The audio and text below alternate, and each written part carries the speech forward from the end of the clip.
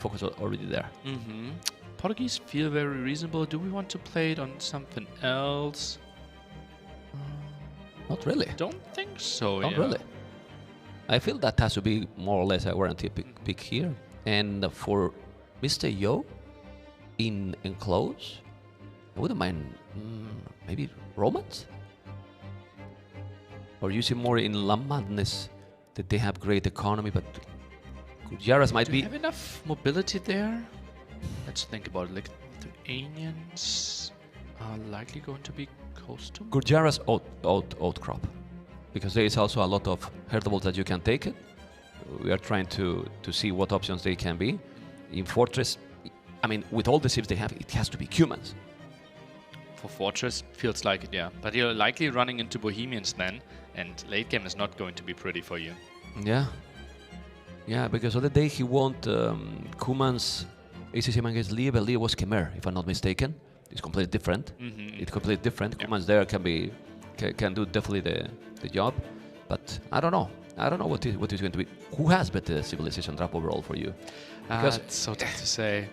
I would think both are playing towards their strength, right? Mr. Yo, a bit of the wacky civilizations that he feels really comfortable, and Leary with what we always see from him, like fast civilizations, like lots of eco bonuses there, and puts out the pressure. I think both picked civilizations they will feel comfortable with. Okay.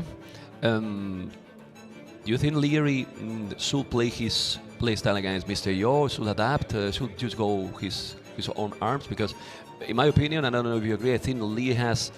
He was in the interview yesterday telling he was to adapt. I don't think he has been adapting, especially against Hera. I've been saying, okay, my style is not weak against Hera. Only in the game that he made the Mangolos behind, was adapting. But other than that, I see that he has been following one strategy, his gameplay, right? And I think he should adapt. I don't know if you agree. And Leary, well, he has the advantage that if he plays super aggressively and puts the pressure onto Mr. Yo, he doesn't need to adapt that much, right? Because he might be dictating the game. And that's why Mr. Yo picked maps where early aggression is a bit more tricky, right?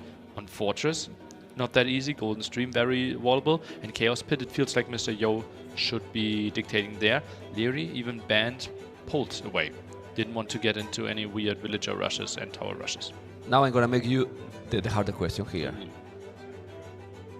From those two, who can be the biggest threat for Hera? Looking at yesterday, it feels like Mr. Yo, right? He had some crazy performances, maybe with the motivation coming out of a victory against Leary. Right now, Hera has 17 wins. No, I think after this tournament, 18 wins in a row against Leary. So it feels to me that if we want to have the dream final, Mr. Yo feels like he can deliver a 9 games. Yeah, but to get some also hopes, then also on Leary's side, the last steer tournament that Hera lost, I think it was against the Viper, but the other one was against Leary. And I don't think the Red Bull there. Exactly. I don't think that Mr. Yo has got a big win against Hera ever. I don't remember. Not in the last 3-4 years, it feels like, right? Maybe it was back in the days when Hera was not at this peak, but he's in his peak. Yeah.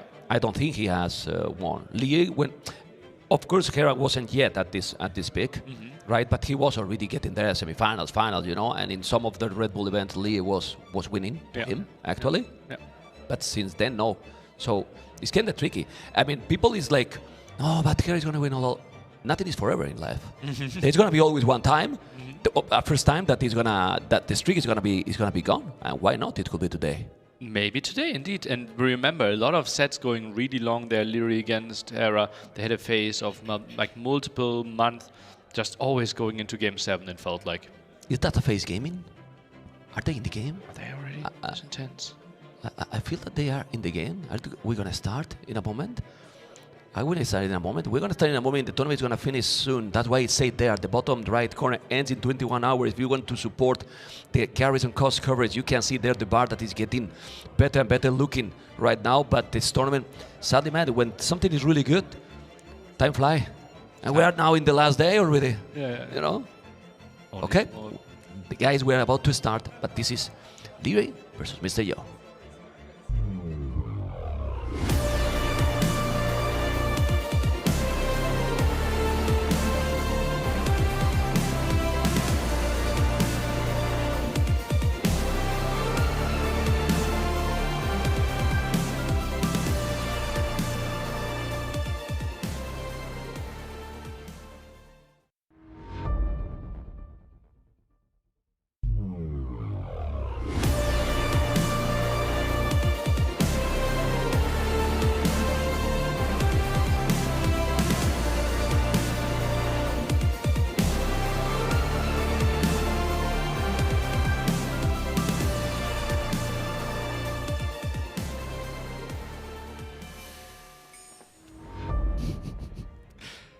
Okay, I know that you wanted to see the game, but now you're gonna sit nearly at me again. There was. Crowd is not happy. Come on, guys, relax, relax. They actually hosted the game with the spectator delay. Yeah. And obviously we want to see the games live, so we forced No, them it to was restart. or 1 minute. I think Yeah. it was less delay than what is needed. No matter, man, the crowd is not patient, man. It's early. We're starting earlier, guys. Come on. Sorry.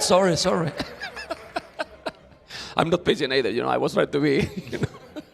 Okay, Mr. Yo. And he's going like, okay, It's do you know 2 the difference minutes. between 1 minute and no minutes? And he's like, oh, no spec delay. But what if Leary is looking at my screen? You remember, man, when I remember in NAC 2, and in Niddy's apartment cat 2, when he was a really kid, man. Look at now. He was 15 years old, man. Yeah. And then you tell me, man, you're going to have your roommate is going to be Leary. Leary. Yeah. You are the daddy here, though you're going to be with the kid, okay? Yeah. Okay, you have to remember, understand the conversation we're having. And he was like, man, I have daddy at home and I have another daddy. And look at me here now. Now you speak with him, because last night when I was going home, I was walking, this is Lee. It was alone there. I was going home because I was really tired. If not today, I wouldn't be here. Mm-hmm. If I was with the party, I don't want to know what time you went to sleep. Don't tell me. You don't tell me. But the game is about to start. We will talk about the stories already. And then I was talking with Leary there, and I was, Leary, you see, man, I cannot call you the kid anymore, because he was even smaller, and now he is so big. But Leary and Mr. Yo are going to start in a moment. 4-3 series is going to be. Feels like all the series.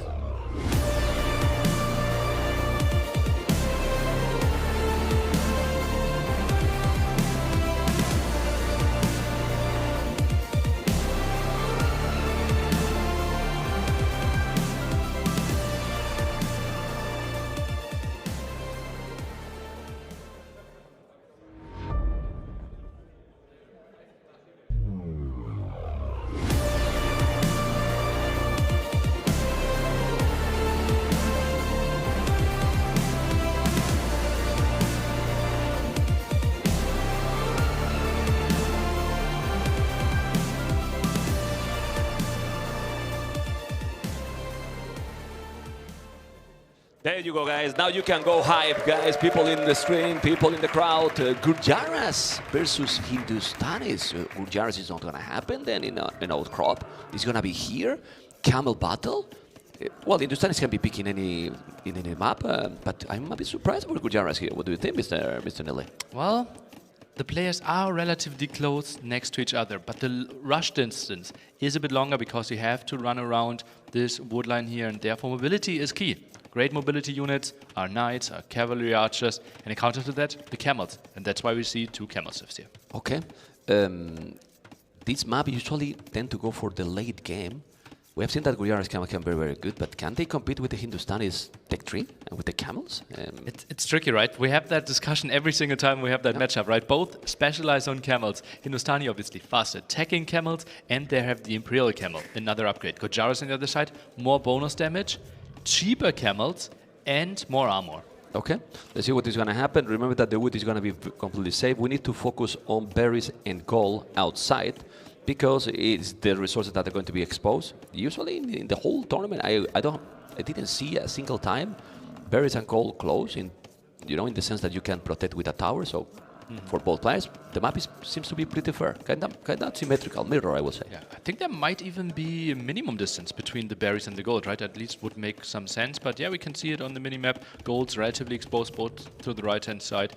And yeah, early uptimes here. Pop 19 versus Pop 19, but Mr. Yo without Loom. You know pretty much that I love the 9 villages start, because really, really quick uptime. They're going to go with the action, and I believe they are without the Loom. Mr. Yo? Mr. Yo is indeed without Loom. Is using the extra food bonus there with his mill quite nicely, generates extra food, and yeah, will be a scout opening from both players, exactly what we expected. Yeah, that was the next question, so the scout for sure is going to be. I don't think archery range makes sense, at least not in the start. Yo, he just sent 2 villages on gold. Okay. This will be an archery opening, actually. Interesting. It's going to go for archers. Depend how heavy they are going to invest on feudal. We might also see a stable, or do you think it's going to be stuck in an archery range? I think if you only play archers, you will never be out on the map, right? And then if we see Leary adding some skirmishers, you're just getting pushed at all times. You need an answer eventually against the skirmishers, so it's most likely going to be archers into scouts. Okay, the camel from Mr. Yo is already exploring that area. He's doing now the loom, so he's going to be catch up the number of villages. Then he's up now Leary. The Hindustan is 2 seconds idle TC, which is not a lot, but well, everything is adding. And stable is going to be for Leary. We need to see that. It's stable. And we can see Leary needs to explore, but did Leary explore his opponent? Can we go to Leary's point of view, please? He's about to be there. So he doesn't know yet what he's doing. Might be running into the gold, or he is hugging the wood line.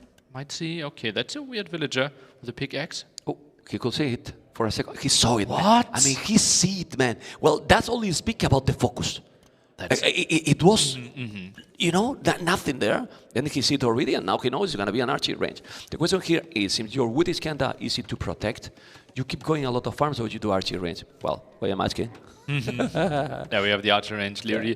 Well, he knows, okay, if you play Spearman Archer, it will be really tricky for me to deal with that if I'm only going scouts. So, yeah, archer range to build some skirmishes. Yeah, I feel that Hindustanis with that discount is also really smooth civilizations to play, but Kumans, Gurjaras with the bonus, you know, it's going to have some good food, and when this is getting there, the economy is going to be good for both players, I believe.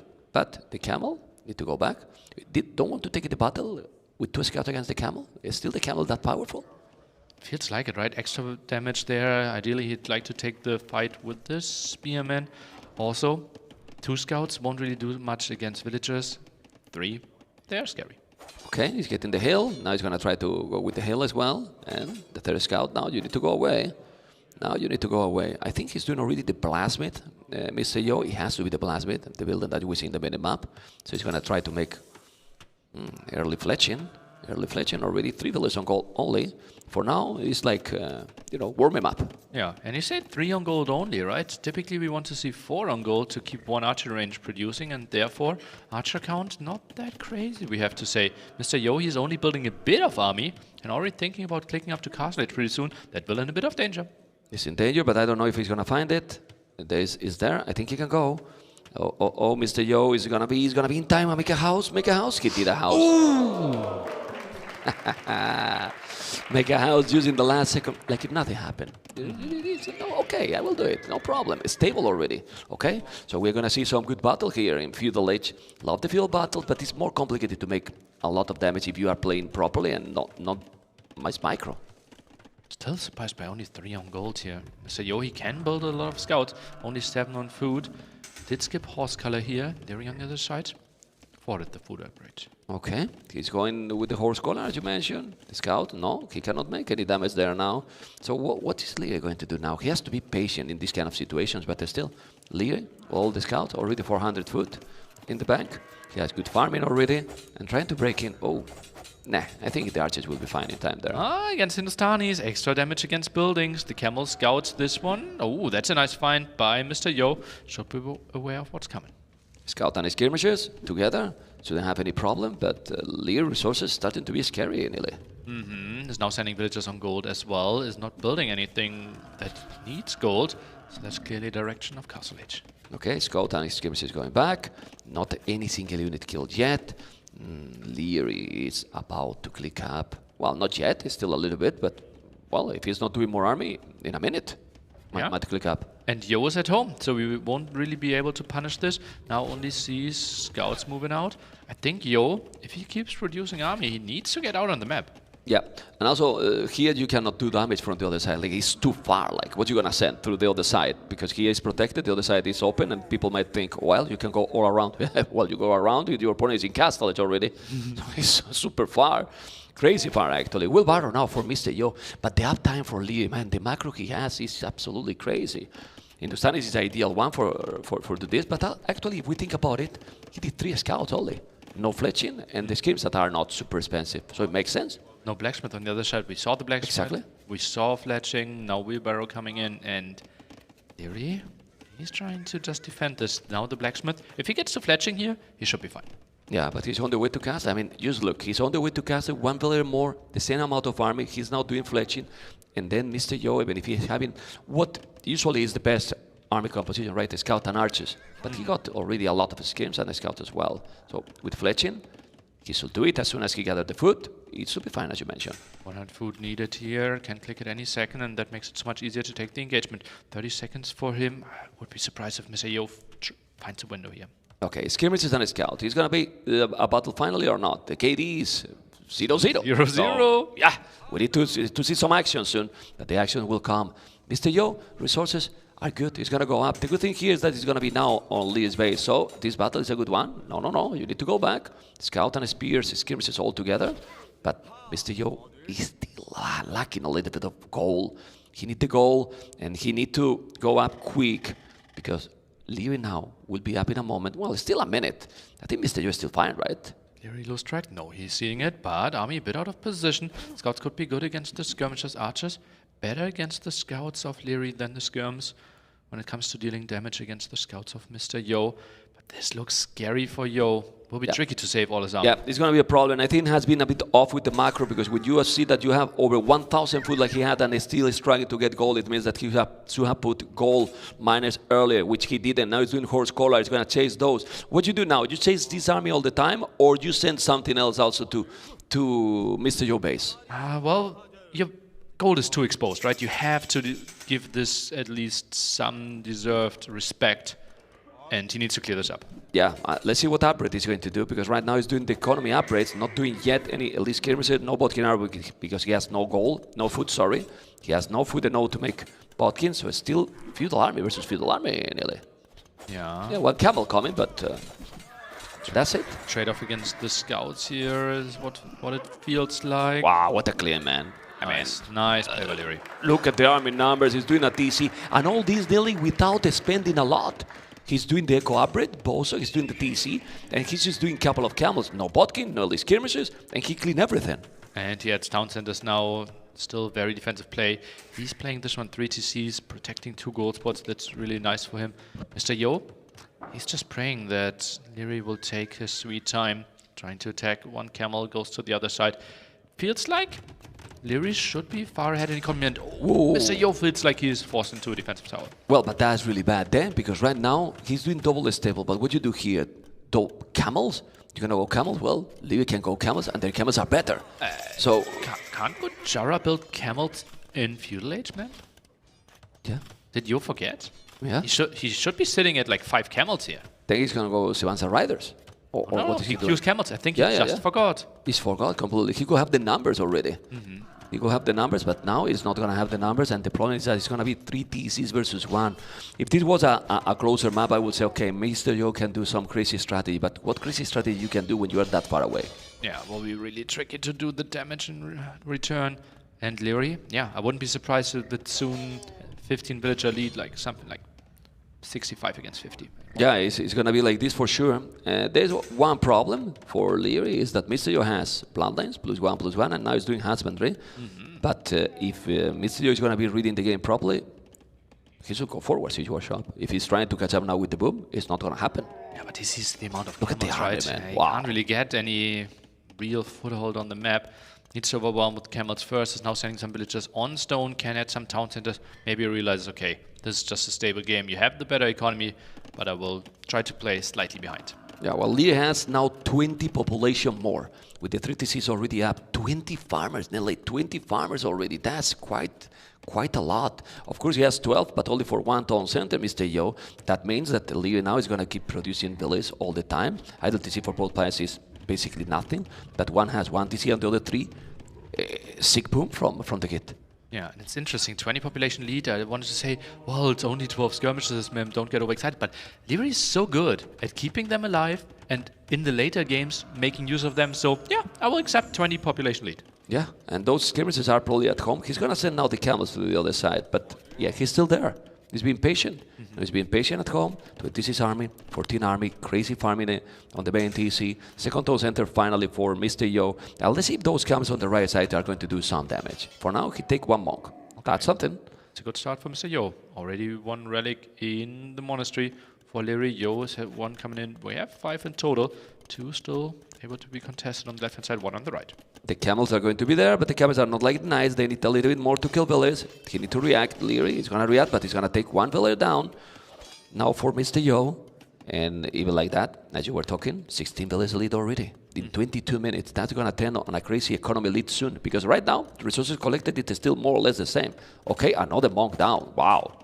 That's a nice pickup by Mr. Yo. And a villager. Good situations rolling for him here. Now maybe some conversions. Yeah, he's going to convert. He converted one. He's going to convert a second one. He converted both. He's going to lose the monks, yes, but he converted both. Military numbers in a moment just get almost the same. And now those skirmishes against the riders is not what you want. You're going to lose them all. Oh my God, he's taking all the units now, Mr. Yo. This is so good for Mr. Yo. So incredibly good. And oh, misclick there on the monk. Restarted the conversion. And that's the clear up here. All of a sudden, population relatively close. Where's the skirmisher? To the damn hell. Exactly. My goodness, man. Okay, look at those cabins. He's going back. And 20 army now for Yo in a moment. The truth is that the economy is still really, really good for Leary.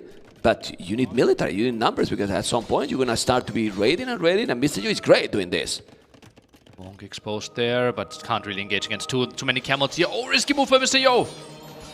Yeah, that's he need to go back. He converted one. You can hear, guys, that zone is the conversion. But army numbers, Mr. Yo, 21, 13. 10 camels versus 11 camels is what mattered the most. Are the riders here, Sivansa riders, that important? Well, he's trying to pick up those monks, maybe some villager. But if you keep the numbers of camels alive, I believe that Lee should be okay. Don't know what you think. Yeah, the Shivamsha is not really the fighting unit against the camels there of the Hindustanis. It is more of a raiding unit, obviously super fast.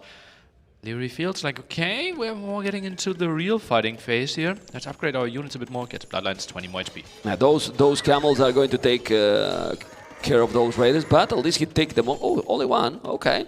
They're so fast, those units are so fast, and with Husband it's impossible to catch up. So annoying, really, really annoying. Village number is stabilized, the difference, and that difference is still on 18 villages, 18, 20 villages is crazy. That's why Mr. Yo, 4-tone center. Yeah, needs to do that, needs to catch up here with the Hindustani player.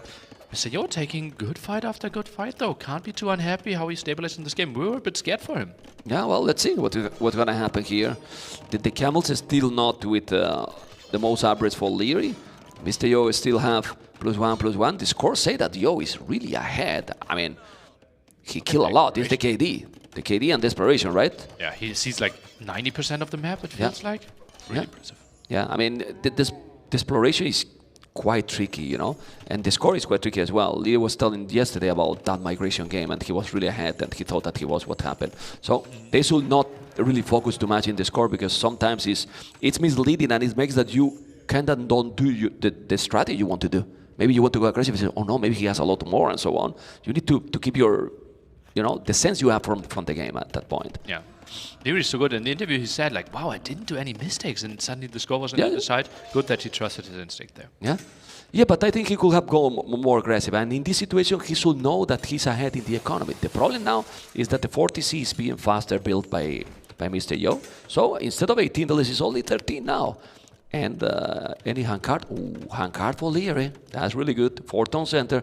And this game seems to be going for Imperial, Mr. Nille. Yeah, Camel's not the greatest raiding unit. It's good at defending. Monks helping out with the defense as well. Tough to find damage for either player, which is really good for Mr. Yo, because he still needs some time for the setup. Now Shivamsas are going in. Has to be careful. He's going to lose that monk. He should Garrison, and he did it. But they still kill villages. They still kill villages. The TC only have fletching. They has no ballistic, so if he's moving, he's not gonna take. But this is a big battle here. He should take the battle. No, there's 3 monks. He converted another. Army numbers is almost the same. How annoying it is to play against Mr. Yo. Mr. Yo, incredible, is already only 6 villages behind. He was 18. What a crazy catch up there. The earlier 4th TC helped out so much. Either TC really low for both players, and this is a good fight for the Gujaras, I would have thought. Yeah, but there was a small hill there, and then he went back. It's true that he has also the +2 attack, 44 farmers. Wow. Yeah, it's a lot of farms. It's true that hand card is also going to make the job here for Leary, but Leary need more farmers now. I mean, 36 is okay too, you know, but the catch-up has been incredible. It's only 7 villages behind. What the hell? Resources collected though. Leary, it's really ahead there. Yeah. So he put some of those resources in more villagers, which are cheaper for him. And Stone for a castle. Stone, yeah. Stone for a castle there. The castle will be defensive, will be forward, and if Mr. Yo feels that he has the numbers, he might go forward. But now Leary, 30 camels, 31 camels, 5 monks, being patient, doing so much army. With the 4 monks there to convert. Oh my god, this battle. I think this is a bad one for Mr. Yo. He's going to convert. He converted 1 or 2. Yes, he's going back. There's another 3 monks. He's going to keep the fighting. No. 42 military. How's it now? 150 population. Man, the population is just growing here in a second. Yeah, crazy macro by both players. Those 3 monks are going to die. How many conversions are they getting? 1 or 2. 1, I think. No, 2. 2 conversions there. Okay. But he killed all those. Now he's doing the +2 armor. And Castle has to be at home. He can't even think to go forward because he's crazy. The problem is that Mr. Yo is about to go up to Imperial. So, you got to have a lot of camels, a lot more than your opponent. You commit now, he has to commit probably. The castle, it's like 25%. That camel fight would be really good for Leary. Let's see the battle. This is going to be an amazing one. Remember that the Hindustani's camels attack fast and he is going to take everything. Look at the army numbers. The camels are going to dominate completely. He needs to wall that one. Otherwise, he's going to deny that castle. But now, time to raid because there's no TCs. There's 2 mil. He can't kill. It's not nice, but you can do the job. Leary needs to stop doing villages for a moment and he can go up to Imperial as well. Mr. Your resources, 1,400 food. Go Imperial, man. Yeah, he wanted to, but felt like, okay, I had to squeeze in some more camels to survive this. Now maybe needs to use the market a bit. Is clicking Imperial Age behind some villagers in the town center and is now adding some chakram throwers. Yeah, he's doing that. He's on the way to Imperial. Obviously, he's on the queue. That doesn't appear in the screen yet. He's still sending camels. Do you think Leary has camels? What do you want on the field? 41 camels. The tower is going to go down almost immediately. Remember, they have bonus against buildings. He's going to go up to build whenever he wants. 1,300 food. Relics, 3 relics for Yo, 2 for Leary. This is what you want. Close game in that regard. But the population for Leary, if he's doing houses, is 200 basically. Okay, Chakram's now here, but that's a unit that really needs big numbers. You never want to fight with like 4. Gets way prettier if you get to like 10, 20 or even more.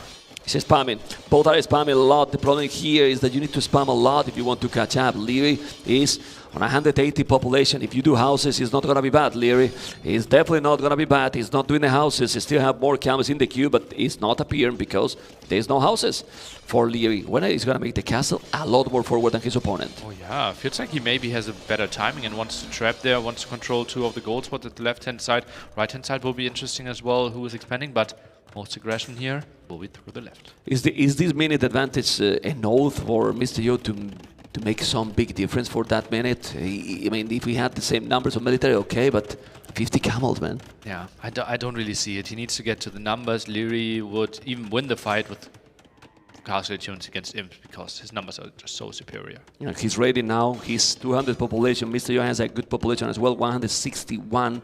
He's going to go back. He's going now around to get more. Yeah, he's trying to expand. Just at the same time, look at the minimap. This is spamming the red color to the left, the right, going all over. He's doing now finally the average 3 just to make 25% cheaper the Gujarat's camel. Well, all the units from Gujarat in terms of food. Now it's going to make a stable there. It's really nice, right? Because we are both massing a lot of food units and could be nice for Mr. Young long run. Oh, save some villagers here. He saved it, but the camels are there. He's still 40 seconds away. Now he's doing +4 and heavy camel, but the numbers is just not even normal. I mean, it's triple, basically, almost. 24, 63, how he has so many camels. I'm not sure if Leary can force the issue, though. And heavy camel is a long upgrade, Imperial camel is a long upgrade as well, so he won't really have a timing with that either. Okay, let's see what's going to happen. He's fully walled there, almost fully walled. That's not usually what Leary does. There's a lot of autobus. Man, he has see all the map. Ha! That's good. They can see all the map. That's brutal. The camels at home. We need to see what Mr. Yo can do, but as you mentioned, he is still in Imperial, yeah, some time ago, and it's still not heavy camel. It's so slow, that upgrade. +4 is going to be there. That's going to be good. Oh no, oh no. That's such a mistake for Mr. Yo to fight, because heavy camel get more bonus damage against camel than normal camels have, and therefore you want to wait for that upgrade even more than with any other civ. Need to be patient. He's been patient now. He's going to make the light caps, 200 population, 177. Still the problem here is the numbers, and if now Leary commit, okay, the heavy camel is there. They still need to go back. Leary, he does have the heavy camel yet. He's going to make the +4 attack. And this battle is big. This battle is big. He's denying the castle. Well, he has another 3 bullets on the stone. He should be able to do it, maybe, but he's taking a lot now. 200 population, raiding completely now, and taking most of the army. Still having camels, and now he's gonna fight. He's also doing a castle where he's doing the sneaky stables. Leary seems to have the full control right now. Feels like it, and those camels eating some Imperial conversions here. camel. Really nice moves here by Leary. Yeah, this castle is also on the hill. He's gonna take the stables, as you can see. Wow, wow, wow. It's still 72 army, 6 monks, 63 heavy camels. You can see the 2 conversions and Imperial camels in a minute. How do you stop this right now, Nele? Ah, this will be so tricky. What, 204 population is actually really funny. He's gods. He's gods. He's not Hindustanis. Okay, the castle maybe is not gonna be up. How much is the percentage for that castle? Maybe it's gonna be about 1. Okay. He's pulling the builds. Okay. He's walling. He's walling. No, he's not walling. He's not walling. Aye. Well, he denied that one. And you know what he's getting with that denied? More army. He takes some village, and look at this. 200 population for both players. Wow. Camel amount. And against Frontier wards. Frontier guards, more armor for those camels. This is going to be a close fight. If it wasn't even numbers like this, Leary has to wreck it. Yeah, let's see. Imperial camels are coming. Frontier wards camels. Gurjaras versus Hindustanis. We're gonna see the best camels in the world with permission of the Saracens there. And who's gonna take this battle? The traps are going to go down. There's more monks coming. You need to go trebuchets now. You don't need trap, Nelly. Those are Imperial camels. Will take the castle if you want, but you need to micro against those camels because the Gurjaras camels are really strong too, but look at those numbers. It's crazy. The concave so much better here for Leary, trying to squeeze in bottom because we're fighting under 2 castles, and Leary feels, okay, I can't really finish this one off. So many low HP camels, but that's what monks are for. Did he finish the castle on the right? No, he didn't. He's gonna go now. Those monks, oh my, he's finished. Oh, 1 billion now. The camels are there, and the castle is gonna be up. Those camels will clean those light caps. He lost some villages, but he's fine about that. Still 64 camels. The problem is that even if Mr. Yo is doing a great game, has more villages, he never matches the numbers. Not healing really the camels. Yeah, he can't really get onto the numbers, right? Although he could build the units cheaper, so it's a bit surprising there. He's adding some light cap to the side, still missing some gold control. There's another camel raiding, trying to deny that one.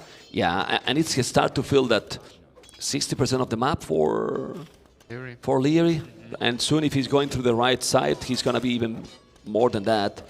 Yeah, Leary's being patient, you know. This is what we were asking to him, right? Like, was a player that has been always, okay, try to go very aggressive, sometimes take some bad battles, and then he throw the game. Counter-attack time. And those are low HP camels, right? They already lost 1500 HP. On the other side, Leary is healing up quite nicely. He has so many. He has so many.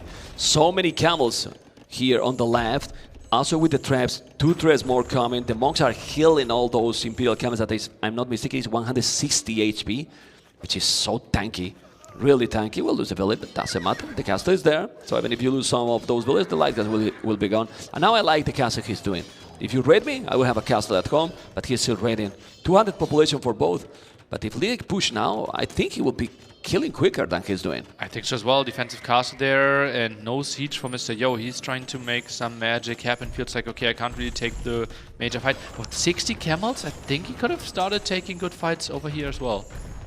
60 camels now for Yo. Wow. He's there on the right side. The problem for Leary is be careful. Your farming is going down. I don't know if it's because he killed villagers or he's just moving them. I don't know, 53 farmers, but he's coming again. He's going to take the mill with the herdables. Look at this, man. It's, I mean, so many, man. It's crazy. And now he has to split the camels. It's a good idea. And well, if you kill, yes, but now look at the army numbers. He's going to kill more and more and more. Go with the traps. The monks are coming. He's going to take so many villages. And as you can see, he's taking nearly absolutely everything. Look at the mini-map. It's blinking everywhere. Leary is splitting all his army so beautifully. And the camels, they take so long. And the other camels wearing a holidays on the right side. They are joining now the party to see, hey, wait to me. But no, they don't wait to you. Now is so many camels that were from Mr. Yo. 64, 65, 72. Not that many more. Let's see the battle here, because those don't have also a lot of HP. He has the monks here, and the battle of the game is gonna happen now. If Mr. Yo is not able to kill this, he might be losing the first game. I don't know. Only 17 on food, now make it 20, trying to set up his eco bit better. Yo, he needs a decisive victory in this fight. 60 camels for him though. So many camels, yes. but 70 camel for Leary. Is gonna take this or not? He's also at the same time killing this, but I think he need to focus on killing army because Mr. Yo, 61 army, 70 army, is not that big of a difference anymore. He's pushing, man. He's pushing this one back and somewhat stabilizing. 170 population. I thought he was about to die. Yeah, I thought so too, but now he's raiding on the other side. Those camels are really low HP, so I'm not so sure anymore. Okay, more camels coming. He's gonna be able to keep raiding. He has lost already 70 villages, so many villages, but Mr. Yo, it's not a player that he's gonna give up easily, you know? Definitely not. Yeah, so true. And, well, the camels here for the defense. Nice moves by Leary over and over again. And now raiding the left-hand side as well. Mr. Yo, I think the next gold spot will be really tough for him. And, ooh, goes through the middle. I think he didn't notice. What is this? It's like...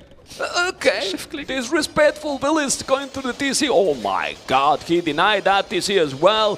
Population is now dropping and dropping. 200 population, over 150. Now the castle is gonna be there. Yeah, army numbers is more or less similar for Yo, but now 94 villages doesn't seem to be enough for keep doing army all the time. Yeah, it's just tricky. He has some more camels in the queue. Just so many losses there from the raid earlier when the camels were out of position, and he's still suffering from that. Yeah, I think, yeah, look at this here. He got some stables. Sneaky stable, he's taking down those with the traps. He's gonna make another castle. Mr. Yo is a fighter, man. He's a brutal fighter, but in this situation, I don't know. I mean, he has to have 3 relics. Okay, resources collected difference is not that big of a difference. How hard is to kill him, man? It's so hard because he might be thinking, "No, I have a lot." But if Leary take a bad battle, this can snowball. 55, 62. It's not that big of a difference, and those are not really a lot of HP. Yeah, and new ones for Mr. Yo being sent in here. Well, this could be an interesting fight. More HP on the side of Leary, but let's remind ourselves more armor for Mr. Yo, so that could be a bit misleading. Okay, he's being patient. He's being really, really patient now. This is good for Yo. This is good for Yo, right? Yeah. He's slightly behind right now. He wants to get villager numbers up. He wants to get camel numbers up. Leary won't mind because he's mining more gold in the long run. But Yo, surviving any minute. Yeah, did he make the upgrade that you get 10% more gold? I don't think he did. Oh yeah, true. Don't remember if he did. Can you check Vodka when you can in the tech if he did it? Because I would be surprised. I don't think he did it, and that's important too for the relics especially, you know. Okay. Could be 2.2 instead of the 2. Now look at those sandwiches with those camels. Love the stone gate. This is stone gate. He's gonna try to take that castle, doing another TC on the right side. I don't think I saw that tech done. He's not doing the TC. Camels are coming to deny that one. Still, yeah. Well, Mr. Yo has now almost the same camels than his opponent. He's crazy. It is really crazy. Mr. Yo gets a pop limit. He can't be too unhappy with this slowing down of the game. Castle in the middle, as we saw. Maybe Mr. Yo can get some raids in, but loses this castle. The problem is that we see everything, right? We always talk about this, we see everything, but Leo doesn't know exactly how much his opponent has, and he doesn't want to lose those units. He knows that it's going to be very snowbally. Do you think that well, there is gold, you don't think into that, but Hazards at some point might be needed if they can keep going this way. Yeah, he's doing light cap, so... Mr. Yo for the first time with more army than his opponent, same amount of camels. He has also some that are idle. You have to be careful, the bomber cannon is going to die. Man, it's Mr. Yo coming back from the hell. Feels like it. This is a better fight for him. Bomber cannons are going down. 3 traps starting to shoot. Mr. Yo pushing all of a sudden. It's the Gurjara's camel better than the Imperial. Look at the architecture there for the trebuchet. He walled all this to defend that one. Okay, you need a renovation in your home, Nelly. Call Leary. The camels are coming. You need to go back. He's going to be able to do the job or not. Let's see the battle, let's see the battle. No more patient anymore. You have been waiting so long, and now you are not waiting anymore. And Mr. Yo is coming back from the hell. He's taking the battle, and he's pushing his opponent, my goodness. Incredible. He has the lead in camel numbers. He's taking out the traps from Leary. He might be reclaiming this gold area. How did he do this? How is he in this game? Go back. I don't know. What is he going to do now? Leary, because now he's going to be thinking, has been ahead with so many, and now look at this. He's behind 20 military here. No, he's not going to take this battle. He need to go back. What do you do if you are now Leary? You need to do more and more camels is the only choice, but there's no gold anymore. Yeah, neither player has halberdiers, so you can't really add that. Garrison doesn't even have pikemen, so you have to continue building camels, camels, and camels. Yeah. And you see, Mr. Yona out of gold will be tricky to build camels. Yeah, for both, it's gonna be, you just need to take the traps. Now he need to think, I need to kill the siege and then take a small battles. You don't want to fight in a mass army, but now this is a good battle again for Leary. As you can see, it's so problematic. The raiding is continuing. Well, I was talking a little bit of a joke, but at some point, maybe the pikes are gonna be needed. Just pikes, I mean, to counter this. Remember that Gurjaras only got a spear, so mind if you go to that point. Leary still has 22 on gold, right? So he feels he can continue with camels, but Yo, I think he needs to start using the market. That gold on the right-hand side ran out. He needs to get control over this left-hand. Yeah, and now he dropped it a lot. This architecture is not good enough, and the trebuchets are gone. You know?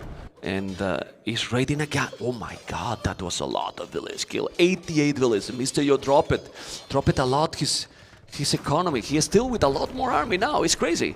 He has a lot more numbers now than Leary. Let's see this battle. He's gonna take that castle. This is the goal that he wants to reclaim now. Also, Mr. Yo. So he might that he get the goal back. Yeah, but every minute that he's not reclaiming it means Leary is mining faster than this. I don't think there's too much gold left there. Maybe even less than 2,000, and then you can't really catch up in the camel numbers. Yeah, but this is not the only goal left. There's some other goal that he's taking because he's 31 villages on gold. There has been some other goal here. Wow. Right here. Yes, that's a great one here. But if that one runs dry, does he still have gold left? No, no more. I think that's it. Wow. I think that's it. That's it for sure. Leary is still with the score lead. There's still a lot of camels here from Yo. And the next battle, well, 50 camels for both players now. 50 camels for both players now. But you could think that having the +4 attack and Imperial camels, they would be a lot more superior than Gurjaras. And they are not. They're so even, it seems. Yeah. With the 40 word upgrade. Yeah. The extra bonus damage, right? Yeah. Camel against camel is just really nice. And building them cheaper, quite some advantages there. And now Leary, he is tech switching into pikemen. There's no other option. I told you that he has to do probably the pikes here. The camels are going to happen. The castle is going to be down. He's going to commit. Would you commit? Would you go now and try to kill the traps or go for the camels? What'd you do here, Nelly? Feels like Leary decides to take the engagement. Is luring away quite nicely on the left-hand side. Arc better for Leary. Okay, let's see this battle. He's going to finally take this game or a guy, Mr. Yo, will do the job. This is a lot of camels. Fight, and the numbers, it seems that is kinda equal. No, now Leary is taking a big battle, killing so many, gonna take the trap, and even if the castle is down, Mr. Yo drop it completely his army, and I really believe that Leary is finally taking the first game. GG, what a great game to start off this best of 7 set. Mr. Yo, he can't be too unhappy with what he did here at the opening. It felt like Leary had a small advantage at the 12-minute mark there, defended the Feudal Age pressure really nicely, and from there on just so much more map control and had the gold control to the end of the game. For the first game, not too unhappy. Not too unhappy. It's a good start of the day, and hopefully this is going to be only, well, a small preview of what we're going to have today in Age of Empires. First game, amazing battle, guys, with these Gurjaras and Hindustanis. But how hard it is to finish those games, man. How hard it is to finish those games.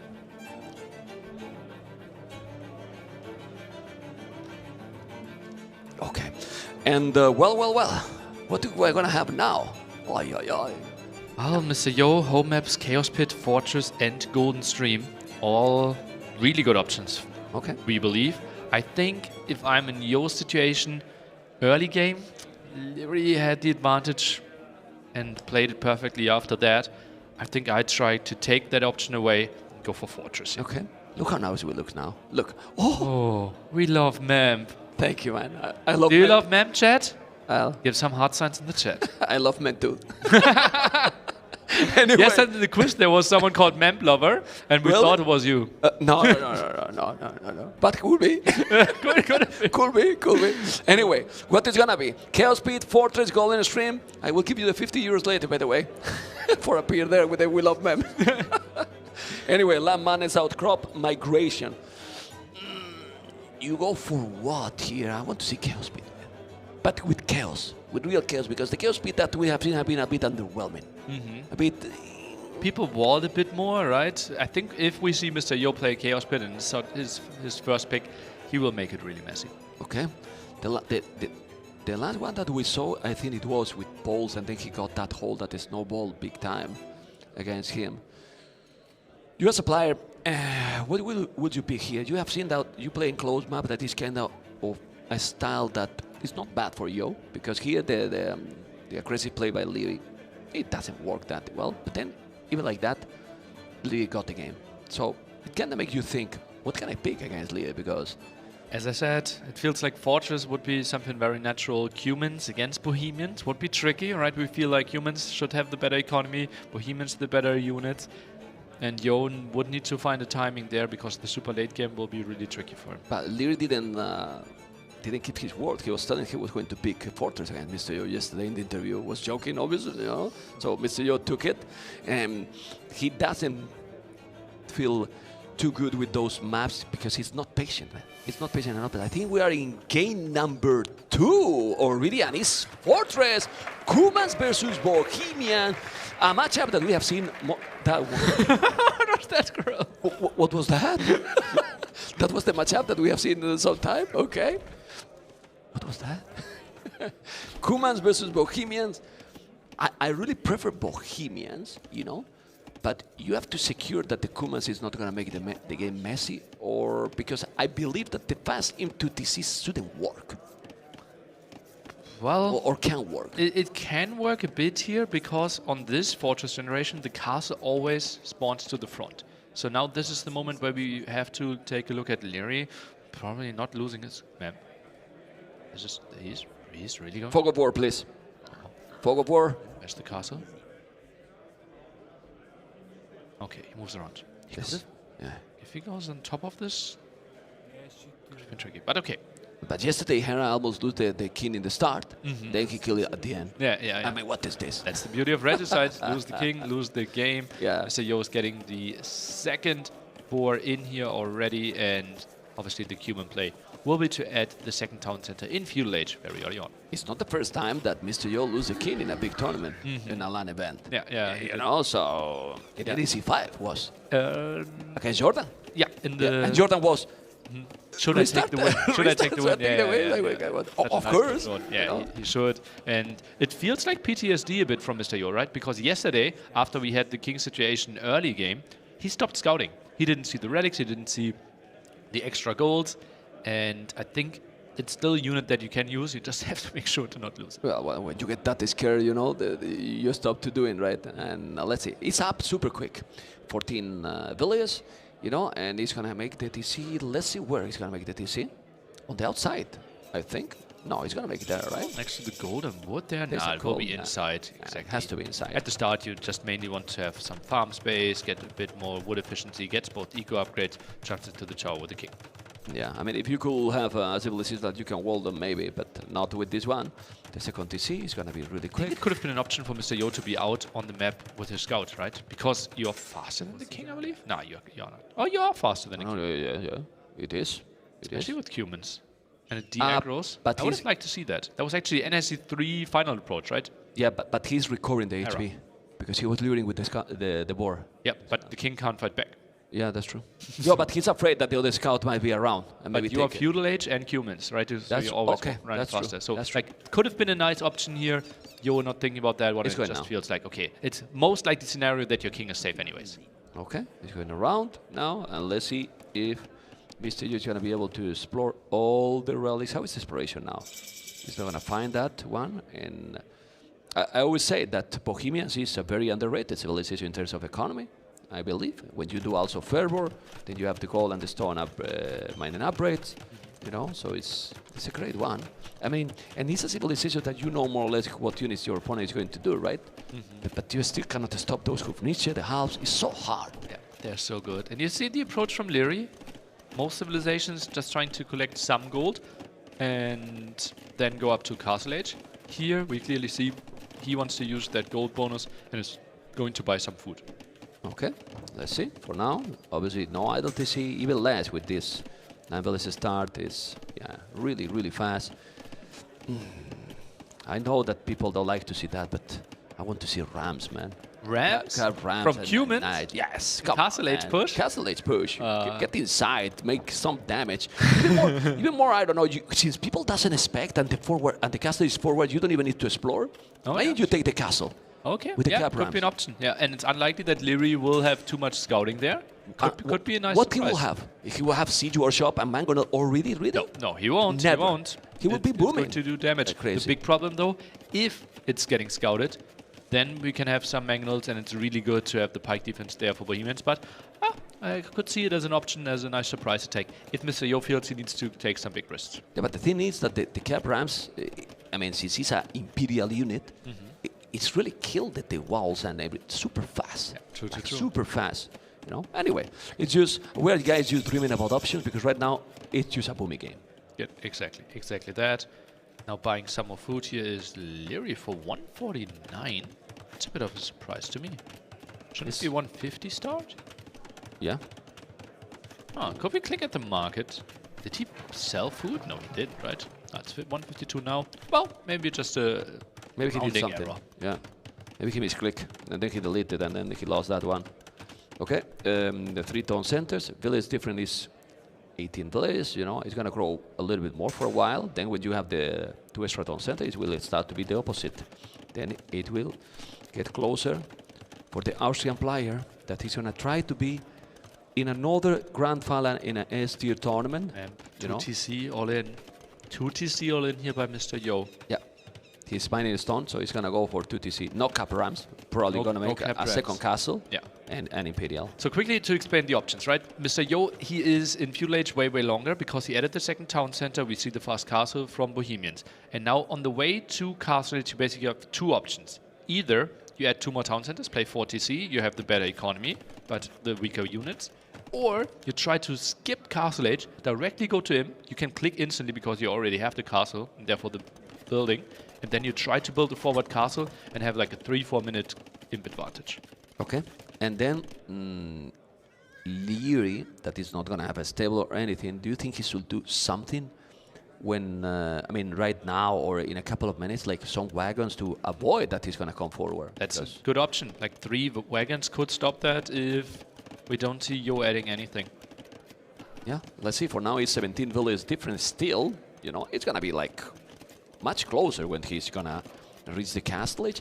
5 on goal is not enough? Not enough to me. So that's why. I'm surprised by that as well.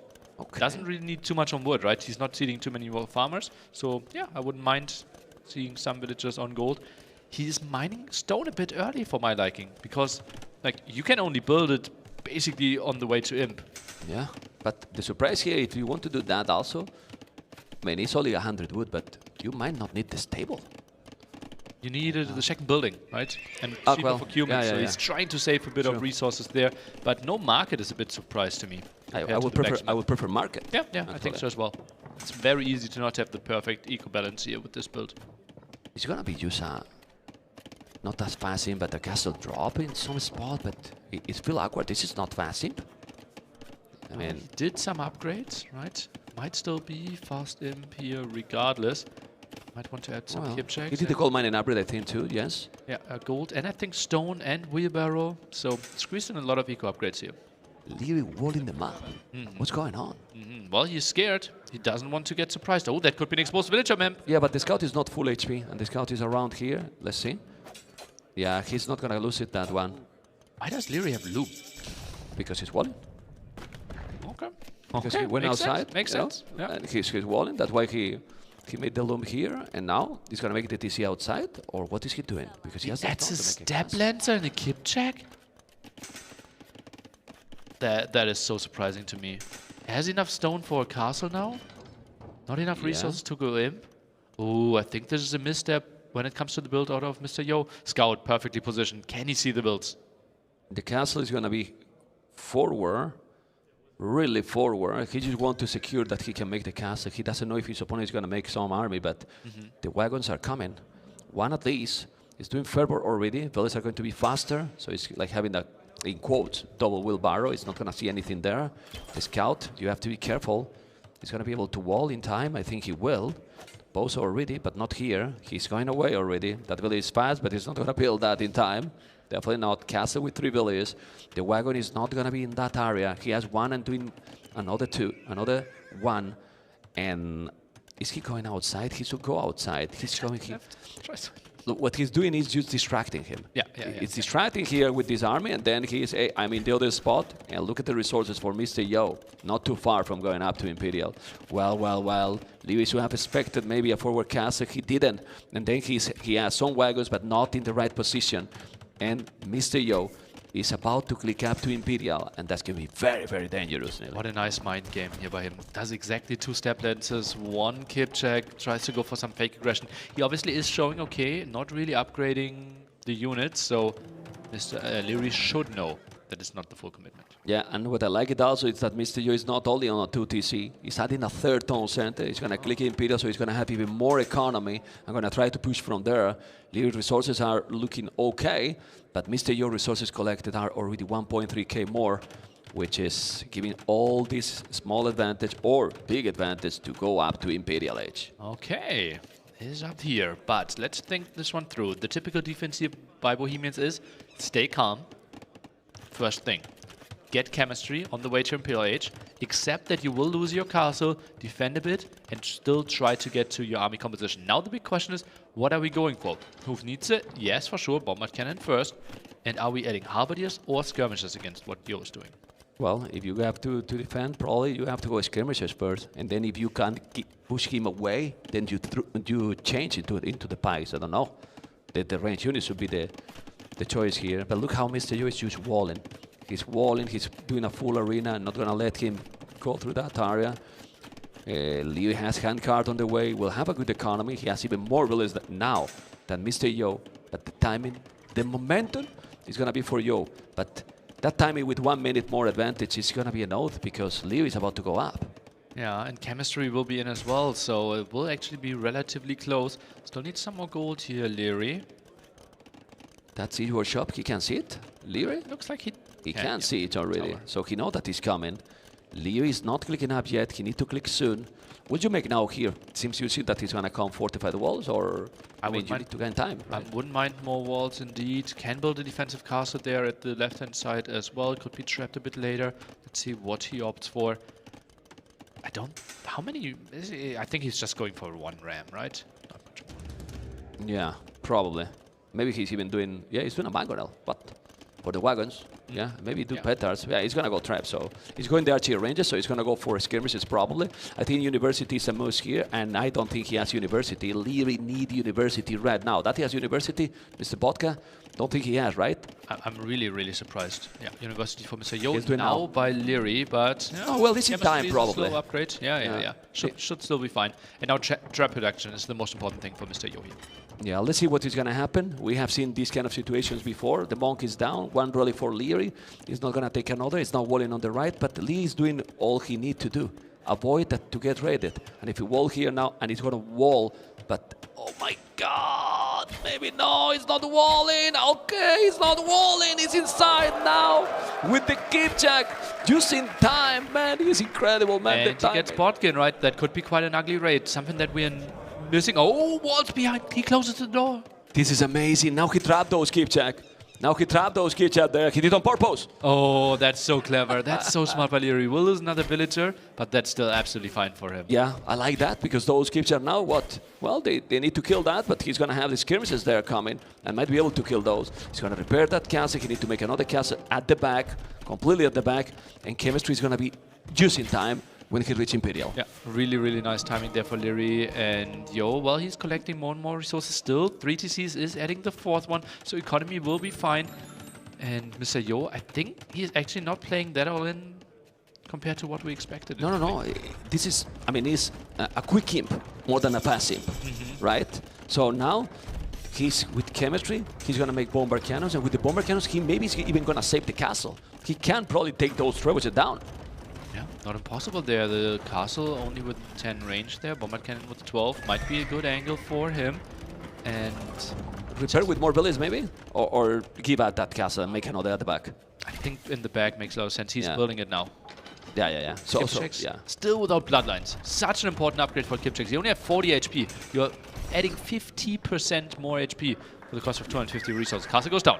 Yeah, the castle is down, but he's doing another. He's gonna have the pikes. He has already skirmishes with the +3, so he need to make a stables. This is gonna go for hussars into pikes, but you need the houses. He's not having yet the castle there. The bomber cannon, the Mog is inside, the scout is inside, but he didn't take it. Okay, and now look at those wagons. Now he's splitting those. He's migrating against the mangonel. Now you need to be careful with the bomber cannon. You need to focus. This is the most important unit that now Lear need to focus, right? Yeah. The bomber cannon is the key here. You need to stop that one, and then you're gonna be able to push him back. You have halves, you have skirmishes, you have all the units you need.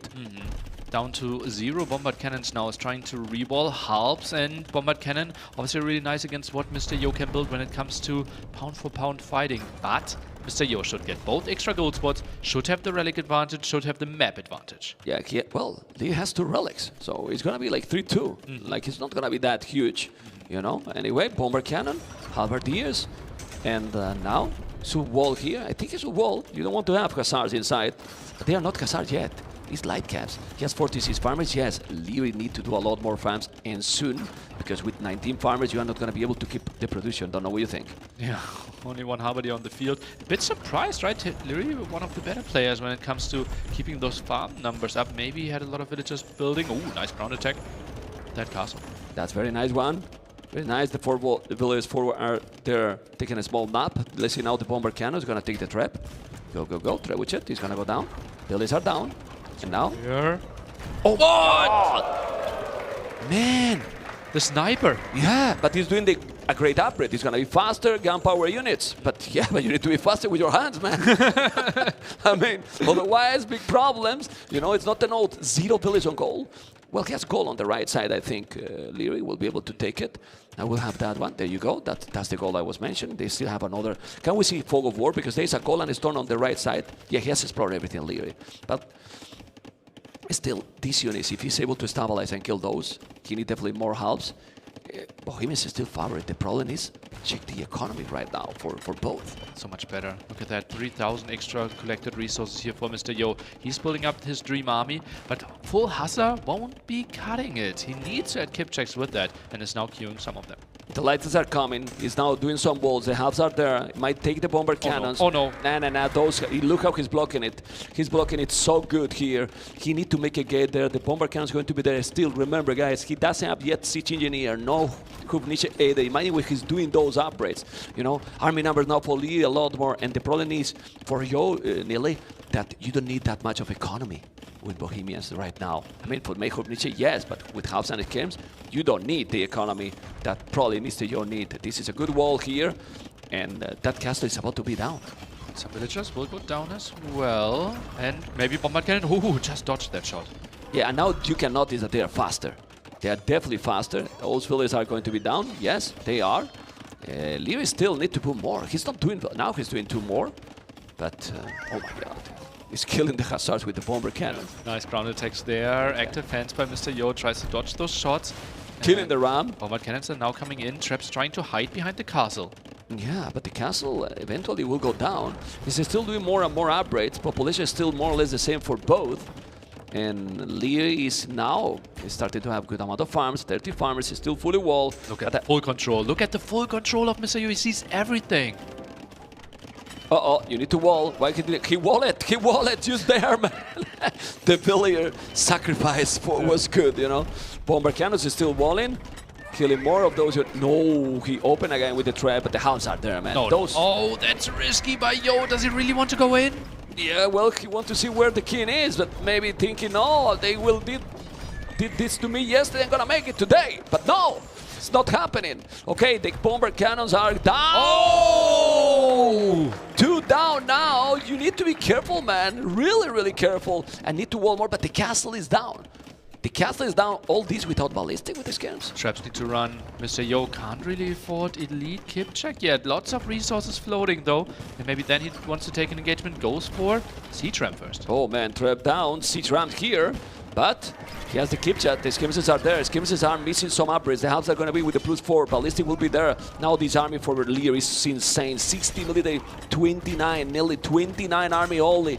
That's the problem. You gonna smash so many trash units, and if you put them all together, all the trebuchets are down, and Leary is starting to escape from his main base, and look at the score in a moment.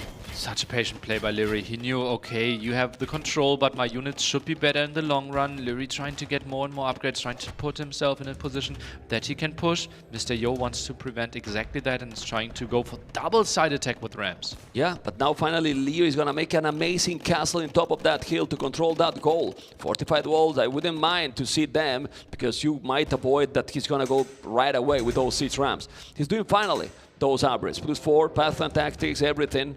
The castle is going to be there, and this is going to be a really, really tricky. He has to control those hussars and keep just like a god. That's a nice raid at the right-hand side. Halberdiers a bit pulled out of position. That's some damage against the skirmishers. A good engagement for Mr. Yo. Yeah, let's see if the halves are going to be a no. The halves are there. Those halves are so good, Millie. Those halves are so good. Bohemian's halves are so good. He's doing fortified walls, which is going to prevent him to go so quick. This is elite keep check. The Ram is going to try to break those walls. Eventually he will do it, but now at least he's going to have fortified walls there. Yes, it will. Population is still the same, nearly. He lost the siege workshop that had siege ram in it. Now has to redo it. Okay. Keep check numbers at 25, soon elite, but it feels like Leary is getting closer and closer to his dream army composition.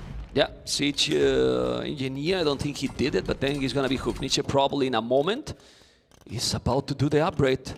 He's about to do the upgrade. Let's see if he's going to have those, because those units are going to be so tanky. And now with Willis, he's just taking the run. Yeah, Hufnice is on the way, nearly. And those units are so good. He didn't make siege engineer, right? No, I don't think he has. Can you select that?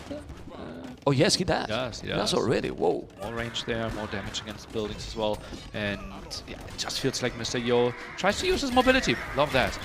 Yeah, but that doesn't matter too much. And look at how Leary is now walling a little bit more.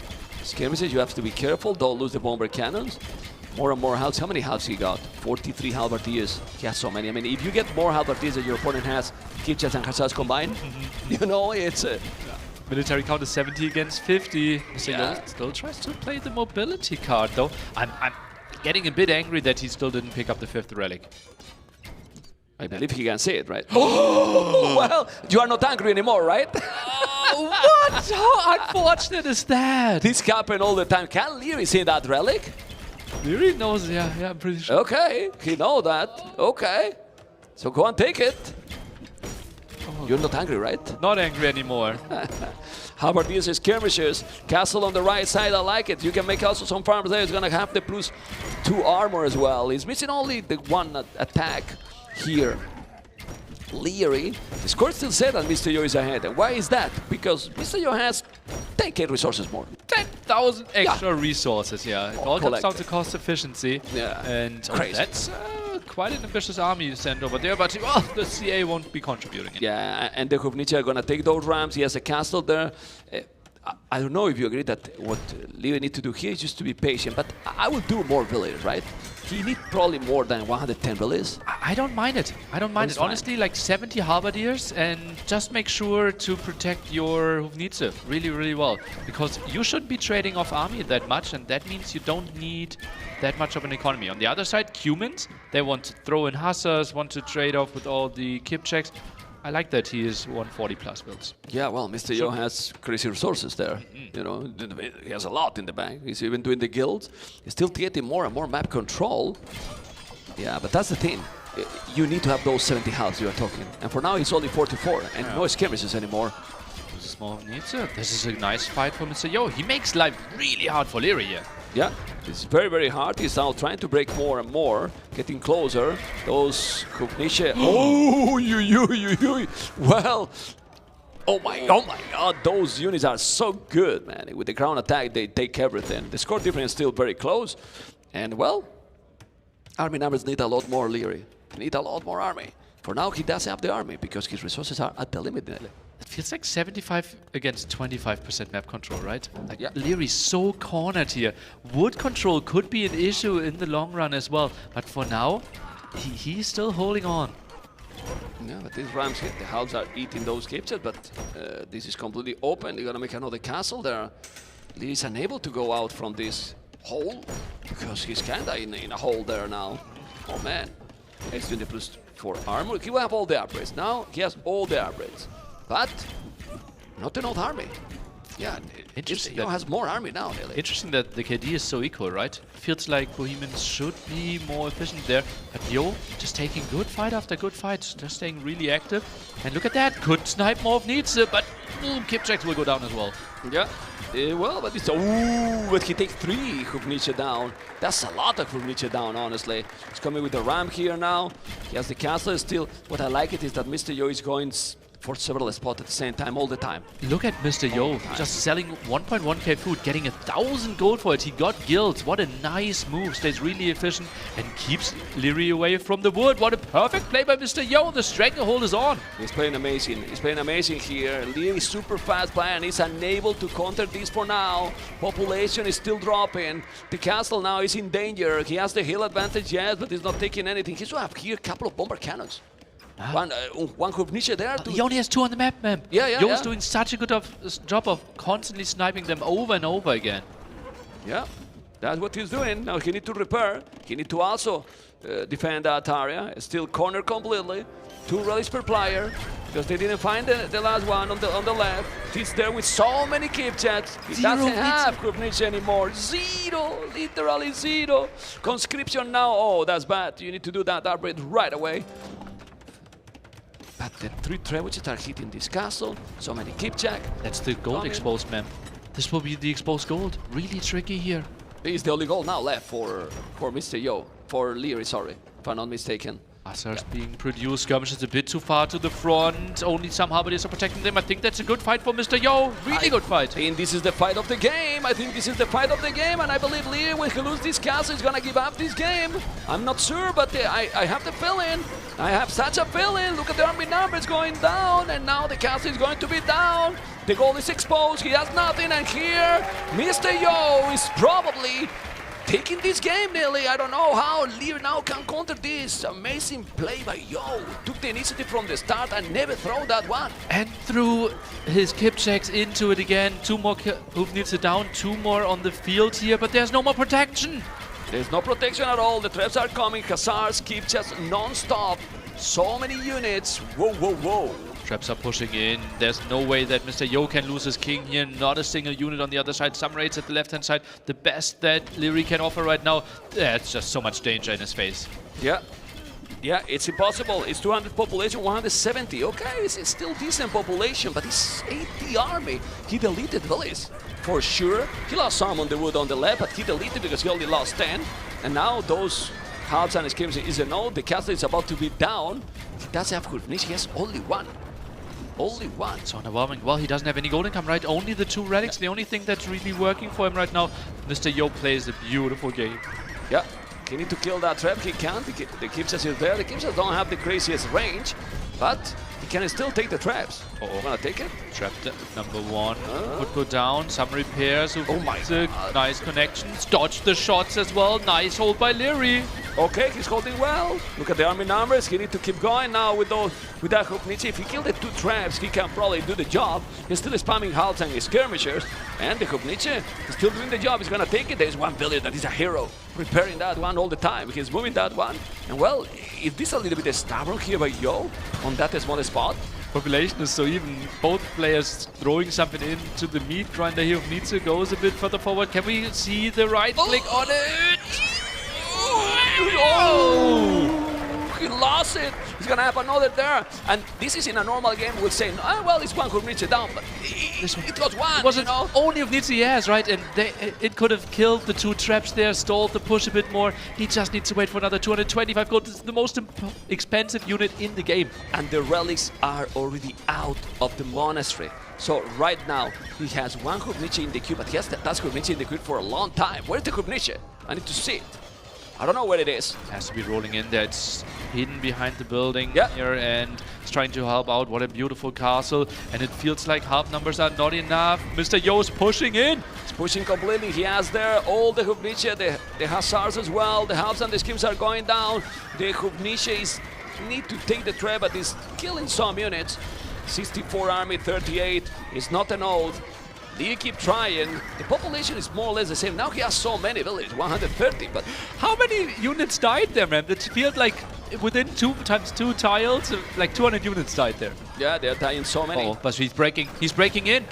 160 population. Now he's gonna take the Kovnice. Well, the castle is there. He's trying to repair. He can't repair. He can't repair in time. There's no siege at all. Look at the wood. How safe it is. 74 woodcutters, but oh god, that is so inefficient. Some Kipchaks even spotting that area. Mr. Yo could be thinking about raiding that area. Still the relics on Garrison. Yeah, the push is real for Yo. Yo could do also some rams here, even more when you see that there's no Kovnices on the field, but there's no army, man. There's no army. There's no army. Lee is trying, but I think Mr. Yo is finally making the push of the game or not, because he keeps spamming the kid. He has still schemes and house on the queue. He's doing a monk to take the relic back, but I don't think he's gonna have time. This is 22 army now. Hussars and Kipchat is gonna go all in, and the cities that we expected are going to be very even, because this Chinese player is a legend of the game. He's a legend of the game, and you can see, man. So incredibly good in Fortress, and yeah, we exactly got to see what we wanted, right? The pure perfect aggression there by Leary in game 1, and here the strategic mastermind, Mr. Yo, performing and evens out the set.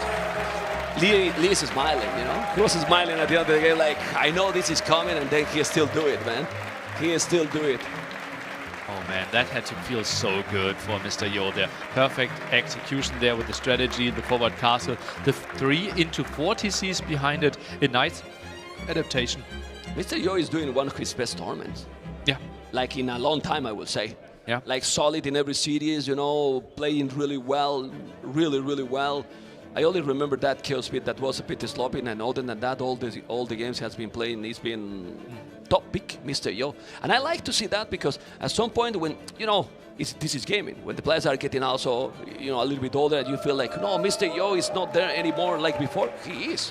He's still here. I was feeling, you know, in some other tournaments that wasn't getting the results there in TTL and some others, but in this one... Yeah, some people wanted to push him out of the top 4 conversation, right? For a very long time, it was like the number 4 in the world. And like, there was no debate. Like, we were thinking about, okay, how do we place Hera, Leary, and Viper? Now it's really obvious that Hera is number 1. And Mr. Yo was so easy to always set number 4. And over the last years, people tried to sneak in, right? Sebastian was trying to contest it. Tedo was They want to kick him away. Yeah, like, but he Mr. says, Yo, no. Go away. And Stop that. I'm Stop still that. here, you know? He is very here. He's very here. It's been the top 4 player forever.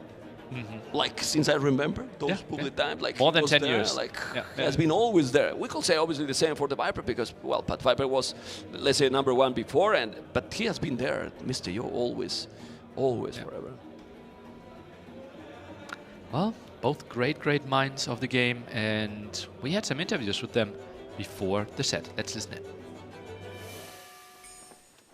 How can the devs, tournament organizers like, you know, this, in the community attract more players and actually like keep them? I think keeping the tournament entertainment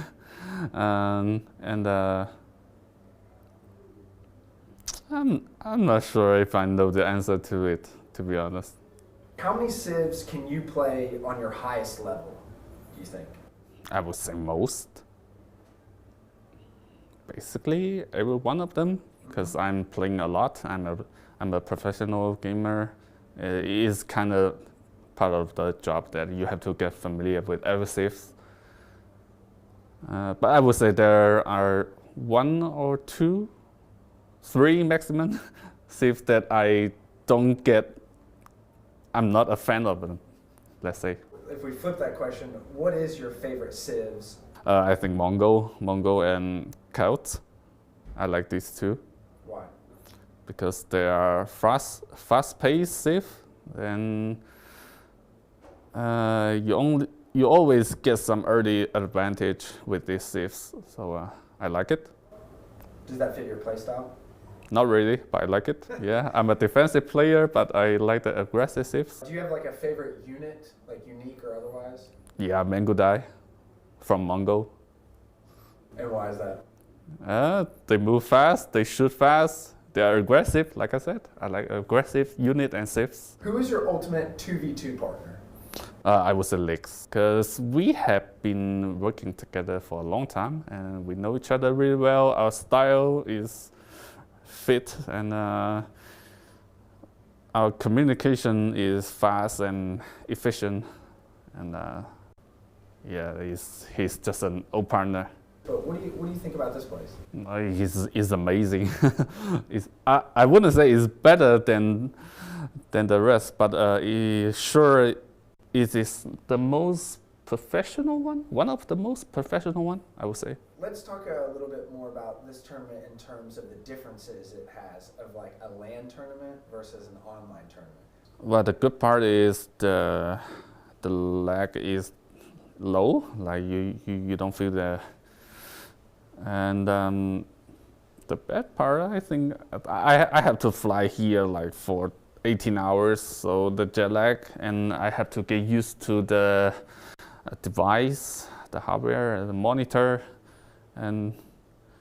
but overall, I think it is still a thing I would enjoy more, because you get to see the players, you get to feel the audience, and experience the live event. So yeah. You arrived on Monday. Does this give you an advantage over the other players? Yeah, maybe, but I wouldn't say that big. No. So what is your placement goal for the Garrison?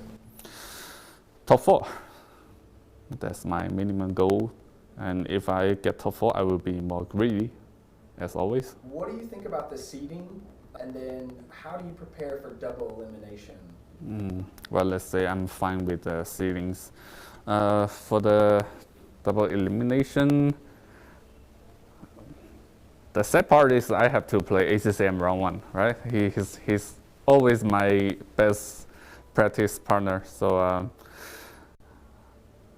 well, it's a good thing it's a double elimination. I mean, after round 1, I can dive into practice more. So, well, compared to single elimination, I think you have less pressure while playing, because you always know you have second chance. Like, what is the difference for a player for LAN tournaments versus online? Walk us through that. You know, online it's very comfortable. You sit at home, you have your chair, you have your routine, you have your food maybe, you have your setup. It's everything chill, you know what to expect, you know what you're getting into. You're not that nervous, you're not that shaking, you know. Here we have different setup, different settings, different environment. The temperature is, even the temperature, you know. Some people say it's cold, you have to put a jacket on. Everything is different, so it's a new challenge. Then you have the people, the crowd. That's a different factor as well, and obviously ping issue as well. Here you're playing with no ping, so you can actually play the game perfectly. So all those things play a role, and you know, every single one of those details play into the game, and it affects each one of us differently. For this tournament, there was a little bit difference of seeding. What are your thoughts on that? I think it was, well, let me remember the seeding. I think 1 to 4 were the invited players who got through by qualifying or winning through tournaments. And I think those players got seeded by the order of how they won their events. So first who got qualified, or first seed is Hera, because he won the first tournament, which you could qualify. Second one was ACCM, I believe? I think at least. I think it was ACCM, then third Viper and fourth me. I mean, it doesn't really matter that much, but I don't necessarily agree with the order. I think it should more be like, okay, those 4 players have to be seed 1 to 4 because they performed the best the last couple of months. And then you have to seed those players accordingly to their performances in the last 4 months as well, rather than just the order of the tournaments they qualified through. How do you prepare for double elimination versus single elimination? I think the same way as for single. I think this is the first time we have double elimination. I love it, honestly. Because, you know, for all that you know, you could have 1 day off or something is off, a small detail, and you're out. And then you're just watching for the rest of the event. Here you have a double chance, and I think it's still very hype, especially if you're then playing a decider from loser bracket final or knockout stage. So I'm a big fan of double elimination stage. I'm happy to see it. I think the settings are very good as they are right now. The first couple of games, best of 5s. Then I think once we have knockout games, and I think winner bracket final and semi-final, if I'm not mistaken. We have best of 7s and final best of 9. I always think final should be something special. Should always be set apart from the other games. So it should always be higher from the best offs. And the rest, I believe, best of 5s and best of 7 mix is pretty good. Which opponent are you looking forward most to play against? To play against? I could choose 2 ways to answer this. I could either choose the challenging hard one, which would be Hera, because I still have a revenge to take. Or I could be like, actually Kingstone, because it's the first time I play him in a LAN event. I don't think I've played him in the last couple of years, so we'll be in something new and something nice, so I'm looking forward. How do you beat Hera? Because he's been quite dominant of late. Yeah, he's sitting next to me in the practice room, so, maybe change some settings, and he doesn't look. Don't tell him that, though. Nah, I mean, he's still human. He also cooks only with water like we do, so he still makes mistakes as well. More rare than us, but, there's still some ways.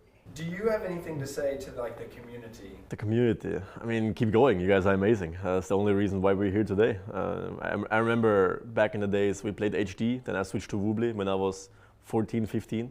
And ever since, the community has been growing and growing and going strong. So the only reason we're here is because of you guys. So whatever you do, thanks for everything. And yeah, let's keep going. There's a book based on your life. Did you read it? If so, what do you think about it? Some people mentioned that. I haven't read through it all. I read like certain, some people told me about it, some verses. It's very interesting. I like it. I mean, obviously, who doesn't like to have a book written about themselves, right? It's like very specific, but I kind of feel proud and honored. Do you have one? I don't have a book about my life, no. And you don't want? Maybe you make your diary public. Do you think I remember what I did yesterday? How can I make a book about anything? People ask me, my kids. Then I wonder because I asked my son, "What did you think in the school?" I don't remember. And then I was okay. Makes sense. Then you can't be angry, right? Makes sense. Game number 3, the series that Hippo that was the Hippo Lovers. Okay. You paid too, like I did. I paid. Yeah. Nice. Anyway, we're gonna see now. What map? Do we know the map? Production? We know the map? Leary's home map, right? So I would say my recommendation would be Land Madness. Yeah, after Fortress, opposite. Go for it. Go for it. And if it's Land Madness...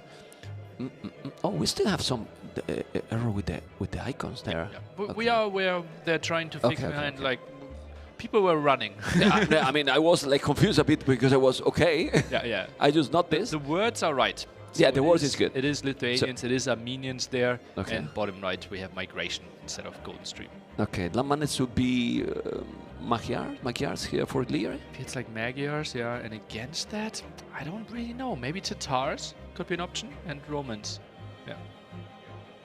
So will be Land Madness and Magyars against Lithuanians. Against Magyars. Ooh, so first picks against each other on Leary's home map. Interesting. I'm thinking what I prefer here. Like the start is gonna be very nice. I mean, it's fit the style for Leary. But Mr. Yo want to probably create a kind of game, messy game, to go for a castle unit and play with the ladies. Yeah. The way he play, not thinking on I'm going to Imperial and so on, go crazy. Yeah. Mr. Yo is someone that is so famous for going for castles, units, and play a really long castle age, right? And lighters are a prime unit for that. I remember some crazy victories also in other tournaments with Burgundians, even Spanish on non advanced, but Burgundians. I remember one against Dowd that he was so behind, and well, it was a decided game, and he's amazing with this kind of gameplays. I don't know how he's doing. It's feel that he's behind with the economy. Yeah. Then he put up the castle, make all the unique units, and well, I'm crazy for there. But let's keep going, guys, ladies and gentlemen. Vamos! This is Mr. Yoa's blue Lithuanians in the north. The red color Leary is not really in the south. They are so close for a Madness generation, Italy. Yeah, I think they might just be ignoring 60% of the map here. Yeah. Really close next to each other. Could obviously lead to scouting in the wrong direction. You don't have a lot of natural indicators to find your opponent. Lots of minimap scouting for Leary already. Look at that. He's scouting with like 4 sheep at the moment. Yeah. Crazy. 1, 2, 3, 4. Yeah. Yeah, that's absolutely amazing. He's gonna push now, obviously the Evex, the deers, and opening then scouts for both, or you think Lithuanians can go for the trans units if they are faster? You can play spear skirmishes. The thing is though, Magyars, it just feels like stronger scouts, cheaper scouts. they can answer this quite nicely. Most of the time we just see mobility being too important. And what is that villager up to? It's going for gold. Ooh, archer range opening by Lithuanians. Not a single bonus for that. You're not using your 100 extra food. You're not moving your fastest skirmishes moving. Mr. Yo's playing mind games here. Okay. He did the same on enclosed, right? Also Yeah. by Civ, and he opened with archers. Yeah, didn't work in that one, but well, it's a completely different map. This is completely different map. Leo is gonna try to go, well, not that he's gonna have a secret strategy here. Full aggressive. Full aggressive here with a good opening and try to go scout. The scout are, remember guys, they are cheaper. They are forging for free. So if you catch up some villagers there, they just die. Like really, really quick with three scouts. Okay, both are going up. 4 seconds, Mr. Yo idle TC. You don't want to have any second idle TC, especially with Lithuanians, because you have 100 extra food. And well, it's very surprising. Like, it made me feel like in the maps that Leo is, let's say, favorite or clear favorite, you know, let's try to do something different. Yeah, and that's the approach right now. And yeah, I think it caught Leary a bit off guard. Just in the enclosed game, he had all the answers, had the nice defense there with the skirmishes. Now scout v scout. Could be better for Leary with a slightly faster upturn. Yeah, but this is good for Yo, because you find the opponent super quick. According to the generation, you don't expect to explore there. Now he explored, he knows where he is. Well, Leary gets an indicator there as well, right? Oh, you're coming from an odd angle. and he's gonna find the house. This should be good for Leary if he find it. He did it. Yes. So now both know where the opponent is. 4 on foot only, you might say, oh, it's too little. Well, he's going on gold, so he doesn't need that much because he's not gonna go scouts. And no berries, and he's gonna find that. That will be the confirmation for Leary. Yeah, not on berries. He might be like, what? Right? Like, yeah, because this is not, well, this map also have more pack of berries, usually. So maybe he's thinking, oh, maybe there's in another one. But he sees the house, so yeah, and that's the big one. Sees the archer ranges, everything confirmed. Okay. Yeah, everything is confirmed here. Scout versus archer range. Double V tats for both players. And now he's going to try to find the wood. He didn't find the wood yet. And he's going to go for it. Do we see what Mr. Yo has confirmed from Leary? Let's see if he has explored the stable. No, but he will, if he's moving. No spearman in production. Another villager being sent on to gold there. Could be a bit exposed. Wants to wall that one in. So Yo, okay, not getting chased down. Yeah, like, if you see that he's doing the archer range, you wouldn't even make a single spear, you know? Like, I don't know. You're only building against one single unit, right? Oh, this could be interesting. Okay, but this guy. Scout around. Yeah, well, he's saving as much as he can. You don't make a spear, though. You are investing everything on the scouts. For now. Take a look, maybe block option here. Mr. Yo's trying to squeeze through. Leary doing a good job. Gets yeah, but I wouldn't mind a spear from Machiarty. I mean, they have the forging. They have the +1 attack. I don't think they would be terrible to have one, at least. And you know that your opponent is going to come with more. And he's going to come with second spear, second archer already, the archer range already there.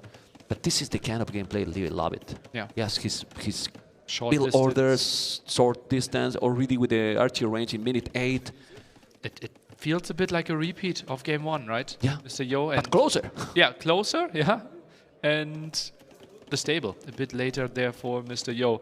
So scout count won't be that high. Okay, he's coming and trying to take this one. He's walling now the goal, but he has only 3 villages on goal. This is exposed, the berries, but since there is no fletching, 1 archer and 1 spear shouldn't be a big threat. Let's see Leary reaction. This is like, I want like an in-between interview here, right? Because it's such a repeat of a game that you already lost. Like, did he think, okay, there's only one single thing that he needs to change and adjust to give himself a better chance here? Yeah, well, maybe, right? But I don't know. I'm not confident about that. But now, no. Given on the top. Also doing some damage here. We saw some attack notification. Nice body block with the archer against the skirm. Yeah, that was really good. And this happened because he was trying to multitask in the other spot. And he didn't do well here, Leary. So he lost 1 unit. And also, most importantly, is that the other units are really low HP now. So he has to be careful. 1 village behind. Why? Because he got, well, it's not 1 village. It's a few seconds. He's getting idle TC. Not good for Leary. There. He is getting 1 village behind now. Yeah. And he has the food. He's fully housed. Okay. I think he might be rushing a house next to his town center. Yeah, indeed. Only with 1 villager, though. Okay. That's an ambitious build. That's 6 scouts, though.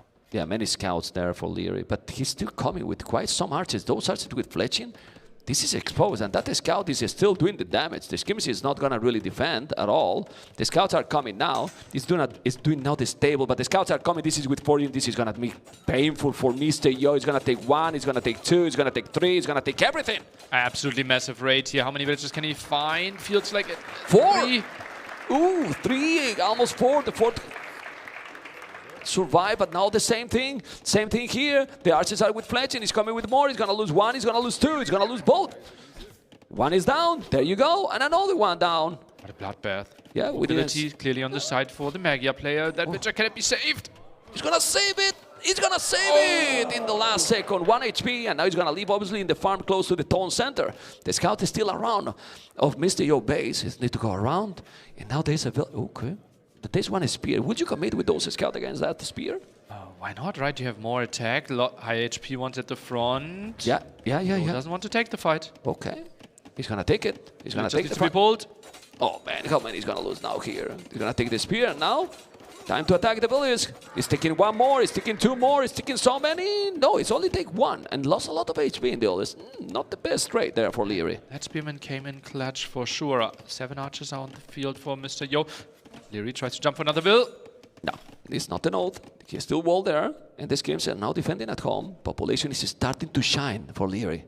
Trying to intercept this one here. Oh man, he's gonna clean everything here. The spirit's gonna go down, the skirmishes are there, and those skims also without fletching. He's doing an amazing job now, cleaning these units, gonna take the scout. And well, military numbers is still ahead for Leary.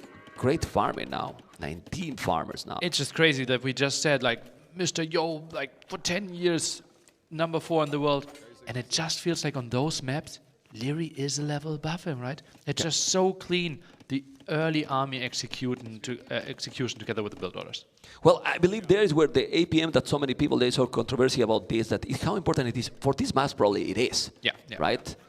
Yeah, okay, let's see another big battle here. Many scouts, the skims are still without fletching, but those scouts with 14 are something else. They are something else. He's gonna kill the spear or not? He has to kill it. The problem also nearly is that it's not the villages he killed, he has killed 4. It's like having a lot of idle time all the time. Yeah, has to pull those away. Maybe we can take a look at Leary's POV. Would really love to see his clicking speed here, how he's microing and managing his clicks. He's now trying to dive on the archers. He's gonna go, the scouts are there, look at those skirmishes, and you gotta be careful here. Those scouts are going to go down, he's doing an amazing job, he's dulled the army, and you can see, guys, with Leary POV, you can see how he's taking the villages, he's controlling the units, you can see also the mod there to see how close you can go to the TC. It's gonna take another village or not. He's taking, man, and now he says he's controlling the farm at the same time that he's microing these units, man. And gets more villager kills there, is killing all those archers as well. Now the blacksmith, oh, this is a good fight for Leary, pure aggression. Yeah, it's going all aggressive. How is the difference now in the military? We can go back to see the whole thing, because now I believe that Mr. Yo has literally nothing. Yes, no army at all. Bloodlines is going all aggressive. 20 farmers, 6 on goal. How do you stop this? He's spamming all the time. Look at the mini-map. Just units are swarming in, archers are really struggling, and this is before the upgrades are all coming in. Bloodlines now the next step here. I wouldn't be surprised if Leary even thinks about a 3rd production facility. Okay. You think fletching is even worth it here? Well, he has only 1 scare now, but... Well, I think he's just continuing to produce in Feudal Age, right? Yeah. So Yo, exposed wood pretty soon, still pressuring the berries. I don't mind all the aggression in the world here. Yeah, it's really nice. The population now get a little bit closer, but... no, it's 4 archers only, and he cannot attack. There's another building that he's doing, and he's doing fletching. Might be a 2nd archer range. Oh, with 6 on gold could be an option, especially with short distance, but also he has a lot of upgrades for the scouts. Second stable. Whoa. That means he will be floating quite some gold, though. Maybe a market could be an option, or just switching into archers. Yeah, let's see if he's gonna do it. He has now fletching. He should do some farmers there close to the TC. Now good farming for Mr. Yo, but that's the problem here. Like now, Lithuanians don't have really any bonus now to counter this, and then he has a scout fully upgraded. He has 1 scout only, Yo, while Liu is now producing 2. He's going to have 7. The skirmishes are with fletching, and if you micro against those spears, those scouts might dominate. Yeah, look at the upgrades. 3 upgrades on those scouts, not a single one for Mr. Yo. Fights will be so much in his favor, and the skirms are contributing as well. Yeah, he's killing the spear. He's going to go with the scouts. He's going to try to clean all. Let's see the numbers. He's almost doubled the army again, and he's coming with more scouts. This is so complicated. Look at the population. The score is now exploding here. GG Cole Leary with a clean domination here. Absolute beastly performance. And this has to hurt twice for Mr. Yo, because this was also his first pick. He picks Lithuanians first to then die in 19 minutes against Leary. That can't be good. He didn't die in 19. He died 5 minutes before. He was still trying, you know. But still. Yeah, but, you know, I don't know. I'm so confused by the approach. Maybe it's just the repeat of game 1. And the early game already went bad for you. Like, what is the approach here? What was the switch? Yeah, you mean that he should have gone, since he's Lithuanians, try to get the initiative and go up quicker and go scout faster than your opponent, or at least at the same time? Or just don't prioritize Lithuanians that high on Leary's home map. Make sure to win your home maps first, could be an option, and then you try to squeeze something in with the counter pick, like Byzantines or something. But first pick and then this opening? Yeah. I wouldn't mind Lithuanians, you know, the kind of approach like outcrop, you know, like if you want to make the unique units with the ladies there, because you can wall more, it's a lot closer map, you know, and in this one, I mean, it's like Magia seems to be better, and then Leary is also better than you in that map. You have to do something different. Even a Mesosip, I don't know. If you want to go archers, go Mayans. Yeah. To that opening, go Mayans instead of Lithuanians. It was awkward. Like you guys saw Neil's reaction when you saw the mining camp. Okay, like we wait, you know, we don't want to go too hard into that, but it wasn't the greatest. And now we're gonna see what, because the problem here is 2-1 is close, but even if, you know, you are playing good, it feels like, man, he won't be too easy. It can affect you as a player, these kind of situations there, like to thinking what I'm gonna pick now. It's gonna make you, what I do now, because well, or you just remind yourself of the great Fortress game that you played, right? Yeah. And you felt like, focus okay, on the good thing, right? Yeah, my execution was great, my strategy was great, my map control was great. Let's try to put myself in the situation as close as possible to that, and Golden Stream would be a good choice for that. Okay. Well, the stream is definitely a lot easier to wall, and if they go for that map, way longer distance than Land Madness, right? Way easier to wall, a bit strategic with the gold control. but what's safe for Golden Stream? Golden Stream, we have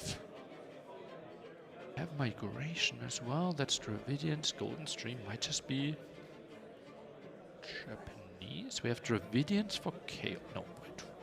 What is gonna pick now? Portuguese now, Leary, for example. Armenians. Armenians are Golden Stream. Armenians are Golden Stream. Armenians Golden Stream. Dravidians, but then he still has Japanese left over. It's kind of weird, you know, and I don't know anymore what he's gonna pick in some of the other. Yeah. Are they taking a break? No, they are not, right? No. They're there. Okay. Oh, we're going now. Oh, there you go, migration. Game number 4, guys. Game number 4. We're getting kind of in the middle of the series already. Remember that we are on a best of 7. And Hera might be watching this. Hello, Hera. Hera is watching very closely. Bengalis and Dravidians, my 2 favorite civilizations. Leary in the south. Why you loud? They are my favorite, man. I'm telling you. Okay. But what's the good about them, man? In this map, in this map, what you prefer? Dravidians. I'm a Dravidians fan. Oh God. Why'd you bring me this Coke cup, guys? Man was getting sad here. But honestly, I prefer them too. well, because if you think about that, it's not like they are civilizations with great mobility, right? But if you also go for the water, that both are kind of good. I think in the middle, having bombard cannons can be also a big thing in the long run. True. But monks, that's a big story, right? Where Bengalis absolutely shine and Dravidians, not that great. Yeah, but you want to go as army here is skirms. I mean, I don't see any other units from both of them.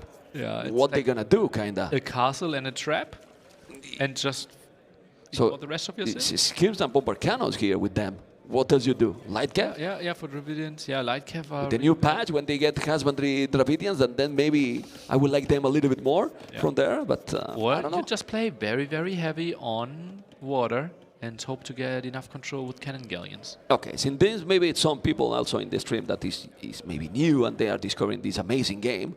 This is the start of this map is different, you know. Do you have the same resources that usually in the others? There is usually only one board, so you need to also push the deers quite fast. Otherwise, you won't have the time to be up as fast as you want. But that's the question. Are they going to go for super quick up because Leary is doing the loom now, and it seems that he's going to go 24 population up? And galleys or fast castle here? Well, if he does loom, it has to be the transporter, I would think, right? Otherwise, you wouldn't really do that unless he was housed, but he was not housed. And let's take a look. 125 wood for... This is lumber camp. This is really odd. Okay, it is the lumber camp. If he goes through the middle, that's late. Why did he loom, ma'am? No, if he made loom, he's going to make the transport, I believe. Yeah, but the transport is really late. He's queuing up another fishing ship. Yeah. This is a misstep by Leary, I believe. I don't know. Maybe he didn't have the food, and then he didn't want to... But then you idle. Like, having the 50 extra gold is way better. Okay, Leary. Atypical from him to see him struggling a bit there. We'll add even another fishing ship, double dock, and this will be passive play. No shenanigans when it comes to landing to the other sides. Yeah, but it's very weird doing the loom. I believe that Mr. Yo doesn't have the loom, right? Can we check? Mr. Yo does not have the loom. 100 gold in the bank still for him. Goes for the second dock there. But be a quick third. But the weird thing here is, okay, he's doing now the second dock, Leary. At the bottom. Okay. Just very defensive play. 6 fishing ships against 5.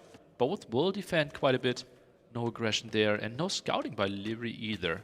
Yeah, as you can see, guys, definitely Yo has more gold than his opponent because he did the loom. He's gonna go galleys, no fire galleys. Okay, he's gonna go for the galleys. He has the second dock.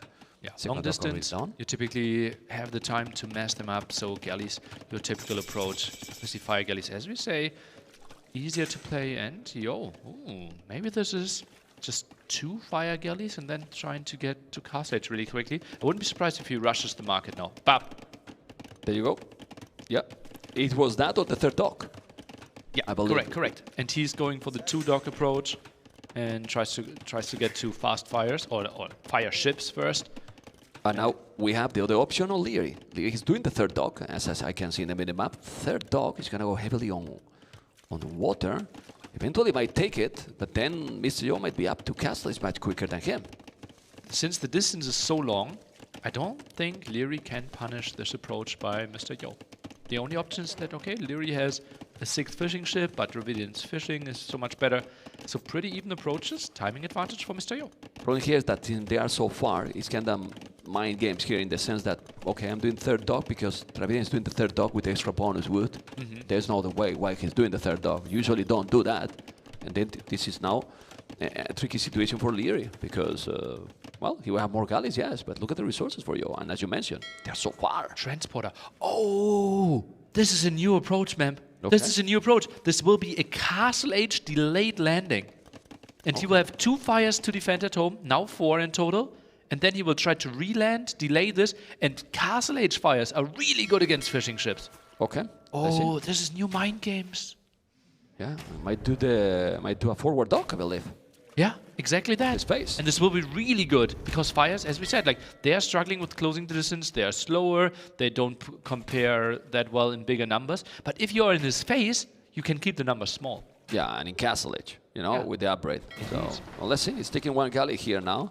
He's already in the middle of the map. Not really. It's just buffaloes.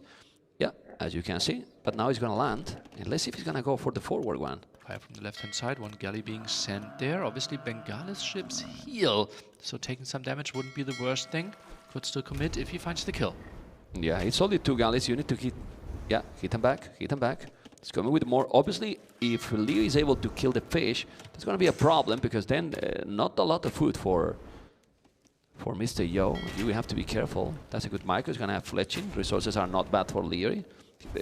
Actually, he has more resources collected.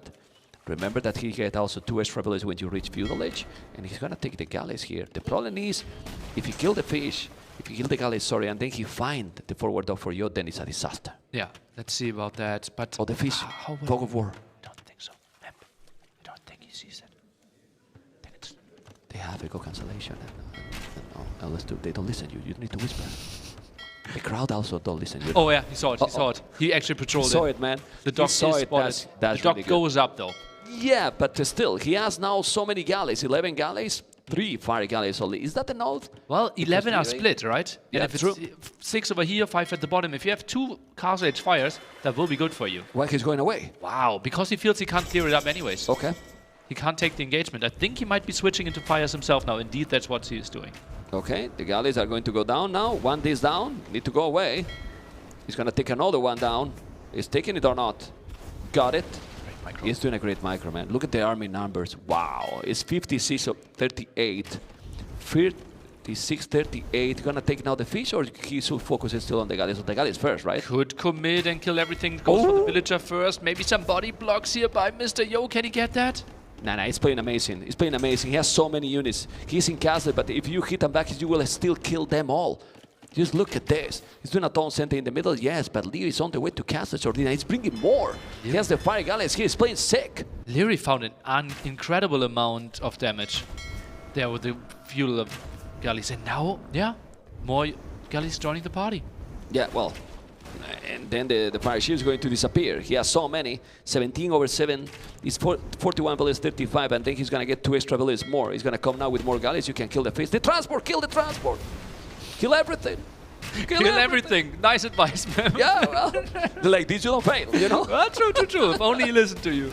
Okay, let's see. He's going to take the fire ships, and now... Oh, fight at the bottom as well at the same time. I think he got out there, trying to reclaim this area. No repair on the dock. He has so many. He has so many. Look at the KD, man. Look at the KD, 16 to 3. Yeah, he's taking all, man. He's taking really all. He's going back. He has also 1 fire galley. He's going to take this. It's going to be a demo. Bam! Whoa. But even with the demo, he's unable to do the job. For Team 5, he's 9 villages more. What a gameplay here by the kid. It's crazy. He's going to try to repair. He can. He's going to kill the dog, destroy the dog. And now what you do? He's completely lost. It's crazy. Fishing ship count at 0 right now. Is going for the second town center, but that won't really help your transport in danger as well. Yeah, you cannot move even more villages now. Now you're going to lose even all the dogs. Feels like it. And you don't even need to kill the dogs on the other side here if you're Leary. You just have to be happy controlling this area. Yeah, look at the score difference. It's crazy. 21-8-7-0 in Deco KD. 22 now because he killed the dog, the transport ship. Absolute madness. Crazy how much value Leary got from the galleys there going around. What a ballsy move, deciding, okay, you are in my face and I'm still sending those 5 galleys to the other side because I know I can do damage. Yeah.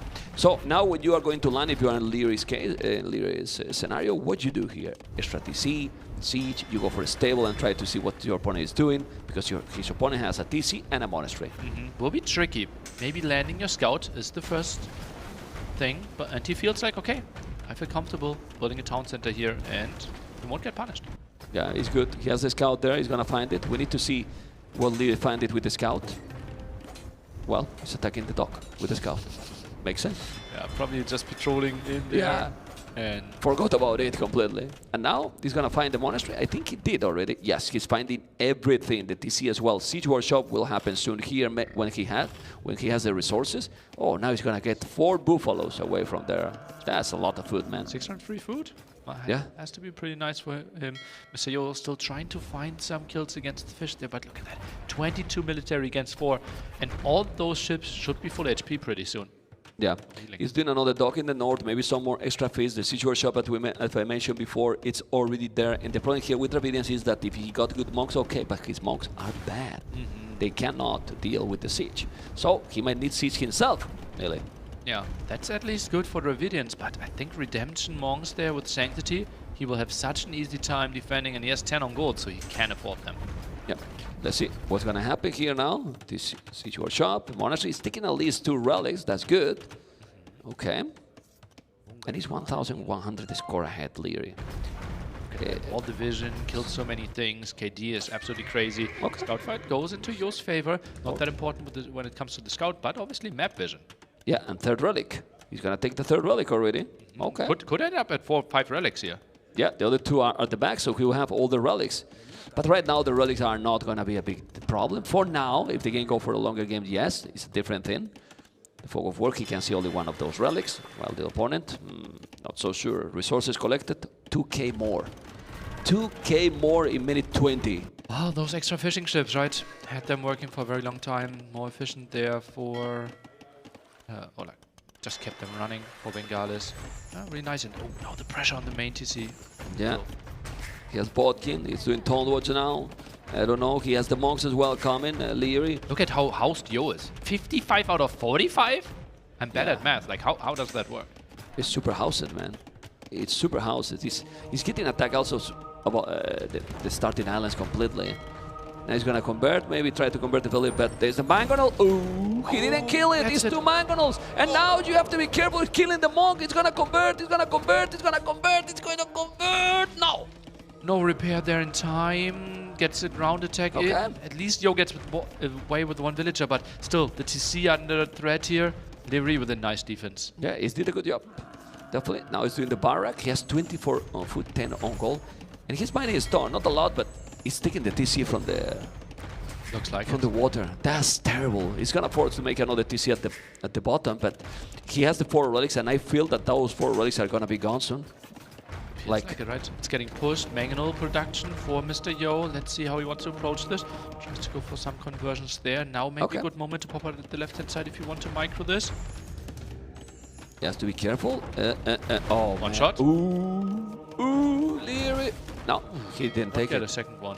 And that's ballsy. Against Bengalis monks.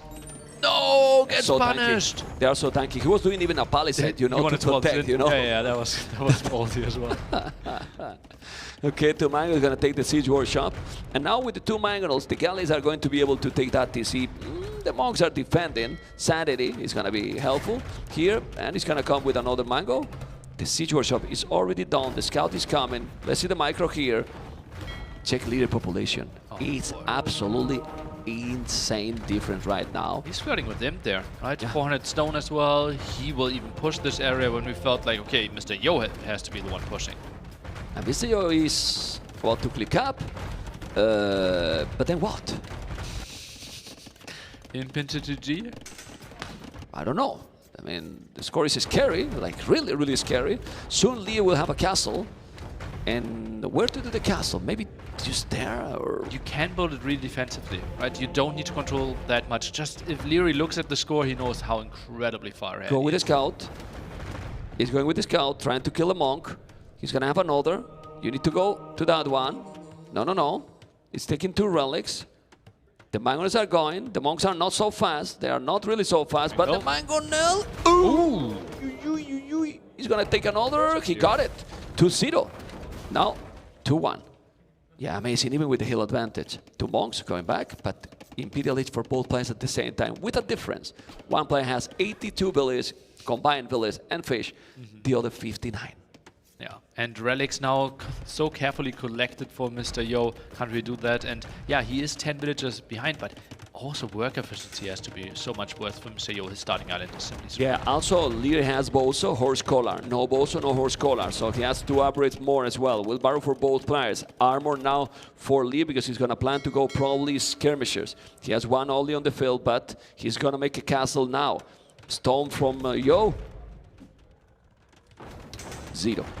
Literally 0, and in a map like this you need a castle. Yeah. Well, it's true that you can do bomber cannons. How does he get to stone, right? It feels like he has 2 stones in the main island that are both... He needed it. Yeah, both he of has those sanity. stones are close to the water, and the one on his starting island is close to the water as well. So it will be tricky to ever afford a castle. Very tricky. Population is getting closer to be almost double. 67, 115, 20 in a moment. Oh boy, gonna be complicated. Still going forward now with his army. He does have a lot of army, that's why he's going carefully forward, but then when you check the score, you get scary, man. It's crazy, the difference here in the score now. Wow. 1 minute still, both players are reaching Imperial Age. Mr. Yo somehow trying to hold this. Probably the approach has to go via chemistry, via bombard cannons, and then try to push the middle island. But Leary's eco is so good, he can just go for units that can easily kill those bombard cannons. He's doing some walls here, but there's a galley, so he's not going to be able to finish this properly. Definitely not. At least skirmishes, he's still without ballistic. He's the player that do ballistic the latest in the community. He doesn't need it, right? Okay, let's see. The galley is going to try to deny that dock because he's thinking, oh, I'm going to Imperial. I might be in a good position, but and surprise, not that far. He's in Imperial too. Oh, wow. Yeah, Mr. Yo is still with the Bangalores here and with 75 population with big problems to be able to do the job. It's gonna take them, oh my, at the same time the Bangalore and the Monk, the Spear, if he's gonna kill the Spear. Come on! Oh God, Leary is so on, good. man, it's on point, man, with the micro. Fast I mean, he fires. has to kill with both, to hit with both to kill it, and he did it. This is University now, and 1,000 stone. He's having more and more army. Oh It's God, the landing! He landed the main area. This is, well, it's impossible. How are you collecting gold now? Everything will be raided. There will be so many idle villages. He's just surrounding it because he knows there's no answer for. It's amazing play. It's really, really clean gameplay here. You can see this one is absolutely brutal. Let's go and check the castle, Mr. Vodka, to see if he's going to be able to do it. For now, he can't. There's a Mangler and 2 monks, but he's coming with the skirms. Those skirms have the +3. Still no ballistic, but it's +3 compared to monk, to skirmishes, sorry. Leary wants to end the game here, right? There's no necessity to build this castle that far forward, right? There are some risks to run into Manglers, into some skirmishes, into some defense. Yeah, you're so far ahead, it's likely going to go up, but just a safe castle and win the game via having water control will be fine as well. He's not going to build the castle, he's going to try to kill the Manglers. Oh my god, he take 3 now, villagers down. He's like, the advantage is too big, let's get this closer, right? My goodness.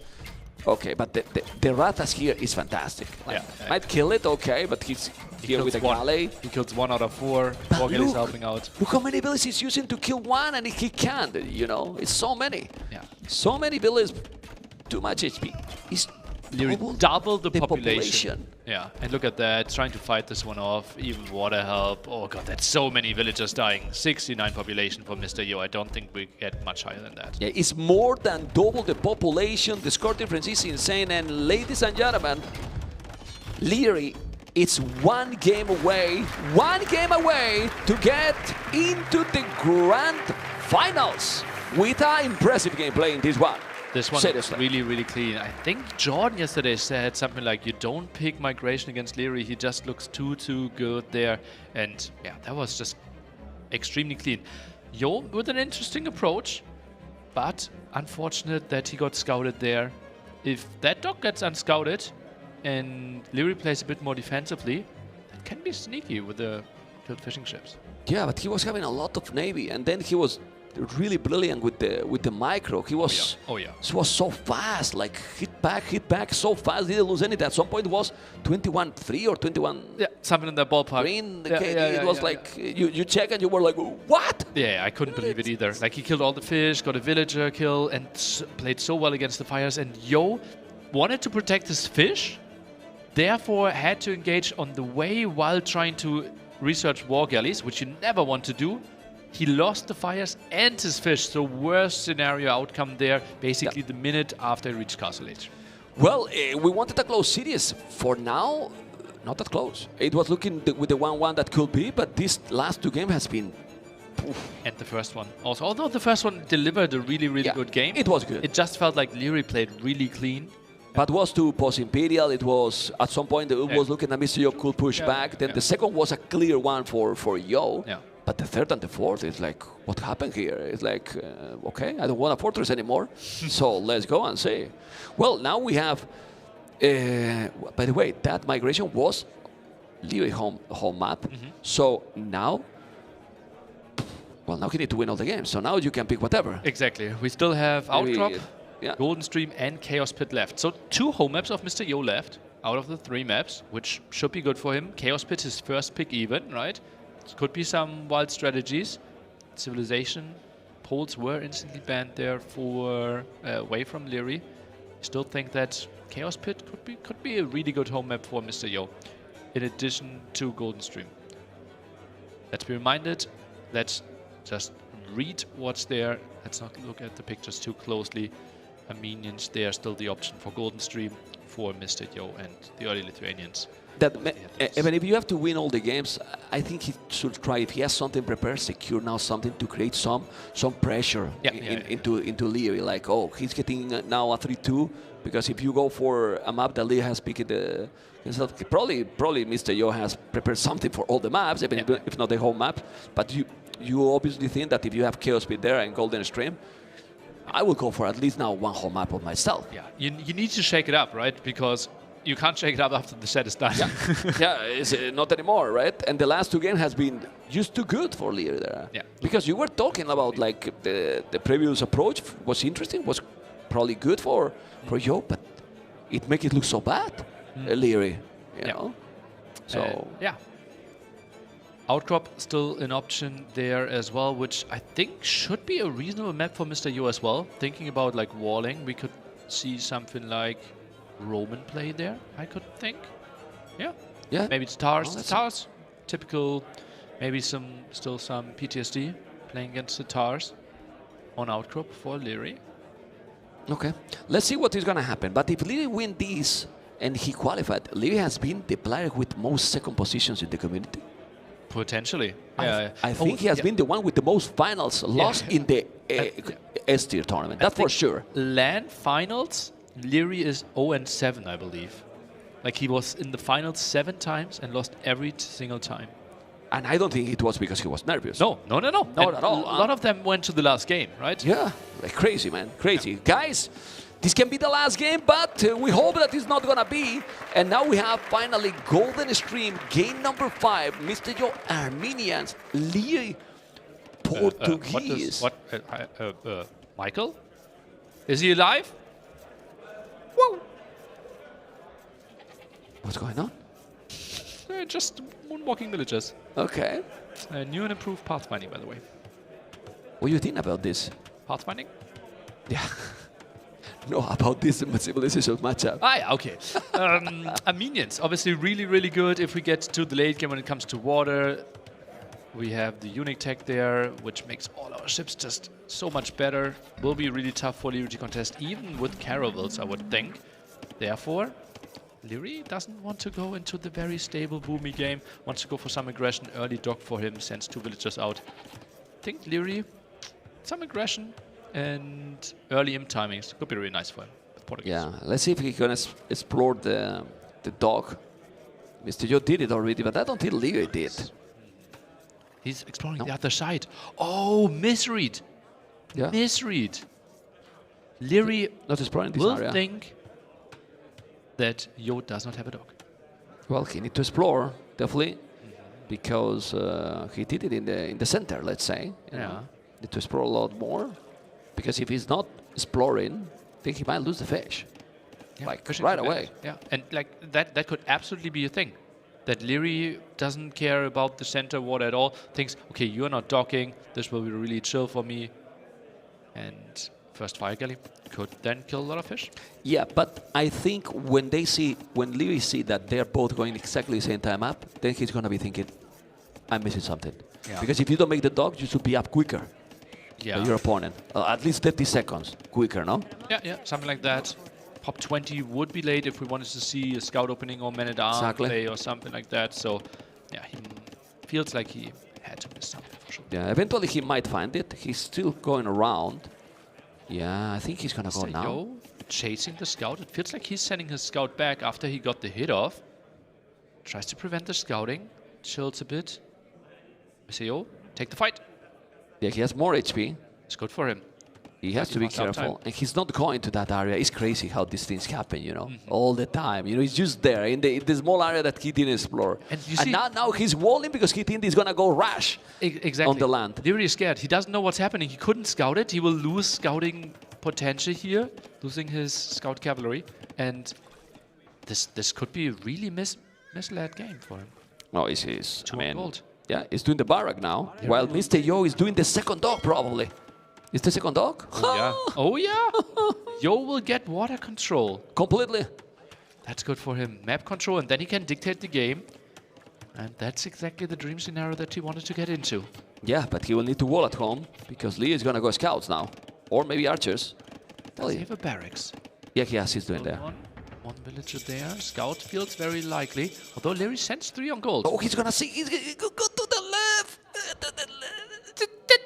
He's there, man. Oh, come on, man. Just go there. But anyway, even if he sees it now, it's late. Because he has 2 dogs. True. And double galley production. He will get all the control. It's still not seeing it. You were saying, man? Who's there, man? An ex-girlfriend or someone? What the hell, man? Doesn't want to go there or what? What? I think, Come on. I think he's trying to go home now and try to run into a spearman, but he's not really queuing one up. I think he might be scouting against the forward base. Leary has to be so confused. If we pause now and ask him, okay, what's Mr. Yo's plan? He will tell us, like, he has no idea. No clue. Yeah, no clue. And he's not doing... Oh, he's doing a galley. And the galleys are here now. So now he's... Okay. I missed the dogs. Fire galley and This archer. is gone. He sees the double galley timing, so he knows it's 2 dogs. Yeah. Oh, he did the scout? How many? Well, he was microing there, and then he went to the hill and Was take crazy it. good by Leary. And now he can scout, okay, what's the follow-up going to be? Look at that, Mr. Yo even already is adding 2 fishing ships. It's like 2 galleys are enough for the start here. Yeah, well, remember that Portuguese get more HP also, so that's gonna be nice for Leary. What I'm surprised is that Mr. Yo is not wall yet. Yeah, he because won't. if the archer is going now, Yeah, he won a bit with the houses, but yeah, no military at all. You have to go through the middle though, so I think Leary will need to take a detour. Yeah. or scholar. No real answers. Yeah, 4 fishing ships, that's gonna help for sure. You can see how resources for Armenian is it's still a little bit ahead, but he's gonna go more. He's gonna grow up faster. Leary has wall complete, so he's kind of arena base. But how many galleys he has? Only 1. I like that because maybe you are thinking to your opponent, oh, I'm gonna create more, like he's creating more galleys, but he has only 1. And now he's going to come with the archers. That he has a blacksmith? He queues up 2 more fires instead of building a barracks. Yeah, that's So why. your plays so risky on land. And now the archers are coming in. Everything will be open on the left-hand side, ma'am. Yeah, but he needs fletching. Fletching, it's really important right now because you eat the village with fletching. Without, you can go back, then you make some quick walls and you might be more or less okay. Well, He's this still is fully 70%. open. Is this enough though? On blacksmith? More buildings needed. Yeah, and now he's gonna see that he has double dog, he's doing the blacksmith, he's gonna know he doesn't have the barrack, doesn't have anything, Didn't kill it. The archers are coming, it's still far, you can see how they are, well, a long way to go, 6 archer, but blacksmith is being only now built by Leary. Scores still say that he's ahead, but well, I'm not so sure. Still, Portuguese economy has double with that, score scholar, he's having probably good farming. Can we see the farming for Leary? We need to make sure that He has a good farming and a lot of it is on berries. He's gonna be wall. He's not going to be wall. fine. He's not going to be wall. He's about to be wall. Look but at the Yo's archers, face. Look at Yo's face. the archers are there. The archers are there. He's inside. He's gonna have with fletching. Oh man, using time. And now he need to make a couple of houses, but with fletching he take Cavalier. This is now chaotic moment for Mr. Yo. Stone walls even in the other side of the map. Stone walls because he know that those archers are deadly here. But that's surprising. Why he didn't do anything? He didn't wall. Yeah. Okay. He doesn't want to spend the wood on buildings, right? Because then he can't click up. He wants to build the market. He has no building to make the market. Yeah. You can feel the tension in the crowd. Yeah. Ah, you notice? Oh, now going to stone. That's still the market is missing. Yeah, he's missing building to go up, and that's really not good. He's doing now the market quick. And then I believe that he will do what in castle? It's maybe Well, a charge, a siege. no, he's going for 10 villagers on stone, man. Oh, okay. Now we know what we're going to do. He will go wild there. Composite bowman. An archer that ignores all the armor of the opponent. It's on the way. On the way to castle, he has 4 fishing ships. That's why he's going up, you can see. But Lee has more resources collected. How? With extra population, crazy. That's sick. Yeah, That's really clean economy there. Yeah, good farming, doing another lumber camp. He's gonna go up in 30 seconds. He's almost with 700 food. This game is very interesting, one far from it. He's gonna make a dock on the left, so smart. Oh, this could be scouted though. Mr. Yo, he sent something. Yeah, but he's gonna make it Is still. he patrol far enough? What a great knowledge of the timing. Yeah. Let's see now on his base. Where's the archers doing? I three spotted. Then he's taking farmers down. Now 1 on the berries and 1 here in this area. That's so cool because he put him away from the berries, taking the farmers. So economy for Yo is nice because of the fish. Otherwise, it would be in troubles. True. The fish is the only thing that's really carrying him right now. I'm a bit surprised that Leary actually is adding fires here. After the dock got scouted, Yo still has so much left. Oh, sneaky villager. Leary is putting on the pressure He's gonna go towards siege. Mr. Yo. He's gonna go siege. Siege won't be that great if we have a defensive castle here for Mr. Yo. but he puts it at the other side. But maybe Mr. Yo maybe going forward with the castle to the middle? He doesn't really have the control against the archers right now. I think it has to be at home. You can do a siege war shop and then go Scorpion. But then you're delaying yourself so much. True. Okay, well, but maybe he's thinking, oh, I have the water control there, I'm fine with the fish. He has 7 fishing ships, you know, so he is like, that's good economy. It's a really good economy here. Oh, man. Distance. Okay, it's a charge. On a street. Oh, yeah. Or he just goes for like Warrior Priest. 3 Warrior Priest, tries to clear it up, and then a castle, maybe in the center. Actually, he's booming. He pulled all the villagers away from stone. But that's bad because Lee is going to go exactly to that area with a siege war shop. And I don't know what else he's going to make it here. Siege war shop will happen here. Then he's going to deny that DC. The dock here is going to be a waste, as you can see. So, but the resources for Lee are really good. How he can have that economy, man. Siege war shop already coming. This is still a lot of wood and gold, so he can do extra TC at home. He's doing it, going for Bodkin arrow. It's only 1 village and it's on the wood and gold, perfect. And well, those archers are with Bodkin. He's gonna go crossbows as well, I believe so. Yeah, very likely behind this. Right now, obviously, if you're only facing villagers, it doesn't really matter that much. You're always going to kill them. The opponent can't really engage against it. He's clicking crossbow now, and that situation there with the mangonels, it's really fortunate for Leary. Yeah, but he's doing monks himself too. Oh, he's gonna try maybe to kill the fish. I would be really optimistic. A demo in there.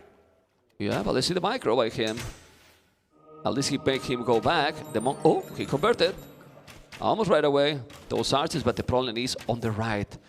Yeah, it's gonna be a monk down. The archer is still alive there. This is gonna be up. He see the warrior priest and he's coming. He doesn't see anything that yet there, I believe. Can we see the fog of war from Leary? And he's doing a siege workshop. He's smelling. He's smelling something coming. He saw like crossbows plus Bodkin, right? So he knows, okay, you didn't just upgrade that for the 3 crossbows at the front. There has to be more. We didn't pay attention to something after all this. He has 7 fishing ships, yes. Idle TC, almost 2 minutes, yo. Leary, 25 seconds. That's why Leary has that economy advantage. Yeah. It's quite some villages behind. He's 3-4 villages behind. Oh, he deleted that one. It's the door. And then Leary's gonna be so happy. He's gonna try to get this. Look at the mango nail, Look, he got it. No, but the archers are there. He is taking that one now. And the warrior priest is down. This is so the bad. door's open. Yeah. Horrible scenario. Now has to build a mangonel, but there are 2 major hills that Leary can use. Yeah, and in these kind of situations, I hear that Leary can be good player, you know? So let's see the mangonels on top of that hill, the crossbows. It's 3 mangonels now. It might now that Leary do redemption, that he can do it as well. With the mangonels, with the crops and redemption is insane. But at least Mr. Yo has the middle. He's gonna take now a few villages, but the mangonel is going to be behind. He's gonna try to take it. No, because he's moving really, really fast. This moment is so important. Let's see the micro here by Mr. Yo. Nearly, what he can do is too much army from Leary. Mangonel micro could decide the series here. If Yo loses those mangonels and can't really hold this, this could be the game. Good start. Good start for Mr. Yo. Yeah, good start. He's gonna have a second mangonel here. What about one stable now from Leary? Did you make a scouts here? You have 14 on food with 3 town centers. You can't really afford anything right now. Mangonel dance is the most important thing that you want to focus on. It's already 2-0. It's gonna be a 3rd-0. Oh my god, you have to be careful, Leary. Okay, he's gonna take that one. No, they didn't kill it. 3-0 and keep repairing now the building, but this is a 3-1 now. Need to take that one. The hill advantage helps a lot. You gotta be careful. Oh, perfect. Gets the trade though. He took the trade, and now look at the stone. He's gonna make the castle juice there in that area. What do you think? Oh, you don't have a lot of control then. The crossbows will be really annoying. I'm not sure if you can really afford this. Mangonel needs to be out. Only now start another one. Scorpion is joining the party. After all this crazy madness, population, Mr. Yo is still ahead. How? Wow. No clue. Really no clue. What is the building at the back? It's gonna be a university or market for Leary. But he's doing the castle there. He's doing the castle there. He's gonna be at out castle. He's gonna come with the mango. Look, he has the scorpion. Scorpion is a really good one, but he's gonna try to kill it. If he kill that one, he's coming with the mango. Now look at the micro there. The charge is also defending. The scorpion is down. He has 2 mangonels. He's gonna be able to take it. No, he's not taking it. Good ground attack, but now more the shots villagers are going against down. the villagers. This is so bad now for Mr. Yo. He's gonna bring now more villages, taking another population going down. 7 villages kill for Leary, but Sticking the TC, and how many villages are idle? 16, 17 are idle. Incredible Really? amount, yeah. Oh no! Ooh, he take it! He's gonna make the castle. Now he's gonna make the castle. Liz will pay attention there. He's gonna kill another village. No! And that man gonna live in the hell! In the damn hell! Yo is holding this one. I was so sure Leary could finish the game. He had 3 mangonels on the hill. What an incredible hold by Mr. Yo. Now tries to clear this one off. Yeah. And Doing DC gets the mangonel kill. What a hold. Still taking all them, and now remember that he has the water, he has the middle, and he's pushing him away. Hey, go away, I don't want to hear. You know? And Mangonel, oh my god, they're losing everything, both. Leary may be learning a lesson. Don't try to Mr. Yo, Mr. Yo. Yeah, and now he's forward. What's he doing forward? Well, let's see a little bit here. Wait a bit to see if he's taking this mango, but he's going siege workshop forward. Yo, that's a siege workshop, I'm sure. There you go. It's going crazy, man. Oh, that's a really ballsy move, and that could deny ideal castle positions for Leary. He might be a bit scared.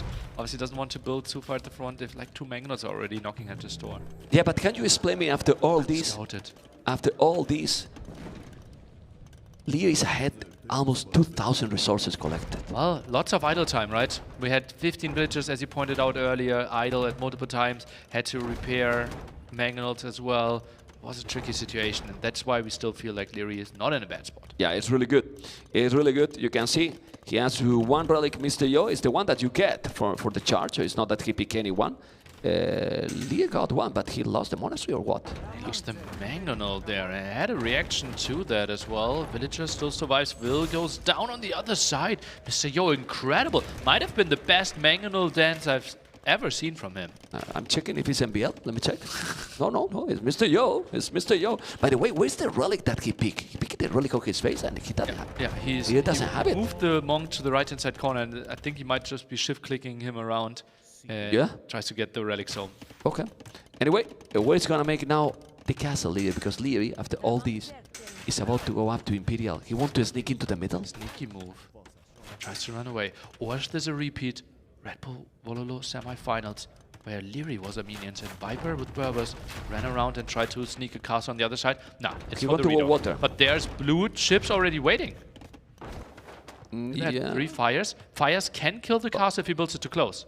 Yeah, he has the outpost. He's gonna be careful. He's on the way to Imperial. His macro is just not normal. That's Really? it, yeah.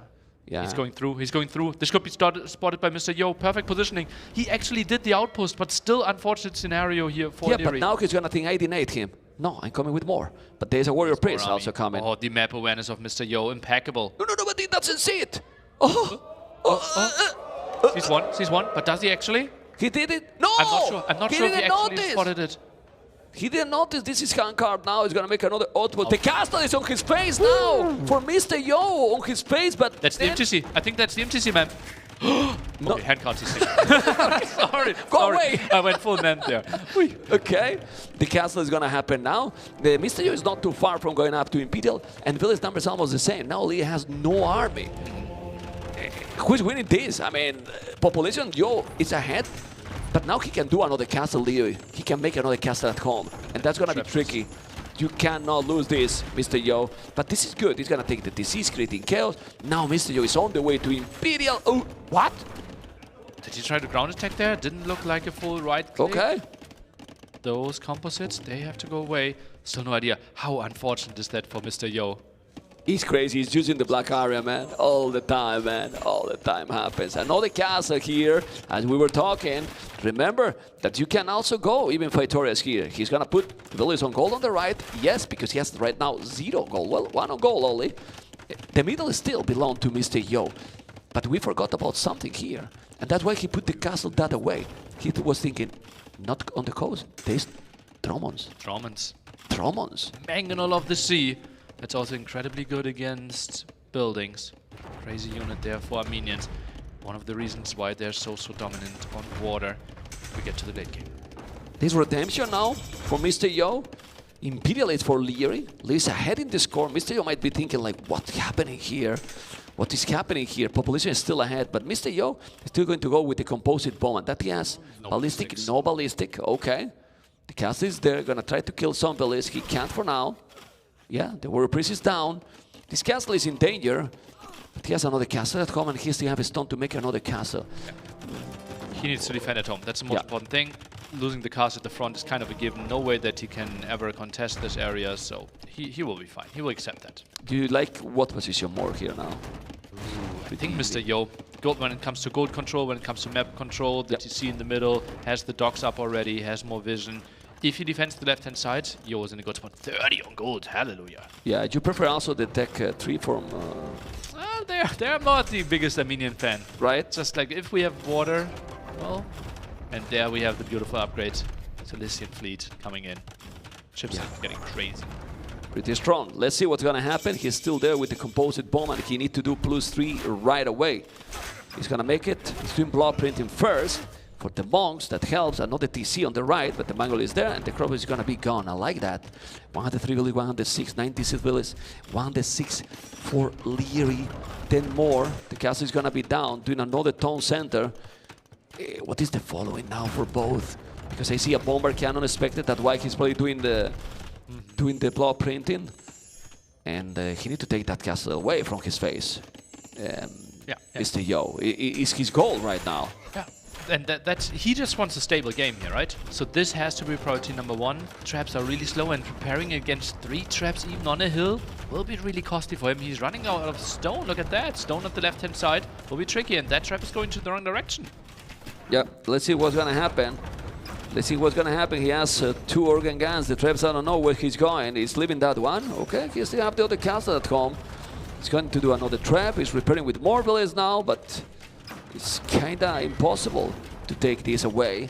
Population still ahead for Yo, but I don't know what is gonna be the following. He seems to be focusing more on water. He can, with water, There's the Drummond. win the game. There's the Drummond. He needs to make sure that Leary is not advancing here, right? That has to be one of the main criteria. But if he just walls off there, controls the area, then with all the water control, he might be in a good spot still. Yeah, with the gold, right? Because not a lot of gold left, probably, for Leary. He has 15 on gold, but he's on his main base.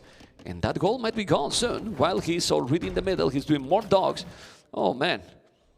Tries to redock here. Both Lots are- of water control for Yo. Does a really good job of patrolling, but needs an answer here at the left-hand side. Yeah, both are housed. Let's see what is going to be the answer here. It should be some monks or what? What are you going to do here to take the monks? Monks has to be the answer, right? And that's why we might see a stable switch pretty soon for Leary. Arquebus. He's doing Arquebus. Oh man, ballistic. But now he's coming here with the galleon. He's just trying to control the whole water area. He's trying to be sneaky there, but he can't because there is the galleon. And he's gonna see it. You need to go and kill the village, and he will. He will kill the village. He's not gonna be able to dock at all, nearly. Okay. Look at the second arrow. Maybe one dog. This push is really nice. Mr. Yo, I think he needs to address this. Yeah, where's the monks? No, it's not gonna make... Oh, he's doing a dock. Okay. He did one. You need to bring more. Should be scouted. More galleys, I mean. Yeah, he's still... Forward. That's a lot of explosive interest the moment the GC dies. Yeah. 2,000 on goal. 2,000 goal for Yo. Crazy. Really crazy. Okay, but where's the monks? You need army here. He's doing now a charge, okay. Yeah. He's not. Yeah, he is not having enough churches. He doesn't, definitely not. Army number is almost the same. This could be good. Could be really sweet. Oh, he converted. Yes, convert. Another question. Keep that bomber cannon the arquebus? Oof. Ah, it's a good one, huh? I don't know. I think you lose Arquebus. Okay. In theory, you should keep all the upgrades. Yeah, unless he forgets. Yeah. Okay. Traitor. Ooh. Gets a conversion here. Won't get the second one though. Oh, No, he the converted organ another. numbers are getting scary where you can't easily answer that with monks anymore. Yeah, the bomber cannon. That bomber cannon is... Arquebus or no Arquebus? Look with arquebus, right? Oh, gets another conversion. No, Don't kill it, don't kill it. Don't kill No! Don't kill it, What? man! You kill your own bomber cannon, man! Okay! Executed the traitor. 3 bomber cannons here now, going for the traps. You're gonna take them down really, really quick. The monks are coming. You need to convert this, or Lear is gonna clean you from stone. here. No more stone. No more stone. The castle is gonna be down, but there's so many monks. He's gonna kill the monks. He converted 2 bombers. He's gonna take the other or not. Now the arquebus. Shoot, man. The bomber cannons are going down.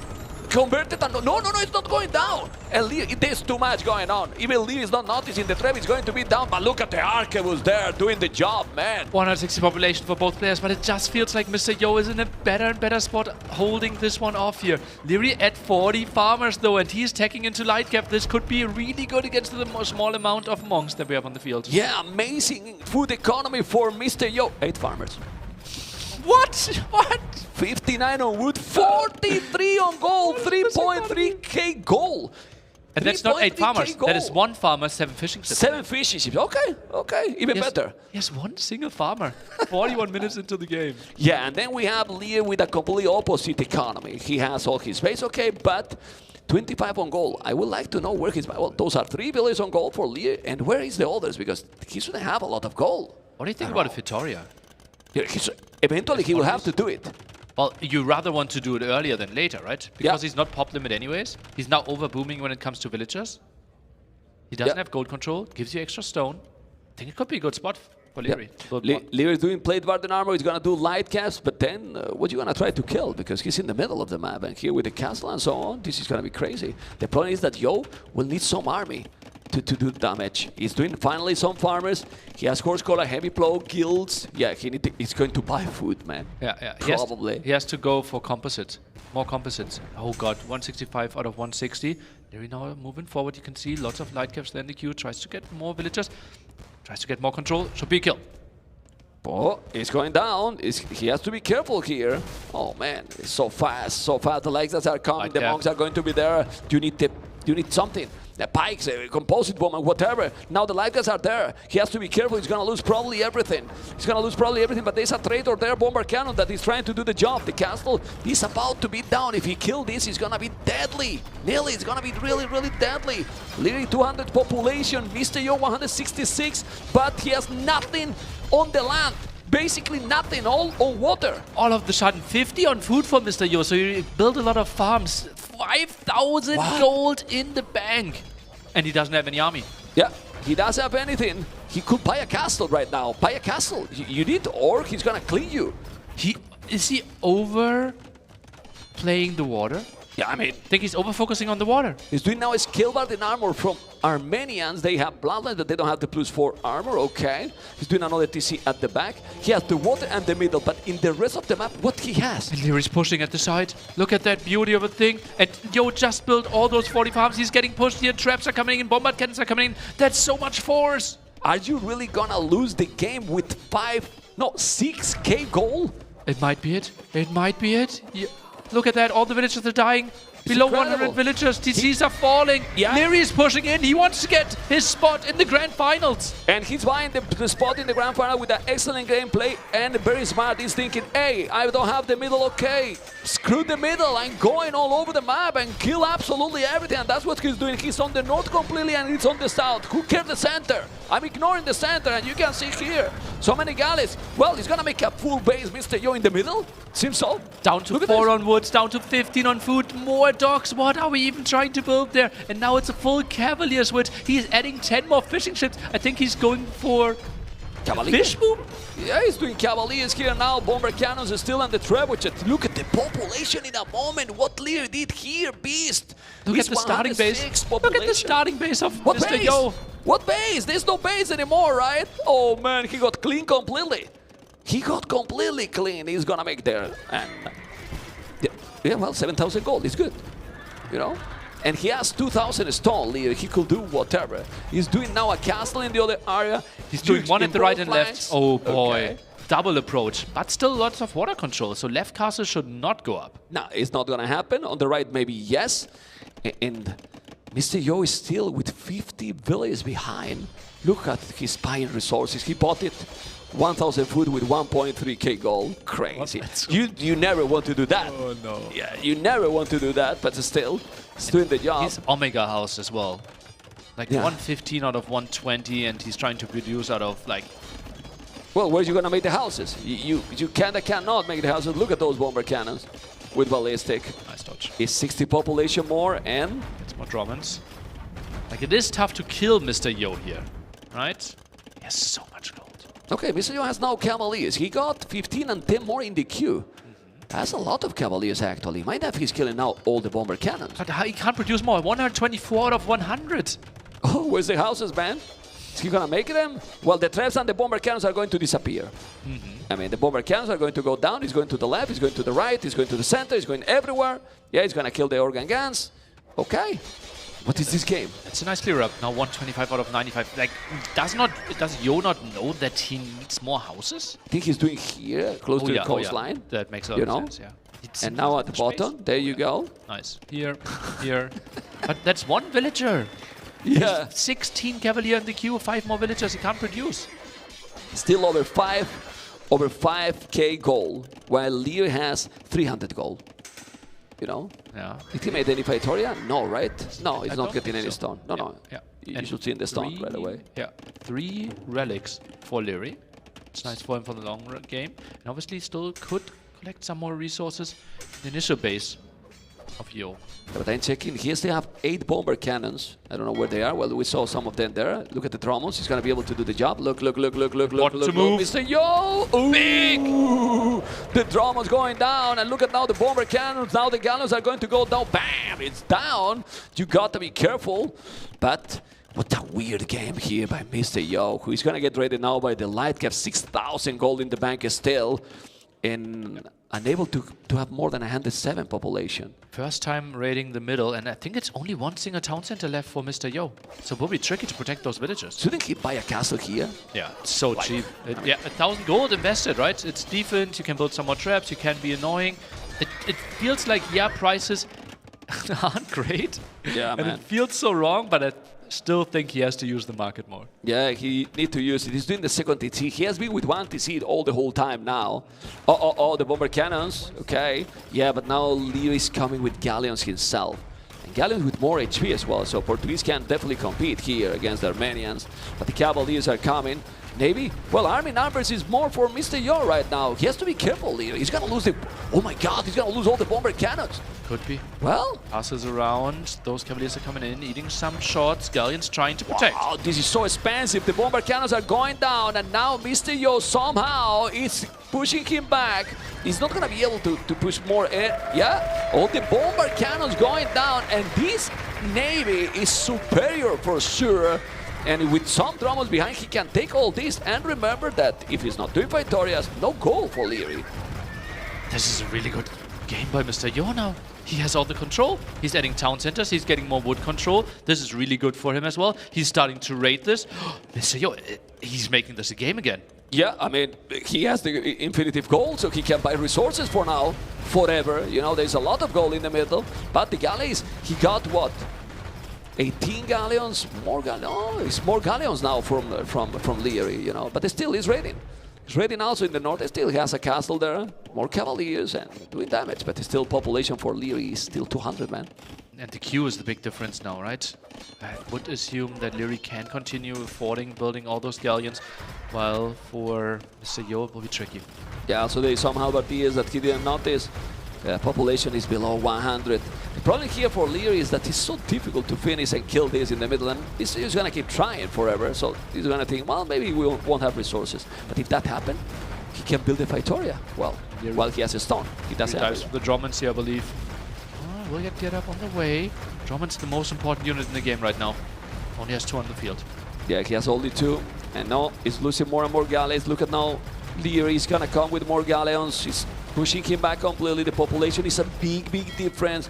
It's crazy. 4,600 gold still, but it's feel that Mr. Yo is unable to hold. 51 army, 16 army only. Population is dropping and dropping. Are we gonna see Leary already in the grand finals? Is Leary doing this in a 4-1 with a crazy domination? Feels like it. Now the raid with Halberdiers, because there was only cavalry to deal with this Mr. Yo endless amount of gold, but slipped up a bit when it came to the production there. Numbers are getting lower and lower. Leary's pushing in for the kill. He tried in 3-4 different ways. Is this one the way that finishes the game? Yeah, he's finally finding the castle. You know, with the 1,200 gold, he buys 700 stone, made the castle in the middle of the map. This is the only mini base he still have.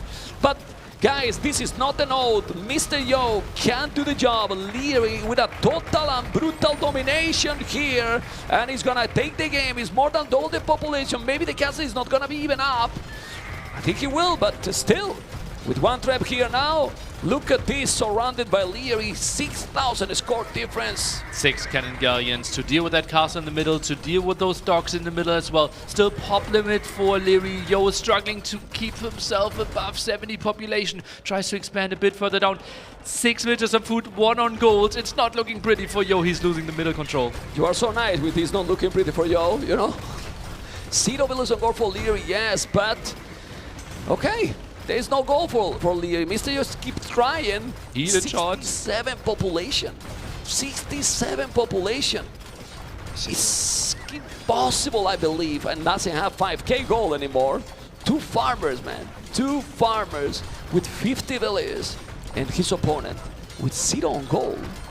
Okay. Is 0 on goal a problem? Well, if you take this castle down, it's not a problem. Apparently not. Cannon Galleon 6 now on the 4 field. really, so, yeah. Heavy demos. Oh, that could be really good for Yo. He could bomb that away. He has the demos in the queue. Okay, but how many demos you need? Well, it's 2, not 3 getting in there. If they can connect, they're clearing this quite nicely. Now trying to coming. hold the There's a castle, demo but here. he's burning through the gold bank quite quickly here with all this. Do we see the demo connection? The castle falls! the fall. Yeah, the castle is down. The demo didn't do anything. Demo. It's gonna come now. Ooh, okay. Nah, it's not an oath. It's really not an oath. Population drop it a lot, and Leary, it's spamming all over. Mr. Yo is a warrior, but ladies and gentlemen, Leary will be in the grand finals versus Hera. And really, he dominated. That was Clearly dominated today. a really crazy performance here. And now he will get 2.5 hours of rest, and then a best of 9 against Hera. Mr. Yo, he had some really nice moments, right? Nice strategic decisions. It just felt like the push in the left-hand side corner was not properly dealt with. Well, it's crazy. Like direction, it felt like. yeah, he never did anything on land. Well, he tried to push himself, but then he had so much on water that he didn't really have the answers for the left-hand side. Let's see the plays, guys. This is Leary that is going to Congratulate Mr. Yo Yo plays. on a great set. What an entertaining set. So diverse when it came to strategies, when it came to all the approaches here at the Garrison.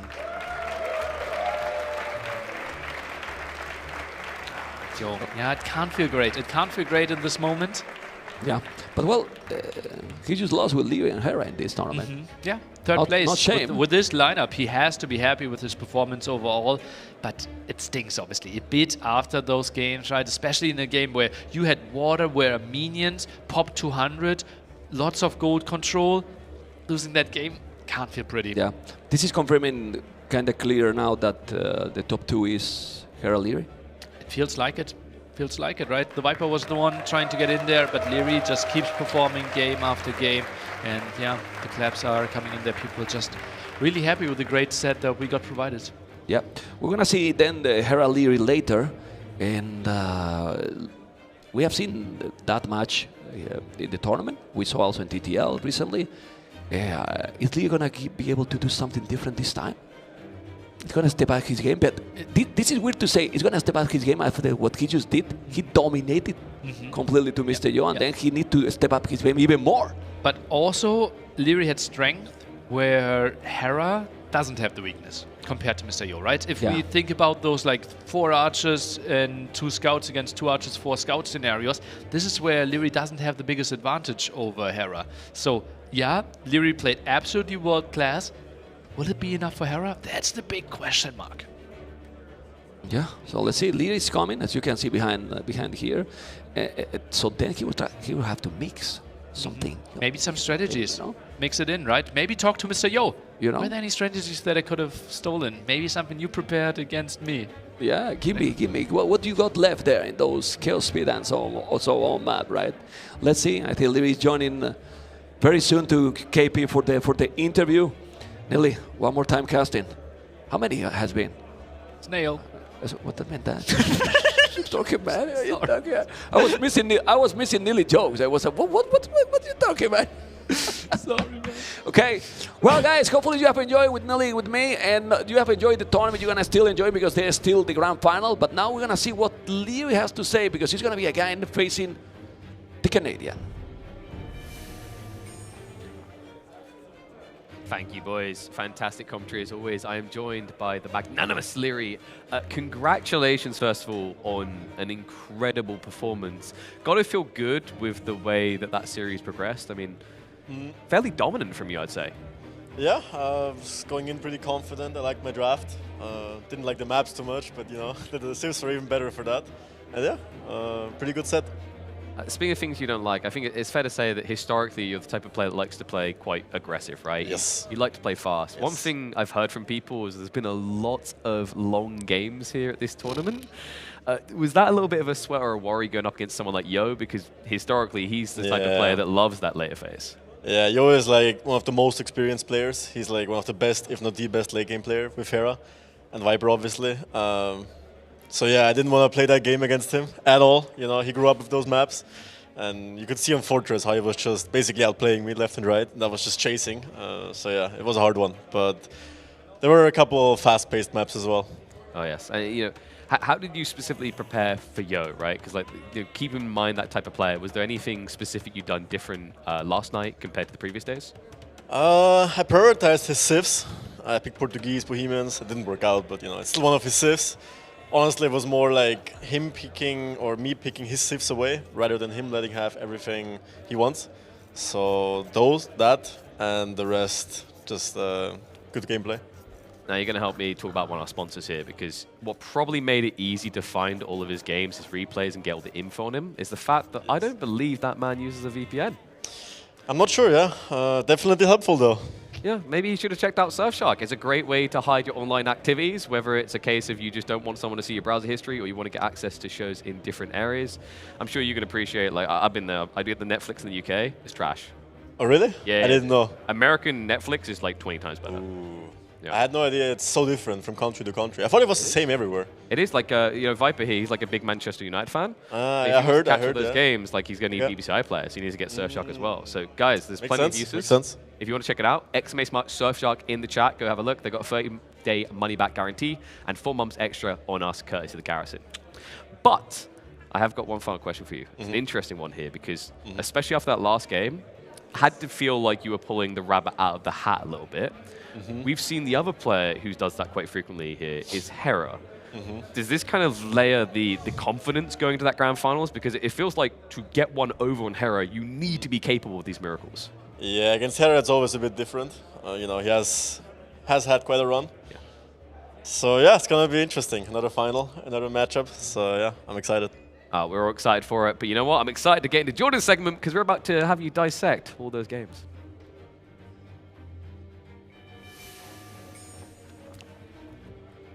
Thank you very much, KPK, for the shout out. And I'm sitting here with Larry, who just won the great final, or loser bracket final. Congratulations for an amazing performance again. Thank you. I think it's like my first final I won the last 2 years, so Yeah, even though it's loser bracket, I will still take it, you know? that doesn't matter. You said you were a big fan of the double elimination, right? So Yes. now we know why. Yeah, first final one, so. Awesome, awesome. Where's my trophy, actually? I'm sure they have one as well. So Larry, let's jump into game number 1, enclosed. This time you were Hindustanis, and your opponent we had as Gujaras. Last time I asked you, it was like you think Hindustanis are better, and this time you have proven this as well, right? Last time you won with Gujaras, this time with Hindustanis. Is there a clear favorite there in terms of the Civ, or does it really depend on the player's skill I there? think the key moment was here when he lost his archers, so his whole Feudal Age push was kind of useless. I was up like a minute or 2 earlier, so I could add TCs right away, got some relics. Yeah. He did raid me quite nicely with the Shramshur Riders, got some momentum there, but I think going into Imp I had way more army and arguably better eco. So yeah, just took that momentum and it was just a camel fest in the end. It was also interesting because we saw you go for skirms instead of archers. Was that a reaction to his archer opening? Yeah. I was planning to go archers, but when I saw he's going archers first, I was like, okay, not this time. Okay, yeah, and it worked out perfectly for you. Were you scared of chakram thrower transition anytime, or were you confident in those camels? I don't think he had the time. Okay. I have way more army going into Imp. He was Imp earlier, but I could imagine his eco was a bit rough, since those upgrades he needs for Gujaras camels to be able to compete do take quite a lot of resources. So it's a hard transition to make. Yeah. I mean, that was a long game as well, but as you said, your economy was just in Castlage a little bit better, and therefore you were able to close out the game as well. Game number 2, we had Regicide Fortress, and was there anything from yesterday's game which you have taken away in order to improve your gameplay for today? No. Absolutely nothing. As we could see, I still lost. Like, I felt like you were a little bit faster in closing the walls on the side. Was that an element, for example? Yeah, it didn't help. It didn't help. Yeah. They just do ramps and break in anyway. It's like, what am I walling for? And then I can never move out. It's a hard game. But yeah, he played it well. It's also interesting because we have seen Bohemians lose a couple of times now due to mobility issues. And is that something the players have to adjust a little bit better, or is it more the Civ which is not as good as the faster ones like humans? I heard like Bohemians are supposed to win this or have a good chance. I don't know how. I misplayed a couple of missteps with my bomber cannons, but apart from that, I felt like hard matchup, honestly. Like, super hard. He played really well, but I never felt like very confident to move out, to be honest. I've been in that position a couple of times already, and I know exactly what you're talking about, where you feel like you're always pinned down and you always have to react. Yeah. It's just super tough if you don't have the mobility there. Yeah. But yeah, Mr. Yo definitely showed up there and managed to equalize the series here 1-1. Jumping into game number 3, we had Land Madness, Lithuanians against Magyars. And he was opening with archers again. Was that archers apparently? Yeah, was that something that was surprising to you? Like, did it catch you off guard? It makes sense because he's up against Magyars, so you don't want to just mirror him going scouts. I have better scouts and cheaper, so it makes sense. But I felt like he was up a bit slow. I think I was faster than him against Lithuanians. It felt a bit weird. I think he had to be up faster. And also something which surprised me was the fact that Lithuanians was his first pick and he used that on Land Madness. No, I think his first pick was Cumans.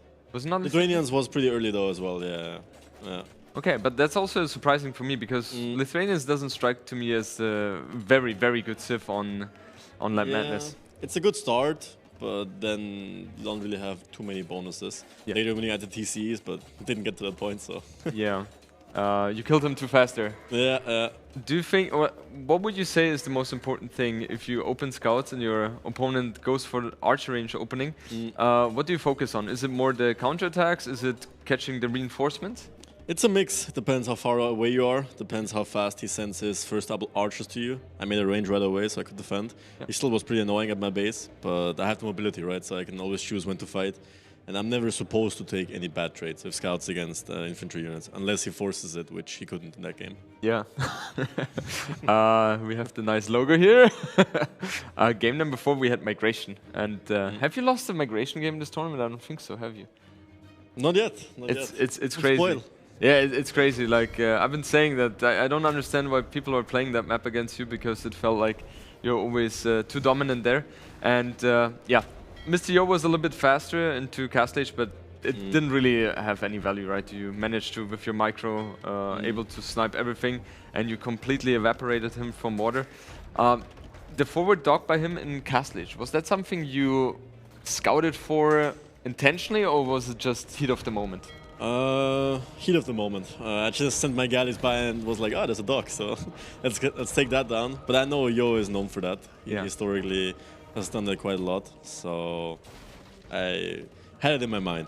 Okay, and Larry, what is it that you always win, except last game, win those mangonel fights? Is that something that's just based on micro, or are you just faster with the Siege Workshop? It's hard to say. Usually it's a bit of a gamble as well, right? Like you predict where the opponent will move, he predicts where you move. Yeah. So there's a little bit of luck involved as well, but there are some tricks where you can get a little bit of an edge. Ah, okay. You can tell me after interview. After. Don't spoil here. Yeah. Gotta keep the secret here.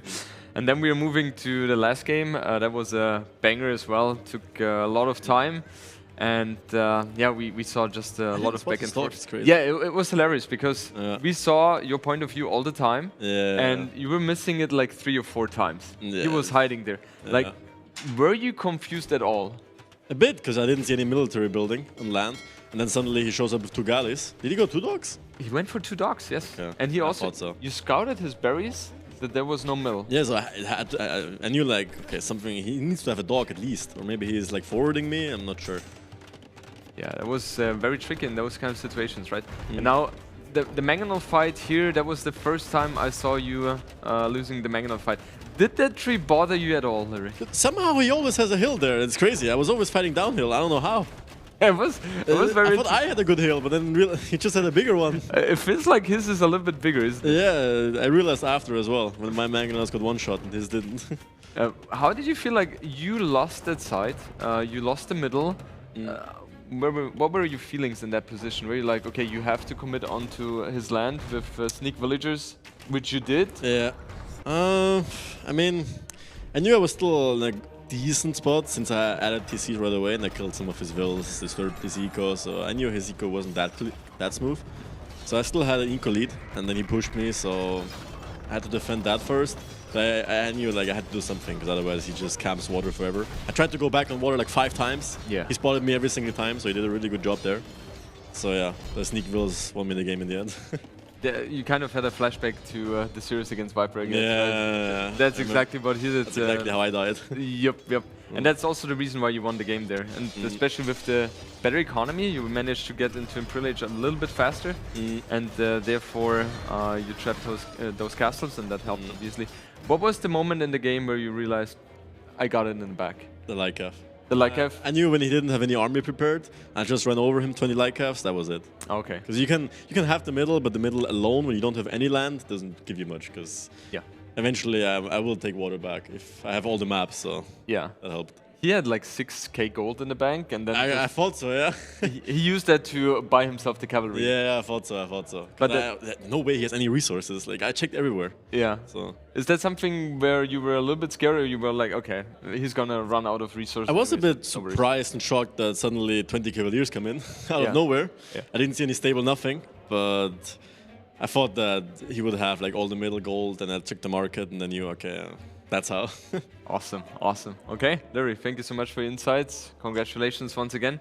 And I wish you a good rest now for the upcoming match against Hera. It's not going to be an easy one, as to post. Nope. Okay, then we will send it over to Killer Pigeon, I think. Let's see. Or Nilly? Okay, yes, Nilly, take it away.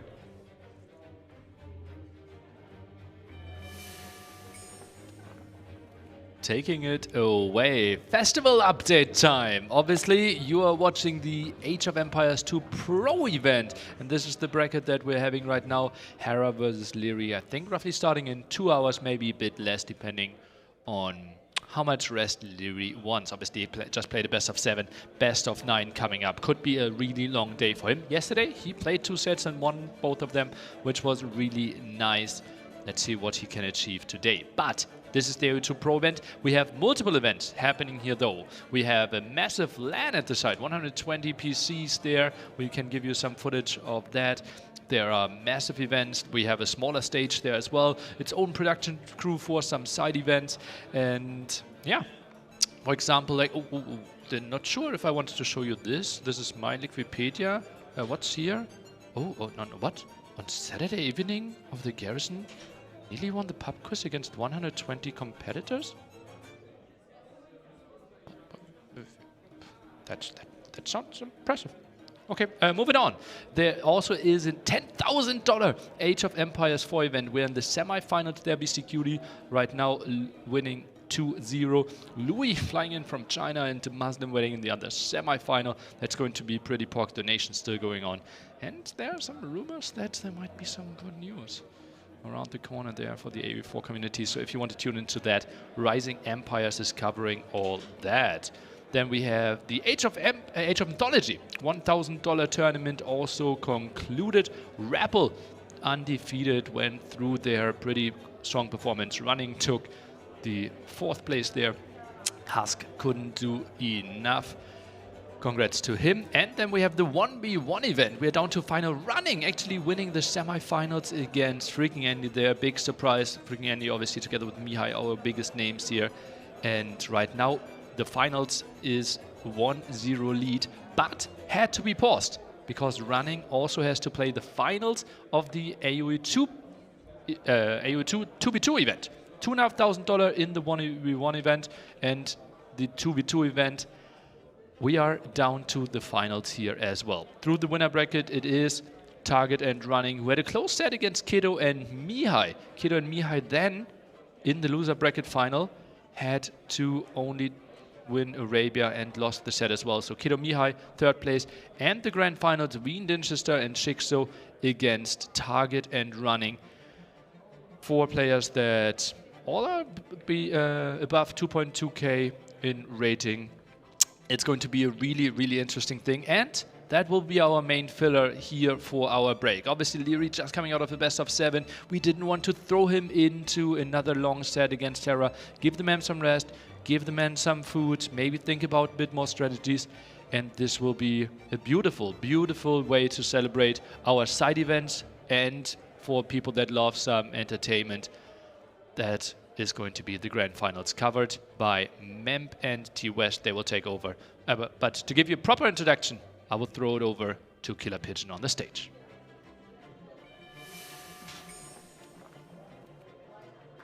Thank you, thank you. Okay, so big shout out to Quizmaster Nilly. He had to get that in there, didn't he, guys? Like, in fairness to you guys, I'm pretty sure Nilly wasn't drinking as much as you guys were last night, so feel no shame in it. That man is just too smart for his own damn good. You know what? It's almost time to get on with the show. We've got a 2v2 finals coming up. Who likes 2v2s? That's not bad. There's also AoE 4 1v1s going on right now. As you heard from Nilly, there's still the 1v1 for AoE 2 also happening right at this moment. But I thought this would be a perfect time, guys, to show that. You guys should be proud. That's already $3,000 raised to help cover the cost of these type of events. If you guys are thinking about donating, remember, it's still going to be open all the way through to the end of the day. Also, on top of that, the top donator will get their hands on a one-of-a-kind, very unique, custom-made Age of Empires chessboard. So that's phenomenal. But guys, like, before we get through to things, once again, really big shout out to all you guys. I've been talking to Being Esports out back. We'll have Gideon on stage a little bit later to talk with me about it. But they've been blown away by the support. With you guys tuning in person here, selling out the arena, by the way, which, big round of applause for that. You guys legends. But then on top of that, all the people watching at home. This has been a phenomenal event, and I love the fact that you've all made this welcoming for everyone from every Age of Empires game. But you know what? It's time to welcome a little bit of variability, a little bit of versatility to the day, because we love to sweat it out on 1v1s, right?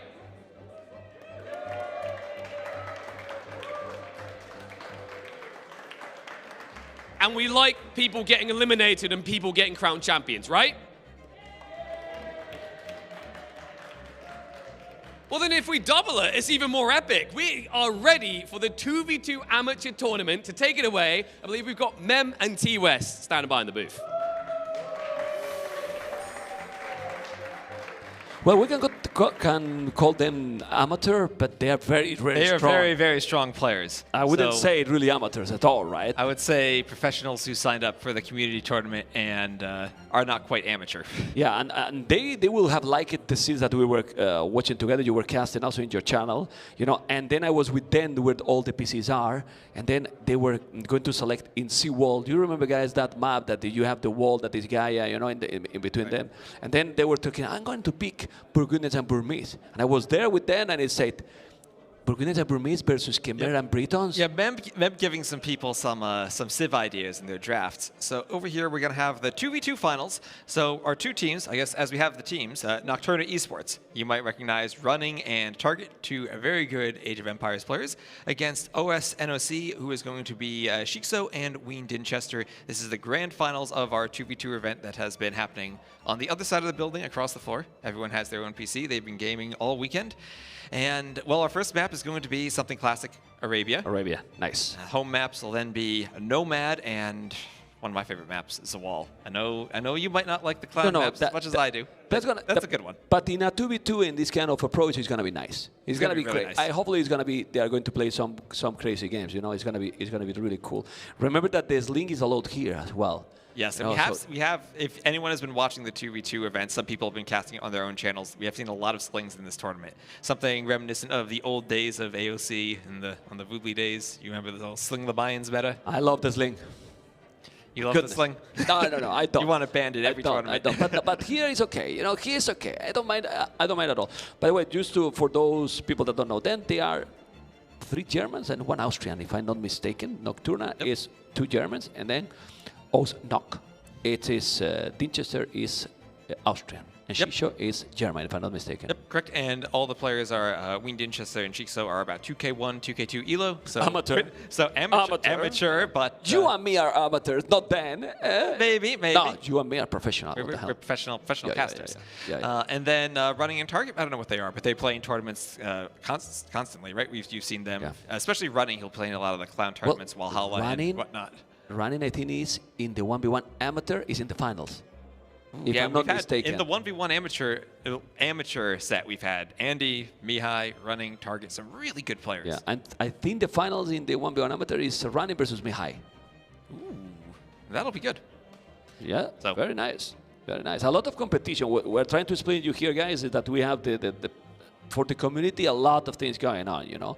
The pro is in the scene, and then in the other part of the building, which is crazy with how many PCs they said, over 120 Over 100. or something? It stretches from one end of the floor to the other. And it's so cool. Yeah, and Andy, I saw, who has been playing in the 1v1s, was practicing with ACCM. I was in the player room watching ACCM, and he was playing his games against Andy. All right, I think we got to show the area. Yeah, we can see that. Okay. Yeah, they stretch all the way back to the end of the row. Yeah, very nice. Well, this is BCQ, you know. I don't know if we have any other camera. So the front row there is some AoE4 streamers. Behind them is the AoE4 stage, and you see the ring lights and all the cameras for everyone who wanted to stream their point of view. The room goes all the way down, and around the corner there are even more streamers. I think that's where we have the German broadcast of the main event. But they don't care about us. They are just playing their focus. I mean, they're focused. I mean, they're several times to say hello. How you doing? Are you gonna come here? No, we're playing here. They're there all the time, man. They're there. They're all the focused. time, man. And hey, there's prize money for these community tournaments. True. So they are very focused. And the winner of the 1v1, because I'm being focused more in the 1v1, you know, guys, that I like the 1v1, you know, is I think the winner get $1,000. The winner. You know, $1,000 for the winner. I don't know the 2v2 how much it is. You can tell me. I'm looking at the Wikipedia page, right? What does Nilly always tell us when we have a question? Ooh. Check Wikipedia, right? First place is $700. Second place is $400, and third and fourth each are $200. Very nice. So as an amateur tournament, that's a nice prize pool. Very nice. Well, we're gonna go and focus now in the first game. It's gonna be Arabia and in. The saves, I need the saves. The saves now, production bad. You need your draft back. Okay. They removed it because we're going to go into the game. Okay. But Arabia, I was going to make my prediction. The production is trolling me, you know. Like they removed the civilizations here. What's okay? My memory is just it's it's Arabia, right? What do you expect from Arabia, right? You have an archer civ and a archers cav and civ. scouts, Yeah. right? At least that they go Britons, Dinchester, Georgians, Slavs, and Koreans. Well, I prefer Britons and Georgians. Ooh. You know, No? very sneaky. The Slavs are one of my favorite team game civs, and I'll tell you why. Because of their team bonus. +5 garrison space for all of their military buildings. And the Koreans player now is essentially saving 75 wood, doing a barracks and 2 archery ranges if they do that standard early game archer pressure on like 18, 19 pop. Okay, I like that more, but that last bonus, is that strong? I think it's a really strong team game bonus. Okay. Remember red and yellow on the left. That's Dinchester and Shisho on the right. Running and target the maps. Well, I believe the scouts obviously will go Georgians and Slavs, then Britons and Korea with archers. Don't think we're going to see here any crazy strategy, right? Like it's gonna be standard, no? You don't think we're going to see a sling here? You Don't think with these players? with these players? I mean, Wien Dinchester and Chiczo did lose to slings in the earlier round. That's how they got knocked down to the lower bracket. Okay. They were against freaking Andy and Leo, who was a 1400 player and slung Andy, and they found some great success with that. Yeah, we're slinging a lot, man. I have put him in the blacklist, you know. Not invited to the next team game tournament. Not anymore. Okay, jokes aside, we can see now how the players are just getting the economy going with 3 villages on wood. The players who are going to go archers, 2 on wood. The players that are going to go scout probably. Look at Target. You know, well, Target is another player that it was playing also the tournament in Age of Mythology. I was talking to him. I has met him for the, you know, I've been playing with him in Rage Forest community quite some time, and now has been able to meet him in real life. It's very cool. The experience to meet all the people, to put faces to behind those nicknames is what is making these LAN events special. Absolutely. And here we have more ostriches being pushed in from running. And running in Target, the new NOC clan, we've seen a lot of these German players playing together and playing together quite often, forming this clan, the old Laka clan that has been playing together for a long time. And they are the favorite for a reason, but they have lost games. Another team, Mihai and Kiddo, took a game from them in the winner bracket final, so they have bled a bit to get here. Okay, well, talking about the favorite, I think Target and Running should be the favorite here, no? I think so too, but we'll see. We'll see. It's a 2v2. It's a best of 3. Anything Yeah. can happen in a best of 3. Okay. All you need to do is win 2 games. Yeah, what we say about the favorite is because, well, considering their elo is definitely stronger, but in 2v2, the elo matters less. If you have some good coordination, some good communication, 2v2 is something else. Exactly. Okay, they are doing the low, everyone at the same time, except that yellow, Georgians can't expect it, is going up super quick, 18 population. Yep. It was maybe a bit interesting. We just had a look at Running's base, is that he is the Koreans, and we might be expecting him to go archers. He didn't do the mill in the Dark Age, which is something you see skipped by a lot of players these games, in the team games, if they're just going to go for the archers. He's going But forward? He's going forward. Okay, maybe not doing something standard. He could be going for a tower rush as the Koreans. Oh, I like it. Please, yes. Something different, not the same thing like we used to see in these 2v2s. I like it. He's going to go forward, but for now he didn't explore the most important. We need to go to the scout and see. Berries, he find the wood. So, tower behind the wood lane? Yeah, maybe. And Wing Dinchester are doing what you'd expect from a player in this 2v2 right now. The meta is not to do the middle on the berries, and you just want to make 2 archery ranges as soon as you can. Yeah, he's doing the barrack already. He doesn't want to go, obviously, without anything. I mean, if you go towards, usually will send more villages or not. He's sending only 2 forward villages. If you send 2, you want the tower to be hidden, and you don't want them to see it. Yeah. So, let's see what's going to happen. Obviously, he will do first, then the archery range, and then when you have the archery range, you make a potential tower. You can do it that way. He is making the barracks on the way forward. Okay. So Shikso will be our first player up there. He skipped Loom to go up. Let's see what We'll he's be gonna winning do. the scout fight there. And as the Georgians, you're happy to take this fight. You don't care about losing the HP because your scout's going to heal. You're recovering, that's good. And now, just make a tower there. Well, archery range first, and after the archery range, the tower probably in that area, where the most is there now. Yeah, probably a forward range. A bit into the forward, tower. right? Yeah. Yep, and that is pressuring the gold too. That gold's pretty far forward. Then when these kind of things happen, I believe that target should come with a scout to red area, to double him. Right.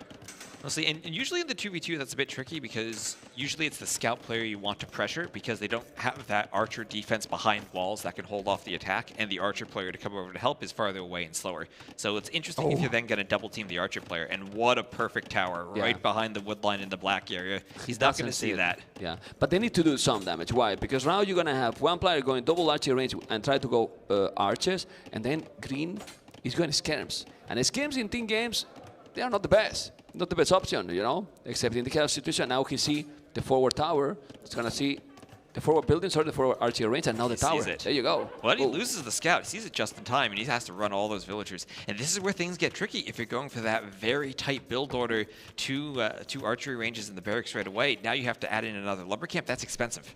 And another thing, I don't think that that Dinchester has yet a mill.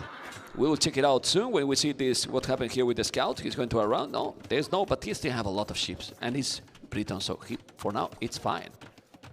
Yeah, for now it's fine, but he needs to find a way to get that mill up and eventually get a blacksmith too, because he's going to need fletching for his archers. And it's just a skirm's opening from running, so good old skirm spearman forward with a tower. Yeah, it's very important to see what blue and yellow are going to do. For now, they seems to be playing 1 versus 1. Yellow is going for, or better say, blue is going for yellow, keeping them green quiet, because if he get double also, oh boy, target is doing a defensive tower. He doesn't really see where Red's army is, if Red has an army at all. So he's being very, very safe and not letting anything sneaky come to his base. Yeah, he's truly doing the blacksmith. At the end, running didn't do too much damage. I like that tower in the sense that, okay, if he's ready, he's protecting the farmers, the berries, and kinda the wood. But yellow is still at home. He's not going to attack at all. And green is going around now with his army. Where is he going to make another tower? Yeah, he's walling a lot. He's mining a stone. And now running will do what? He has the stone and the berries in his forward right now, and he's just going to try to run around with the skirmishers and do whatever damage he can. But look at Red. Out completely of food. He has no food anymore. Is he doing village even? And the hard thing now is if you only go for skirmishers, it's tricky to deny someone from taking the berries if you don't have archers. Oh, but the fletching is so good here. Now we have red and yellow going with the scout and archers all together. At home, we need to check it out. He's doing the mill, but the schemes are going to be there. that he has red the stone. Yes, he has. So if he's coming with another tower, and he will, because he's mining a stone, he will have to counter that tower. You don't want to move anymore because red doesn't have any other wood. Yeah, right? And, no? Yeah, and we'll see what those skirms can do, is because, as you said, no other wood for red. All three of his wood lines were forward, and the skirmishers are going to try to hit Vils from the corner over those walls on the lumber camp. But this is where it's only skirms. It's not a bunch of archers that actually have the threat to kill villagers. As long as you pull the Vils back, they just get a bunch of idle time. That's going to be a great second tower. Yeah, he has to be careful.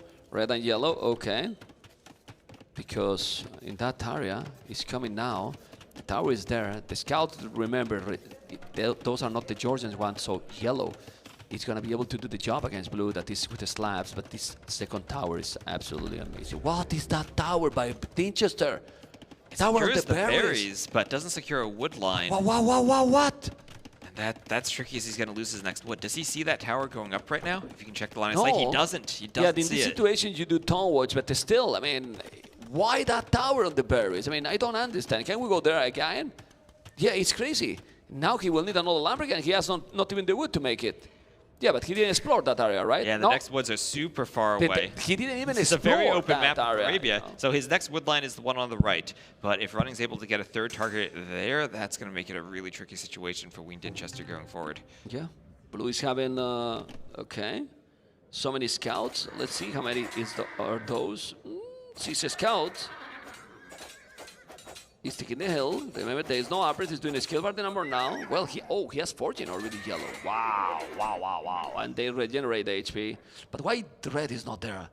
Red should be here, helping to kill that one. Because, well, now you know why Red's a bit he's not. busy. Red is a bit busy fighting with villagers, and he's going for a second tower, trying to secure that wood line, and he needs this tower to go up. He needs to get access to wood. Yeah, be careful. He's kind of panic already. He's going to take a village. No, he didn't actually. He's doing a good job. You got to be careful. And so much going on in these 2v2s as Shikso heavy on the farms. Oh my god.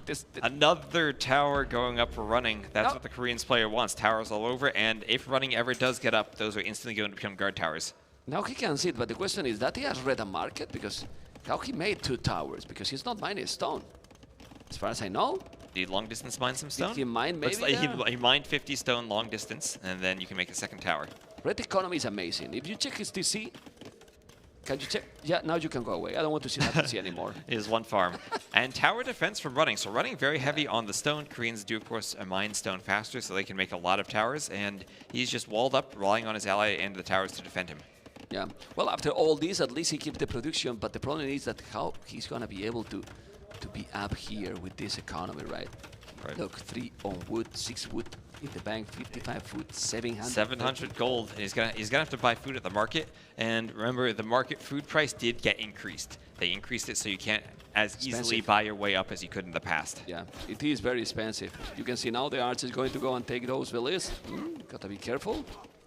He's flaring there, probably like telling, move there to see if there is something. But now, getting trapped. Target is killing everything. He's doing a great job. Great play from Target. Yeah.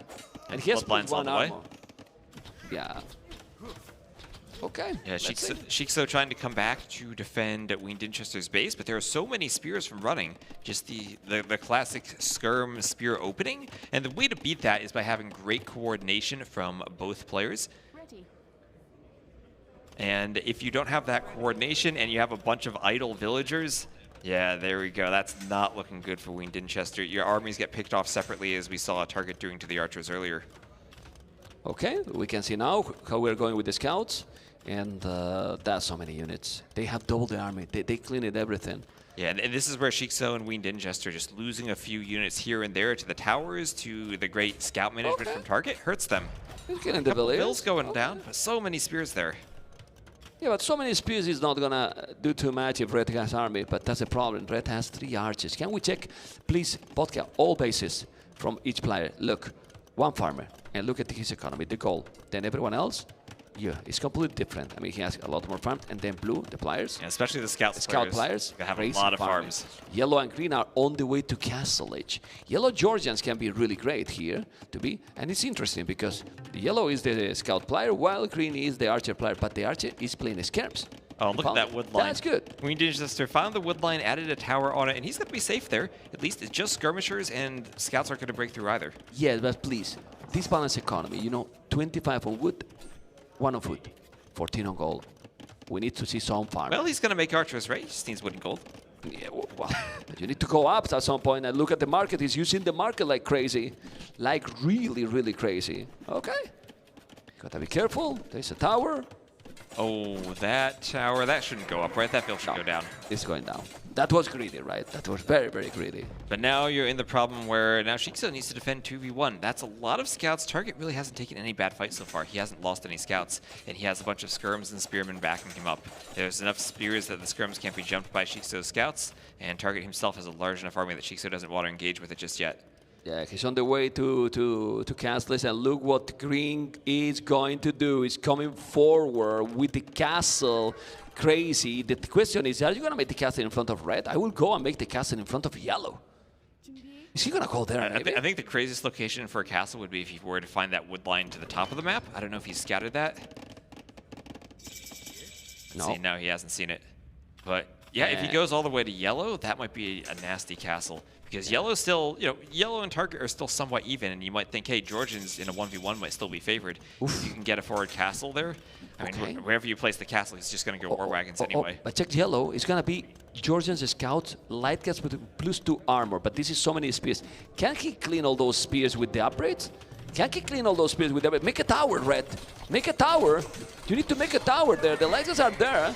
Now blue is there with the scouts. He's not denying this, and this might be the first game.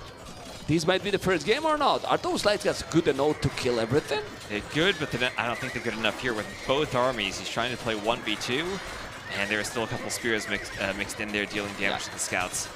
Yeah, and he didn't make any tower there or anything. He has no army red. And now he's going to kill those archer ranges.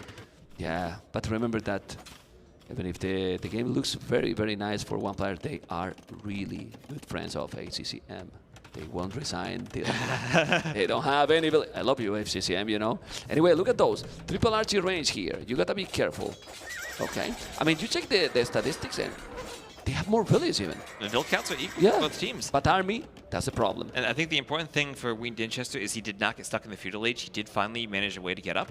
But what's going to be tricky is now he's the archer player. He wants to make crossbows use the Britain range, but he's going to be against war wagons. And the Koreans these days, they get free armor on their war wagons. Crossbows don't really do much damage to them. Yeah, and you can do also siege war shot, because then the opponent might have a lot of a scout like he has. He's going to make light guns +2 armor. Yeah, let's see. The TC is going to be up, and what you do, it's a very, very awkward position for red player. Yeah, he's trying to do another TC, and the only thing that really is in his favor right now is that he has the back wood line. He has access to wood. Yeah, the problem now is that also you see towers there by the Korean player. Koreans playing use completely unorthodox, but it's working, man. Yeah, and Shikso, as the Georgians, has a score lead over target. Sometimes you go for this aggressive tower rush, and as much as you're doing damage, you also put yourself a bit behind, and you can kind of turn it into more of a 1v1 on the other side of the map. Well, I mean, Shikso has Georgians. They have a good echo, and he's doing a good job. He has 11 knights. Whoa, 11 knights. If he's playing properly with the knights, he can do damage. Like, blue has only 4 knights. He's going to do more now, but he could help even with the knights there. Yeah, I can see the wood now, but still not enough. He's coming with another tower. If yellow sends some knights here, he clean everything. Yeah, he does. That's what makes these 2v2 so tricky. You were talking about running, maybe putting that castle on yellow. Right now, yellow has a good score lead over target and has more knights out, and is the Georgians. Yeah, he's going to send the knights or not. He has the knights there, and he's coming. So let's see if he's going to be able to clean green. If he clean green, Britons could be tricky. He's still the village number, but now you cannot let him make that tower. The knights are coming. He's +2 knights. Let's see if he's going to be able to do it. Can we go to green point of view? Fog of War, please. Yes, there you go. But now he's coming with village. The knights are going to be there and just kill the villages. Well, or maybe the wagons. The wagons are so tanky. Now there are really skirmishers tanky. mixed in. There are skirmishers mixed in, but one of the few units that actually can kill the war wagons with all the HP they have. And, well, great play by Shikso and Ween Dinchester, and they're taking the score lead down in this game. Well, green has lost everything, as you can see. Look at now blue trying to attack some to yellow, but now green lost so many villages. He's behind the villages with everyone, and there's no army for him. What the hell? He's crazy. Yeah. You made the castle and it's not working. Look at Shisho. He's with... Yeah, he's exploding now, but only 1 TC should do more. Well, blue has 1 TC as well. Yeah, and here's where he just needs to make sure he has enough knights that he can defend from target and not get raided because he's not walled yet. He's not fully walled like target is at the other side of the map. You need to make houses there. You need to make houses there. Need to make houses there. You cannot make houses. You cannot get He attacked has enough here. knights, maybe. And the wagons are coming too. He's gonna send more knights. They recover the HP, but they need to recover the HP really fast here. Yeah, and there are those houses you wanted just to keep the knights out. And this is tricky. It's still 2 armies against 1 for the moment. But she's just doing a good job so far. Yeah, we need to check quick on the right side because there's knights going to green economy, and then green economy has 2 towers, yes, but those knights can do a lot of damage here. He's gonna be able to do the job or not? Oh, He's just gonna sit there. Man, what are you doing, man? Oh, come on. He's gonna be chased by a lion. Man. Okay. Yeah, now, imagine what he's killing, what he could have killed. A lot. He could have killed a lot. Population, 108 villages and 55 army. Noctura, less villages and a little bit of less army, but this is looking okay now. And if the Britons is doing Bodkin and Ballistic, which he doesn't have, they can be sick. Yeah, and sometimes it's better for the archer player to be the one who dies because you don't need as much of an economy to add archers and crossbows as you do to add knights. And you probably have the mobility also. This is what he's doing here, the damage, having the mobility. The problem is that now yellow, with only TC, it's in troubles. He has wagons and knights, need to face against 2 players, and this is complicated, but he's gonna be able to clean this. Maybe with the TC fire. Maybe with the TC fire. The problem is he is the Knights player, so he hasn't invested into Fletching or Vodkin on the TC. No, this can be the game. This can be completely the game change here. There's no more Knights from yellow anymore. And then they call the GG.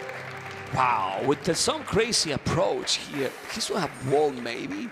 Well, Yellow didn't that was wall crazy. at all. So Yeah. I think first you talked about having a civ advantage for Shikso and Winchester at the start. So our higher seeded team running and target, they didn't play standard. They tried to go forward, do the tower rush, do something a bit non-standard just to shake it up and not really get to that point where they have to fight Britons and Georgians right in the meta strategy that they want to go for. Are we gonna see in the game 2 was the home map for them, for the loser team? It was Sewall? There were Zeral and Nomad were the 2 home maps. Let's see if we could get the draft back up, we'll see which team had which. So OSNC has Nomad as their home map. Well, Okay. Nomad is still can be crazy, right? Right, and let's see, they had used Britons and Georgians. They still have Portuguese, Bengalis, even Berbers and Italians. Great Nomad civs. Don't think they used Teutons there. Nocturna, meanwhile, they'd used Koreans already. And we could see Burgundians, Lithuanians, Khmer maybe. I want to see Berbers and Portuguese. I would like to see, you know, both Dude. castle drop. Both Castle Drop? I wouldn't mind. You should go give them some advice again. Yeah, I mean, They I listened said to your that advice last they time. go always the castle drop, you know. And then for the others, what you said, for the Nomad Mongols, it's gonna what is gonna be? Mongols maybe? Lithuanians, I think you pick on Nomad because of the extra food you Good get to start. from TC. Good to start. Okay. Okay, and we'll see right away as they head into game 2, and we'll see what map they picked if they indeed went Nomad. These players don't wait, you know. They are going They straight. don't wait. They know what they're doing. Okay, game number 2, guys. Let's see. Because remember, this is only a best of 3, and we have the map Nomad. And the cities are Italians, Berbers, Lithuanians, Romans. Okay. Okay, Romans. So 5% faster resource gathering for all of your resources. Could be a really good Nomad civ too. They have a great economy for it. Interesting, yeah. Berbers. Well, Berbers is nice. Faster village, yes, but what we like to see is that if you drop a castle, camel arches can be really, really nice. Also, the galleys are faster, so can be good. But I believe that here, who is going to go water might be Italians, no? Because remember, guys, that usually in the 2v2s, one player will go water, the other will go for the land. It's Exactly. a normal scenario. Right. And this is Nomad, so players pick their TC locations, and Running and Winchester really close to each other at the south of the map. The other 2 players, Target and Shikso, kind of far apart. And this actually might be individually what you want for the Lithuanians or for the Berbers being so far away that you can have that option just to boom up and work on your economy and not be threatened. Okay. How is the dock location? This is so important. Red and yellow. Green is in the corner on the south. Yellow on the top left. While red so far on the other side. Blue is kinda... Yeah, I think yellow position is the best here. Well, green is fine too, but yellow position, look at all this area with all the fish and lonely. Yeah, that's a wide open fish boom in the corner, and it's the corner that spawned without the land. So the corner has so many fish in it because it's pushed away from the edge of the map and gives more room for them to spawn. But that's what is making it tricky now, right? You are the Berbers, maybe you want to go land, but then you have an area to fish boom like crazy. You want to protect that. You do. And remember, Berber is also a really good naval civ because they have the faster moving ships. If you wanted to go galleys and micro when you're that far away, you should have an easy time doing it.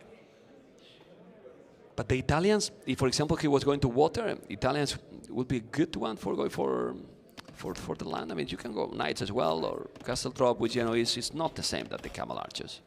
Yeah, and here we have maybe on the right Ween Dinchester and running are close enough where Ween Dinchester, as the Italians, could consider going galleys to destroy the fishing ships. But all in all, the docks are pretty far spread out from each other. It wouldn't surprise me just to see a situation where all 4 players go for a fast castle, or maybe Ween Dinchester and running do some type of feudal tower rush or aggression, being so close to each other. If they find each other, right? Because we need to check if red can see blue and if blue can see red. Which for now is not happening, right? Yeah, and you can see the scouting patterns on Nomad. Usually you have a bunch of Gaia sheep that you collect. You have 1 sheep going along the coastline, just checking for the dock locations to see whether you're next to someone and whether you need to go water. Yeah, because remember, guys, that in Nomad you don't have a scout starting. You need to find everything by yourself without any help, and then you have to find the herdables and then explore with them.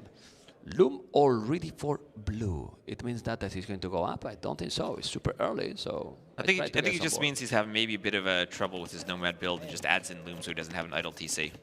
Yeah. Also, he maybe was going to be housed as well. So, okay. Would you prefer as a combination, Italians Berbers or Lithuanian Romans? I mean, I think they're both great combinations here. I could imagine them going either way. Okay.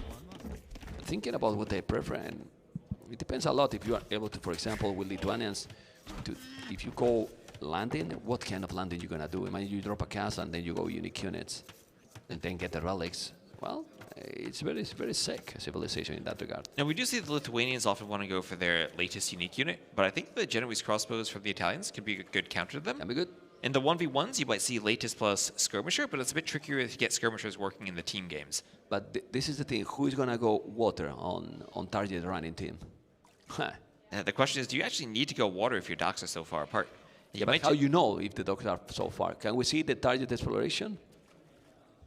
Yeah, so what we really want to see is that, so green has seen, I think, the dock from Ween Dinchester. He sees that dot on the mini-map. And red and blue, they are not that far. Yeah. They are quite close. Yeah, so that the team does see the house. That'll indicate the dock is right there on the coast. Yeah, and red can see him. Can see blue. Let me check now. No, they have no idea. Yeah, they haven't found the dock location yet. So that's what makes it so tricky, is if you haven't scouted where the docks are, you don't know that you need to send galleys there right away. Okay, let's see, because we have now the first player going up. He's actually quite fast, and he's going up with 17 villages for fishing ships. Clearly, the Italians, as we expected, is going to go water. The question is where he's going to make the second dock. I think he should do it. If he's doing a dock between green and blue, it would be amazing. Oh, we'll see, because he has the dock villager out there, and sometimes you're forced to do a dock just because you have the villager there, and your TC is kind of far away, so you don't have another option. Yeah, but he's doing the dock kind of together, so he wants to be together with his first dock. What is that dot red? It's a sheep at the bottom?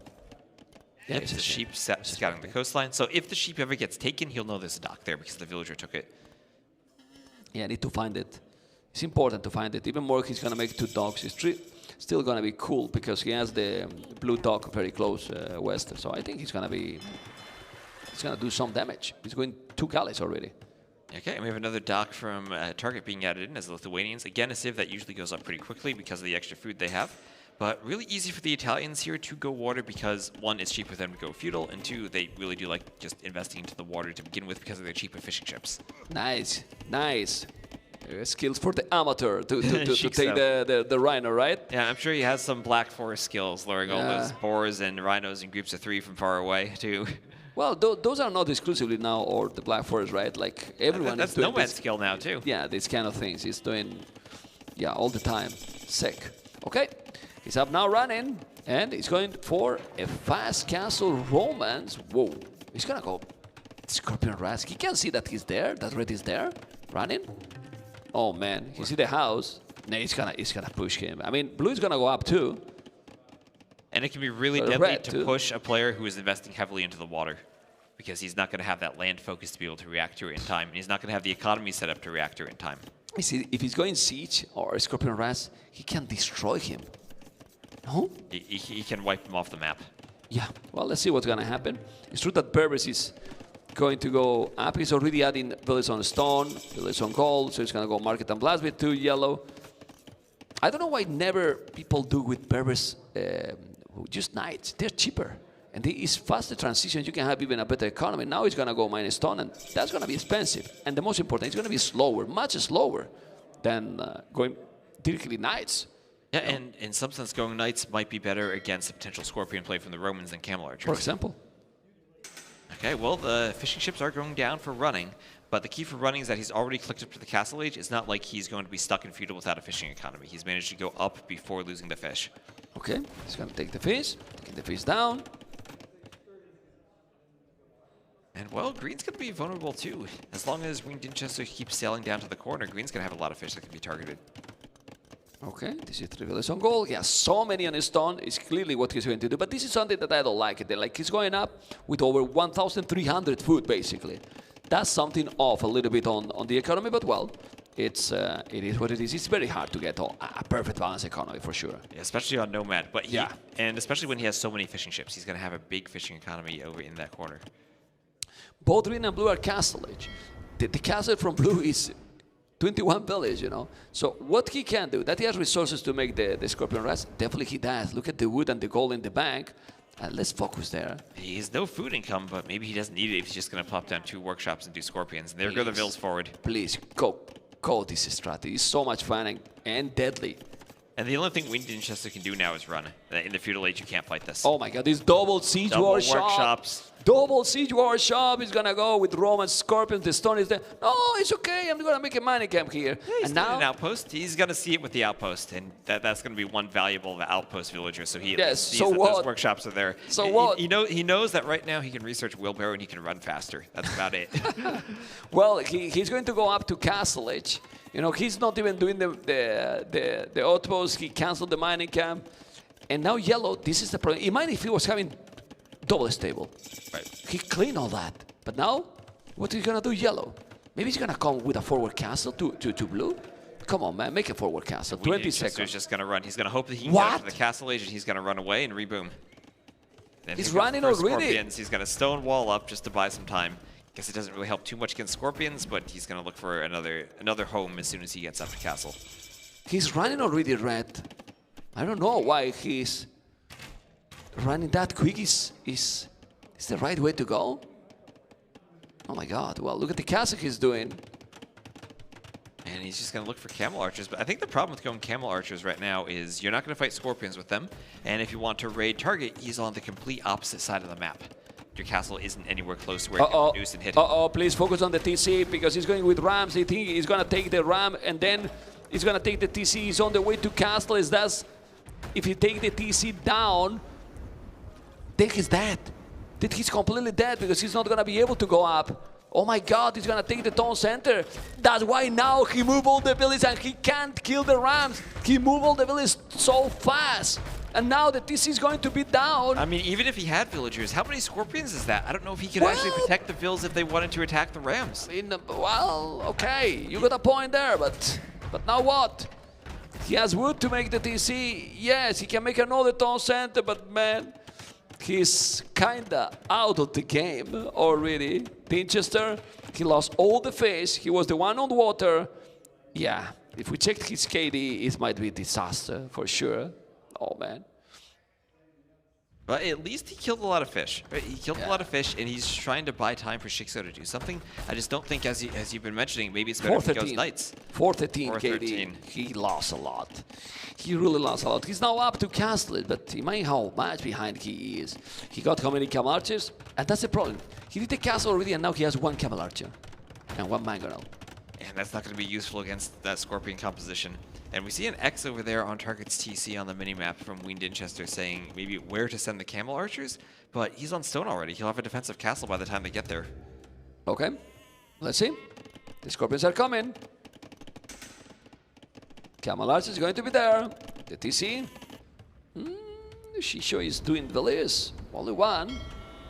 He has only one tone center also, and green is now booming. That's the problem. Target is now booming. He has, let's say, killed red, and now he's booming.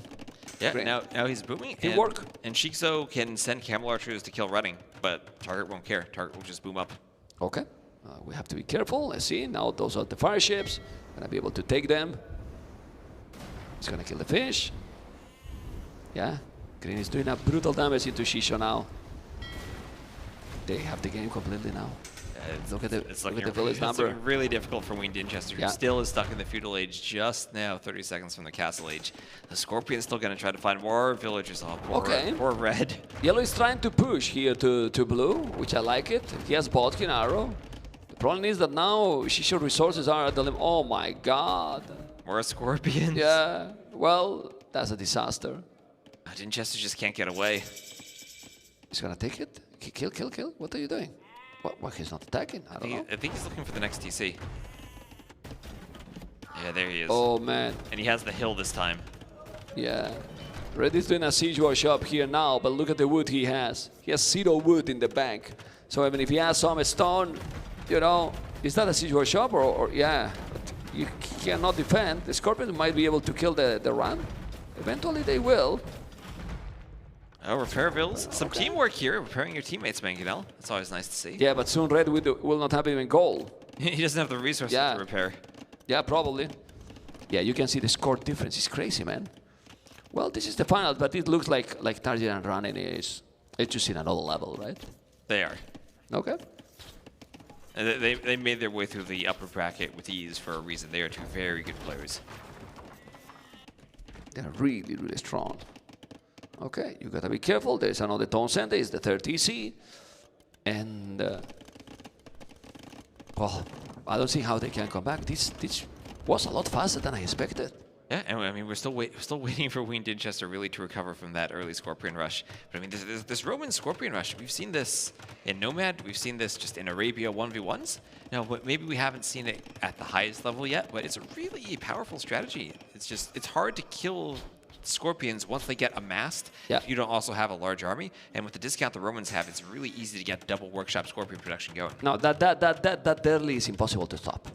That early is just really, really impossible to stop. Yeah. And I think great recognition of the Nomad TC locations by them to say, hey, we're this close. The Italian player is going for water. We can just go Castle Age and kill them. We can lose the fish, but that's fine. As long as we get Castle Age, we can do the workshops, no problem.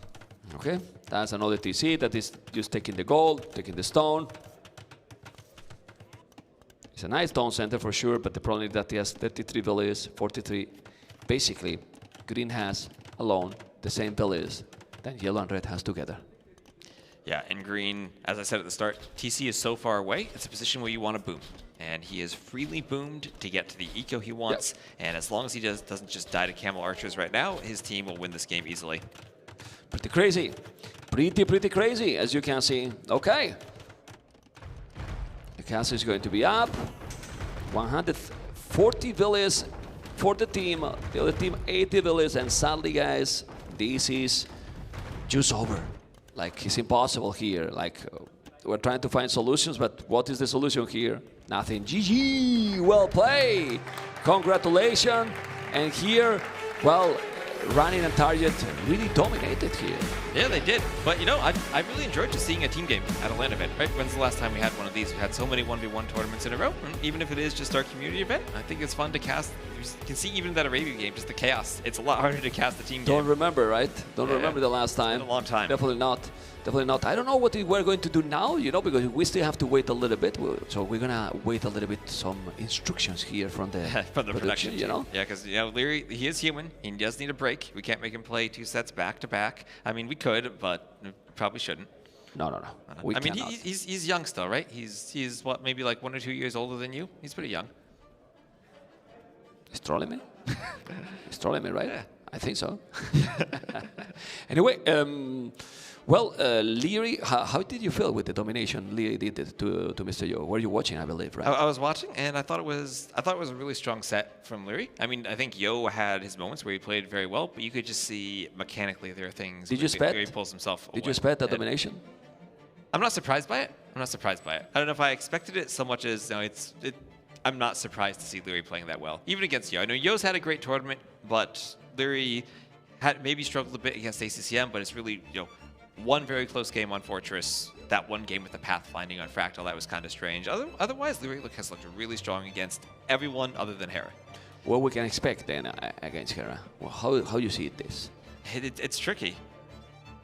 Because how many games in a row has Leary won against Hera now? He's had a sweep in the TTL finals. You mean the Hera against Leary? I mean Hera against Leary. We had a sweep in the TTL finals and then a sweep in the earlier in this tournament. We don't have to remind that to the viewers. I think we can. We don't have to remind that. No. We don't have to remind that to Leary. We have to Leary say, might be watching now during his break. We have to. No, he might be resting. I'm sure that he's not. He doesn't want to listen to you and to me. Anyway, I think Hera is definitely a favorite, but I was talking last night with Leary. Okay. Was he confident? I think he's not worried. Okay. He knows where is his strength and why he's probably having the problems, And I think he can step up his game and surprise more than one people that they think that it's gonna be a clear series for Hera. Okay. So be careful about that. Be careful about the kid. I mean, Leary always a player who I feel like sometimes he plays against Hera better in their practice games than the results on stage in the tournaments might show. Well, I don't know because I don't see them when they are practicing, but maybe he has to stop practicing with him, right? Maybe. Well, who else is he going to practice with? Who else is at that level? Well, you don't need because also you are kind of doing your opponent even stronger. That's true. That's true. Well, who else that? is Hera going to practice with? Because if they are the top two players, and let's say that Hera is now on one step ahead, right? Yeah. Yes. You don't want to make him be even better, right? Let him practice with all this because you are now clearly his competitor. You need to practice with someone else. Right, it's tricky, right? Because if you're Leary, you still want to have the best practice you can to make sure at least you're finishing second, right? Whatever he's done has been successful and doing very well in tournaments. Yeah, but not for now, gotten to that top stage. But for now, I had the feeling that Leary is also clearly the top two. I think pretty clearly too. Yeah, I mean we've had some competition from Viper, from So you don't recently, you don't need to get the gap with the third bigger. You need to get the gap with the first closer. Right.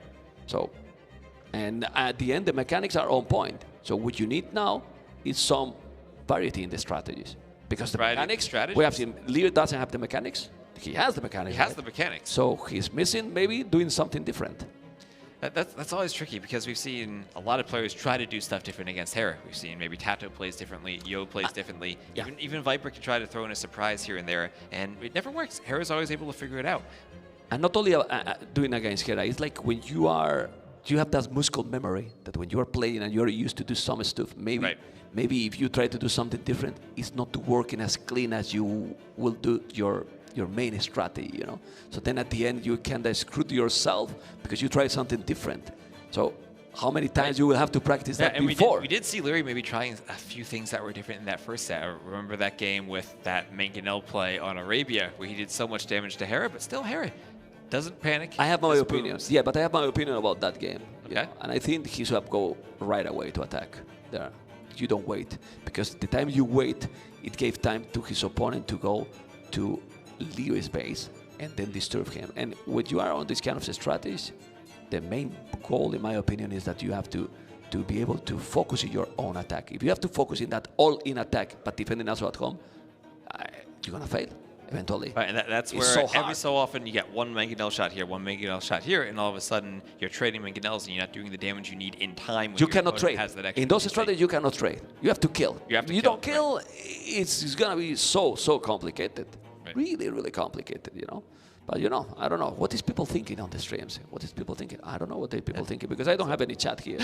So what I'm hoping is for Leary is that, remember the NAC finals? He played Hera really, really well. Maybe a couple things go differently in a couple of games, and he could win. Looked very different than the Leary, who's just been swept by Hera the past few games. Mm-hmm. Maybe being in this landed environment with the stage. I know the last set did have the stage, but wasn't quite the same pressure as being in the grand finals. He still had that lower bracket to fall back on.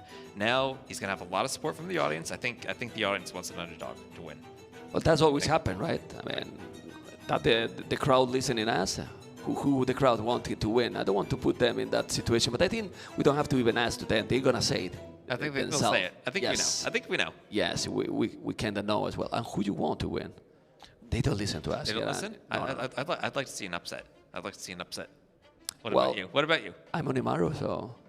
Oh, that's true. You have a teammate. Yeah, You're it's a my teammate. You're a I'm biased telling you, caster we here. were last night talking, man. You're saying he needs a new practice partner. I think he has one right here, his teammate. There's many ways to practice. There's many, and now I'm serious. There's many ways to practice. You can practice obviously mechanically, but when someone is as good as he is, you need to analyze the games, in my opinion. That's what I think, you know, because he already know everything what to do. I mean, are you gonna teach him how to go fast, what hotkeys you need? He knows all about that, right? So it's about more. Okay, let's check the draft. Draft for these maps is very important, right? What you pick, what you don't pick, and then after the draft, what the strategy we're gonna pick. Migration has complete different openings, for example. It does, and Larry has had very smooth openings on Migration so far. It's been a great map for him. Yeah, but it's always very mind games because you think, okay, Migration, what is Hera going to do now? What am I going to do? Do you have to think on what your opponent is going to do, or you need to focus on yourself? I think you have to do both, but you have to do both. And I think that's what Hera does so well. He can play his game in the context of other players trying to throw him off. And no matter what, like Tato or Yo try to throw at him, he still finds a way to play a clean metagame in the context of someone doing something off meta and trying to disrupt him. I think if I'm not wrong, I don't know if they can see behind. Yeah, but they are setting up a quiz for you guys, for the viewers, and I think you're gonna enjoy with the names that is gonna be there also with those quiz because it's gonna be really fun. You know, it's taking a few more minutes and we're going to move on. You know, don't worry, guys. You're gonna have Wes and me not too long anymore here, which is a pity because we enjoy being here. We do enjoy it. Yes. But I'm gonna enjoy that quiz. I want to see what are the teams there. I heard it was Nilly and Jordan against Viper and Tato. Okay. So yes, those are the names. Exactly, those are the names. I knew that Viper and Tato were there. I didn't know the other two. So okay. you have more information than me, man. So we've been talking about the finals, but let's talk about what's important: the quiz. Those two teams. Who do you think is gonna win? Give me your prediction. It has to be Viper Tato, no? I'm gonna tell you something. I think it's gonna be Nilly. I mean Nilly and Jordan, but I think it's gonna be Nilly. So Viper Tato, Gamer Legions versus two players that are in quotes retarded, and then former they win. Gamer Legion. And former Gamer Legion, but they are in quotes out of the scene and they win. Then Viper and Tato are gone, are done. Maybe they are. Maybe they are.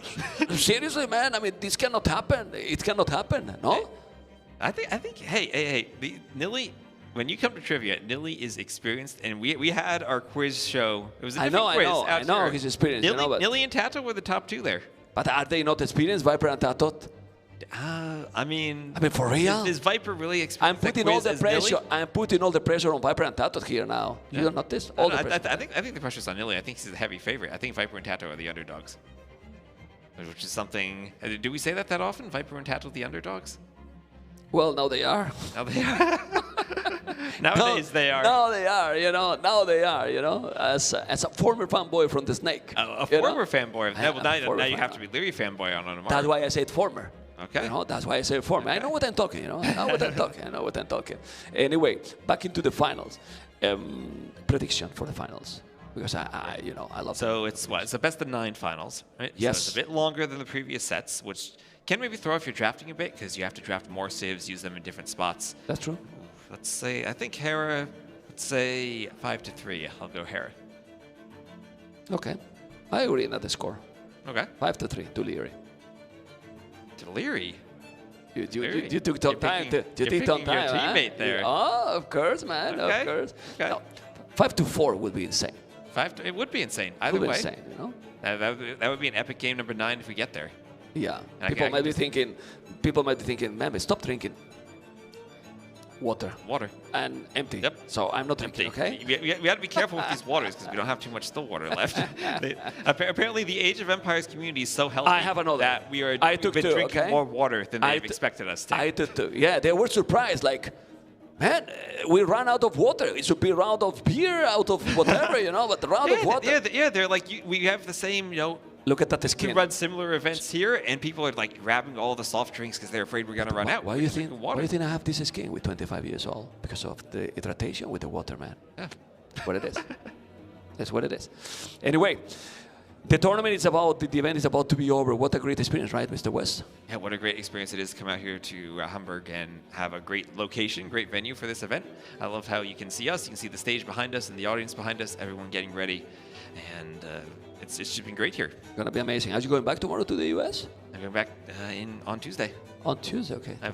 I have a day of travel first. Okay, I go tomorrow at 7 a.m. My goodness, we'll have to wake up at 4.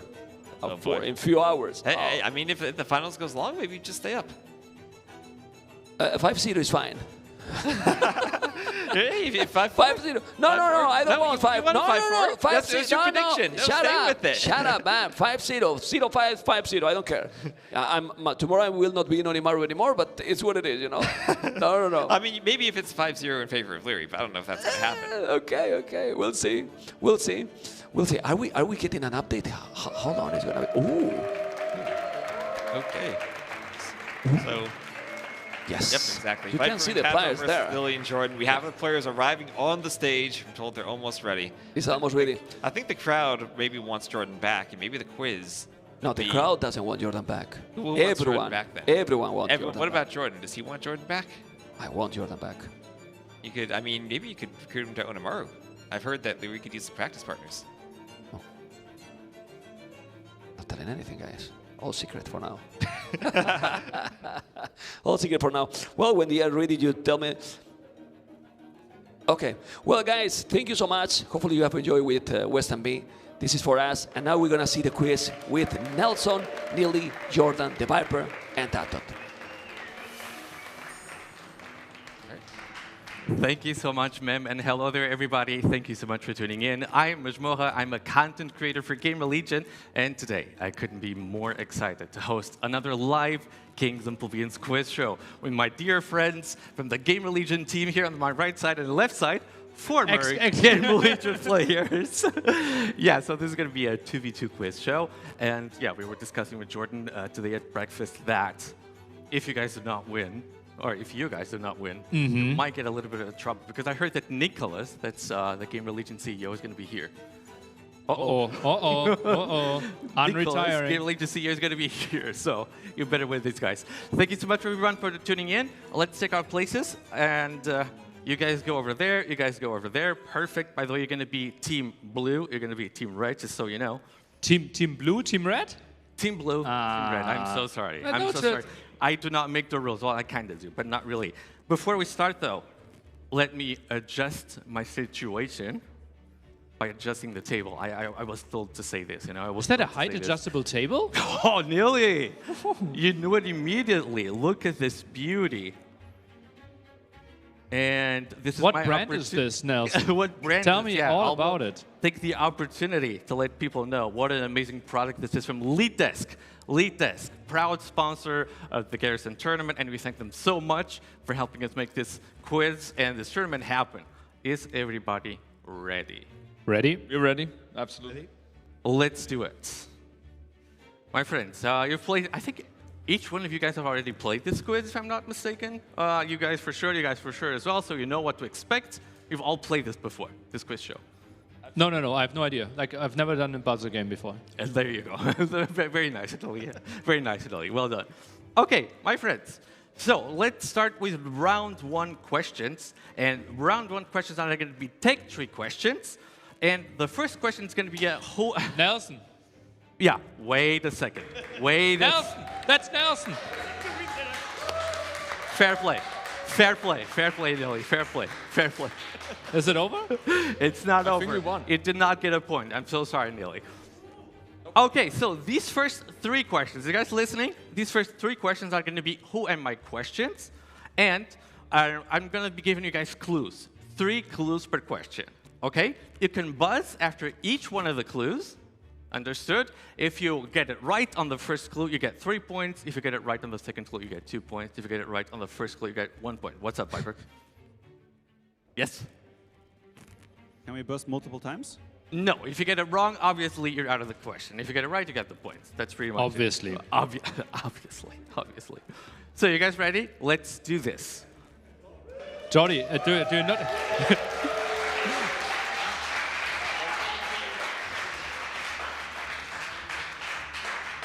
I love the engagement. I absolutely love the engagement. Let's do this. First clue. Who am I? When fully upgraded, I'm the only land unit with exactly 165 HP. You can read the questions over there if you're not sure. Gonna give you guys a couple of seconds. If I see no movement, we're gonna move on. Okay, I think nobody. What is that? I think nobody's got it. Mega Hassa was the suggestion here. Okay. I'm not allowed to say anything about it. Second clue, since nobody seems to know this, I have an attack bonus versus archers. Ooh. Okay, Team Blue. Could it be the Savar? That's correct. Well done.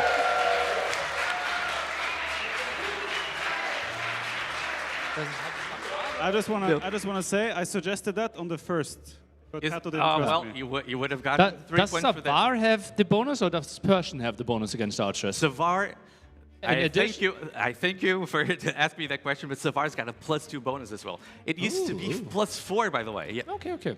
There you go. It used to be +4, but did they already? So it's going to be 2 points production. It's going to be 2 points here for Team Blue because they got it on the second clue. Perfect. There you go. Easy. So we're going to move on. How much is heavy camel from Saracens? 170. 170? Yes. Okay. Neely wants so bad that I'm wrong about this. Neely really wants me to be wrong. I'm so sorry, Neely. We checked this multiple times. Okay, question number 2. Another who am I question. Same rules apply. I have a total of +12 attack bonus versus Eagle Warriors.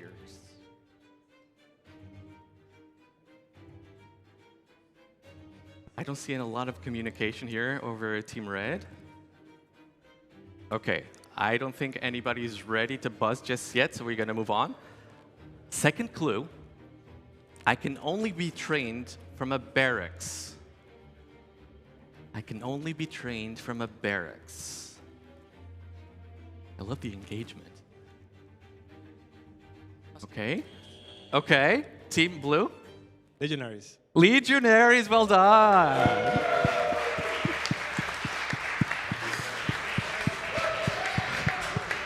Two points for Team Blue. That's it. Yeah, Legionaries is correct. For this question, you wouldn't have been able to get it on the first clue because after the first clue, cataphracts could have been an option as well. But once I say that it's only available from the barracks, it should be clear that it's the Legionaries. Wow. Yeah, we couldn't decide between Legionary and cataphracts. Yeah, I'm sure. Yes, I'm sure that was the case. Okay, you guys are doing fine though. Awesome. We're going to move on to the question number 3. This one is going to be, what civ am I? I see it's showing you who am I, but it's what civ am I? Okay, same rules apply, but for this question, it's going to be a civ for the answer, okay? You guys ready? Herbal medicine is the only upgrade missing from my monastery. Jordan, you want to solve? Give you guys a couple of seconds if necessary. Don't look at me. I'm not going to give it another hint. Not just yet, at least. Okay, I think we're ready for the second clue. Yeah. Second clue, listen up, because I think you might... Okay. Teutons. Teutons is incorrect, unfortunately. That's incorrect. So now we're going to give the chance... Jordan wanted Teutons. I said, no, it's not Teutons. So you guys are out for the question. I'm sorry. I'm going to give Team Red the chance to answer. You want to go for the next clue, or are you going to try it? I think we'll take another clue. Yes. Okay, so second clue, blast but furnace. They can't answer after the clue, They cannot answer anymore. They're out for the question. I'm sorry. They were a little bit too greedy. Where did I hear this before? Viper being greedy. Second clue, blast furnace is the only upgrade missing from my blacksmith. Ooh. And that's why you guys should have waited if you're not entirely sure. Lithuanians sounds good. Do they not have They don't have blast furnace? herbal medicine? Herbal medicine, like they have a lot in the monastery. I'd be 70% that it's Lithuanians. Yeah, I like that Or they're do we want discussing it another out one? loud right We now. want another one? Let's go. Am I Lithuanians? I see what you're doing there. The Lithuanians is incorrect. I'm sorry. I'm going to give the third clue. Nobody's going to get a point. And sorry, what did you say? Oh, that's actually a very good question. Does anybody know in the audience what civ you're looking for? I don't see a lot of movement in the audience. Okay, I'm going to give the third clue. Maybe then you're going to get it. I have access to arbalesters, hand cannoneers, heavy cavalry archers, champions, halberdiers, paladins, hussar, heavy camels, and siege rams. Well, yeah, you can say it. You don't need to whisper. Yeah, it would have been the Byzantines for this question. It would have been the Byzantines. Byzantines. And actually, I didn't say it, but after the first clue, you could have gotten it because the Byzantines are the only civ missing only herbal medicine from the monastery. Wow. So you could actually have gotten it there. Close enough, though. Close enough. Okay, we are stuck at 4 points for Team Blue, 0 points for Team Red. I need you guys to catch up a little bit here, guys. And we got to move on for question number 4. This is going to be who wins question. For the next 2 questions, you guys listening, we're going to test your combat intuition over here. So I'll be showing you guys a screenshot of 2 groups of units. And in a post-Imperial Age scenario, if you simply patrol both groups into each other with no micro whatsoever, who wins the battle? And by the way, this scenario has been... Let me finish the question. Let me finish. The scenario has been repeated multiple times, so we know for sure that the result is always the same, okay? You won't need your buzzers for this one. I'm going to give Team Red the opportunity to decide who wants to guess first. Okay, so we have here this... Yes, go ahead. How do we know the civs? I'm going to tell you all of that. You're very impatient today, Viper. We have scheduled grand final soon. I heard we actually need to fill more content. So here we have Elite Mangudai and Magyar Paladins in blue on the left side. And they will be fighting against Savar and Saracen Heavy Cavalry Archers in the red. The groups are roughly balanced for equal resources. Who wins this battle? Okay, Jordan, now we have the option to decide. Either we are giving the answer or they are giving the answer. No, both are going to be giving an answer. You just decide if you go first or not. Okay, yes. okay. So I'm going to need to hear an answer soon. I see the audience discussing and trying to guess along. I love it. That's exactly what we want. Okay, we want them to answer first. Okay. But we won't change our answer anyways. Okay, Tower and Viper, let's hear an answer. We think Red will win the fight. You think Red will win the fight? What about? Red will win the challenge, but here Blue is winning. Okay, I love that we have different answers. And so let's check who's going to be the winner of the simulation in a video made by the great YouTuber Mike Empires. Go Blue, okay, go Blue, Blue. Yeah, you want to cast Nilly? You want to cast Nilly? The pathing is messing Yeah, with the Red pathing. Blame it on pathing. Some good old DE pathing. But we made sure... Easy. We made sure that the result is always the same. Uh-oh. Jordan, didn't I say the Navarro was strong? Believe in the Mangudai. And by this time, I think it's pretty clear who the winner is going to be. And that's going to be the Savar and the heavy cavalry archers from the Saracens. So that means 1 point, another point for Team Blue. Can we start playing? By the way, these kinds of challenges is so fun. If you add 1 paladin to the whole thing, it completely switches around, and then suddenly the paladins win. And if you get discounted them, if you have Frank paladins as well, they also win. These things are always very sensitive. Okay, we're gonna move on to the next one. It's another who wins question. Let's show the screenshot again, and this one is pretty self-explanatory. So we have on the left side as blue, we have Teutonic Knights and Janissaries. And they are going to be fighting against boyars and conquistadors. This is obviously post-Imperial Age, so that was the case for the last battle as well. And this time, it's going to be Team Red giving me the first answer. Teutonic Knights and Janissaries in blue against boyars and conquistadors in red. Fully upgraded. What did you say? See everybody guessing along. I love it. I love it. All units are elite? Post-Imperial Age scenario. All units are elite. All the upgrades. Jordan is calculating the damage output. I need 10 more seconds. 10 more seconds. Do you have an inclination? Okay. 10 seconds are gone. They are answering first. You guys are such cowards. We think blue will win the fight. You think blue is going to win the fight. What about you? Okay, Jordan, we are saying? We're saying blue as well. Okay, just playing it safe. I like it, I like it. Okay, so let's show the video to the audience. You can cast again Lily if you want to. Okay, we start in the middle of the whole thing. Not sure why. Yeah, the pathing, some good old DE pathing as always. But, as you can see, this one's actually pretty clear. And it's going to be red winning. And that means that nobody gets a point in this question. Yeah, some good old DE pathing for this one. Granted, some good old DE pathing for this one, but that's what we have. Okay, 2 more questions for round 1. And in my opinion, they're pretty tough. Maybe they're not. Let's see. So I'm going to give you guys a bit more time, potentially. So you guys ready?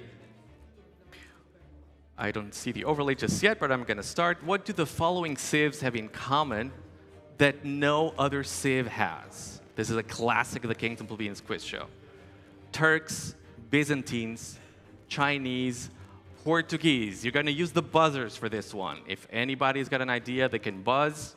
The opponents will have the chance to steal. Turks, Byzantines, Chinese, and Portuguese. What do we think? Heavy thinking intensifies.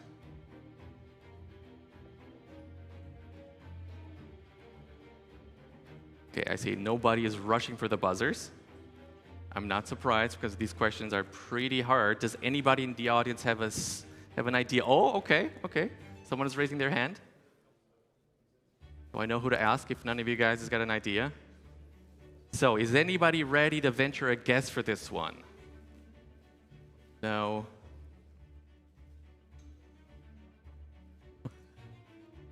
Okay, I think we're gonna... Do I need to give you guys a clue? You guys want a clue? Okay, the common attribute, are you guys listening? You guys listening? The thing that unites all of these civs has got to do with a unique technology, with their unique technologies. It's something that combines them together and allows them to be grouped up for this question. That doesn't help either.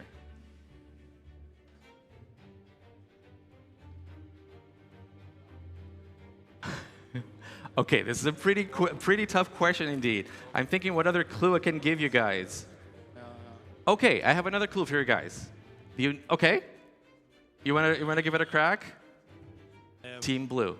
Has to be with the unique test for BBTs. That's correct, Tatito. Amazing. Well done. Well done. Well done. Nice, nice. Well done. So this one is pretty tricky, and I want to hear. So Turks is pretty clear, right? So we have the artillery that's +2 range. We have Byzantines, that's a Greek fire, obviously for the larger blast radius. We have Chinese, that's going to be the Great Wall, +30%. And for the Portuguese, why do you think the Portuguese are included here? Because it's not well known. Arquebus does not affect Bombard Tower, so you got lucky. That's why we did. He suggested that first, and then I said, but the other one is caravels, no? Yeah, so this is a pretty tricky one. It's actually got to do with Arquebus, but the thing is that the projectile speed is affected by Arquebus, not the ballistics. Okay. Because Bombard Towers get ballistics anyway, obviously. So Arquebus only changes the speed of the projectile, and it's like 0.2%. It's very, very little. It's crazy that you guys knew that. You knew that. Okay, folks, last question, even harder in my opinion, but let's see if we get this. So that was, by the way, another point for Team Blue. So let's add up another point for Team Blue. Wow, I think we need to change the score system to allow you guys to catch up for the next round. So that's going to be, I believe, 6 points for Team Blue production. We're still going to move on. What do the following civs have in common that no other civ has? This one is very hard, I think. Tatars, Gurjaras, Magyars, and Bulgarians. And if I see no movement, I'm going to start giving hints again.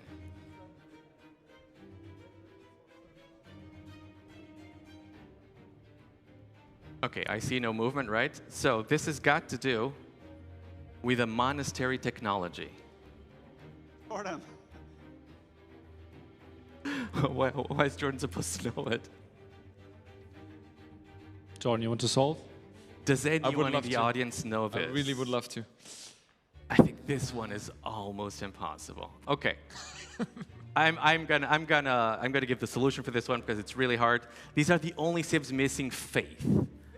So this is a pretty tough question. Pretty tough question, granted.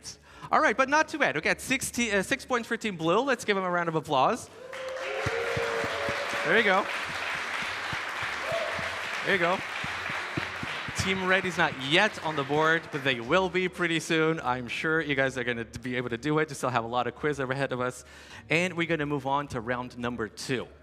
And this is the round where we usually like to play the fun games over here, the Kings and Plebeians quiz show. And for this first question, I'm going to need the assistance of Rachel. Rachel, where are you? There is. Round of applause for Rachel. Thank you so much, Rachel. Thank you so much. You can come over here. So this is going to be a charades round. And what Rachel's going to be doing is she's going to be acting out Age of Empires 2 terms, and they could be literally anything.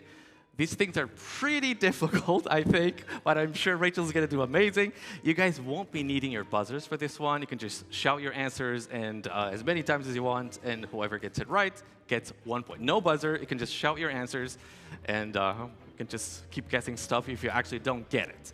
Okay, is everybody ready to go? Is Rachel ready to go? I think you're going to be doing it over here, but you want to take a look what the word is, or you still remember it? You still remember it. Perfect. Let's go for the first charade. Hand card. Field borrow. I love Caravans. it. I love it. Is it? Deer? Deer is actually such a good idea, but that's not correct. So keep guessing, guys. Trade card, trade card. Trade card is pretty close, but that's not it. Camel trade card. Trade Unique trade card. Trade card is not it either. Caravanserai. Caravanserai, that's 1 point here for Team Red. Well done, Billy. Awesome, well done, awesome. That was pretty good, that was pretty good. That was really good. Okay, we're gonna move on for the next one. Quick question. Yes. Do you know the building, Jordan? Is it a building? That's a building indeed. Okay, you ready for the next one, Rachel? Let's go. So that was that was 1 point for Team Red production. Oh, congrats, guys. Yeah, I know people.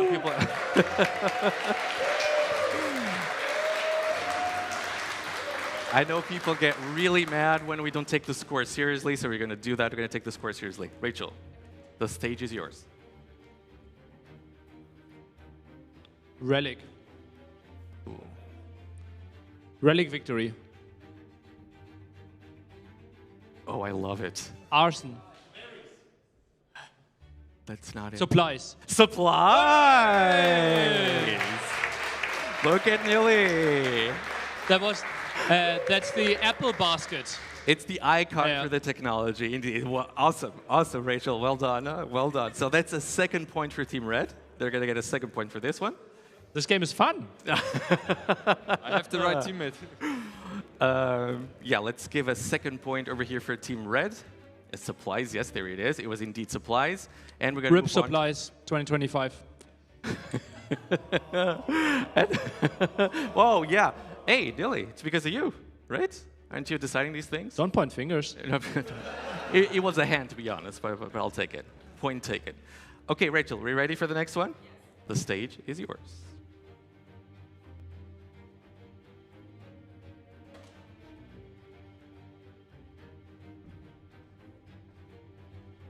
Ooh, all right. Siege Tower. Siege Tower. This. Oh, I'm not sure who's the first one for this one. Siege Tower is correct. Siege Tower is correct indeed. I love it with the door. I love it. Perfect. Who do we think got the point? Oh, let's give it to Team Red because they need to catch up a little bit. So 1 other point for Team Red. Let's try to be fair. Let's try to be fair. Tato, I think I heard it from Nilly first. Yeah, I think I heard it from Nilly first. She showed it in your direction as well at the start. We had a delay. Oh, yeah. So, yeah, they had a disadvantage. That's true. Okay, last charade. This one is very, very hard. I might need to help a little bit, but let's give Rachel the stage for this one. Rocketry. I love it. That's it.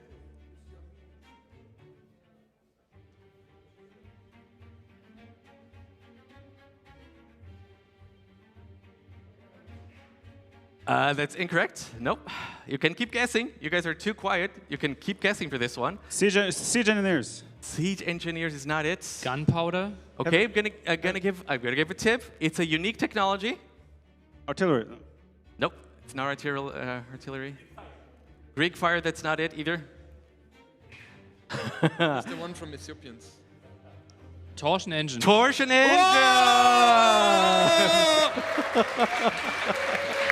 Got it. Yes. Awesome, Rachel. Well done. I'm awesome. retired. A round of applause for Rachel, please. She did amazing. Thank you so much, Rachel. Thank you.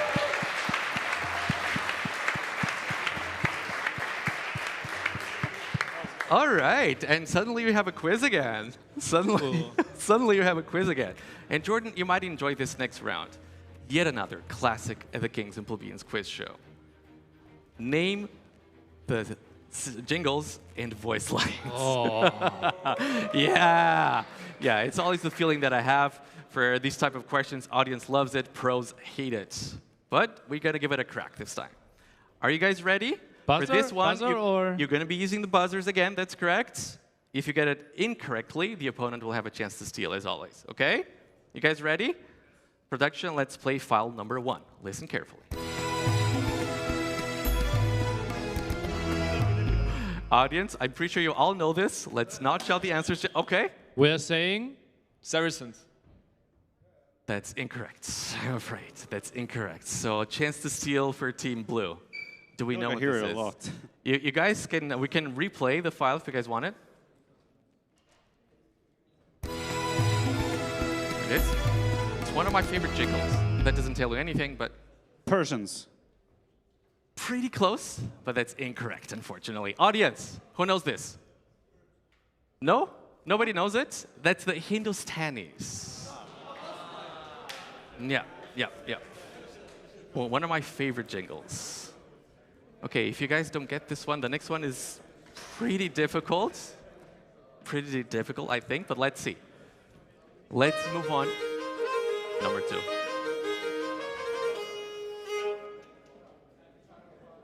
Okay, okay, Team Red. I'm saying Celts. Celt is incorrect, unfortunately. Chance to steal. Chance to steal over here for Team Blue. I won't give you guys too much time, so let's hurry up a little bit. Okay, let's give me an answer. Tado, Viper. Teutons. Teutons is incorrect as well. Does the audience know what this one is? Okay. Oh, Magyars, that's it.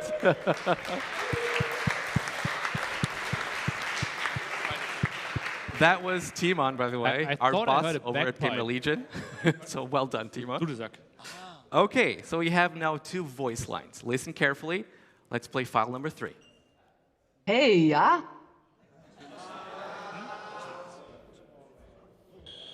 Jordan solves. I would say Teutons. That's it!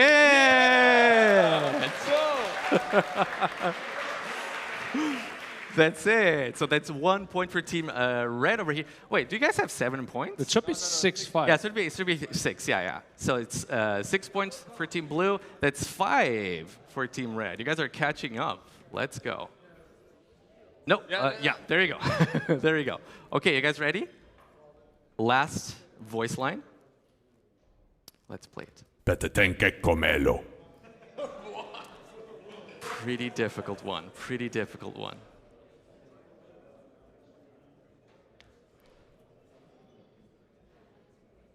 Nobody's going to venture a guess?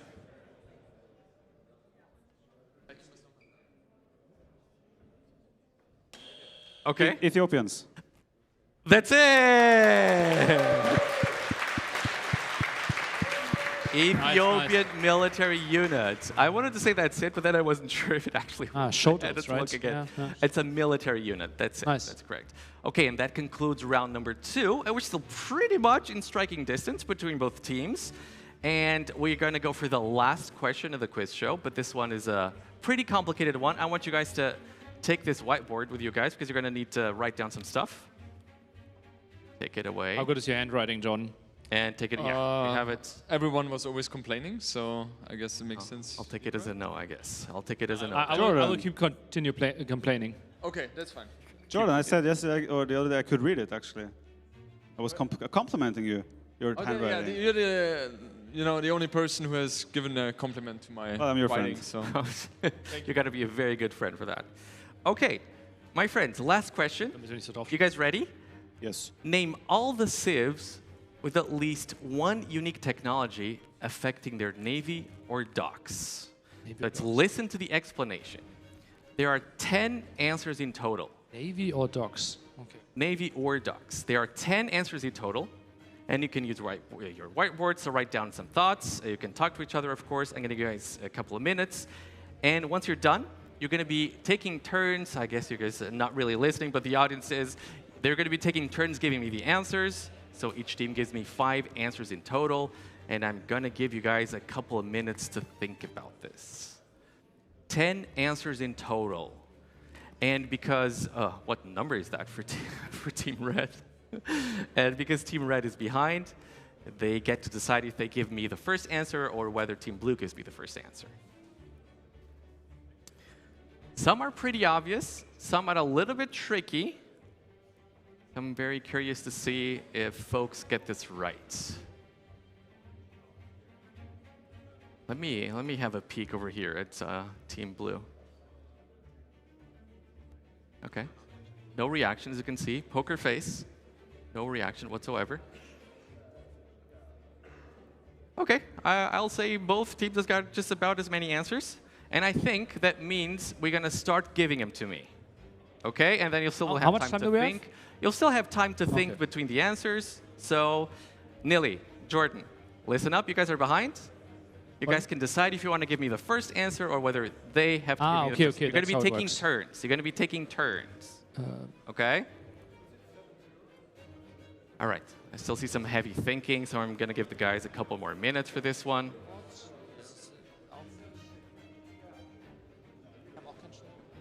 Okay, I see almost 10 civs for Tato.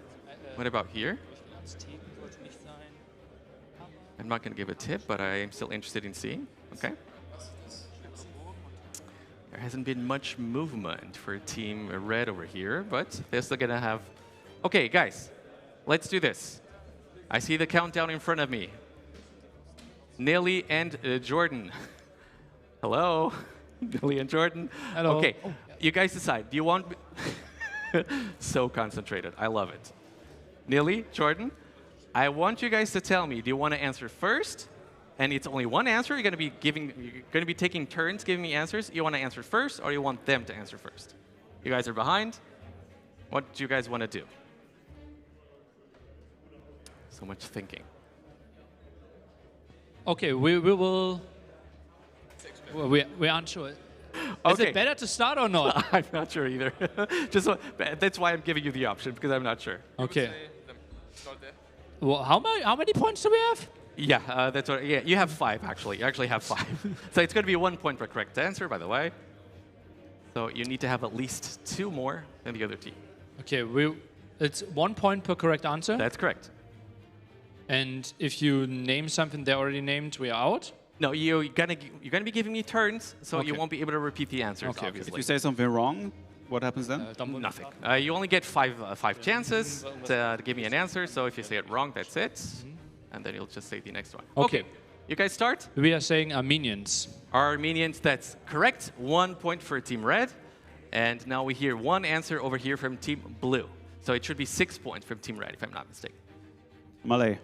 Malay is correct as well, and that's not all that easy, so that's a point for Team Blue.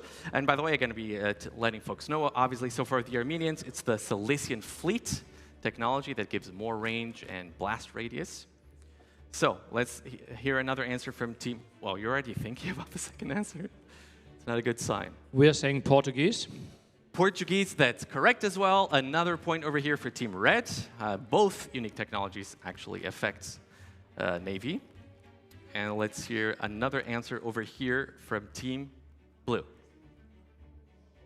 I think, don't you guys have 7 points right now? I think it's 7 points for Team Red. Yes. It's our turn, right? It's your turn. I'm waiting. Byzantines. Byzantines, it's correct. Obviously, 1 point for Team Blue, and that's going to be Greek Fire. Greek Fire gives fire ships 1+1 range. Another answer over here from Team Red. It's going to be a third answer. We're going for Vikings. Vikings, that's correct as well. Bog's Vagar, or as Dave likes to say, Bob's Vinegar, gives longboats +1 attack. So that's going to be 1 more point. Perfect. Team Blue. Turks. Turks, obviously also correct. The artillery technology gives cannon galleons more range, and now things get a little bit more difficult. Fourth answer for Team Red. Do we have an answer? We have an answer. Okay. Hindustani. Hindustani is correct. Well done. Well done. Hindustani is actually correct.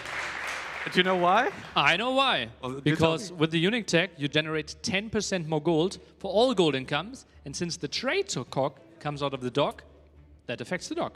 Okay, so we're in striking distance. Italians. And Italians is also correct here for Team Blue. And that means that Team Blue wins the quiz show. Let's give them a round of applause. I'm gonna be solving it. I'm gonna be solving, but they don't have the chance to catch up anymore, obviously, right?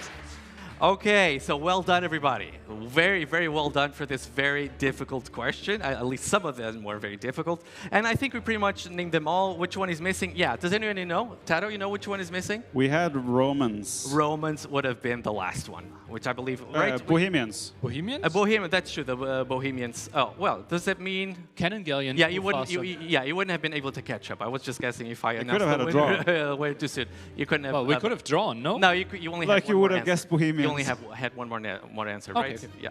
So I think that's it. Okay, yeah, but let's clear that up. So for the Bohemians, we have Wagenburg Tactics, which give the speed to cannon galleons, of course, and for the Romans, ballistas give galleys +2 attack. And that was it from us. Thank you so very much for everybody who tuned in, and thank you so much to our audience. You guys were amazing. Thank you very, very much. That was great. Obviously, thank you very much, you guys, for taking the time to do this. You didn't have to. Thank you so very much. And that means your job is safe, guys. Your job at Gamer Legion is safe. You guys won. All right, well done, guys. Was Italians cheaper trade cocks? Trade cocks. That's exactly it. That's exactly it. Okay, and before we send it all over to Gideon, we're still gonna thank our sponsor, Lead Desk, for helping us put on this tournament. I do have a Lead Desk table at home. I love it. I think you have a Lead Desk table at home. You also love it. And if you guys are looking for one, as you can see, you can just adjust the height. It's awesome. It's sturdy. It's very well built. Thank you so much, Nelly. And once more, thank you very much, Lead Desk, and all the generous sponsors who helped us make this happen. And I'm going to send it over to Gideon, who is going to be over there at the couch, and is going to prepare the pre-show for the final. Thank you so much, everybody.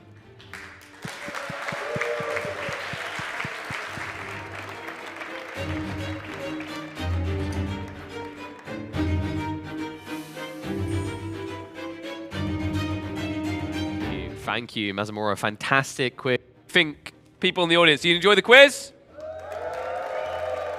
It's not too bad. That's not too bad. We're not far away from the grand finals. I should do a vibe check quickly. Who thinks that Hera's going to win? That's not much belief. Who thinks that Leary's going to win? Wow.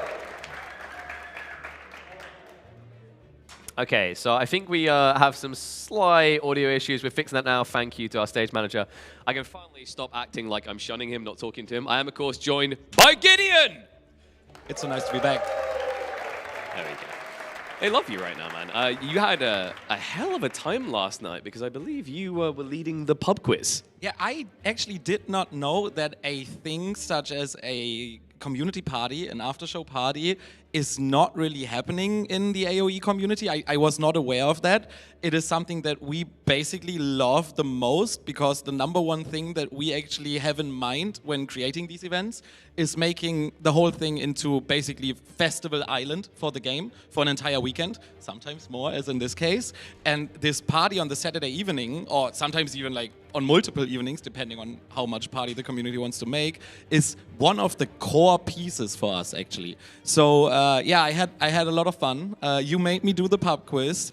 I only butchered 2 things, I think. And one of them was actually written wrong. I wanted to say mule card, but the person doing the quiz made it muse card with a C. So they basically threw me under the bus. But that's perfect, because you know what the rule was, right? Like every time you got something wrong, they had to drink. So you were quite merciful for those people. Indeed, indeed, indeed. I think out of appreciation, what they should do is get butts out of seats really quickly, because I believe the merch is still available for a few more minutes here in Hamburg. Exactly. We are very close to starting the finals. And with the finals starting, we will actually close down the merch store. So if you want to get a pad, if you want to get a shirt, if you want to get one of these coasters that you can individualize, you have to do it now, because when the final starts, we will close down the shop. So, well, last chance.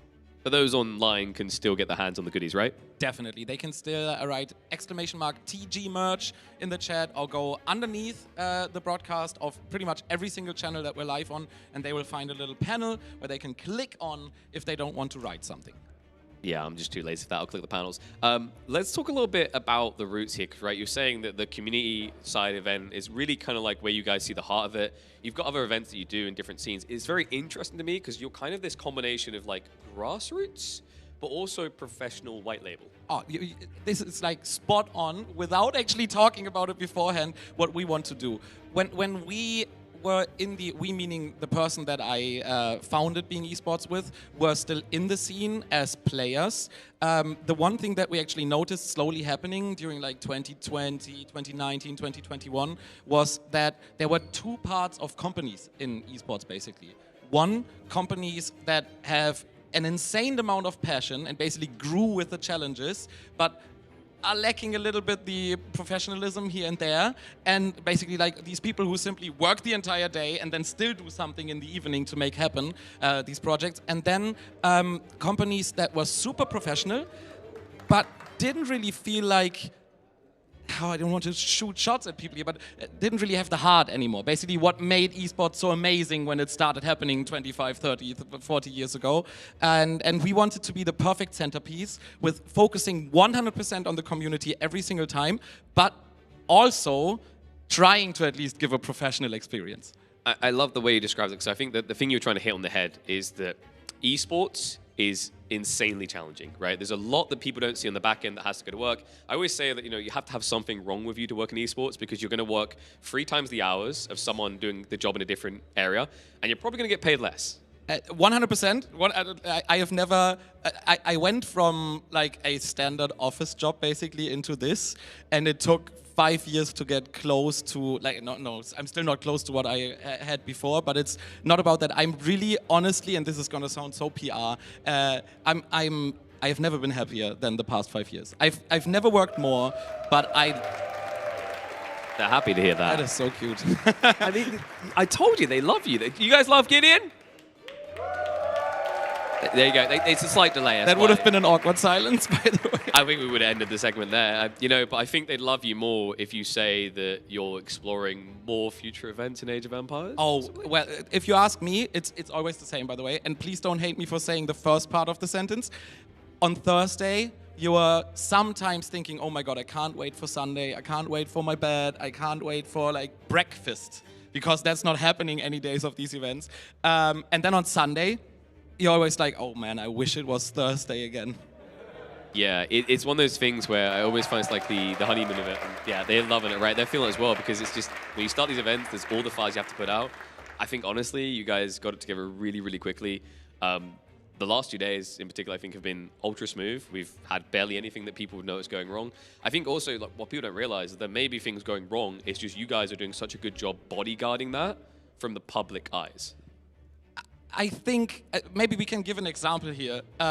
Because we get a lot of messages on like social media and on Discord and also from the crowd.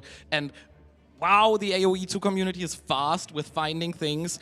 Obviously, if the drafts are wrong, that just can't happen. But we had the drafts wrong on the screen for like a minute, and I had 5 Discord messages. One person had like a screenshot with 3 arrows, like this is wrong, and this is also wrong.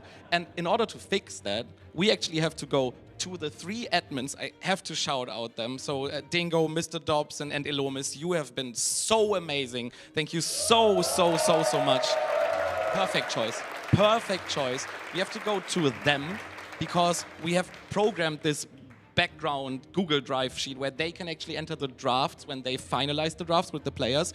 That then goes automatically through the production where they have to check it and put it into our production software. So in order to fix it, we have to go to like 3 different people because it's like admins is something wrong, then to the person doing the picture on the production is something wrong here, and then to the person bringing it all together to first find out where the issue is. So that's why it sometimes takes 45 minutes to fix it. Wait, you mean you don't just click go live?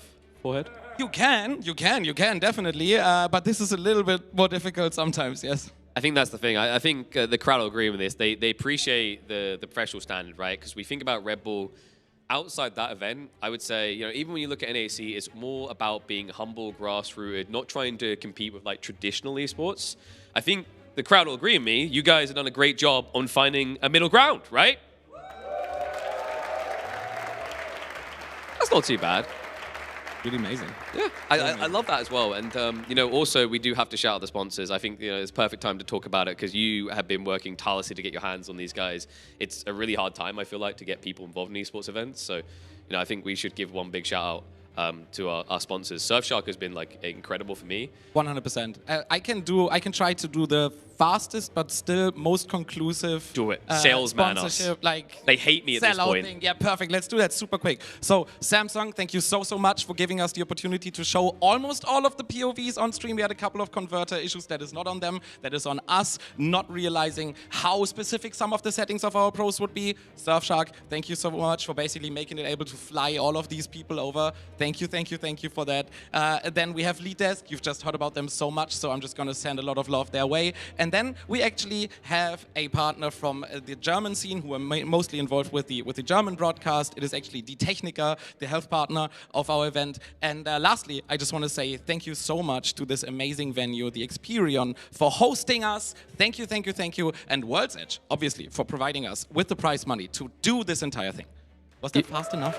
That was pretty fast. They're impressed. They're sick of me at this point. But I've got to add one on. That's where I'm going to sales mode this. How about Being Esports, folks? You love them? I said Being Esports, come on! Oh, absolutely fantastic. They need to be charged up a little bit. It's hard when we've got glass between us, but you know, it's been crazy to think we're almost at the end. You're meant to be unbiased. Do you have a take on the finals? I always do. What you have to understand, and I will not talk about specific other games, but we have done RTS events with Being Esports, and we have been extremely unlucky with finals.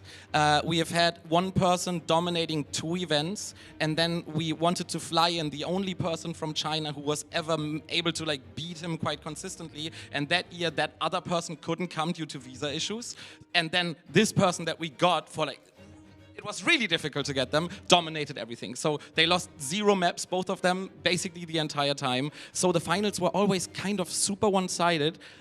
Leary, I'm counting on you so much. Please make this freaking interesting. I just want to really reiterate what you said there. So you just had a bunch of tournaments where a guy completely dominated. Yeah. And then you decided, let's go do an Age of Empires 2 event when Hera is on like an unbeatable streak. Maybe we are lucky. I mean, I spoke to all of them a lot, and obviously the theme is Hera really gonna fumble? Like, is he really gonna be able to The pressure, lose? right? The pressure, but I think we had a couple of games that were super duper close. He still finds a way to do it, but he's the man of miracles. It's just, yeah, true, he is. But you know what? I want to make a miracle for someone in the chat. I believe we have got extra giveaways happening in here, but also at home. We've got plenty of these Steel Series to give away. These are unreleased, right?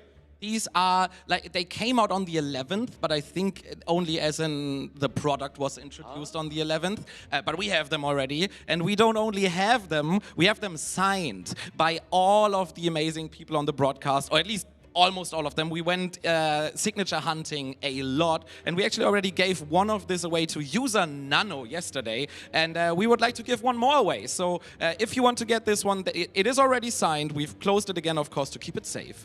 But if you want this wonderful Steel Series QCK mousepad, then head on over to twitch.tv/beingesports, the main channel. You can then turn right away back to watch this wherever you want to watch it, but you can head over there and put Steel Series in the chat. That's the brand name. One word together, not two words, one word, and you will have a chance in a couple of minutes when I'm back on my laptop to win this. That's fantastic. Also, on top of that, shout out to the people who have been generously donating to this. We do have something on offer for the top donator. It is that custom-made chessboard, Age of Empires 2 themed, I might add. Exactly. Another shout out to Chupta Burger with chuptaworks.com, who graciously sponsored a handcrafted, super beautiful chessboard to the biggest contributor of our crowdfunding. And thank you so much to everyone who actually contributed. Some on site. I had one guy coming towards me at the elevator, and he was like, Gideon, how do I find the crowdfunding? I want to say this once again. Please, please, please, please listen, and please believe me, the crowdfunding that you can see right here, we don't have to make it go there. It is really not something that is necessary. We only aim for transparency. We only aim to show you that doing these events is not super duper easy, and we thank everyone who helps in doing so, who helps with covering the cost, but please don't feel pressured at all. This is just, we're super thankful for what happened already.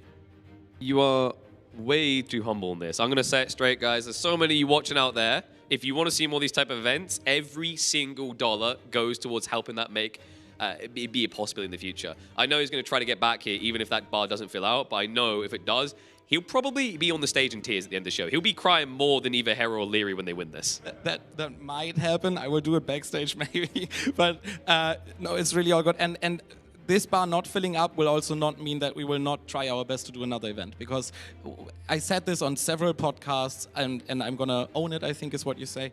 Yeah. We see this as an investment, and so far, everyone, they have their backs towards me, but I'm looking at them. This has been amazing. This has been, oh yeah, the waving, I love it. This has been so amazing, and this has been the perfect investment. This has been exactly what we wanted. On day one, I wasn't sure, not only from my side, not from the side of the community, but starting from day two, this has just been perfect. A dream come true, but folks, it's almost time to make someone's dream come true here on this stage. A short break, and then when we return, we've got Hera versus Leary. A tight matchup, one that, with the way they've both played, you could imagine either player taking this. I feel like Hera versus Leary has been the ongoing story for so long. Leary just denied at the post so many times on LAN, maybe now in Hamburg, so close to home, it could actually finally be the time where he turns it around. But we've heard a lot from Leary. We decided to talk to Hera, and we were going to get his thoughts on the event before the Grand Finals.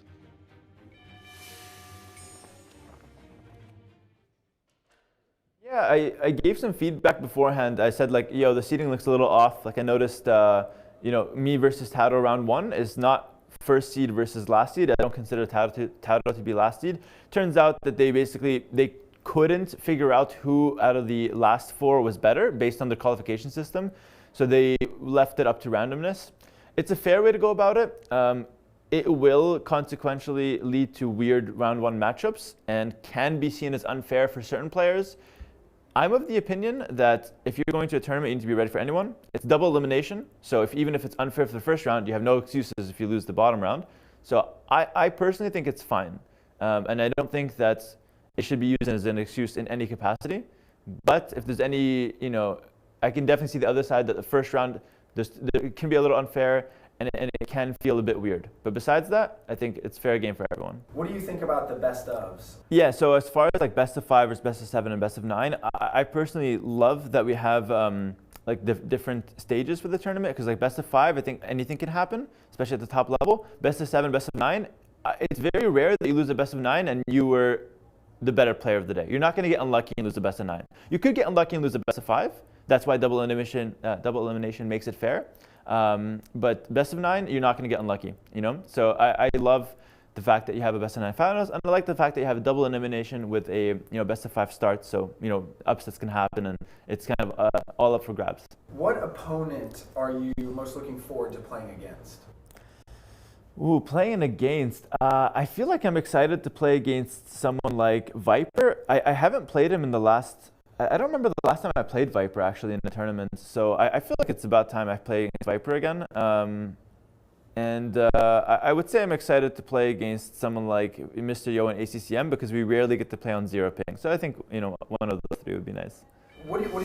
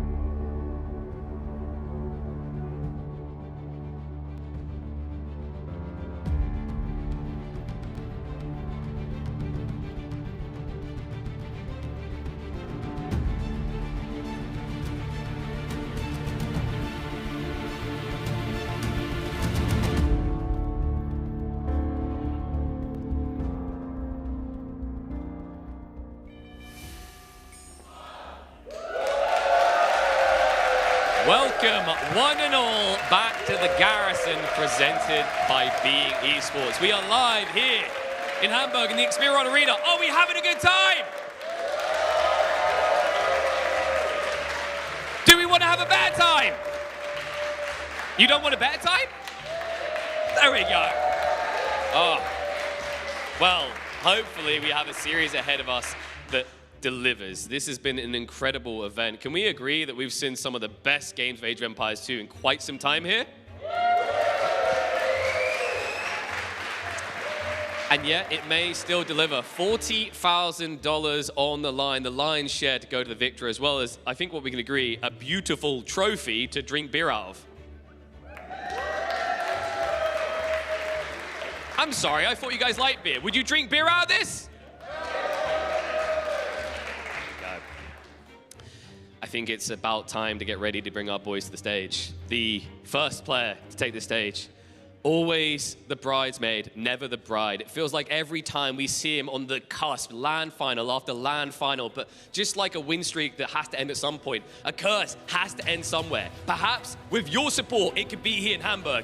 Join me in Welcome to the Stage. It's Leary!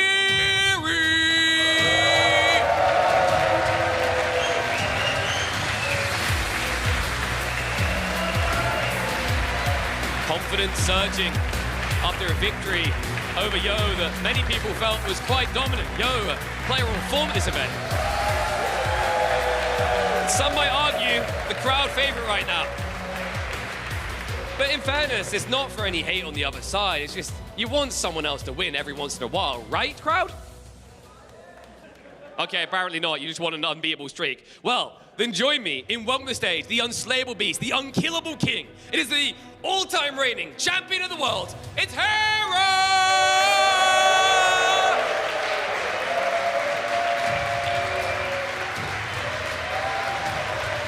And that champion title, undeniable. This man, unkillable, unslayable. Nobody seems to be able to get the killing blow. You might nick him through the armor. You might cut him slightly deep. But he never retreats for long. He's delivered some of the most amazing games we've seen here. Both of them delivering some epic comebacks on this stage. What do you think? Are we getting a 9-game series, folks? I said, are we getting a 9-game series? All right, well, to help massage us on our way to a glorious grand finals, a round of applause as we head over to T90 and Dave. All right, folks, welcome to the grand finals. It's been a crazy 4 days. It will all end here. The crowd is clearly hyped. I don't think there's a single seat that's missing right now. No, the crowd is excited. They're a little muted today because we had some absolutely epic games of beer pong very late last night.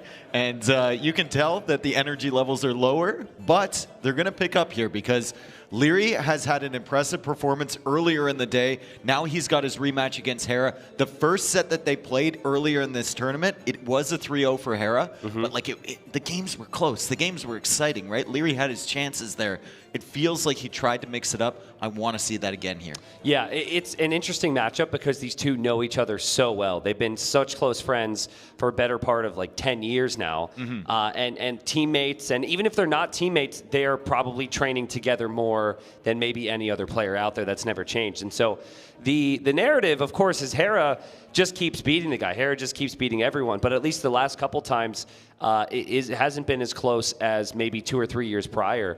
And so there's more discussions now behind the scenes on like what can Leary do. Part of that is like maybe in the prep, maybe training heavily with Hera is a problem because Hera then kind of knows and can switch it up. But what I liked about Leary is that he himself actually tried to switch it up last time they faced. He was ahead in 2 of those games, in my opinion. So whereas 2 weeks ago we had a tournament final in Titans League, he didn't try and switch up a single thing. He played like the same way he played the entire tournament. Hera read him like a book, and Hera got the win there. So I think a lot of that's going to be indicated here on the draft and the map. So we have our civilizations there. Now, the big thing is the admin bans. That's random every single series, even here in the final. So Portuguese, Spanish, Huns, Dravidians, Franks, Poles, Malians, Koreans, Romans, and Teutons. None of the really big civs banned out there, in my opinion. Maybe 1 or 2 would be heavy priority pick, but not many more than that, and so that you can see that reflected on the picks, in my opinion. Really good civs. I find it interesting that Leary bans Georgians and bans Khmer, 2 civs that he's fantastic with. Like really play towards his style. And then Hera's banning, obviously, the timing civ, Malay, right? He doesn't want Leary to have Malay because Leary is so devastating with getting to Imp first, getting to Castle Age first, the timings. And then Bengalis right there, if they're going to play Fractal, could be a dangerous civilization. Yeah, absolutely. I mean, it's almost as if Hera based his draft around Migration and or Fractal here. I think Migration's one that they both played a lot in the past, and I remember some very close games between both of them. They both have been winning very frequently. So I'd love to see the maps fly in here, and we can just compare it all. So obviously, best of 9, if that wasn't already stated. Lots of games here, especially for Leary, who already played 5 all but 2 of the maps today. As well. So all but Chaos Pit and Outcrop. Sorry, Outcrop are going to be played here. And we've got 9 maps available, so lots and lots of variety. We saw Leary play Fortress earlier against Yo. He played Migration, I believe, against Yo. He played Golden Stream. So a lot of these maps are going to be super fresh in his memory. I would say that at this stage of the tournament, I wouldn't even look too heavily into which side of the map, which side those maps are on, honestly. They're both so good. All these maps are pretty good for them.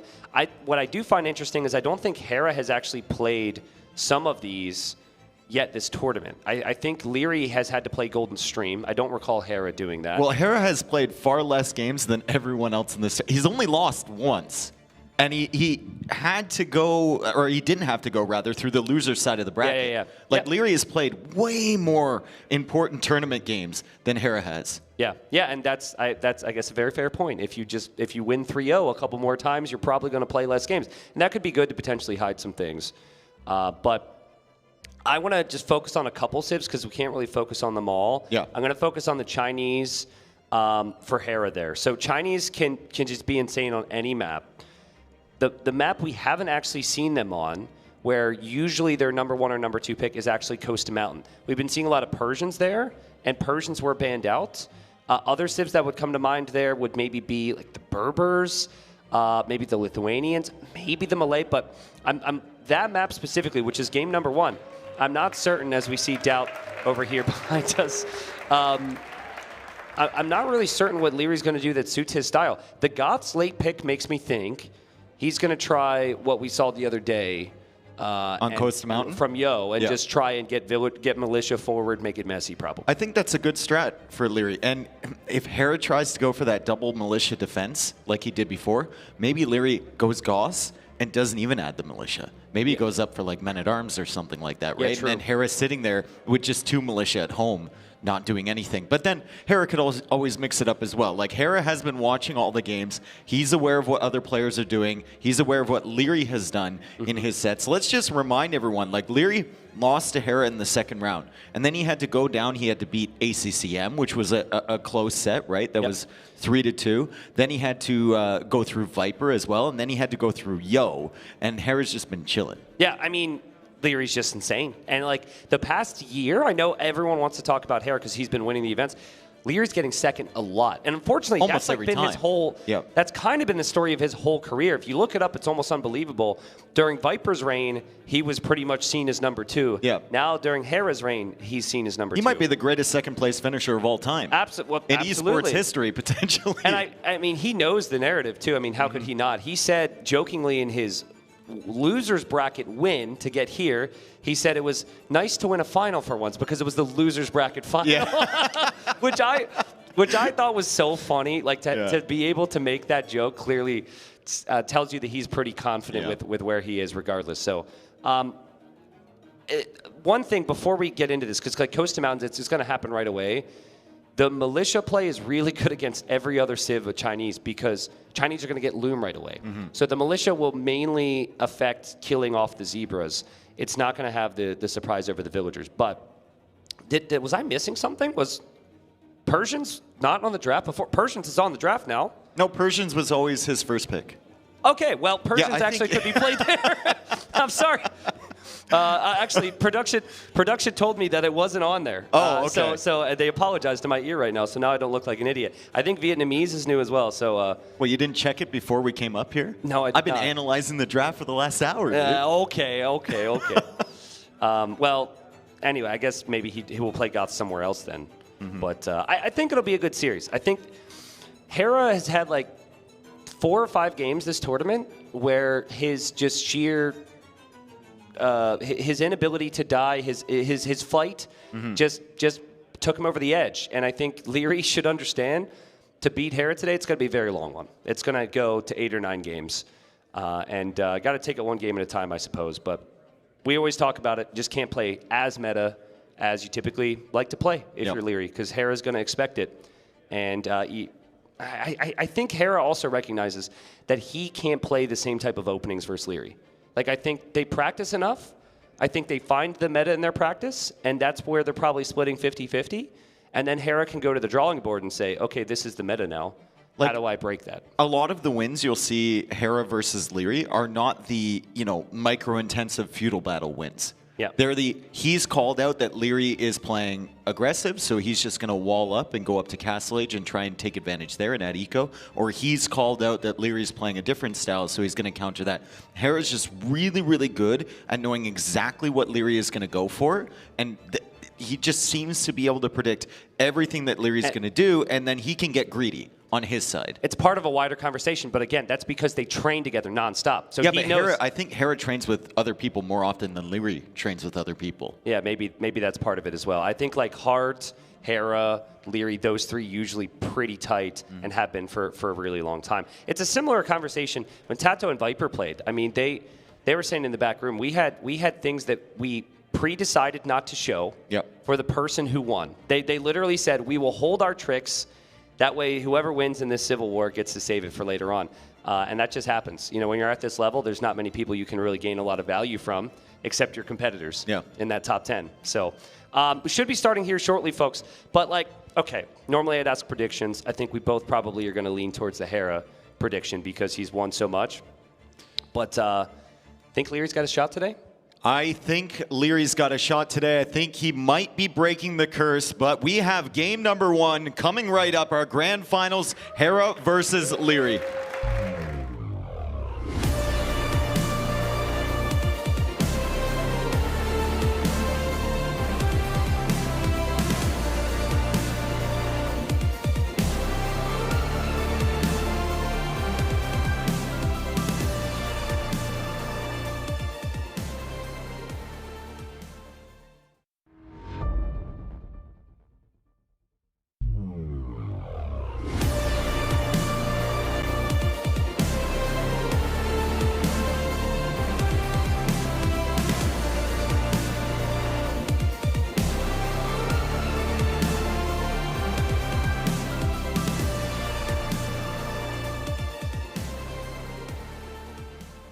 Ladies and gents, here we are, game number 1 of the grand final. We have Hera in the blue, looking for, what is it, his 11th straight S tier? His 10th straight? I've lost count. I think this would be 11, okay. I believe.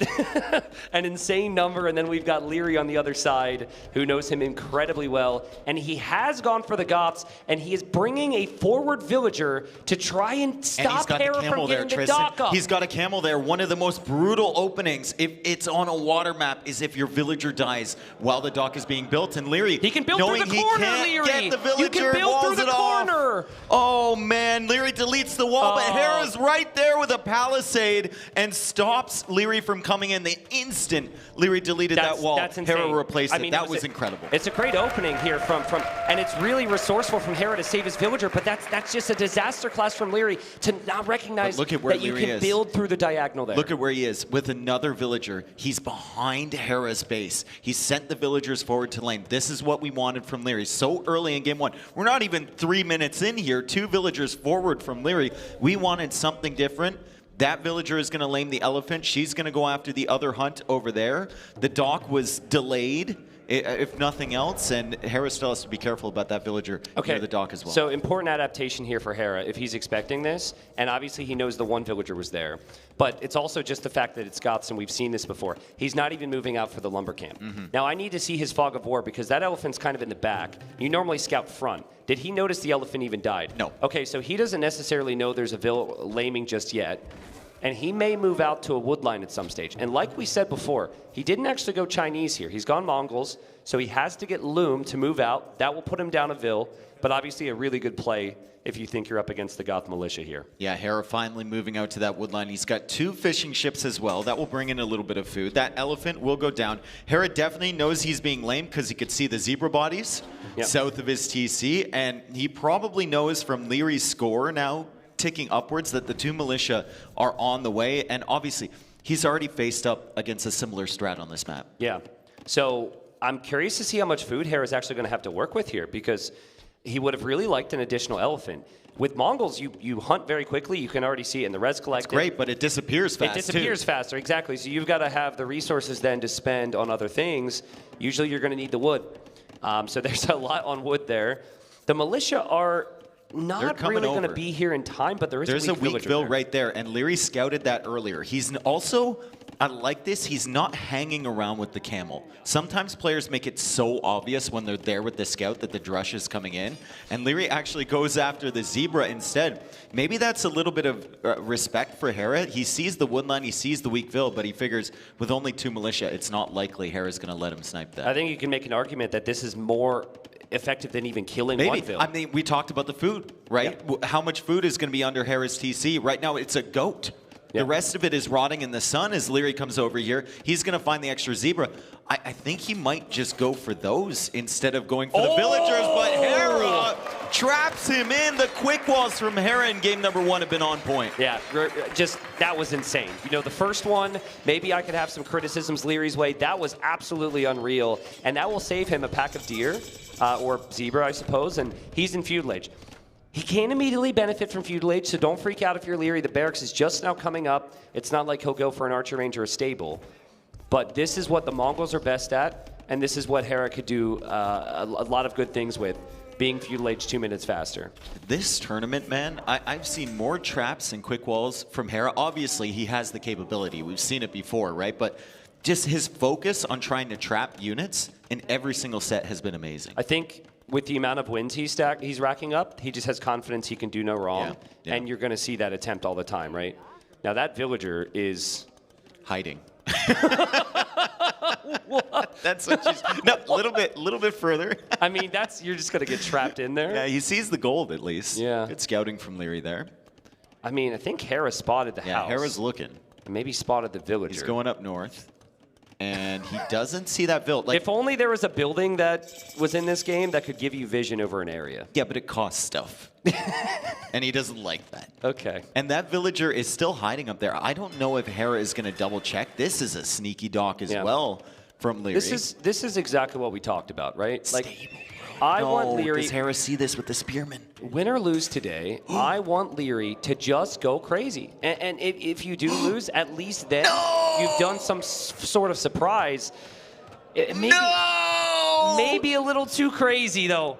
Maybe a little too crazy. He drops a palisade wall. That's not going to do anything, dude. He's just going to wall you in, Leary. Oh, Hera walls him in. The stable is up against the edge of the map, and I guess the scouts are going to have to fall off the edge of the earth and then come back around. You know what you needed there? You needed a gate through that area to block through. Now, you can still add scouts, but I think that those scouts are never getting out. Yeah. So that stable is going to be a distraction at best and a waste of resources at worst for Leary. He still has food. The Goth hunt lasts longer. The elephants have been coming in, so his resources are looking okay. And he's going for a couple galleys just to snipe the fish. I actually like that better than the fire galley approach. The fire galley approach, Hera's going to have time to run his fish and to counter you. Whereas with the galleys, you can just show up and kill the fish right away, as Leary will lose this villager. So, Res Collected's pretty close. Considering it's a map filled with hunt, it's very close. I've seen games where Mongols have a 1,500 lead at this stage, so there's some positives. But Hera's exactly where he'd want to be. He's up in Res Collected. He's got some walls up on an area that's exposed. That stable's a complete waste. He knows his opponent is down a military building now compared to him. And he can be pretty chill from here. I wouldn't be surprised to see a little bit more walling from Hera. And starting to think about Castle Age, honestly. Yeah, resources looking pretty good for him. 4 on gold right now, almost 200 gold in the bank, 400 food in the bank somehow, with 4 Vils in the queue. Yeah. So he's done a really good job of managing the fact that a lot of his hunt was lamed. Obviously, the 3 fishing ships help with that. And look at this, Hera is forward. He's got the 2 archers and the camel as well. Leary's trying to clear that up, but Hera is just focusing down that villager. He won't let her go, and she is going to die. That's 2 villagers dead from Leary really early in Feudal Age. Really well played. A little surprised Hera hasn't expected the skirms and gone for a stable yet. That'd be a very Hera thing to do. And yeah, galleys will come through. Hera, of course, could just run home with those archers. And he's just got great value. You make 3 archers, you get 2 Vil kills, everything's looking good. And I think at this point, you know you've had fishing chips and your opponent hasn't had any. So you're kind of okay with that situation as well, honestly. Yeah, at some point, like the fish are very far away, right? Like, what's the maximum amount of fish that makes sense on this map? 6, 7? If you not have much. six or 7 on 2 docks even, it's pretty spread out. It's like, it's not even that big of a deal to lose water. It's just the initial bonus of having it that helps you. And it helped Hera get to the Castle Ages. He's on the way up, and now he's adding in some scouts. Yeah, really interesting stuff here. Hera, just playing it perfectly from here. And sometimes it can take a game or two for players to feel warmed up. I would say that the 2 players that they are the exception there are these 2 players. Yeah. These guys are almost always at 100% right at the start. But in Hera's case, he's looking super smooth here. Again, he knows exactly the situation. That stable's not going to harm him. That was a massive loss there for Leary. And 1 scout is all you need to push those skirmishers away. And then we could see Lancers. There's so much that Hera could do with this situation, either offensively or defensively with town centers. What do the Goths do against Mongols in the Castle Age? Survive. Survive. Yep, survive. Boom. Usually you're not seeing a lot of offensive presence whatsoever with the Goths. They just want that eco, and they want to get to Huskarls. Huskarls, Halbs, if they get there, it's really tough for the Mongols. The Mongols do have Champion, but Champion isn't what the Mongols excel at. That's not what they really want to be going for at all. So, oh man, don't tell me, Leary with the nice quick wall there. Things could have got really nasty for a second. Yeah, Leary has actually managed to get the majority of his base walled off. Hera's playing very open around that starting TC, so if Leary ever has some units, could be threatened, but Hera goes for the second town center up on the hill. He's also going for his first monastery, and there are quite a few relics out in the middle that Hera can gather, but look at this. Leary just diving in, taking out the archers, trying to save his villager, which I think he will, and that turns out to be a pretty good engagement for him. Without the range units there, the walls are actually going to be a lot more effective for Leary. Leary needs to wall in front of that TC. Yes. None of this wall to the TC nonsense. Your opponent has a stable. Town centers really just struggle to hit things. So I think Leary definitely has to do that. Hera will be pretty happy with that because those 3 archers were not part of his plans at all, and he did kill a Vil. And you get ahead, you stay ahead, right? That's the game plan here, and there's a hole. Oh, that didn't look like a hole. I mean, there's a bigger hole right next to it. Yeah, true. But scouts are going to get in, and oh man, dude. I mean, Leary wanted that hot start. He wanted to bring something different, which he absolutely did.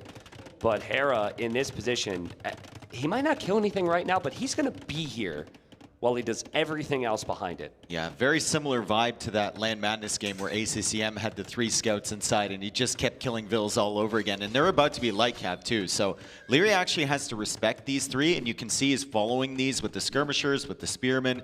Hera's going to run around, and Hera's going to get a bunch of information about Leary's economic state as well if he goes deeper into the mountain area up there. You can see the second town center. Still doesn't know about the third. As Leary tries to wall him off.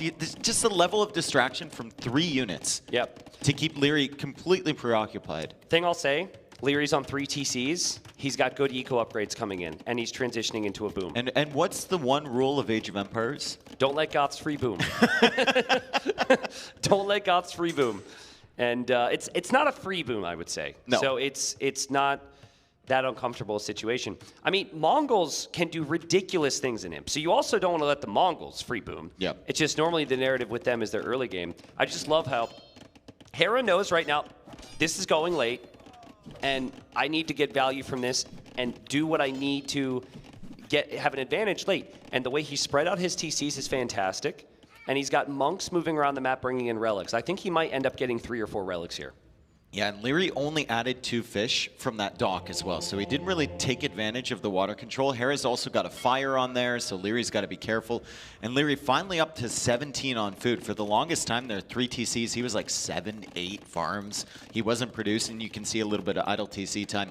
Hera's managed it much better, I think. He had the farms up earlier, and it's only a minute of idle TC time for him. 46 vills for Leary, 53 villagers for Hera. Dude, that stable was such a rough situation. If that was any building elsewhere on the map, it could have actually gotten value, and it has led to he's never built a follow-up building beyond the range to be offensive whatsoever, because it's such an early loss of wood, and obviously the villager as well. But 52 vills versus 58. I've seen a lot of instances where the Goths are behind in the boom, and if the killer blow isn't applied properly, all right, they Leary, can still bring it trap back. him in. Revenge. No, Hera's never going to fall for that. Doesn't walk in through that hole, doesn't want to get trapped.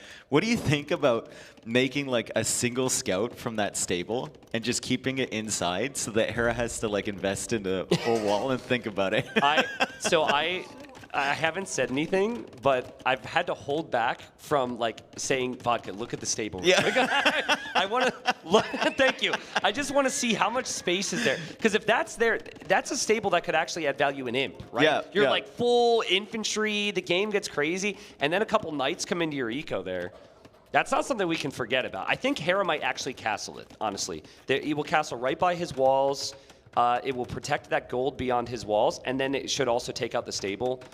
That was a surprise that Leary moved out, but I think Hera noticed the re-wall there, and Hera might move his scout that way to see. Why did villagers leave? Hera, move the castle up the hill, bro. He doesn't care about the stable. He's going to spot the TC right away. Hera has 4 relics.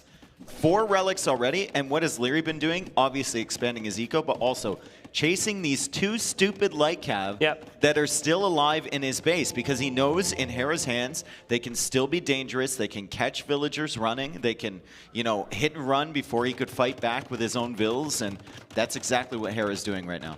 I honestly think Hera should castle drop that TC.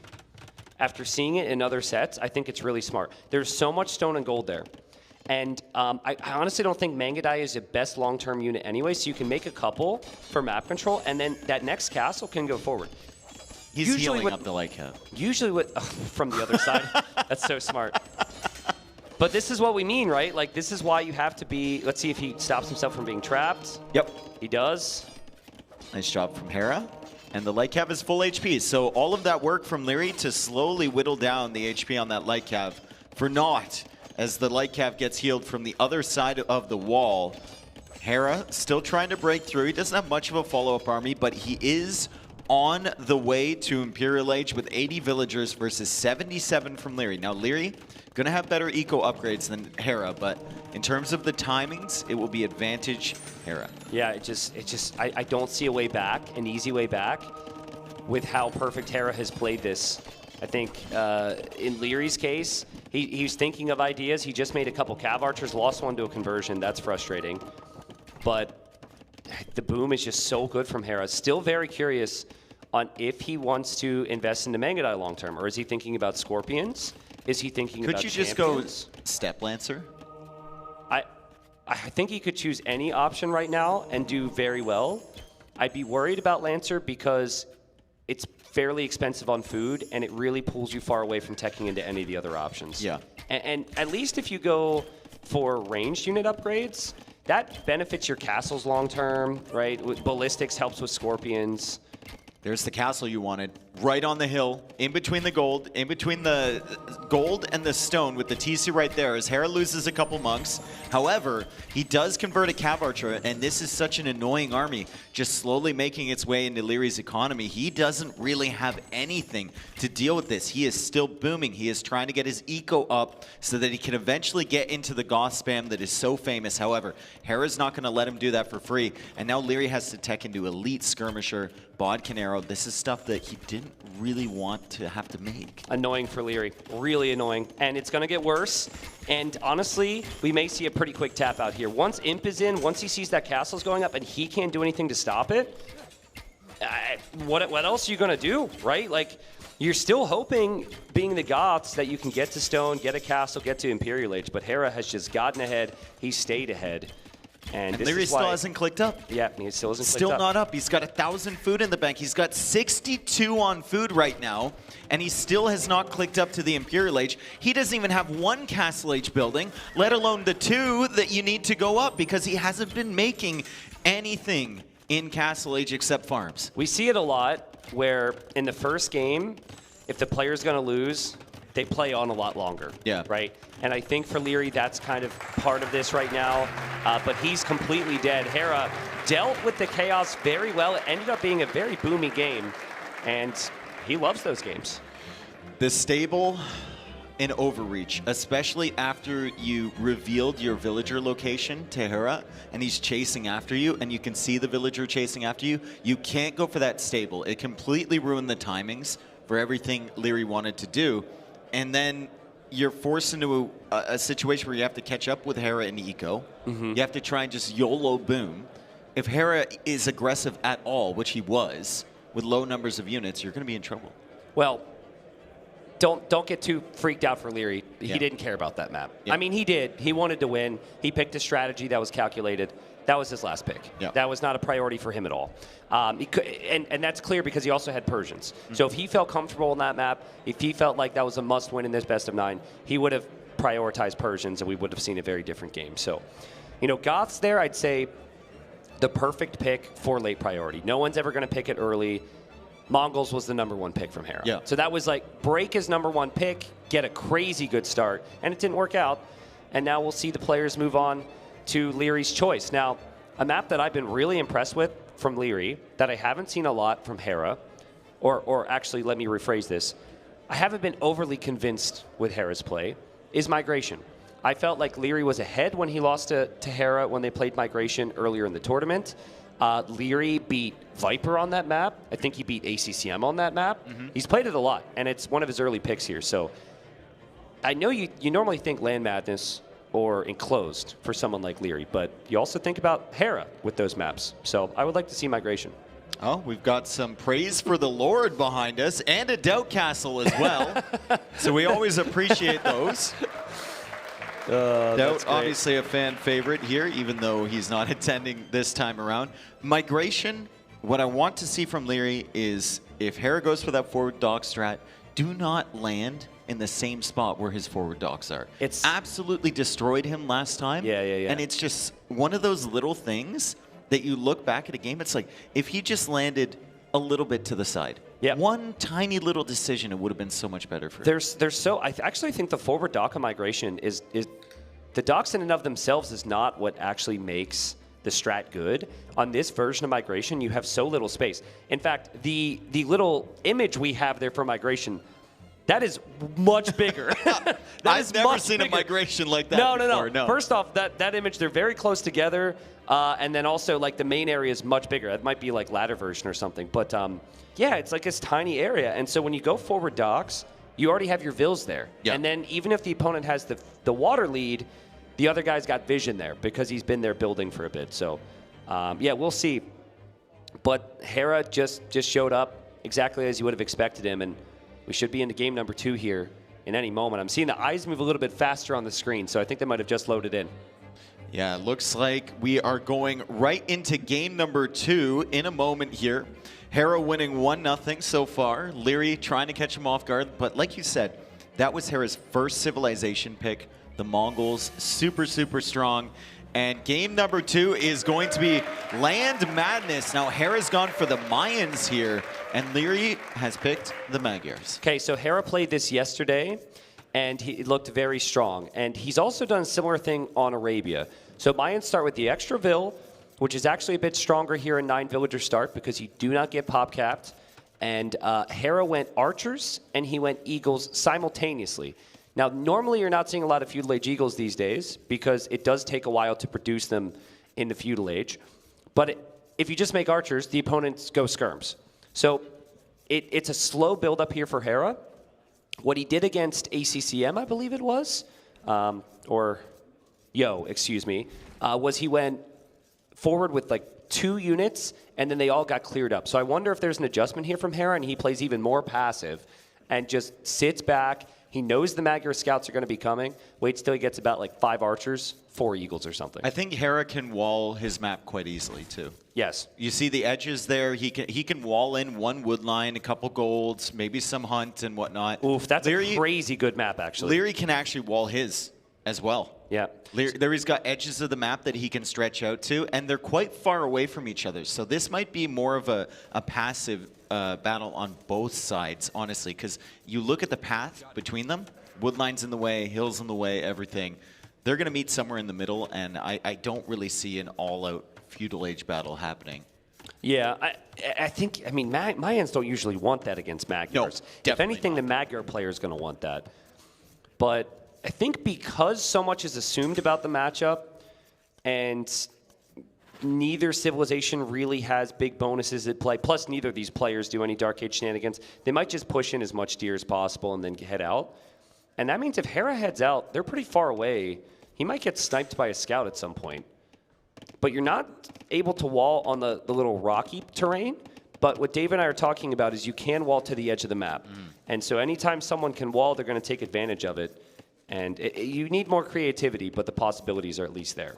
Yeah, Leary can secure one wood line. Hera, if he gets a little greedy, could secure a ton. He could secure maybe 2 of those at the back, and then he's got also the gold. The only thing that would be forward is his berries. Yeah, Hera doesn't have those 2 pigs up there yet because he's been pushing in the deer. Maybe he thinks they were stolen or something, but he's just looping around the back of his base now and hasn't gone to the berries yet. And Capture Age is telling me a villager's on gold. So I think it's the same build-up from Hera that we were talking about. Though, if he were to go Archer Eagle, he would need more than 1 on gold. So he lacked Spearman moving forward last time. He only made Spearman after losing some of his Eagles. So he might open with Spears Archers at the start. Yeah, and that mining camp there was his second building. So he's gone up with no mill. The barracks is just now coming up for Hera. A little bit late there, but should be an Archer range follow-up. Yep, and we'll see if it's going to be Archers or indeed Eagles. Hera's already got an Eagle in the queue and still has 4 on gold now. What's Leary going to do?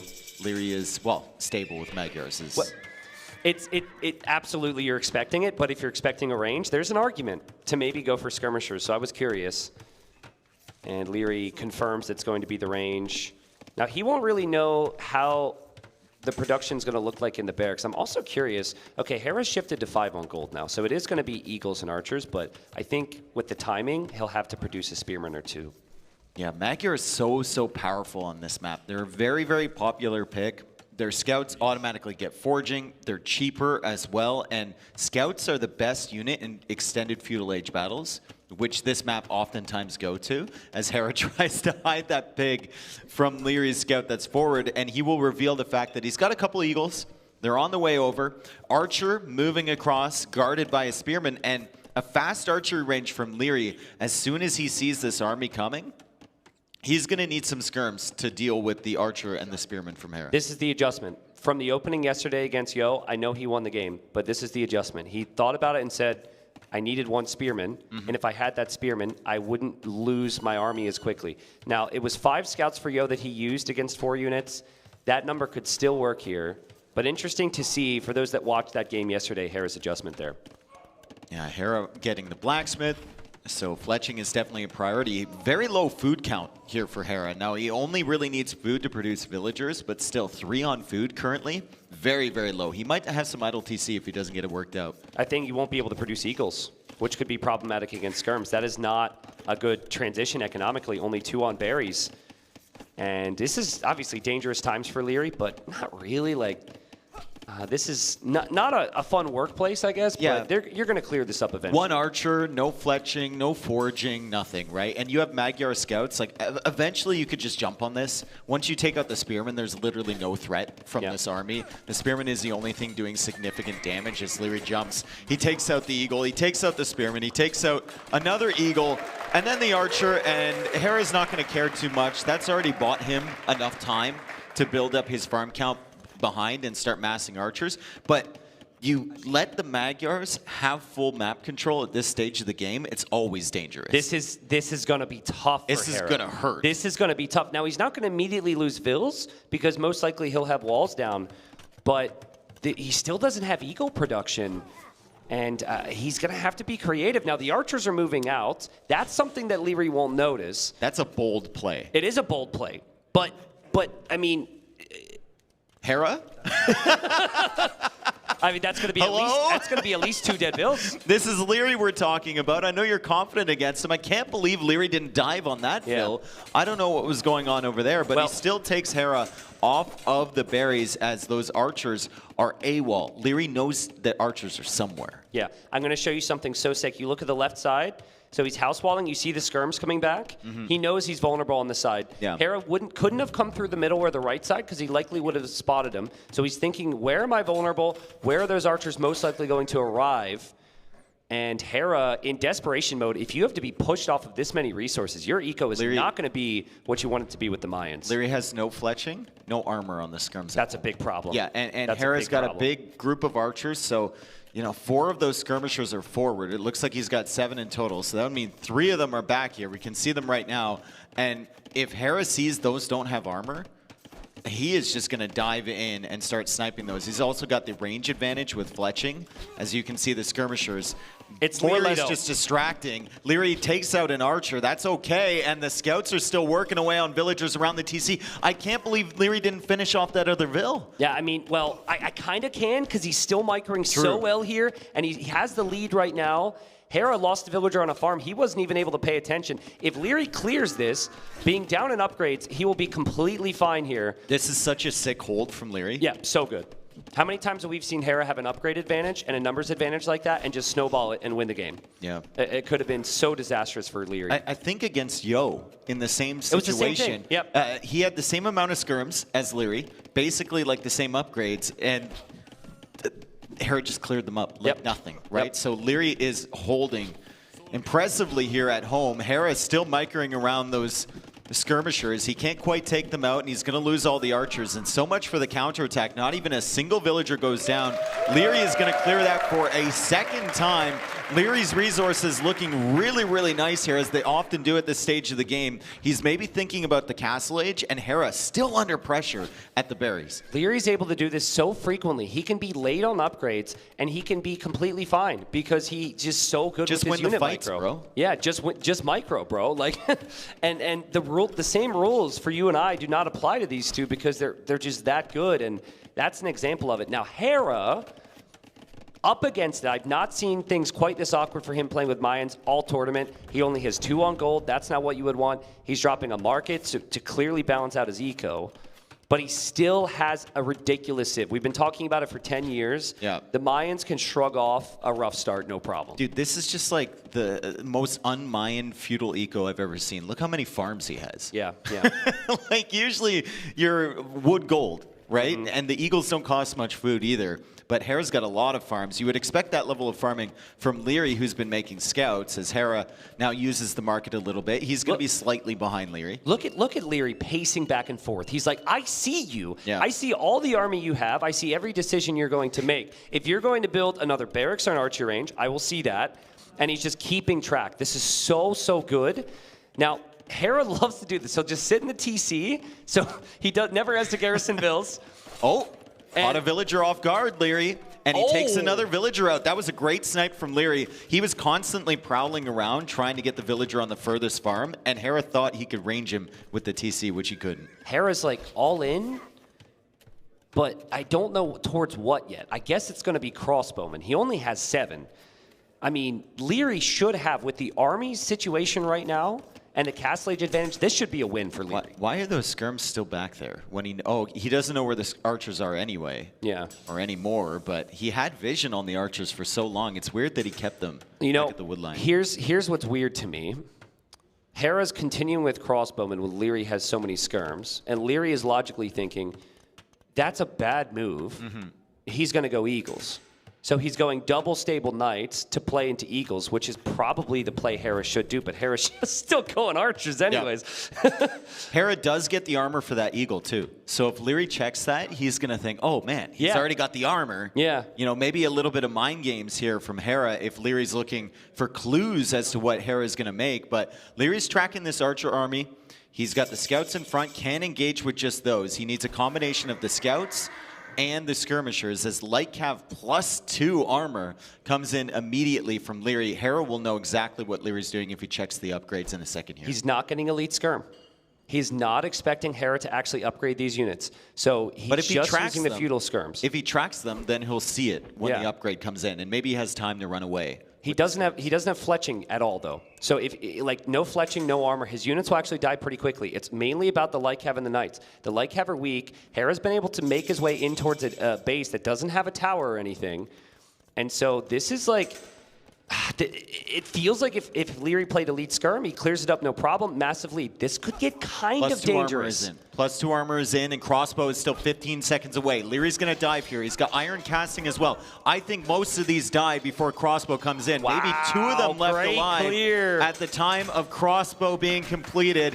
And Leary will see exactly what Hera is up to. And for the 3rd time this game, Hera gets an army cleared up in Leary's base without a single villager kill. This is so rare. We don't see this from Hera very often lately. Yeah, it's a very defensive position now for Hera. He's got 7 crossbows. He's producing 2 more. He's dropping the university for ballistics. You know the other big thing about that, Dave? There's still 9 skirms alive. You can pivot into Elite Skirm the second you see this. You see university, you go Elite Skirm, right? You know that Hera's committing heavily to the crossbow still. Well, also, you know that you have some time, right? Leary's not going to do it immediately. He's not going to rush it. He's going to add some more light cav. He's going to add some more monks. And if he needs to, because he's tracking all of the middle of the map and he'll see that army coming across, he can add Elite Skirm and upgrade that army that's just been chilling at home. It's crazy to me that Hera's just got Vils over on the right side, chilling on that gold. Yeah, no urgency in that whatsoever. Like, I think in Hera's mind, he's like, I should die. Yeah. And if I just play super safe, maybe? I'm going to die, so I need to take some risks. But there's Vils on that gold on the right side. The second Leary spots that, all those Vils should be dead. I kind of think Hera wants Leary to go into that wood line. He can like trap him and then un-Garrison through the tower or whatever. And a similar trap happening here. Ugh. The Knights come into the gold. Is this trade worth it for Hera? I mean, he's going to lose a lot of villagers here. Sure, some Knights go down, but Leary's also killing some Vils on the left side of the TC as well. And, you know, that Palisade might not even hold if this Knight comes over and attacks the villager too. Yeah, Hera will take out the Knights. He wants a snowball with army, so that's maybe the key for him. Again, I think Elite Skirm now for Leary. Yeah. Like, the Knights and the Light Cav are good. You're being active. You're being aggressive. You have 9 skirms, playing around Elite Skirmisher, and you're probably in a good position into the wood line now with the Light Cav. Hera will try and trap again. Just fight that. Just fight it. Yeah, just fight take the trade. Just fight it. You're killing villagers, right? Like, he kills another one here. The light cap do go down, but look at the eco KD. 13-0 eco KD. Res collected still close, but it's not going to stay that way for long. If Leary can get Elite Skirm, why is he sending these support? Just keep them at home, get Elite Skirm, get the upgrades, and you can defend perfectly fine. I mean, you can eventually get to enough Knights, potentially. Oh, he might find the gold here. But it could be dangerous. He sees the army. He might find the gold here, Tristan, if he keeps going in that direction. With Hera's the skirms are behind him. Hera as well. realizes, it feels like Hera realizes that he's not heading that way. Yeah. Yeah, he's going to toss away those skirms, Dave. Maybe we're wrong, right? Like, if you go for Elite Skirm, you still have to get tons of Blacksmith upgrades. And Yeah, then maybe you you just commit on to Knights. Yeah, I mean, he has Wheelbarrow, he has decent farm eco, maybe you already have +2. A Siege Workshop, though, maybe? Like, if the Knights aren't going to be enough, a Siege Workshop could be really nice. Or just win all of the fights. Will Hera get another army cleared up here? He's trying to micro this down. Remember, Iron Casting is in for all these cavalry. Very, very powerful as the Knights and the Light Cav chase after. Here come the Skirmishers with no upgrades as well. Hera is losing units here. Leary is pushing this back, and we have more Knights from 3 stables now from Leary. 4th big clear up of the game for Leary. And the skirms are still alive. The skirms are still getting value, and he just has not allowed Hera to mass his army. Every time Hera has moved out in this game, Leary has says, no, I'm going to just kill you right back to your base. Also, that was good micro. Knights can be really awkward to use at times against good micro. So he was grabbing half the group, clicking it beyond or around the crossbows there. I like the fact Leary's adding a second TC now. He's going to completely take advantage of the fact that Hera is on the back foot and Hera needs to keep producing military just to stay alive. So he will get a significant villager lead off of this, and he's also gone for horse color, so he's done the eco upgrade check. He's going to add more farms, and he's going to keep producing Knights. He's honestly finding that gold on the right away from winning the game. It might not feel like that, but if he just notices that gold, oh, gets the back quick into wall the wood fails. They're in again. And Hera's just so torn right now. He knows he's behind. He knows he needs a counterattack, but he has to defend this. Otherwise, he won't have any villagers on wood, and there's villagers underneath the TC as well. Leary has just been diving. He can go into the gold again. He goes into the gold. Hera gets the quick wall, but more are dying, and it's 50 population for Hera, who loses a monk as well. And it is 75 population for Leary. This is Leary on Land Madness. We kind of forgot. Now we're remembering. So many games in the past, Leary doing exactly this. He's everywhere, right? And you're right, he's that gold away from finishing this game. I think a lot of players would have tapped out by now. Hera's got that belief. Hera goes for a TC there, which is definitely not a good idea because there's 4 knights and a light cap just waiting for those villagers to extend. 38 villagers now for Hera. Leary almost doubled the economy. And Leary he could just stay underneath the TC. Honestly. Just keep chasing. He's killed so many monks, so conversions can't really come in. Okay, maybe because of the pathing there, you back away. It's hard to get beyond the town center. 35 bills. 35 bills. This is going to be Leary's game. I think Hera's not going to want to accept that. Hera's going to want him to work for it. And Hera's also going to do what a lot of players do when they're starting to lose look at games. the wood line. They're going to fight on. Oh, there's no way. And he attacks the full HP one. No. He's not able to look, right? He's not able to look. Hera's monk needs to go. The monastery needs to send the monk to the wood line. Nowhere else. Dude, that wood line was weaker than my hairline. And he only got 1 kill. Come on. Man. Well, 2 TCs. Leary, I think, sending some weak knights back to heal up. And Leary's going to see this. I wonder No, he's not. I wonder if he reacts. Hey. Honestly, if this wasn't such a big moment, I think Leary's like, oh, yeah, that makes sense now. It makes sense now. Great quick wall, quick gate there from Hera. Leary loses a knight. That's going to help out a little bit for Hera, but he loses the monk. And the knights are still on the prowl. Just every time you look at the minimap, there's red dot here, red dot there, more red knights. dot circling the TC. On the red gold. pig over there that's still in the corner. The Vodka even showing us the Vodka's love that pig, man. He's selected like 4 times already. Well, listen, we normally control the screen, right, when we're at home, and it's a pain when there's random units. And then viewers are like, oh, look at that thing, and it ends up being a random sheep or a palisade. Big Cam, let's go. That's the grand finals energy we need. I'm That's locked. exactly what I'm we so need. locked now. I think, that's still a big ball of crossbows. But if all the knights can get here, I think Leary can take a fight good enough. It's still throwable, right? Mayans with 30-plus crossbows can micro down lots of Don't go knights. for that siege workshop. Make it Go at home. defensive. Yeah. Make it at home. Just keep collecting the relics. Keep having some knights picking away at the eco. Make sure you have enough to keep yourself alive. Leary's got almost enough stone for a castle as well. Defensively, that would be the smart play. There's no need to rush things because you're so far ahead. You're double the eco, and you have to know you're double the eco. It is worrying, though, because the siege workshop does not exactly defend you right now. And you don't necessarily have the knight. Well, he's going to fight it. Why not? When you have the eco, just take the fight. And a bunch of those crossbows were weak from before. Oh, man, and Hera's trying to go through the knights in order to escape. I mean, he's got some good snipes now, but he took a lot of damage initially, and he's still taking damage, and Leary's still producing knights. Leary also has knights at the back of Hera's base that are coming in now that he knows Hera's distracted. To the wood line. It's going to be a feast. It's going to be a feast. Leary should know it as well. Wood line? He knows that wood line's still exposed and that Hera's full focused on the front. Wood line, there it is. There it is. The villagers are so weak there. The knights run in. Villagers will die. Hera's trying to leave, but more villagers going down, and it's 78 villagers for Leary. Oh, another quick gate from Hera, but the monk goes down. He does get a conversion. That was a really quick one, and Leary just keeps killing villagers. Hera, bro. I mean, he's still got the crossbow army, right? I mean, I can't be critical because he and some others who put up insane amounts of fight have brought games back from the dead, right? True. Unfortunately for Hera, there was no king in this game. Yeah.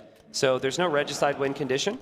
If that was the case, I'm sure we'd be thinking there were higher chances. But this is also good. Like, Leary gets to feel sense of control over his opponent here for a long stretch of time. Yep. I think it's good for the mentals. Great splits there from Leary. He dodged all those shots initially. He's still trying to loop around these crossbows. A bunch of them were weak from before. Hera's got some great micro this game for sniping down the knights, but Leary is just kind of brute forcing every single fight because he can. He has the eco to do it. He's constantly producing.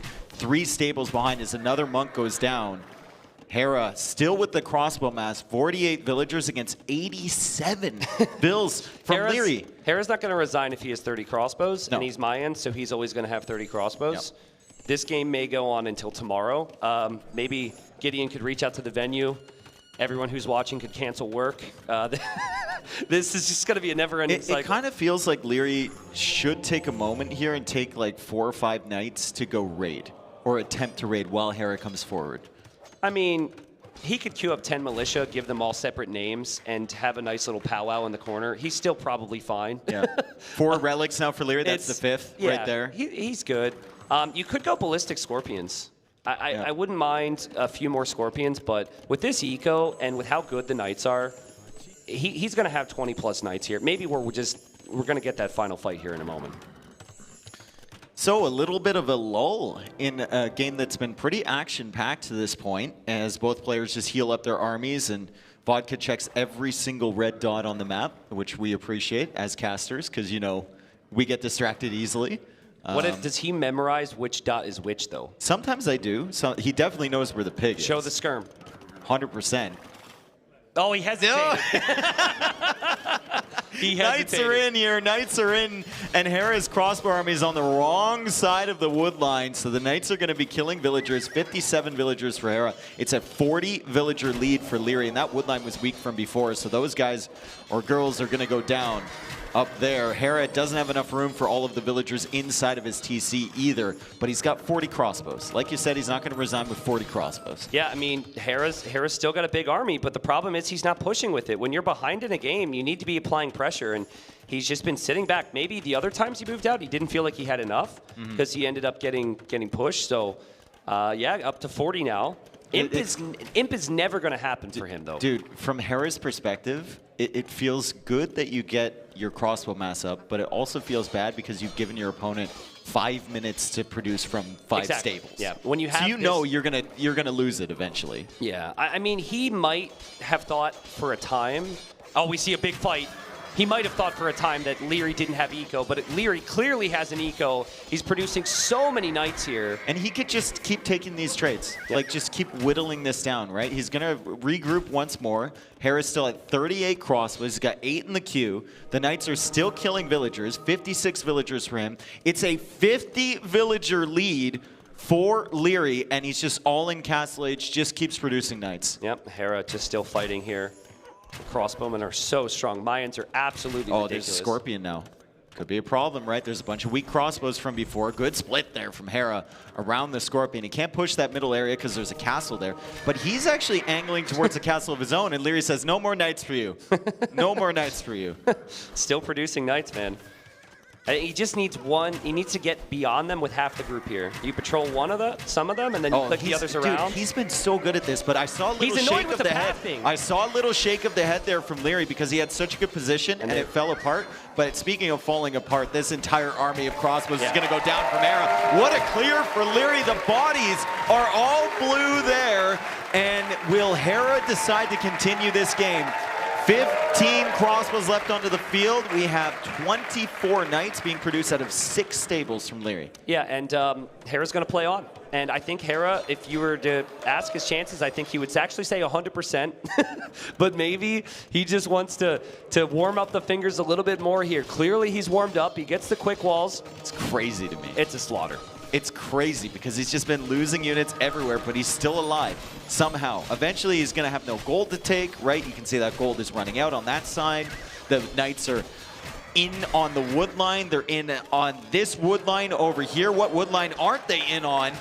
As they're also killing villagers under the TC, and Hera just can't keep up with this. Yeah, and I can't find new and creative ways to say that Hera is completely dead in this game. He's 62 population. We're 42 minutes in, and Leary's just played a perfect game. He's going to tie up our finals. TC? Hera has just lost the right to ever say yo or ACCM don't Hera.ACCM. Like, oh my goodness, man, Hera. It's the finals. 39 villagers. Yeah. He just keeps looking at that crossbow count and says, this is fine. I mean, is there a part of this that's strategic in terms of stamina here? Because you didn't have, Hera didn't have to play a series earlier? I think if you were to ask him, he might say that as his reasoning, but I think he honestly believes, after some of the miraculous comebacks he's had, that he can make this work somehow. Yeah. I mean, it's just confidence. Yeah. Well, and whatever, like that, we're in the grand finals, right? We want to see the maximum amount of Age of Empires. So if Hera wants to wall one villager into a corner, like, let's not go that far. Like, he's walled these crossbows in. What a slick little play there from Hera. I mean, like, just let it Hera's go. at 20 bills. Bro, 20 bills. Nighty-night, Hera. GG, well played. Leary finally takes the victory. Oh, that was fun. Wow, hanging on the edge of my seat for the last 10 minutes there. I don't know if you caught the little smirk from Hera there. It was basically all right. Yeah. I think he knows. If you were to ask him about that game, he'd probably be like, yeah, I was a little aggressive with hanging on. But it's a good win from Leary, 1-1. It's interesting because I've always felt like Hera's so insane with the 9 villager start Mayans. Yeah. And there, I don't know what it was. Again, maybe something to ask him, but he didn't have the production of the barracks and the range. Like you could see in early Feudal, we look back at Zico, he has 2 farms. He'd already added a blacksmith. He had no food to upgrade anything or produce the Eagles. The build was wrong. My assessment, I think he went too heavy on wood. I think he had 14 on the wood line at one point. Maybe it was like 11 with some. There was also that moment where like he was forward with the army, and the scouts come back, and it's really predictable the scouts are going to come back. Yeah. He decides to send the archers, but he doesn't abandon the berries. Yeah. And he doesn't like wall that up or anything. No tower, nothing. Like, true. It was just kind of strange, right? It's like he forgot that Leary could even attack him. Well, I think I've seen hesitancy from Leary in those positions where he'll clear up the army and he'll just sit at home and wait and like try and play defensive. And I've been critical of Leary for that, especially with civs like Magyar. So I think in Hera's mind, he's like, he's going to be waiting for me. Let's go forward and hit a timing here. And he just didn't think about playing enough defense there. And normally you win with Mayans, you don't question it, but now you kind of think, it's not really a mobile civ. It's not really great for land madness, is it? I mean, Mayans, Aztecs, Incas, right? We haven't seen a lot of them in this tournament. Mayans is the only one that's been selected. Yeah. And there's a reason for that. People are more inclined towards cavalry now, cav archers. Like, mobility is huge, especially on land madness. On land madness, yeah. And without the Eagles being a real factor against the Magyars, because Leary had cavalry there, there's no mobility for the Mayans whatsoever. Yeah, that's a fair point. Now, obviously, we would have a completely different way of explaining the Mayans if the Mayans would have won. Yeah. But that's casting for you, so that's just what we have to do. Next game, Hera's choice, and he's got a variety of options. I think maybe if he still feels confident on an open land map, he could just go for Arabia, but I wouldn't go Arabia against Leary after Leary just won a game. Leary loves Arabia. So I would go for something a little bit slower, maybe. Like maybe he'll go Golden Stream, maybe he'll go Golden Lakes. Is there any map selection here that's going to give you info? I know it's a best of 9, so there's a lot of maps, a lot of civs, right? But that's going to give you significant info for any other map. Like, if you go Migration, is that going to give you info for what civ they will pick on Fractal, for example? I think the question mark for me is Hera has Cumans and Burgundians for Fortress. Yeah. And they're wildly different. Yeah. The good news for Leary is he can still play Bohemians regardless. Cam, it's back. Did someone Did you just draw that in like? What? Is it mean of me to say that that's a blue marker and not a red marker, and it was a red pig? Yeah, but if we need someone wearing red to come close enough. To convert it. Originally, it was a blue pig. True. Yeah, that's a good pig call. 1.0 over there. That's a good call. Yeah. Okay. Yeah, but that's a good question. Like, I actually don't think, and maybe it's just because I think I know these two so well, I don't think there's necessarily a map that really helps you out with information long term. I think Golden Lakes feels very Byzantines to me for Leary. Some people make arguments for Persians. I don't like that. I think Persian late game is a bit of a struggle there. I think if you go Fractal, maybe Leary's opting more for Burmese, goes towards like monks and whatnot. Hera there is probably going to go. Well, actually, Hera, I think will go Italians on Migration. So I'm kind of wondering what Hera is thinking for Fractal. Maybe he goes Lithuanians, actually. Goes for the early wood chopping, gets the fish, plays into skirmishers mode. What do you think about Saracens on Regicide Fortress instead of Bohemians for Leary? I mean, I would love to see it in a ranked game, but I think you lose. You're just going to be like, where else do you play Bohemians?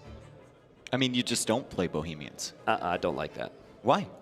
Because it's Bohemians. I know, but we saw him lose. Like, if Hera goes Cumans, right? Everything went to Leary's game plan.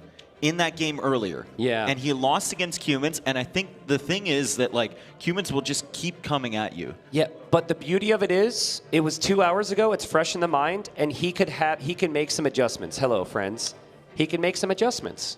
So he should be able to think about that and say, this is what I need to do differently against that. And maybe even have a conversation with Yo. Yo's out. Just go talk to Yo and say, hey, how do you lose? I don't think Yo is the best guy to talk to about that. Yo will say, you can't lost beat it. because you suck. Yo will say it's unwinnable for you. Cumans are the best civ in the game. Yeah. Unwinnable. Yeah. But I just think, I honestly think that you don't, we talk about switching it up for Leary. You do not need to switch up the civs. The civs are good on maps for a reason, but you can switch up slight aspects of your approach. Yep. So, like the timings, for example, if they played 5 training games on a map and you've gone for one opening, you can still stay on that opening, but have like a fast switch into something else, or make more of the initial choice. That's where the adaptations are going to have to come. We'll find out what the next map is. We should be into game number 3 so far, neck and neck here in the finals. And games have been fantastic so far. But the theme has been one player gets off to a fast start, and the other one can't catch up. Yep. That's what these first 2 games have been. I think the reflection I see on their face is more of a deserty tone. So I think that's where we're going. No! It's Migration instead. Well, Migration, Hera playing Vikings, so the first appearance of the Vikings in this tournament, and it's going to be Armenians for Leary. I know what Hera is going for with the Vikings. I don't like them that much on Migration nowadays. Okay, so why is that? What's the reasoning? They have a really good Navy. There's a lot of water. But Migration usually doesn't come down to Navy. Oh. It dictates how the game goes into Imperial Age, but in Imperial Age, it's about fighting on that middle area, and Vikings don't really have the greatest land options ever. I agree with everything you said, but this Migration is not very landy, dude. It's just like this narrow, tiny hot dog looking thing in the middle, and all your wood lines are super surroundable. Look at the island. If Hera were to not actually transport and get to 20 longboats, I think TCs, houses, wood lines, all are going to be harassable. So I actually think this might have been something Hera thought about. I'm with you. On other versions of Migra, I question it, but I see the potential for lots of water play here. This is an anomaly of a map. Like, if you look at the other Migration maps in this tournament, half of them have really thick islands. Maybe a bit more. I don't think you can plan around that. I think, so Viper tried Malay, and he tried to essentially go fast imp, right? Yeah. And I discussed it in the back room, like what's the reasoning, and it was somewhat similar. It's just you get so much value from the water on this version. So we'll see, but going fast castle is got to be really, really tough. And on the other side, Armenians are one of the best galley civs themselves. Mm-hmm. So Armenians might be able to even compete in the galley war. And they can both kind of do the same thing. If you go full water and Leary moves out to the middle first, Leary's going to get all of those relics with the warrior priests, right? If Hera hard commits onto water. So he's going to have to be careful to balance it and get at least his scout over there at a reasonable time to stop Leary from just taking advantage. There's a lot of guessing games involved in this, and there's tiny aspects that have big trickle effects. So, for example, if they were to go galleys right here, they actually are going to arrive at the starting docks much quicker than any other game I've seen. Mm-hmm. They both docked the left side. They're both a short distance away by Migration standards. And that means fast feudal galleys would be very good. And it seems like both are opting for that choice now. When you're playing Migration, are you the one ship to either side guy, or are you the let's roll the dice and send all my ships to the same side? It sometimes depends on what you see. So I'd like to see Leary's Fog of War, for example. I think he's a little bit closer to the middle. But like in Leary's position, okay, so you've seen a bit of land. Yeah. Sometimes if you see the curvature and you know you're towards the side, you go left, right? Yeah. But if you, and it also comes down to your initial dock position. If you dock more towards the middle, then you're going to want to send one either side. But I guess the answer is it depends. Oh, great. I never get explained a it. straight. I never get a straight No, answer. that was a straight answer. I explained it before I said depends. So I'm definitely the just mass up and send to one side guy. I'm gonna roll the dice. I'll play the slots. You know, like, and I always lose. Yeah. Well, Leary able to have a nice build here. Use one mule cart for the wood and also for the gold. And Armenians have the mule carts, which inherently are good for efficiency, but the wood and gold upgrades from them are more efficient than other civs' gold and wood upgrades. So sometimes, some players will actually get the gold upgrade in Feudal Age, which is really rare, but that can be helpful to bank up lots of gold. All right, so galleys coming out from both, from 2 docks. Leary's going to go for a 3rd dock here, and we'll discover which direction they're actually going to go into. Like T90 said, the galley war is going to get started very, very fast if they both go to the left, which they likely will. 6 fishing ships for Hera, 7 for Leary. Wheelbarrow is in for Hera, but more importantly, like you just mentioned, the boosted wood economy for Leary is going to be insane. Yeah, like Wheelbarrow helps you here where you're sending your vills out of the TC to another I mean, it resource. slightly helps with the efficiency on wood chopping or whatnot. I guess, yeah. When they're carrying it back, right? Yeah, it's not insane. And honestly, I think they both know what the other's doing here. They know each other better than anyone. They both hit Feudal Age at the same time. They both have maybe the 2 best galley civs in the game. So I think we see a lot of galleys here, and it's just about who can execute the best with that. And Hera playing very defensive with his galleys, which is no surprise. He wants to get to Castle Age safely. He wants to get into the longboats. Yeah. At least we assume. Mm-hmm. Yeah, I mean, Hera's just patrolling there. And he knows the pressure's probably going to come through from one side or the other. And he sees it on this side. Doesn't have fletching yet, but he does have the numbers. And this is the downside of being aggressive, unfortunately, because the opponent can jump on you potentially. And Hera trying his best. It's about the follow-up movement after your shot. And if you use stand grounds and attack move, and that's one option, or you can just click really, really fast and perfectly, you might be able to get the shots here. I think Leary should be able to get back here. The one on the front. I don't see the reinforcements coming. Okay, the reinforcements are sailing in now, and Hera might just turn around as soon as he sees extra ships, right? Like Leary brings a lot, so that is probably 3 more than Hera expected to join here, and Hera manages to take down 1 ship, but he's going to lose all 3 of these. So great job there from Leary. Kind of crazy how Hera just said, "Nope, that's going to die. I'm not even going to micro that anymore." Wow, that was really well played. And Dude, so I think Leary did a great job there, waiting till he had 4 to bring them in, and kind of really caught Hera off guard. If Hera only saw 2 coming in, he just turns around and leaves, right? Yeah, yep, true. Yeah, I'm not really certain what happened there. I mean, there's not a lot of other things happening. Yeah. It is a tricky map to play, but I feel as though that's a misstep there from Hera. Like, you should expect he's going to bring more ships. It's migration after all. And he's up against Armenians, right? So the Viking ships are cheaper, but in terms of the battles in Feudal Age, Armenians are going to have that extra arrow on their ships, which is really, really nice. Transport timing is really critical here because you make a transport, that is the time that your transport is being produced, which means, you don't have a galley coming out, and then obviously the resources as well. Ooh, Leary's mixing it up too. Let's see if Hera senses this, because the galleys aren't coming in anymore on the left side. Hera doesn't have as many galleys to split up in defense on both sides, and Leary might honestly send those over there. If the galleys are there in defense, then he sends this navy in. He's going to be really, really tricky with his galley mass as Hera sees that. Leary's going to back away. Hera can count those ships and know that there's probably more somewhere else from Leary. Yep, they could be coming this way, so you have to respect that. I'd like to see Leary actually not patrol his galleys on the right side. Yep. Like, you don't want to kill the fishing ship from distance. You want to get right up next to it and then kill the fishing ship. That way Hera reacts a little bit later. See, he got a bit closer. Now Hera will probably have a reaction, but that's going to be 1 fishing ship down, could be 2 fishing ships down, and Hera not able to keep up with Leary right now. Snipes the Vil too. Gets the Vil as well. Great job from Leary. He snipes another fishing ship. He's going to probably get this galley as Hera sends the other galleys back home. He also knows that Hera is not on the middle because he saw the scout. Hera would 100% take that scout over if he already had a transport ship. So transport ship timing faster for Leary here. This is honestly a perfect game. It's one of those games, we've seen it before, where if Hera claws it back, we think about it after the finals ends, right?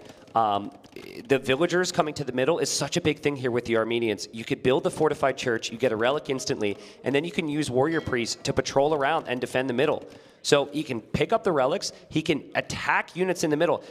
Hera's trying to recover massively on military, and he's actually outgunned right now, ever so slightly with the numbers. 13 ships versus 17. Hera is 30 seconds away from Castle Age. Castle Age comes in first for Leary. Bodcanero is going to be the big one, and then War Galley slightly behind that, as Leary still continues to push. At the same time, he comes in with the other Navy. He's doing so well, just distracting Hera on one side and then pushing in and trying to get whatever value he can with the other one. He's hoping to find the transport ship, I think, with that Navy on the right. I don't think he's going to find one. I don't think Hera has any interest. I think Hera knows that this is all about water here, especially since he's fallen behind in the numbers, and Leary goes too far, and a way for Hera to come back now by killing this Navy. This is huge from Hera. He will lose his fishing ships potentially, and he has been taking fights with only Feudal Age upgrades. Now after this, there's a potential for Hera to go full longboat. I see him in queue now. He has no stone for TCs, Dave. This is all in. Yeah, that was a big misstep from Leary to go a little bit too deep with the galleys, especially before the War Galley upgrade. He probably should have just run with those, but he is on the middle. Now Hera goes for that transport ship as he's cleared most of the Navy from Leary, and Leary's going to have some serious problems on the water.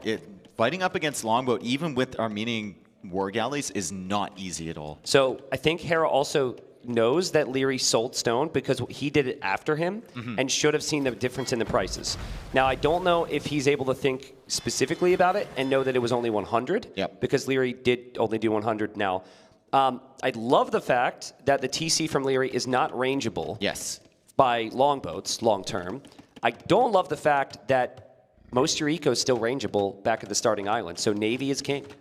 Yeah, I mean, he can move a lot of that with the mule carts, but the wood lines are within range of the water, like you were saying. I like the dock he's made on the shoreline of the main island, especially in choke points like that, because longboats are actually kind of susceptible to demos. So if you start like producing demos and then you have war galleys behind that, you can hold this, but Hera actually loops around the other direction as he's now in the middle going for a TC, and Hera notices that Leary's units are over there. He did not see the TC foundation. Yeah, but you know that it's probably a TC. There's not going to be many other things out there. And I think Hera might choose to go for a siege workshop. Warrior Priest, though. Warrior Priest could take that out as Hera, with ballistics, is trying to take out the Navy from Leary. Leary trying to dodge around ballistics, but war galleys are kind of clunky. Leary's making them look like they're dancers, though. He's dodging all those shots. Yeah, he's got to do it on both sides. This is so tricky, and it's so much easier for the ballistics player. Hera still trying to dodge. I don't think crowd expected fishing ship micro when they showed up today, but there will probably be more of that. Still advancing forward as Hera. Still no ballistics for Leary. Leary's got the home field production, though. Dude, Leary's done such a good job with these two different groups. So good, so good. So many players would have fallen apart here. Leary's defending at home. He just took out two ships there with a volley. He's still kind of pressuring on the front side here, and he's got the Warrior Priest coming out and grabbing those relics. How is he winning on both sides? It's crazy. His micro's insane. He doesn't have the unit type, arguably. He doesn't have the upgrades, and this is Hera we're talking about. And Dave, like we saying, like Leary has to do something different to be a champion. Maybe he doesn't. Maybe he could actually do what he's best at and just outplay Hera at the same game. He doesn't have ballistics. Yeah. And it didn't matter. Crazy. At all, right? He microed down those units at the front. He defended himself really well at home as the Warrior Priest now chases the Villager. He's not paying attention to this, so potentially somewhere else the Warrior Priest goes down, and so does the Villager. And Leary will see the TC from Hera, and Hera went for a monastery first. That's your standard play to try and get relics, but Leary's already got a bunch of relics. Exactly, with the TC right there, with the Warrior Priests out, and playing as the Vikings, who don't have the greatest monk tech tree ever. I think I would have preferred like a siege workshop. I'm very glad my face isn't on camera right now as I try and just brainstorm on what on earth Hera can do here. Like, how can he get out of this? I think a bunch of vills to stone, and you hope to get towers or castles between the TCs. But how are you supposed to do that if Leary already has a Mangonel? Like, Leary's already ahead in this regard. And he sees that. Yeah. So beautiful job there from Leary. Hera's masked up the longboats, and longboat micro is very, very easy, but Leary, we've seen him with these war galleys. I've never seen war galleys move like this. Look at this. It's insane. Like, he's dodging at the last second when the shots come in. And guys, he's actually timing it with the volleys.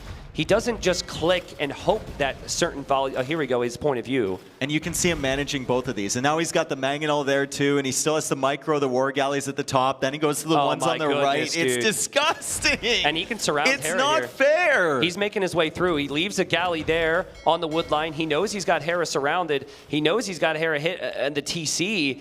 The only thing that can go wrong for Leary would be on land with the siege battle. And the flank coming in. But the flank's coming in. The flank coming in, and Hera just seems completely out of his depth here. Yeah, this is crazy. And this is so rare to see. Leary is just completely dominating this game right now. Hera's trying to mass up longboats, but he's being pressured in the middle. The Navy just keeps coming in. The longboats are still strong, though, and Hera did have reinforcements inside the docks, so he's going to clear up some of these ships. He might even clear up the entire Navy. The damage, though, has been done by Leary. 57 villagers for Hera, 66 for Leary. Hera also microing his mangonel, so Hera's doing a great job, too. Warrior Priest. Oh, man. Oh, man. Leary's micro is insane. And he will keep his mangonel alive. Leary's on stone. What do you think about a tower next to the siege workshop? I know you want to wait for a castle, but, like, I really just want a tower there. That area decides the game. I think you wait for it. You've got 2 mangonels. Okay. You've got the warrior priest. I think you wait for the castle. By the way, 5th relic on the way for Leary. So that is incredibly impressive. And we think about the Vikings. Well, like normal civilizations, you might think about redemption monks or something like that. Loom! It's fine. Hey, dude, if there's ever a way to throw a game, it'd be trying to build a castle next to a siege workshop with no loom. Yeah, that's actually amazing that he remembered. Yeah. He didn't have it. That's calculated by him. He's like, well, I haven't needed it yet. Okay, so do you put that castle, if the TC is going to go down anyway, do you put that castle there still? Yes. Okay. Yeah, it just protects your own TC. And then you can still play into water much easier. It protects your relics. He doesn't know there's a siege workshop behind, but I think Hera needs big fight on water to work. I think Hera's not going to expect that the level of production on Navy from Leary while doing the stuff in the middle at the same time. Exactly. Leary always has enough ships as Hera comes out with the mangonel. And of course, he's just paying attention over there as he's taking the fight on the water too. Villagers going down. The warrior priests are going in for that mangonel. That thing is not going to survive. Neither is the TC. Neither is the Navy from Hera. The TC is on fire and there's nothing to support it. It's castle time. There's not a lot of space there to build it. Oh boy, Harrisville is pretty speedy here. It's castle time if you're Leary. You win the game with the castle, just cannot have this be denied. It's not the best castle ever. It'll get the job done. Yep. I don't think Hera can stop that. Yeah, it is a castle, that is for sure, and it's slightly ranging the gold and the stone over there. Now it's Hera's turn to dance with the longboat. He is running out of resources on his home island, and now he's literally running on the middle island to get away from this push from Leary. Handcart helping out a ton for Hera as he needs to evacuate, and he can't make up his mind, Tristan. He's like, where do I go? Do I deny the castle? Do I kill the mangonel? Big shot there on the Vills. This looks like game 1 from their previous set. Leary's just going to be dancing with these mangonels. Leary up to Imp. Hera will drop a castle to secure some mainland control. His eco is still pretty good considering the situation here. Like, having lost to TC, you'd expect him to be behind more. With Handcart as well, with Vikings. With 16 on food, but Leary can just do anything at this point, it feels like. With 5 relics, when he's in Imp, he should be able to build more castles, make more trebuchets, and he still doesn't have a bad situation on water either. Yeah, only 8 longboats here for Hera, 17 ships for Leary. I guess the question is, what are you prioritizing if you're Leary? I think the tendency would be to prioritize land and kick them off there. But if you can take over water against the Vikings and control that, you take their one winning element completely out of play. The good news is, I think you can do both. That's how good this situation is. Yeah, Zico's good. Yeah, a lot of wood, a lot of gold in the bank. And people don't normally have the skill to do both. You have to commit to one thing or the other. Oh, we've seen it this game. He definitely has the skill to pay attention to that. Another castle coming up there from Leary, and the war galleys come in. They're going to snipe the mangonel.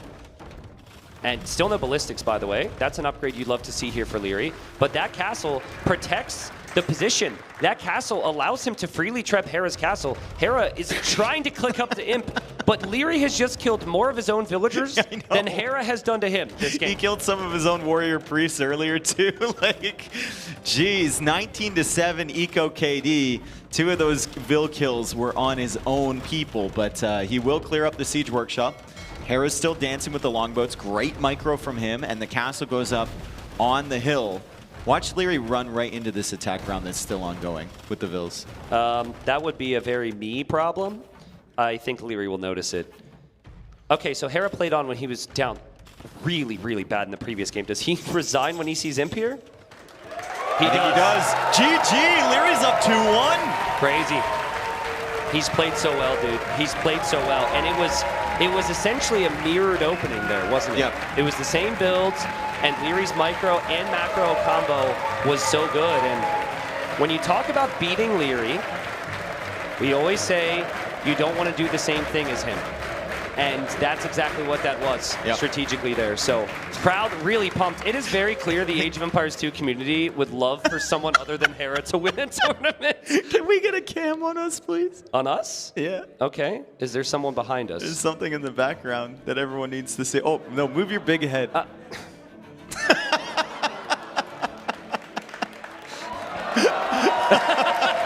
didn't realize it was Nilly.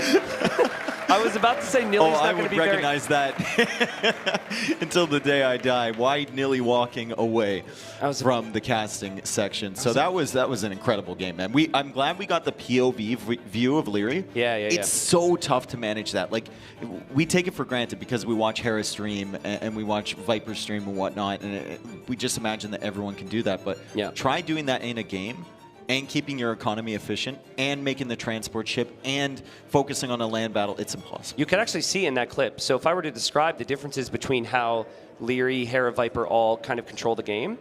Viper and Hera typically find their times. So it's like super heavy eco moment, super heavy micro moment, back to super heavy eco. Leary just does it all at the Leary same time. does it all at the same time. Yeah.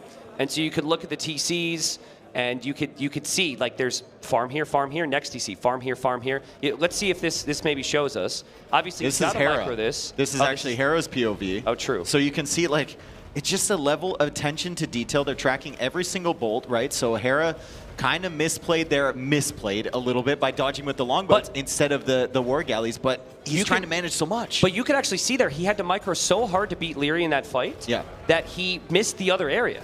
Right? So he just got completely overwhelmed by him here. And it's going to be the same thing with the TC. He can't look. Now he's struggling, lost a couple Vils on farms. You'd be hard-pressed to find someone who can overwhelm Hera like that. And it's good to see their POV there. But Hera's got a rebound. We got to talk draft now. And I'm curious on how high Vikings were chosen there, because along the same lines, I don't know if that was something Hera's going to be too disappointed about. It was a later pick, but it was also a later pick for Armenians as well, for Leary. So third last, Armenians, like you said, fourth last, I believe, for Leary. So, I mean, that's a really, really good win on migration. Hera beat him last time in their previous set, and honestly, Leary has 2 times more victories than every other player combined at this event against Hera. So far, I guess in that's one true. series. I guess that's true. Like, there's something to take out of this. Also, interesting little streak here. I honestly, I'm just going off memory, but considering the previous 2 finals they played against each other were 4-0 for Hera, and then there was also the series in this tournament, which was 3-0 for Hera. Hera had won 11 games in a row against Leary. Make it 12 with the first game, and now Leary's got a nice little streak here, of himself. Two games in a row. And it's 2 games where he was basically in the lead the entire time. And that's a good feeling, right? He was controlling both of those. So mentally, going into the next one, he should be in a good place. But Hera, I mean, Hera's looking at this like it's a best of 9. Yeah. We're not even at the end of the beginning yet. We haven't even approached the mid game of this best of 9 set. And I'm not that good, but if I was that good and I had that many wins in a row and I had as much confidence as Hera has in himself and I heard the crowd cheer massively when I lost, I would put another little chip on my shoulder.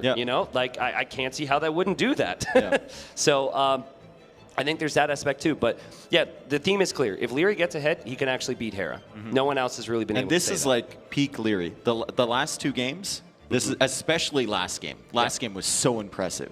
This is a guy that doesn't look like he played a best of 7 earlier in the day. I keep forgetting about that. I know. He had to beat Mr. Yo 4-1. Like, Wow. this looks like a guy who's still fresh. Yeah. Well, I was wondering, you asked me earlier about process of elimination with civilizations, and I had assumed the Hera would go Italians on migration, because that's your more typical pick. I think Hera was trying to surprise Leary with that one. Now, I think Italians is probably on Fractal, because we've seen fish-heavy games there. But Hera was basically hoping to get like a double there. Could you also play Italians on Fortress if you think Bohemians is coming out from Leary? You could. And we're on to Fortress. It's not going to be Bohemians for Leary. It's going to be Vietnamese for Leary. And Hera is going to be playing as the Burgundians. Game number 4. Leary's up 2-1. Didn't Hera have another option? I think it was Cumans for this map, so he didn't know. Hera's not super fond of Cumans. You know that. Yeah, but it's like anyone with the Cumans. You feel as though, well, I guess it depends on the person. But No, I've seen Hera win his with thought process has been, I will always ban them because people always beat me with them and I always lose with them. Okay. So maybe like he just forgot to ban them and he wanted to pick them. Okay. Get them out of Leary's arsenal potentially. Yeah. Well, something to think on, interviewers for later on, right? Asking them about this because they both had 2 options. This does then mean Bohemians is opened up for another map. But Regicide Fortress, this is the map where Hera had that incredible comeback as he's just taking his time with his boar. I think you just go Garrison that scout in the castle and the boar is going to wander back across the TC anyway. Well, yeah, I guess. I mean, maybe the boar will start attacking the castle and then you have a problem. New bug. And then you've got an issue. Hera gets it back. It's child's play for them, especially on low ping. To be wandering around the scout, you can keep the boar chasing it forever. So Leary loves his archers, loves his micro. Vietnamese are perfect for that. Vietnamese have pretty solid economy. I don't think the economy is as good as the Burgundians. Yep. And I wonder how Hera's going to be thinking about this because, like, the whole game plan is based around rats and archers for the Vietnamese. The Burgundian skirmishers are good, but they're not great as they lack armor. So that may not be an option in his mind. Their paladins are easy to get to because of the economy and the cheap upgrades, but also not the best because they lack some HP compared to other paladins. I'm kind of thinking your best unit might be the unique unit, bro. And just melt the rats and archers with the charge attack. Custilier. Just full elite Custilier. That could be the game plan here for Hera long term. I don't know how well they do against Rat and Helb. It's just like... Help would be a problem. I think your game plan, if you're Hera, has to revolve around stopping Leary from getting that forward castle pressure with an earlier imp, which is just so tough with Leary, right? I don't think Leary's game plan is going to be, let's sit back, let's boom, let's make Rathans. Yeah. It'll revolve around a faster Imperial Age and some sort of push against that castle in the south of Hera's base. I get that thinking, but I actually think there's arguments that Vietnamese have a better late game. Yeah. And if you think that's the case, maybe you don't actually force the issue early. But that's not Leary's style. That's true. Yeah, that's very true. By the way, guys, yes, the Kings, this is their life. If the King dies, they will lose the game. Ooh, the Scout is coming out from usually Leary. Players are going to go back home. Scout is coming out from Leary. When the opponent's in Feudal. To the King from Hera. Intercepting the King. We had a King snipe yesterday by Hera on Mr. Yo. Leary's found it. Leary's found it. Leary's found it. He didn't see or he doesn't want to chase. Leary was in Feudal Age, man, with a Feudal Age Scout. Hera getting a little tempted to bait that Scout into some engagements there. I'm going to tell you what Hera was thinking. He wanted the Scout to come over. He wanted to then use his Scout to attack. And then as Leary would try and run away with the Scout, he would block with the King. Yeah. But just get your Kings into the towers. Unless your name is Yo. Maybe put it in a TC or something. Poor Yo. I mean, Yo's King would have been safer sitting in the middle of the map. Yeah. In that game. Yeah. Where's Hera going? They're just scouting, I guess. Just making sure. Maybe the woodline's a little interesting. Okay, Yeah. he's not interested in it anymore, and he's going back to the safety of the tower. Is that what a king sounds like to you? I noticed there was a bit of a voice there. Maybe that. No. I mean, it sounded slightly self-important. I imagine a king would be. Mm-hmm. But kings both garrisoned at the same time, actually, into their towers, which is kind of interesting. At 2 seconds apart. Yep. They're that good. Even their King Garrison time's the same. Yeah. What's your King Garrison time? Probably like 10 seconds. I almost pulled a Yo and an MBL on this map against Lix. And so I garrisoned much earlier than I did in the past. Oh, Hera brought his out again. Just to scout the so corner. Hera needs to see the corner. And you shouldn't leave. You have so much time early. You shouldn't leave any like spaces where relics could be sitting, where there could be golds. Yo didn't notice the extra golds and stones for so long. Yeah. Right? There's still the corner over there, but he's got to scout for that stuff. It's too risky to go for the king. Leary can see 1, 2, 3, 4 relics already. Dave, like everyone who plays Regicide Fortress knows, you have 150 stone. And there was a game earlier in this tournament Where Hera had to forgot, buy the stone, and he yep. bought it. And I'm looking at this right now, and now the villagers are going to go out and get the stone there. So he's going to collect, but he's probably going to be, he just collects the stone, and then he's going to build the TC with those vills. That'll drop it off. And so then this they can build a TC somewhere else. Crisis averted. Meanwhile, Leary's already in Castle Age and making 2 extra TCs. So really good timing from Leary. Hera had to invest a little bit more onto the eco upgrades. You can see Leary already with the second farm upgrade. He's got the second wood upgrade as well. They come in faster for Vietnamese, and he doesn't have to spend wood on them, which is amazing. You can put that into farms. Yep. And Leary's eco is going to look really strong. I think the Vietnamese have a comparable economy to the Burgundians throughout like the mid game. Yeah, it's just the start, right? Mm-hmm. The reds collected is higher for Hera. That will stay higher for Hera by about that much. Mm-hmm. There's no easy way to catch up there unless you get the Vill lead, which will happen here for Leary. How do you stop Hera from getting these relics super quick is the question, if you're Leary. Do you want to stop him? I mean, Burgundian relics are ridiculous, but can you? Micro your starting scout and just focus on your boom. Like, I am convinced, and you seem convinced, that at least Leary's going to be aggressive, and that if that's going to be the case... Oh, are you still leaving with this king, Hera? What, do we have a pressing engagement somewhere? What are we doing here? What's the speed like, difference? He could have Ratons, bro. He's just checking. Just checking. It's the royal also, dog. Kings cannot be converted, by the way. You know it'd be a really funny test. That's the entire idea of a king. I'm tempted to just like... No, never mind. That's a thought for a different time. So Hera is keeping the king out there as like bait, so that if the scout comes along, it'll go after that instead of his monk? Well, no, he can see it, and then he has time. Like, there's no way he loses that king. It takes a bunch of hits. I can't do math, but dude, I'm concerned about Ratons. If you're Hera, obviously we know that Leary doesn't have any. But what if Leary? He's been in Castle Age for a while.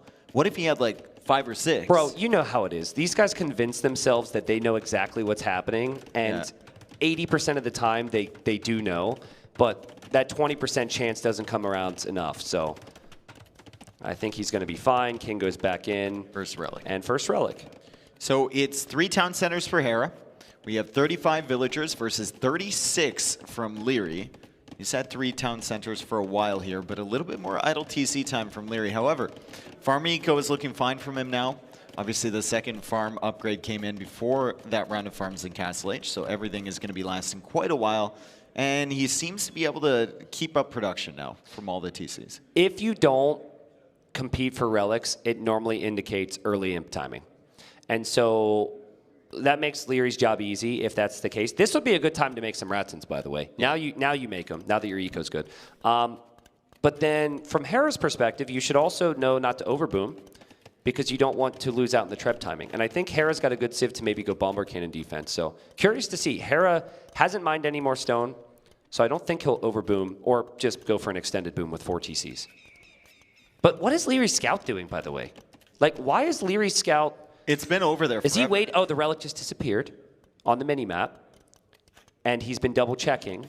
Yeah. And now the scout's swooping in. Now the so scout's he was swooping in. hugging the edge of the map because he knew Hera was going to be scouting over here. He takes the most optimal path, that monk, and he's going to run right into the scout from Leary. That is a nice sneak attack. Hera notices immediately, but there's nothing he can do. He just got to get this as close to your base as possible. Monk goes down. Another monk in the queue, another monk on the field, and Hera, even with a Cosilier over on that side guarding the relic on the left. That monk kind of tossed it back towards the base as well. There he goes back to his spot. It's like his hideout over there. I think this is a new trend for him. He did the same with fire ships in a migration game yesterday. He kind of hid it in the corner. Yep. It's interesting. And it's really annoying as well if you're Hera, because he was really checking thoroughly, waiting for army to come out. He didn't see Ratans. He didn't see the scout. Handcart on the way for Leary. So he got wheelbarrow faster than Hera, and handcart is going to make his economy really efficient. 56 villagers for him. One behind his Hera at 55. And the second Ratan also on the way from Leary. Did Hera misclick his monk? Does he have a monk wandering back into his gate right now? No, it's just another unit. Okay, so he's really paying close attention. And the scout is still waiting. Yeah. But there's units there from Hera, and he's guarding it even. Yeah, I think we rarely see that, but in these situations it makes sense. The unit will defend eventually. It's a little slow in defense, but it should be completely fine. I mean, you can tank a charged up hit as well. Like, Leary's going to notice immediately. Leary notices the relic disappears, and now he's swooping in. Hera's like, oh, I've been expecting you. I don't think he kills that monk, right? There's no way. He just goes right through. You need 2 hits, and you would get killed by that. He also saw the other relic disappear on the left. So maybe this is an entire mind game, and he's just going to run over to the left side. It doesn't look like it. He's pulling this thing back. Ratans don't defend. No, they're guarding when they're guarding a unit, they don't defend themselves against wildlife. That's a very interesting fact. That probably should have been on the trivia show earlier. Yeah, true. And Scout's still running around. Well, it's been a pretty boomy game. Yep. Imp times are going to be key. We know it. Everyone knows it. We said it a bunch of times, and I think they're about to click. Leary's on the way up. Scout goes home to heal up. He will get 1 relic. Hera's on the way up. And Hera's on the way up as well. Leary is on stone, so he's thinking about a castle. The question is, can you get it in a safe spot there in the middle? I'm not so certain. What is Hera thinking here with 9 on stone? Is this just for stone to repair your castle, double castle against a Treb push, or is it Elite Custilier as the main unit type? I think we would see a stable if he was planning, or multiple stables if he was planning on going for like Paladin. 3 monks, that amount of Ratans, this many villagers. I think he can get the castle up. I would also love, in this moment, to see him wall the left side of his base to the edge of the map. There's a gold over there, there's wood over there. Like, he did not do that in the game against ACCM on Fortress. Yeah. When he was playing Khmer against the Mayans, and he really got punished. It's kind of interesting. I think some of those villagers had stone in their hands. He pulled the villagers that were mining stone. Maybe I'm wrong with the stone in the hands, but like the point is he has to use some market shenanigans here to get this castle stone, which he can do, but he's not actively mining that stone anymore. He could actively mine this one though, and wow, he's not even trying to disguise this one. But he is. Dude, the sneakiness level on Leary this game has been amazing. And Hera just like, oh my. Dude, I would assume that my opponent saw that though.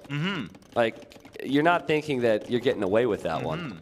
And Hera has really good scouting too. Yeah. Like, Hera might be thinking, whoa, there's nothing coming forward. He's just going to play that back at his own base. Meanwhile, Leary is set up. Leary needs ballistics. I think ballistics will be I think ballistics will be very delayed this game. Also, he hasn't clicked a wall to let Hera know. Yeah. So the castle actually, dude, that's so crazy. I would always click a wall so I could start breaking in. Yep, and there we go. Okay. Hera knows about the castle now. Free conscription for Vietnamese, so that Treb is going to come out a little bit faster. However, Vietnamese do not get masonry, they don't get architecture, they get hoardings, but if you're getting into an extended castle war, Vietnamese are not the civilization that you really want. You got to take advantage of the timings early. How many Trebs do you make here if you're Leary? I think just nonstop. I think 5 or 6. He loves having a big ball of like 5 or 6 Trebs and then being very patient with them and guarding them with his life. And even if he realizes it's not able to push, he'll roll them back and use them again later. He's getting loom, by the way, so he walked across the map to drop a castle without loom. He was that certain that he had the army to deal with whatever Hera had. Even the final wood upgrade from him, good eco upgrades, great efficiency from Leary. Last minute, 84% efficiency, which at this stage of the game is insane. And Rattan army being built up, more Trebs on the way. That castle from Hera looks like he might let it fall as he just texts in the skirmishes. Also moving the relics back. Great play from Hera. Real heads-up play here to recognize that he probably can't do anything to stop this initial pressure. Just move the relics back to a safer location. Our tone is very positive for Leary now because of this push and how much he's accomplished. But Hera has the eco lead. Yeah. Hera has the relics. This is a better position for Hera if he can hold the line. The golds are an issue, though. This could be good for him. The golds are an issue. That's the main gold right there. The secondary gold is on the left. I actually don't know where the other gold is from Hera. It should be, okay, it's at the back there. Skirmishers will come through. Rattan archers are not elite yet. That's where they become their strongest. And the castle's very exposed there for Leary. So if he takes one castle down just to lose one, I think Hera's going to take that trade, considering Leary needs the castles to produce Rattans. This is the issue when you want to go Trebor and also Unique Unit at the same time. Yeah, and he's just making another castle that Hera can roll on over to and start targeting next. And Leary abandons that first castle. He's still got a decent amount of Trebs. Hera has to be careful here when these Trebs pack up. They don't get hit by those Trebuchet shots. It was so close. They don't go down, though. And he's kicked off the main gold, but at the moment, that doesn't hurt him so much. He's still got the one at the back. Leary will be fine as long as he has bombard cannon numbers to give himself time here. Hera doesn't have a unit to dive underneath the castle, and so that castle protects him. And Leary has 2 bombard cannons. Hera will have 2 in a moment. But you're right, that gold and even the stone from Hera. In fact, is he going to be... Those Vills are just wandering out to the stone. They're auto-collecting that stone, yeah. Hera notices that big shot from Leary on the skirmishers, but the bomber cannon goes down. I think Hera might take that trade as he tries to finish that off. It's one hit away, and Leary actually escapes with that guy. There is a Custelier behind as more bomber cannon shots come in on the skirms. Wow, Hera so used to being able to dance around with those skirmishers and get away with it. He loses a lot, but they're just skirms. He got one! Oh my god, max range Treb shots from Leary. He gets a Treb from Hera as it tries to roll in. The bomber cannon is being pushed away as well. Let's see if Hera can snag the Treb. He's trying to. These engagements are pretty sick for Leary. And he's losing Trebs, though.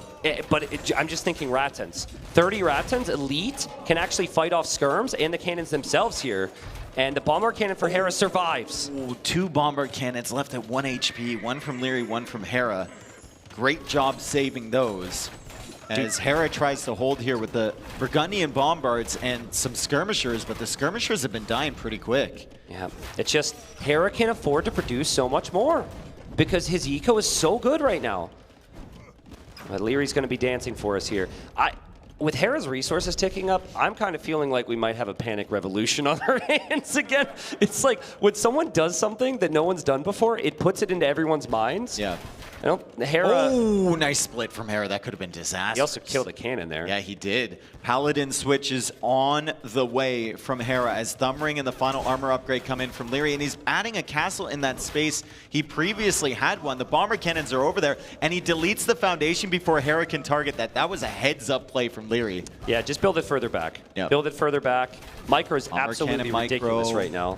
Bomber cannon micro. Hera trying to get the attack rounds. He does. Leary gets one too, but doesn't do as much damage as he would have liked. Look at the Rattans mow down the skirms right now. Do you see the difference now that they're fully upgraded? He just runs in. Hera, skirms dodge, are no longer Hera. a counter. Great attack round there from Leary.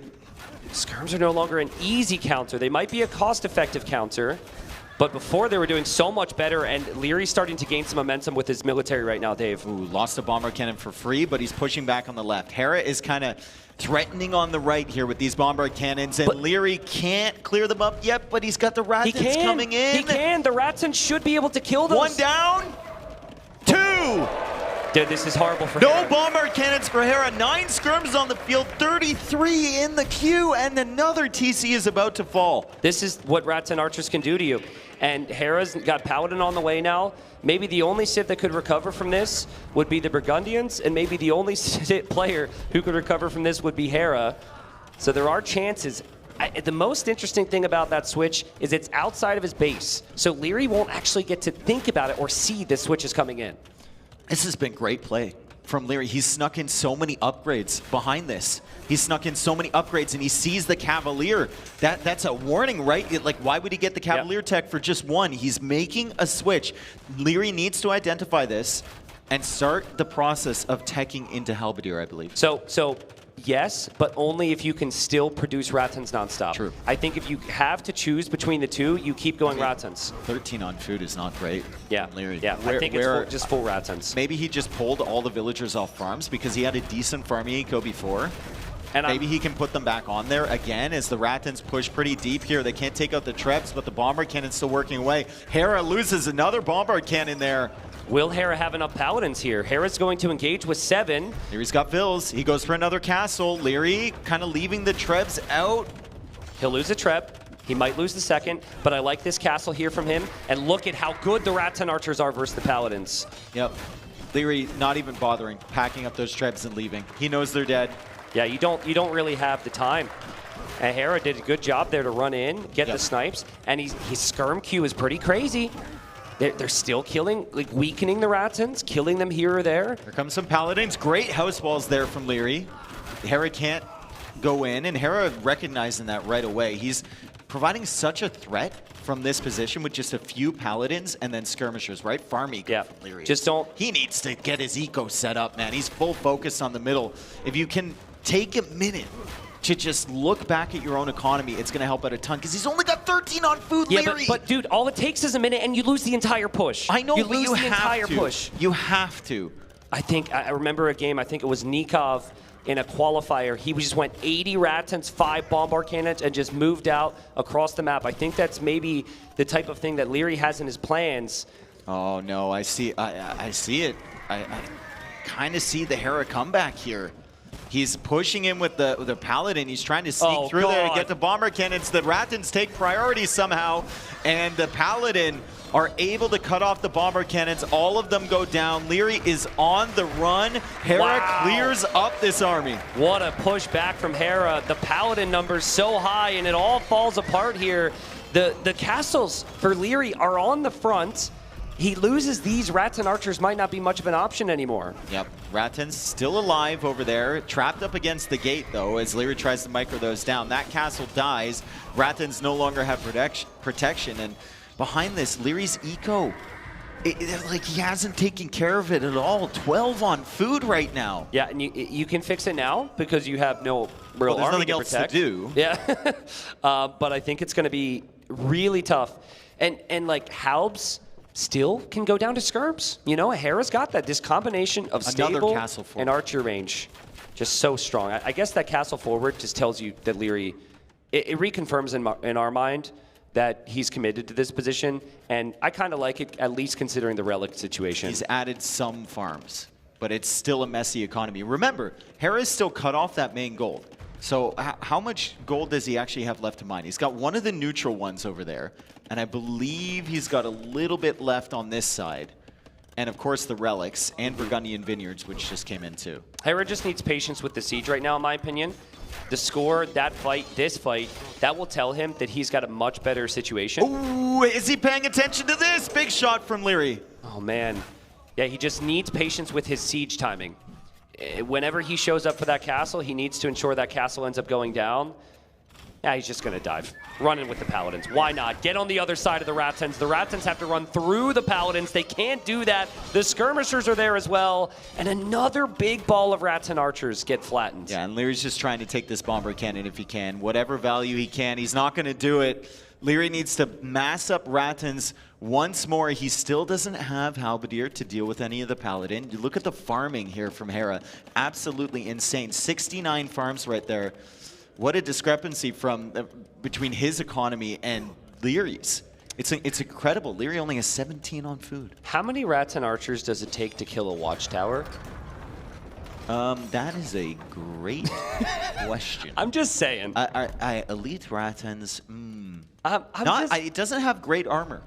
Not that much, unless Hera has and you can't hop out of the tower if the archers are there. Yeah. I think you go for the king here. Right? He's got 3 of them. He can see the flag. Dude, come on, bro. He's not going to do it. Don't get excited, people. Calm down. But he's got to do it. I'd say, let's get excited because the Ratans are coming in, but here comes the flank from Hera, the Paladins to snipe the Bombard Cannons. Leary goes deep in Hera's base. He's going for it. He's going for it, but Hera's king went into the castle. Ah, come on, Hera. No fun for you. And Leary, Leary is committing because he sees the flag. Yeah, let's Hera go. snuck a villager inside. He's not even going to weaken the tower to that point. And Hera deleted it and let him know there was a villager there. That's funny. Leary laughing now, and Hera's like, that's more likely. That's a good win for Hera. Yeah. 2-2. Really good win. I mean, back to what we were saying there about Leary's eco situation. It's really tough. It's like he got to that position and he had so much success because he didn't focus on his eco. Yeah. And then it's like, if you do focus on your eco more, that's 15 less Ratans, maybe 2 or 3 less Bombard Cannons to your push because you invest so much wood into that. So you might be damned if you do, damned if you don't. Well, I felt like the key was you can't lose any of your castles. Yeah. And that first castle, Hera just took it down so fast. So props to Hera. I said it, like you can't, even though you have a good eco civ, you can't be too deep in the boom because you'll be late to imp. We thought it could be a problematic castle position from Leary, and it really wasn't because his imp timing was so smooth. Yeah, I mean, I just 20 seconds. 20 seconds to add farms. Yeah. Would be amazing, right? That's the point the castle went up, and then, of course, the big shots with the Bombard Cannons and the Trebs behind from Leary. It was such a good push, but you just had the feeling that Hera was delaying long enough to get the eco differential, and Leary just never looked at his own base. Yeah. At any point. Yeah. That was really smooth boom there from Hera. And folks, we have a series. We have an amazing final here. Again, the last 2 times these guys faced off in a final, it went 4-0 for Hera. Yep. So I think there was some worry around the scene. It was so interesting reading Twitch chat, just all the negative Nancys, dude. Yep. Just all the people thinking, well, it's a shame that it's going to be Leary in the finals because he doesn't have a chance. He's got a chance here. He's got a chance. Yeah. But and that last game was not terrible. Like, that was a really close game. If Hera had taken slightly worse fights, if Hera had been slightly slower to Paladin, I think Leary wins that. And I think Leary will recognize that, too. It's not like beating your head against the wall, right? There was opportunities. Yeah. And now I wonder, is he going to play Bohemians somewhere else that's really strong? Because Bohemians, Burgundians feels better to me than Vietnamese. Vietnamese may be more of a comfort pick, but we should probably speculate on the draft now. I think we've got, an interview with Leary before we move into the next game. Like, what is the difference for a player for LAN tournaments versus online? Walk us through that. You know, online it's very comfortable. You sit at home, you have your chair, you have your routine, you have your food maybe, you have your setup. It's everything chill, you know what to expect, you know what you're getting into. You're not that nervous, you're not that shaking, you know. Here we have different setup, different settings, different environment. The temperatures, even the temperature, you know. Some people say it's cold, you have to put a jacket on. Everything is different, so it's a new challenge. Then you have the people, the crowd. That's a different factor as well, and obviously ping issue as well. Here you're playing with no ping, so you can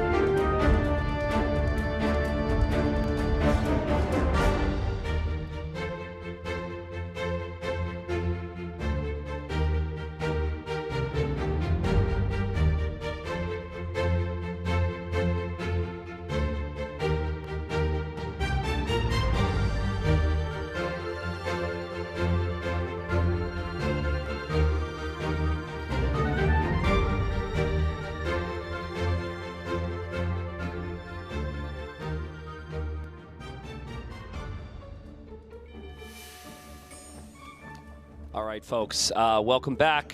It is 2-2 in our best of 9. Best of 9. Best of 9. We're going at least 7 games here. Yeah, that's sick. I mean, everyone wanted this, and it's been interesting to see how the series has played out. Hera's first victory, he was like very aggressive, and then just boomed, got the job done. Yep. Next game was aggressive, wasn't enough, just got completely stomped by Leary. Leary then did the same kind of in the third game, just out-executed him, and then in the boomy game, Hera's won. So like the theme for me, Hera the better boomer. Because the aggression in game 1 was a little bit of aggression with max value. Yeah. It wasn't like continuous. Also, the 2 games that Hera lost, some questions around the Civ choice. Yeah, right? So maybe that comes back to the draft. Yeah. The strategy going in, or maybe, you know, he's thinking that strats are actually good when he's actually just outplaying the people he's practicing against. Yeah. It's so interesting. I'm sure a lot of that comes back to how they played games against each other. Maybe the Mayans' choice from Hera was with the logic of you can't play standard style against Leary, and Land Madness is typically scout civs, so he didn't want it to go that route. I think he still has Chinese if we can get to the draft. I think Chinese is an option for him. I thought it was going to be Coast to Mountain. I thought it could have been on Regicide Fortress. Those are the 2 best civs I could think of. Also Land Madness. So Arabia feels very likely. Fractal is not an option for the Chinese in my opinion, but that's like the big one right there. Arabia, Fractal, you're not playing them on Golden Stream. You're not playing them on Golden Lakes. It's got to be Arabia then. Yeah. Has to be. Yeah, you could still, it's a very good civ. You can still have one of the best civilizations, but I think the main thing is the players are walking in. Yeah, the players are coming back from their break, and we are ready. We are locked. They're coming in the door right now. There they are. So did they sync up their potty breaks or what? How old are you, dude? Did they sync up their potty breaks? Okay, well now that sounds Brother, bad. we just had an epic gamer entrance. Okay. I was a little taken back by the fact that production was very loud in my ear and I got thrown off. Hera's smiling, Leary's smiling. They're like, this is ridiculous, but whatever. We're here, ready to go. Obviously, players need a break after 4 games. It's a best of 9, right? It's a marathon, especially Leary, who's already played a best of 7 today. By the way, crowdfunding. Love to see that above 4K now. Thank you to everyone who has donated towards helping this wonderful organization. You heard from Gideon earlier. He's put so much work into this, and they're just trying to recoup their costs at this point and then think about hosting maybe Garrison 2? Question mark? I would love that. Exclamation mark? I would love that so much. This has been amazing. So, dude, even just last night, that like capped it off. The trivia game and the hype around the beer pong was amazing. Rule number 1 for me is I can't talk too much smack about Dave on camera because it'll come back 10 times stronger another time. But it was really fun to watch the team of you and Nilly and Tato play pong last night. Beer pong more specifically. We had, I don't know, maybe 100 people in here, and they were all chanting. They were chanting for us. The pressure of that. I guess it was the pressure. It's crazy. Okay. They had the Viking clap going. Oh, Dave, true. Dave. It's like, True. oh, God. Yeah, it was a good time.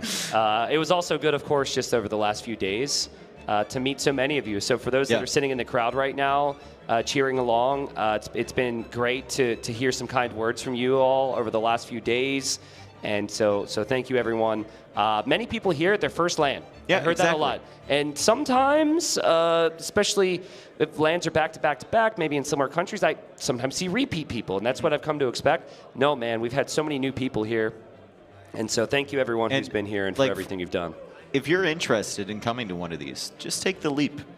Yeah. Everyone's friendly, right? Like people, you'll make friends in the audience over 4 days or 2 days or whatever it is. And so many people, you know, they meet someone at one LAN and then they're at the next one. They're renting an Airbnb together, right? Yeah. Maybe they're starting a family. I don't know. But like people get to know each other and there's like groups of friends that have formed from previous events. So if you're at home and you're interested in live AoE events, I don't know where the next one is. I don't have that information, but buy tickets. There's getting to know each other and there's getting to know each other. And some of them are getting to know each other. I figured out where Chinese is going to be played, by the way. That's enclosed. Completely forgot about that enclosed. Yeah. Yeah. Perfect So enclosed civilization. that feels pretty clear from here. Okay. Leary has gone Hindustanis there before. So I would maybe lean more towards that.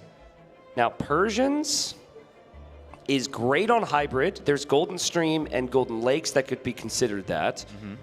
But at least, like on both of those maps, it feels like what you can do with the imp timings is really important. And I feel like Persians not getting Bracer could be a bit of an issue for something like Golden Lakes. Now, I think you are going to be very happy here today because if Leary's thinking about this, he may go Persians on Golden Stream and a combo of like Haub, Hussar, and heavy demos. Yeah. There was a game Viper played. It was the perfect build-up against Hart. Viper, for whatever freaking reason, went Galleon, and I was in the back. Tata was in the back. Like, make demos, right? It's really strong with the Persians there. Their docks never go down because they're so strong, and the rest of it's primarily land. So I think that's probably a better play for Persians than, say, Golden Lakes. Hart was in the green room the other day trying to. He was like trying to convince me that heavy demo is great. I'm like, bro. Yeah, you're talking to the wrong guy. But yeah, Hart loves heavy demo. He got it. I think he got the tech in that game, and almost every time he's on water, he gets the tech. And Leary trains. I think he still trains a lot with Hart. So maybe that was one of the things that he noticed. But it could be an option. I don't know what map we're going to go into next. At this point, they're all home maps for both of them, essentially. Right? They have a lot of civs that are good on all of them. As we load in here, game number 5, we are back, and it's Golden Lakes Bohemians for Leary, Lithuanians for Hera. So this answers our question on why Bohemians wasn't played previously. Leary had plans for game number 5 on Golden Lakes. Now, we've seen a couple games on this, and we have seen a tendency for some players to not even try and compete for the additional pawns. Yep. There, we also saw a game in Titans League recently with these two players on a map which is similar called Cross, where Hera sent a villager very far forward and built his starting dock on Leary's pond. Do you think that's a possibility here again? No. I think against Bohemians, it's probably not the smartest play, right? Because Leary's might go for something a little bit more unorthodox, and he might go for land pressure with Bohemians early, like Archer play or something.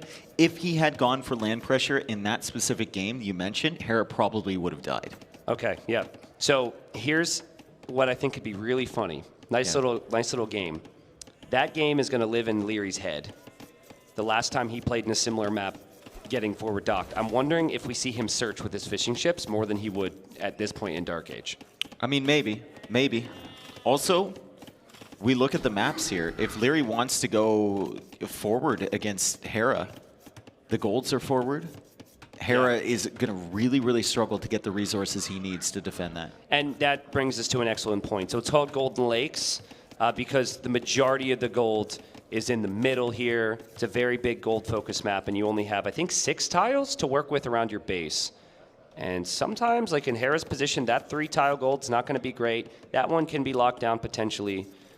But Looks like there's a bunch of wolves here, too. So sending the villager forward through those is probably not great. There's one there. There's one off to the right as well. Really? Sorry, tigers. Yeah, there's one over there. So sending the Vil forward is probably not the smartest. Yeah, how dare you call that? How dare you call that a wolf? Interesting. Is there one on the left as well? I'm wondering how standard Doesn't this look like is. it. I think there's one near a relic kind of towards the middle. Oh, there we go. All right, so that could be a small reason why we might not see as many villagers going to the shoreline too, right? Like that could also explain the tendency for some people to just stay at home. But Bohemians are all about late game. They don't have a lot of mobility, so I think Leary will need heavy walls here. Yeah. He'll want to turtle up. We could see Castle Age chemistry. Maybe he'll play crossbows. Maybe eventually he gets to bombard cannons. It's just, this map's top tier on fortress or arena. He's got to create his own fortress or arena now. So if he focuses on the middle, there might be an instance where it's kind of weird against Lithuanians. How are you going to mix this up, right? Because you want to kind of contest the relics, but you also want to contest the gold in the middle there. If only to deny the relics from your opponent. Like, how does that take precedence? Let me ask you this, and maybe it won't change your thinking, but at least in my mind it does. If Hera was playing Bohemians here, how do you think he'd play it? Like read up, right? Just super heavy walls. Don't go aggressive at all. And Hera may be thinking, with that in mind, it's like, I can't let my opponent have time to wall. Yep. And he's going to come forward right now. He's coming forward with 4 villagers. Leary is He's checking. Leary's checking. Leary's checking the pond, but it's a natural time for Hera to loop around with the villager and go for that forward dock. He's not doing that. Hera will also see the barracks coming up from Leary. And Leary is going to scout the dock position from Hera. He can go around there with the scout because there's some shallows, I believe, along the edge of that water. As Hera goes for the forward barracks. There's a gold there from Leary. That is in an incredibly forward position. But Leary's barracks timing and his archer range timing, presumably, is going to be a little bit better than Hera's. Yeah, but the question is, will he recognize it's going to be skirmishers from Hera? Because you do not want to go archers here. He's looking. He won't see a barracks. At this level, I think after checking the front and not seeing anything, and not seeing anything on your pond as well. He will look. Yeah, you didn't see anything on your pond either. So there's no water contest from Hera. Yeah. It's going to be land pressure, and the spearman is going to come out here. So the spearman will give him some pretty good vision on these villagers. There it is. Villagers spotted. Archer range Strat has been identified. You just need to finish that range. I'm surprised there's no quick wall there from Leary. Never mind. Waits till the last second, and the tower is just going up from Hera. And Leary's like, all right, brother, I've got more villagers in this area. I can build a tower too. Hera's going to abandon that. Leary's not going to spend the full price of stone. Leary's like, okay, I'll wait too. And now he starts to build it. Just finish that, I think, right? I mean, why not? You've got a stone further back in your base. Just finish it. It'll push Hera away. He has to walk all the way around. You have a secure gold, whatever. Wow, what a crazy start. So Lithuanians should be having the big edge here. Faster spears and faster skirms. It's now going to be a spear and skirm war. But Hera does have some weak villagers around, has to be careful. And he just loses a unit there. Now, the scout was weak from Leary. He did attack something around Hera's TC while all this was happening. Leary, that's enough. Just I think get him back. We might need to get a replay in for this, but my gut tells me that Leary's scout is weak because he sniped sheep underneath Hera's TC. There's nothing there. Yeah, I think that's why, because the scout came back weak and it was completely full HP when it was over at the base. Okay. Maybe he just ran under that as well. Could have been the case, right? Maybe it got bopped by a spearman we didn't see. Leary still taking the gold now. He's walled up to the berries. However, there's a lot of foundations there. There's not a lot of fully cooked walls, as he has plenty of sheep underneath his town center, but not a lot of villagers. Hera can still build a tower, right? He deleted his tower. He still has the stone for that. Leary's on stone right now. Yeah. So he's already thought about that. He's got the stone over in this direction. I love the outpost over by that stone, so he can know if Hera's going to pressure over there again. And he almost has enough for another counter tower. If this continues this way and Leary's not losing villagers, Hera's going to run out of steam. I think the concern I would have if I'm Leary, though, is the natural transition for you against this army would be a stable. And that's horrible for the Bohemians. It's not horrible for the Lithuanians. I mean, it might be okay if you have the fishing economy, and he keeps adding fishing ships, which is great, right? Just stable to keep yourself alive. A couple scouts isn't the worst thing in the world. This tower is also going to help, so now Hera is going to have some problems pushing in. I'd love to see Leary make another building or a wall behind that to kind of protect the tower a little bit more.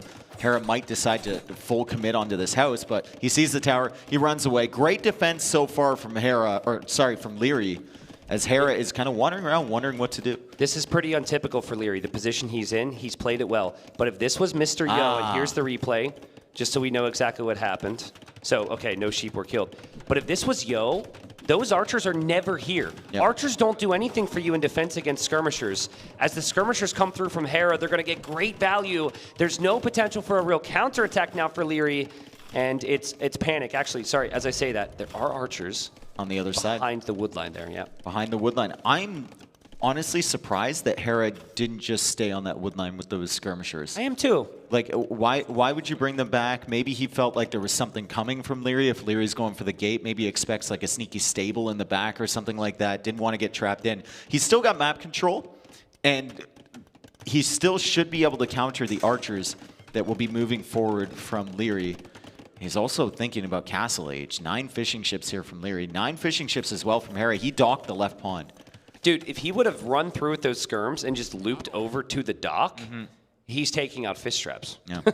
But in Hera's position, he really doesn't want to lose army control, and there's always a risk. Running into every tiger on the map, at least on that side. Hera, not expecting the archers to come in here. He's got the skirmishers over on the left, and that gold is very exposed. Hera takes a drink of water. He's going to need it here in a second as Leary comes into the gold. That's an unpleasant surprise there for Hera against fletching archers in the hands of Leary. You can't quick wall this one. And it's surprising because Hera's known for being so good defensively. Your opponent's fully walled. Your opponent has an archer range. I feel like the only value you're ever going to get is leaving your skirmishers at home. Oh, great Hera with some bait from crazy Hera. damage control, but there's still going to be more villagers exposed.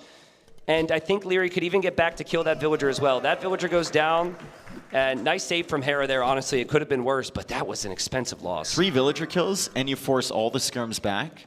And now Leary is advancing outward with some more archers to the left of his base. He's going out on this side. He might find the stone, but Hera saw that with the blacksmith, and he runs away with the stone villagers. Where does Hera build this castle? He's clearly building up for one. Can you make it forward? I think maybe that was the idea with saving the skirms. It was like, let's go for a castle. Protect that area. I can protect this area, and I can go forward with one. He Because he knows where the gold is from Leary. Like, that's the only gold Leary has. He also spotted those archers because of his blacksmith vision. Yep. And Leary knows he's been spotted. No one's bringing spearmen over towards archers unless they're using them just to track. And this is so sick, right? He's trying to escape. He's trying to escape. No, there's no chance. These Hera archers sees are him. dead. Yep.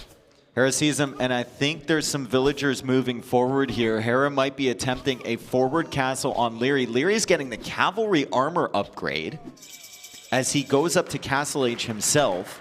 He's got a stable, full clear from Hera, and there's the castle within range of the gold. So Hera's definitely trying to lock... It's not even within range. That one should be within range, but he's trying to lock down the gold from Leary. Well, Hera will basically have full control of the middle as well with this. Unless Leary decides to make a run for it on the right side. Because actually, if you just delete, like, there's the left, okay, but that can be attacked easily with the latest or something. If you just leave your base, you could still make a run for the middle, potentially. Yeah, but Hera's going to be tracking that, surely. He should. Surely. Surely. Spearmen are checking. There's some scouts there. Threading the needle? Threading the needle? Skirmishers are coming over. Leary? Rewall it fast. Threading the needle. He's rewalled. Can he see Oh my god. There's a little bit of rubble. The walls aren't what they used to be. Oh my god. He knows now. That's a rewall. He knows now. He's checking, and he saw the vills. Yeah. Oh, that's so good from Leary, but also amazing from Hera to call that out. Yeah, you always, if the opponent is rewalling, it's because they snuck through. Hera recognizes that. And +2 armor for Leary, unlike Cav right now, With the seems to Bohemians. play. I mean, it's going to work against the skirms, but the latest is here. And that armor doesn't mean anything against that latest. Leary doesn't know what to do. Yep. Leary doesn't know what to do. Hera's castle has taken him completely off of gold. Hera now has one of the best unique units you can make in the game himself. And this is going to be a slaughter here. Well, it's a castle for Leary. He's got enough stone.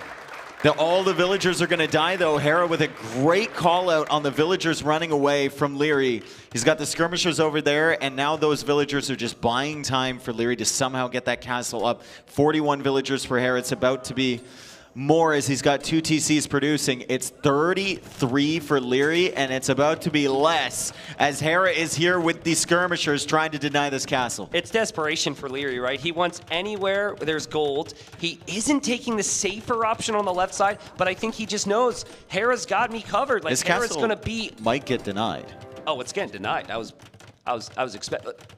Nice quick wall. Is it? I mean, there's so many weak fills, dude. There's so many weak fills. That's a Leary doubt. is down to 30 That's a villagers. doubt. Hera is just That's a killing doubt. villagers left and right and center, and all of those villagers are going to go down. Doubt Castle activated. It's 89.69%. Yeah, and even if the castle completes now, Hera's got a massive economy. He's on 2 different lakes. He goes for a nice gate there to stop the light cap from getting through. And it's 3 town centers. Man, what a great opening here from Hera. I just love the recognition. Yep. This is a problematic matchup if the Bohemians have time to cook. I don't think he came in here expecting to go forward with Lithuanians, but when he saw his opponent Civ, he chose the right strat, and I guess Leary just doesn't want to give it up yet. He doesn't know how bad it is. This is obviously a big moment, but... Did Leary see that gold on the left? Oh, wait, he's going to try... Yeah, he sees it. Can he see the latest attacking his castle? He can see all of it. Okay. So he's still going to try here? All right, well... They're coming out from an off angle. Okay. Sneaky attempt number 2. Oh, I got it. For Leary. You delete your walls to let Hera in. He'll think you're coming in that way. Yeah, and then you lose all your eco, but you still have these 6 villagers to rebuild. Worth it. Super worth Love it, dude. Yep, there you go. Hera's like, I'm going to go kill that. He can't resist. And now here come the Bills from the other side. And Leary gets to the castle, but no, the spearman spotted it. Will it be enough? Click. You gotta just build, man. 93, 94, 95, 96, 97, 98, 99, and it's up. Hey! It'd be so funny if he just resigned right after completing the castle, honestly, because this is still so horrible. 22 vills. 22 vills. Hera has 23, has more vills on wood than Leary has in his entire economy. This is, kind of feels like castle into GG. The castle doesn't solve the main problem, right? The main problem is still that you don't have gold. Yes. This is good, though.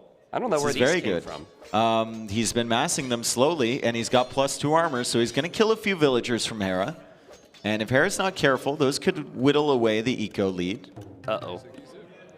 Oh, he deleted the walls here to sneak, and now his fish traps are exposed to make things even worse. It's fine. He's got 3 horses in a wagon coming from behind as those fish traps will go down.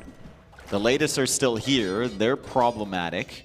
Lack of monks here for Leary. Lack of gold income this entire time from Leary because Hera cut that off at the castle. Did he forget he has that gold on the left? Because I thought that it would be tough to get the gold on the back left because Hera would notice I mean, he might just assume that Hera's out there, but to not even give it a try is crazy.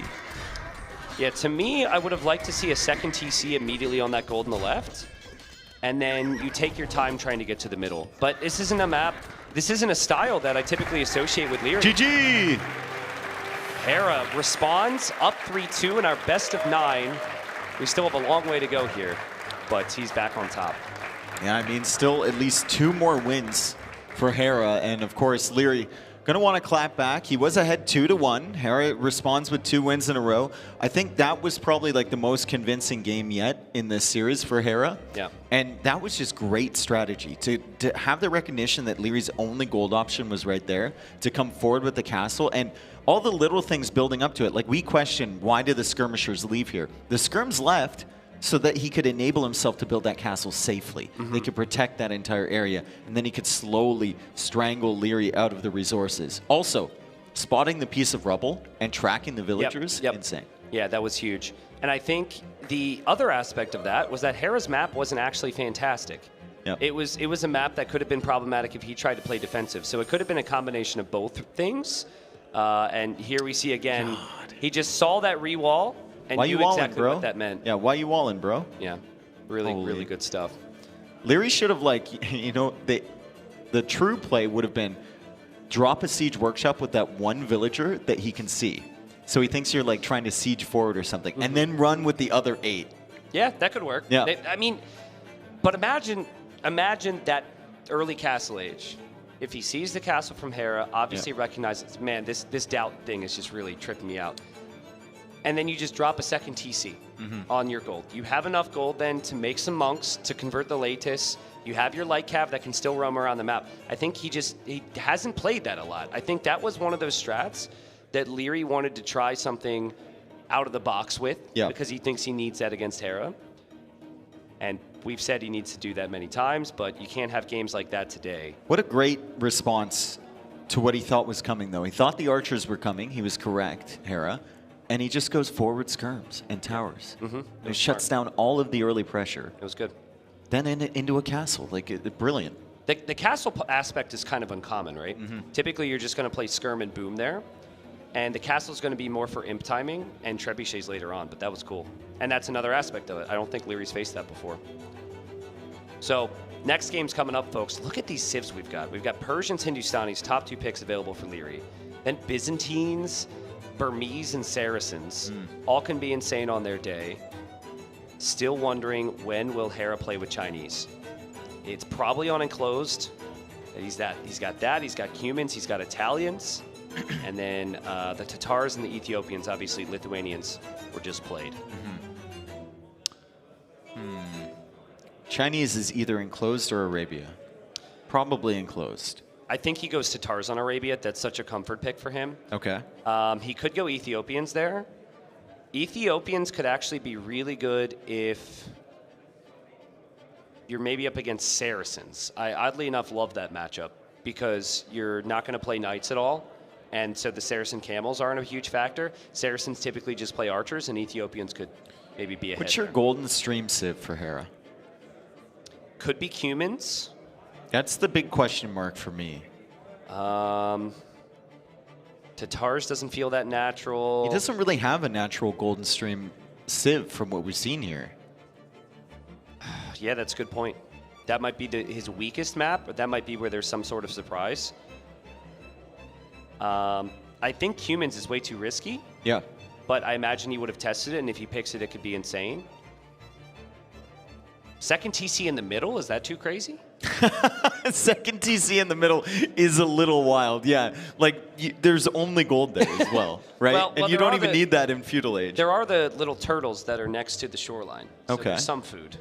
Yeah, it also takes forever to build against Leary, who's probably coming forward He's with just land gonna go pressure. siege. Yeah. Yeah. And it's also next to the water, so there'd be maybe that's not a good idea. But, like... You were cooking, though. I was cooking a little too much. Yeah. But Vikings we've seen a lot, and Hera lost with Vikings. I wonder if that was originally his plan, to go Vikings on Golden Stream. You could go Vikings there. I mean, he picked it early in Migration, right? Maybe he thought that the set wouldn't even get there. He's been playing really confident. Yeah. Maybe he'll just figure it out when it comes along. Anyway, here we are on Arabia, and you called it. Hera playing as the Ethiopians here, Leary playing as the Byzantines. Now, my first impression of this Civ matchup is that it should be a little bit favored towards the Byzantines, but maybe you have more experience? Well, I think the big thing to say is there were mind games here. I don't think Hera was expecting Byzantines here. Yeah. I think he was expecting Byzantines on Fractal. Mhm. And so he figured Byzantines on Fractal, here it would then be Saracens or something, or Hindustanis. It's not a common Civ matchup that we get on Persians. Arabia. Yeah, but Hera definitely wanted to out-archer a civilization he thought would transition into archers. Byzantines, spears, and skirms. So yeah, I think the Ethiopians have the timings, but they could fall under some real problems if they can't snowball past early Castle Age. But with the extra food and gold they get, with how fast their archers fire, with how good Hera is, I could easily see a full feudal here. Like archer opening into full heavy scout follow-up could be really strong. Leary's got a decent map here. My only concern is the wood. He's got one wood line in the back. Yeah. And then he has like that hill at the front, but the gold is relatively secure. He can kind of wall that off. The berries are kind of behind the wood line, even though they're forward-ish. The wood might be a problem, though, especially if Hera gets back there with some archers. Could do a lot of damage. I mean, it's been really competitive. It's been back and forth, but this is Hera we're talking about. If Hera wins this game, Leary's going to have to win 3 straight to win this final. He needs to rebound here. He needs this win. Byzantines against Ethiopians should have a good shot. I think so. Now, one of the best ways Byzantines can play is exactly how the Lithuanians played in the previous game. And you go forward with 3 or 4 Vils and play heavy spear and skirm. That's just not a very typical Leary style. I think Leary's more the defensive player. I'm curious on what Leary opens with. Because if you open spears and skirms from home, it's really slow. It doesn't have offensive pressure to really be able to do considerable amounts of damage. So you almost will only open skirm if you know your opponent's going to go archers. And with Hera, he can go scouts. So I think scouting's the key right now for Leary. So Hera went up without Loom, and he does not have Loom queued behind, unless he's got Loom and a Villager queued. Yeah, so Villager queued after that. He loves doing this. He's also stretching out for forward buildings with 2 Villagers. So if Leary gets over there, there is some potential to maybe kill a Villager, maybe deny a little bit, but the scout is hanging out nearby from Hera. Don't think Leary's going to want to. How many times do we see this on present-day Arabia meta? the meta is so defined that the person who scouts could potentially be at a disadvantage. Because Hera's going to just be faster Feudal because he greeted it out, and then he's going to be able to hit this scout. Yeah. This is the second time this has happened with Hera as well. And Leary's going to see that Feudal Age come in and be like, oh my god, exactly. bro. I just took a look at the Vils. You have no Loom. I went to investigate. Now your scout's here, which means you're going to be faster up. Leary, just not a great situation here with the scout, and Hera's just going to micro that guy down. I think Hera got 3 free hits there. Yeah, and that's really smart from Hera. I know that people aren't going to be excited about, scouting should be valuable, blah, blah, blah, blah, blah, but it's a bit of a map issue, right? And at least with these players, you kind of know how the matchup's probably going to play and what those builds are going to be. Now, did Leary see the range before his scout died? Yeah. He didn't see what the opening is. Oh no, I would have almost just had him dive in there with the scout. Get that information before you die, but obviously he was trying to save it. Hera manages to take that out. He goes for an outpost over here, and that's funny because the Ethiopians are the ones with the free outpost, but Byzantines still have free town watch. Yep. And he'll spend a little bit of stone, a little bit of wood, and get that full vision on the open side of his map. Well, the alternative is you try and wall all that, and if you do that, it hurts your economy so much. So it's really smart from Leary here. It's an uncomfortable position to fight out of, though. Hera doesn't loom have still to for be Hera, aggressive. right? No loom. No loom. Come on, Leary! No way, dude. With a spearman. He's blocking it. He's blocking it. There's an archer here. Will it be in time, though? Will it be in time? Nope. Oh, Hera saves the Vil. But he knows it's archers. And he queues up 3 more. Still no loom. Why would he need loom? His opponent's opening skirms. You just got to be as greedy as possible, bro. Be as greedy as possible. Cut every corner you can. And he'll also see the outpost and recognize that he probably can't sneak his army there. Leary's now in the uncomfortable position of waiting for an army that may never come. You just don't know. Hera, I think, from this position, should just fully wall and not even attack. Yeah. Just don't even One range production, slowly mass up your archers, and then go up to Castle Age. Okay, there's an army. Now would be a good time for Loom, I'd say. I think so. Do you think Hera realized he didn't have Loom? Yeah, he knows. Okay. I mean, you know when that villager almost goes down to a spearman in 4 hits. That's fair. I doubt he assumes he sent a weak Vil. Loom's coming in right now, probably. Okay. After this Vil. Trust. There it is. Did they just give you a round of applause for predicting Loom? Yeah, dude. Okay. I'm kind of a big deal around here. Well, Loom's coming in. And Hera isn't completely walled yet. I think one of those Vils is pretty weak as well. Nope, I'm wrong. Some of those houses are pretty weak, but it's only skirms. That is quite the wall here. Leary's going to see that, and he's going to know, okay, this guy is just interested in going up to Castle Age. However, Leary has decent resources himself, and he's not really overproducing these skirms either. Like you've always said about walls, if you're going to commit to the walls, commit to the walls. Yeah. And the issue I have with this is this isn't enough to keep Hera safe with the greedy approach we wanted. He's got 4 villagers not working on resources. He now is going to get fletching. So I think Leary will see that and actually be pretty happy because the economy's just not efficient. Leary's tracking where the archers are, which is fine, and he's also walling up himself. Yeah. But he's walling up with like 1 villager. He's not having 3 villagers working at all times with his army defending behind this. Really great job. He also has a skirmisher randomly patrolling one of the gaps, right? Leary going to gold now, 300 food in the bank. Hera probably going to click up it slightly faster than him, but still sitting at home in his base. Leary's not being damaged. I mean, I know it's oftentimes how you play a map and not what the map is, and that's definitely part of it, but can we just scan Hera's map for a second? Like, now that these walls are up, he's got like back wood lines, the gold's there, he's got another gold, he's got the main stone. Like, this is a really good setup. He knows about all that stuff back there? Yep.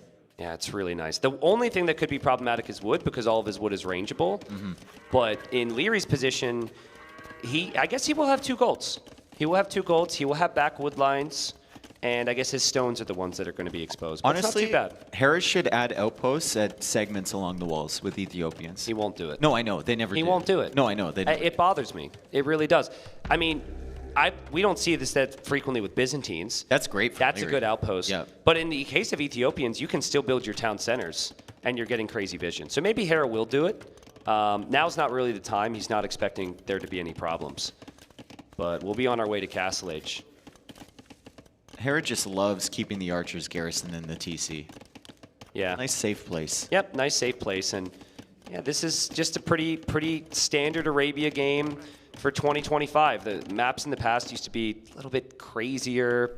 Maybe we'll have a balance shakeup with a new patch coming up. And we'll Chicken see some Arabia. different units. Yeah, Chicken Arabia and lots of infantry potentially. But just not a lot of punishing aspects with hills. And the builds are just so fine-tuned. So they're going to duke it out in Castle Age. Okay, Castle Age, 2 minutes away for Leary, 1 minute and 45 seconds away for Hera as Fletching comes in for Leary. Good farming there. I don't mind, because Hera's only playing the crossbows, don't mind the fact Leary's left the front of the TC open.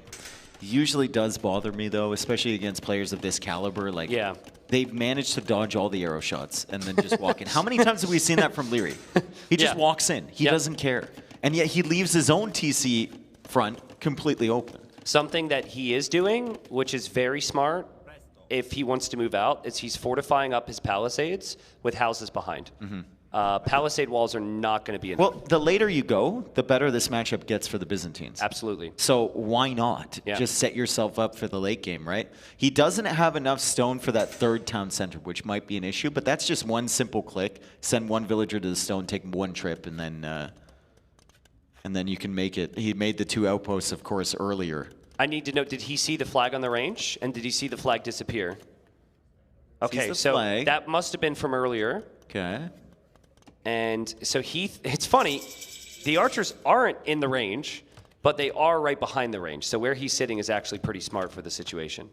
Crossbow coming in from Hera, and then Elite Skirm and Bodkin Arrow, but he did think about queuing up the second archer armor behind this, and he actually has enough resources to do so. So that could be pretty impressive from Leary. Goes for a second TC, and then you have +2 armor skirms just waiting for whenever Hera arrives. And Hera adds the Siege Workshop. So he knows the skirmishers are going to be waiting there when he leaves. I like the patience from Hera. You know you're up against skirms. 14 crossbows isn't enough to overtake even 10 skirmishers or 8 skirmishers with proper upgrades. And you obviously need siege. So he's turtling. And the eco's going to fly for him. I just Leary not wonder complete? if Leary knows. Elite Skirm? Okay, there's Elite Skirm. Canceled it. Interesting. Yeah. Well, he's really paranoid right now. Like, he's absolutely paranoid. He's waiting for an army to attack him. And now he sees the crossbows. And Hera's going to see, like, Bodkin Arrow, but no Elite Skirm, no armor, and Leary's been in Castle Age for a while. So this might give Hera a lot of confidence to move forward. Maybe Leary hasn't made any extra skirmishers. He's got 12, though. He's got 12 skirms, so 6 of them are somewhere else. This could catch Hera off guard if he's just expecting it to be like these 6. Yeah. Where are the other ones? Oh, they're coming now. Okay. This, with the elevation on the map, this feels like a good position for a siege workshop for both, doesn't it? Like right where Hera's sitting right now feels insane. Hera's siege is coming forward. He didn't have the luxury of being able to get ballistics because he's gone for the siege. But this is Leary we're talking about. This is going to be a fun fight. Yeah. With the Mangonel involved, Leary's micro, Hera's micro as well. Great attack round. It misses slightly, though. The Spearman does go down, but look at the splits here from Leary, dodging the shot from the Mangonel. He's got the +2 armor. Like, this does not benefit Hera to keep fighting this with the crossbows. He needs to get a big shot with the Mangonel. Thank you, Vodka, for the Lion update over in the corner as well. That skirmisher's having a rough day. But, like, for anyone who's new here, this is not normal Age of Empires. You don't see... Hey! Sorry. It's okay. Both players are now like, what just happened to me and what did I miss? They're double checking their wood lines. They're freaking out because of the crowd. But like, Leary's confidence against Siege is ridiculous. He could lose the game because of it, but he's so good, Dave. He's so good. Look at this micro. Oh my god, he doesn't get hit and he micros down the Mangonel. He finally gets hit by a shot, but it's an uphill shot. So maybe not as much damage as Hera would have liked. Crossbows are still alive here. Mangonel's still trying to be microed down by Leary. He's got 2 town centers behind this. Hera's got 3. Now there will be siege as well for Leary. Neither player has ballistics. Leary's micro is still absolutely ridiculous. He did get burnt once for playing with fire. Now here he loses 2 more units, but he'll have his own siege. Also have some monks in the mix. Has Byzantine healing too. 3 TCs for Hera. Just 2 TCs for Leary at the moment. Those skirmishers are already full health. Byzantine healing is ridiculous. Oh! And big shot from Leary. He takes out one Mangonel, and a lot of crossbows go down from Hera. Another Mangonel down! Wow, that was crazy. Hera had no clue there was siege there. And in that moment, I'm sure he looked back to add a couple farms, and by the time he looked back at his army, most of it was gone. And Dave, like, the game was just turning Hera's direction where he could go for a tech switch, but you can only go for a tech switch if you still have the crossbows. If you're only on Mangonels, your opponent's going to know you're going to switch out of crossbows. Yeah, and this has to feel so frustrating if you're Hera. You have the counter to skirms right in front of you, and he keeps killing your Mangonels with his skirmishers. It's not fair. It's not fair. I mean, both of these players could do this, but the game is designed without ballistics. Yeah. The way the game is designed, Hera should have won that fight and won the game already. And Leary also bringing relics back, right? So that's one relic there. I think another one is coming in. We can see Leary just kind of waiting here, and then he goes for the attack round. And that is so rare to catch Hera sleeping like that. He was probably paying attention to something at home. He's going to be kicking himself for losing those Mangonels. Yeah, well, he'll have a chance to redeem himself. Here we go again, round 4. Like we said, there's always a chance that this can turn around either direction. I still think if you control that middle hill, bring a Vil and build another siege workshop there. Yeah, could be good. Just even like a couple random houses to block the hills. I think the control with fortifications is actually going to be key. Resources are looking real good for Leary. How has he done this while microing those skirms? He's also got the relics, some of the relics in, right? The monks are still being produced. He's got 3 of them. He's going to go fast imp here, Dave. He's going to actually click up to imp. It is cheaper with Byzantines. He hasn't gone for the 3rd town center. Maybe has waited intentionally for this. He has clicked up to the Imperial Age.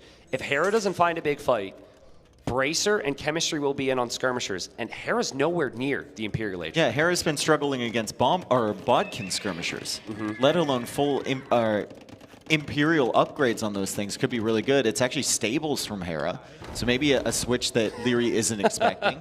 As Leary comes in to scout, Hera wants to take care of that. Leary just easily dodges around. He's like, mind your own business, bro. That's so funny. I would love to see ballistics now.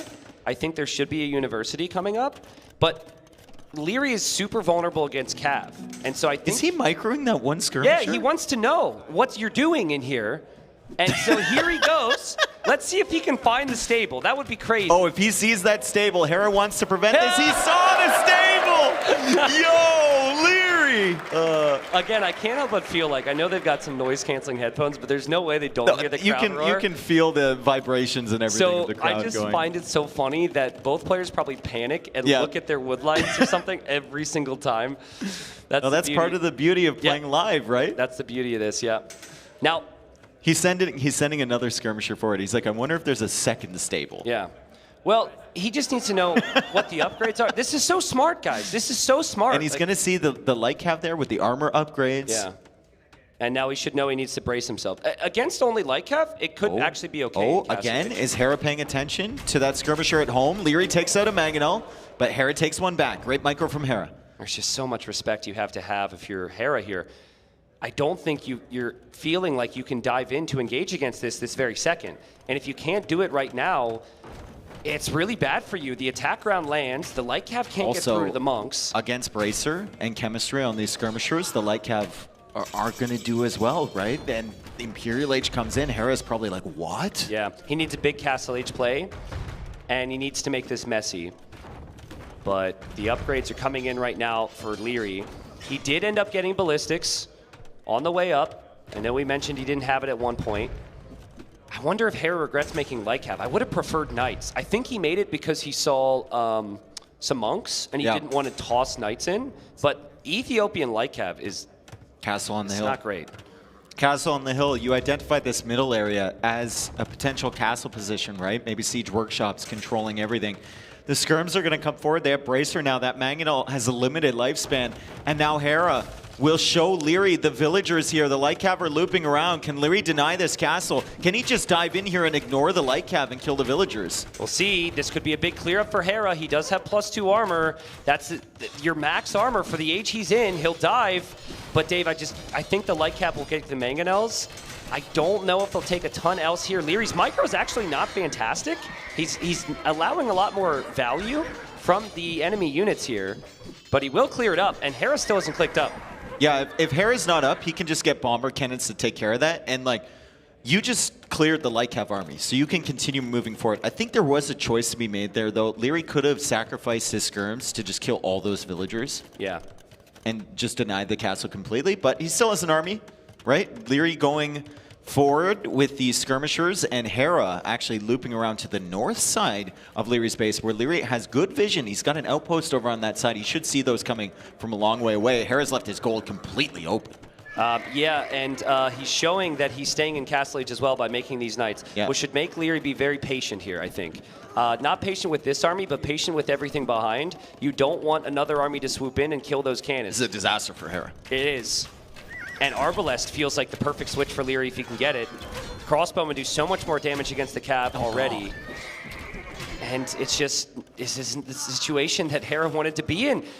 Leary's going to dive underneath the town center. He's killing the knights. Right it feels like he's killing the knights for free with skirms, right? So, like, why not? Hera's going to try and wall this off. It's not going to work, and this will distract Hera so much. And in the meantime, Leary's seen the army from Hera that's going for the counterattack. Leary's building up his bomber cannons so he can take out that castle. Already 3 on the field with 2 more in the queue. Yeah. And all the knights are just busy back here with this random skirmisher army. And look at those crossbowmen from Hera. That's the most important unit in the north of the map, getting completely cleared up. Boy. He won't survive with a single one. And now the army from Leary has to go save his castle. But when it arrives, I think Leary's going to have an army there protecting it. Arbalest on the way. How many times have we seen this? Leary in Imperial Age, bomber cannons, Arbalest, and his opponent still in castle because he caught him off guard with the timing. It's another town center there from Leary. The castle's going to go down from Hera, and Hera is just sitting in the castle age. The 122 villagers, 4 stable knights from the Ethiopians. Yeah, his initial plan just wasn't good enough against Leary, and he's had to switch, but it's against Arbalest in 3 seconds. He'll charge up the hill. I don't even think Leary needs to micro Monk's this converting? No, just sit. Just sit. You don't even need to do anything. He realizes he's just sitting on the hill. And there we go. I think the GG flies in from Hera. This series is tied. Let's go. Crazy series, and I think some crazy mind games there involved with the draft. I do not think Hera ever expected Byzantines there. He was definitely expecting Saracens or some other like straight archer civilization. It would have been in a better position if that was the case. And crowd here in Hamburg, Germany is hyped. I don't think Leary's been in this situation where he's in a live crowd and he's the favorite. Well, I can't really tell you because it's been yeah, I don't think so. I'm thinking back. Think about Red Bull against Tato. Tato was clearly, you mean like crowd favorite? Crowd favorite. Yeah, obviously everyone likes Leary, right? Everyone likes Leary, but he doesn't have the presence that a lot of the other guys do, right? Yes. And he's found himself a very favorable, very friendly crowd here. How many Hera or Viper fans just can't help but look at the amount of times that guy has been second place? You gotta feel it, and man. say, yeah, give him one, right? Yeah. Like they want to see him hoist the trophy for once. It's incredible how many times he's been second. So I think it's a part of that is that fact right there. This is the micro that maybe no one else in the world can do. This is insane. He doesn't have ballistics. He's up against siege. He runs up the hill. Yeah. He runs up the hill. Yeah. And this was the most important part because he was able to set up his eco perfectly to get that imp timing. Yep. And the imp timing obviously decided the game. I think the thing I love the most about watching Leary micro, like watching Hera micro, is like sensory overload. It's so many clicks in so many different places, right? He's got the 2 control groups of units. Watching Leary micro is more like he knows the timings and attack animations on every single unit. Yeah, and he's perfectly reacting, and sometimes he just lets his units stand still because he knows that's the best possible use, right? We saw that in migration, actually. He would wait until the arrow was about to hit him, then micro the at its ballistics. pinnacle, and then exactly. he just moves. Other people are just like spam clicking back and forth and hoping that leads to the result they're hoping for. So, man, we got to see the draft. We got to see the draft. We got to dive deep on this one.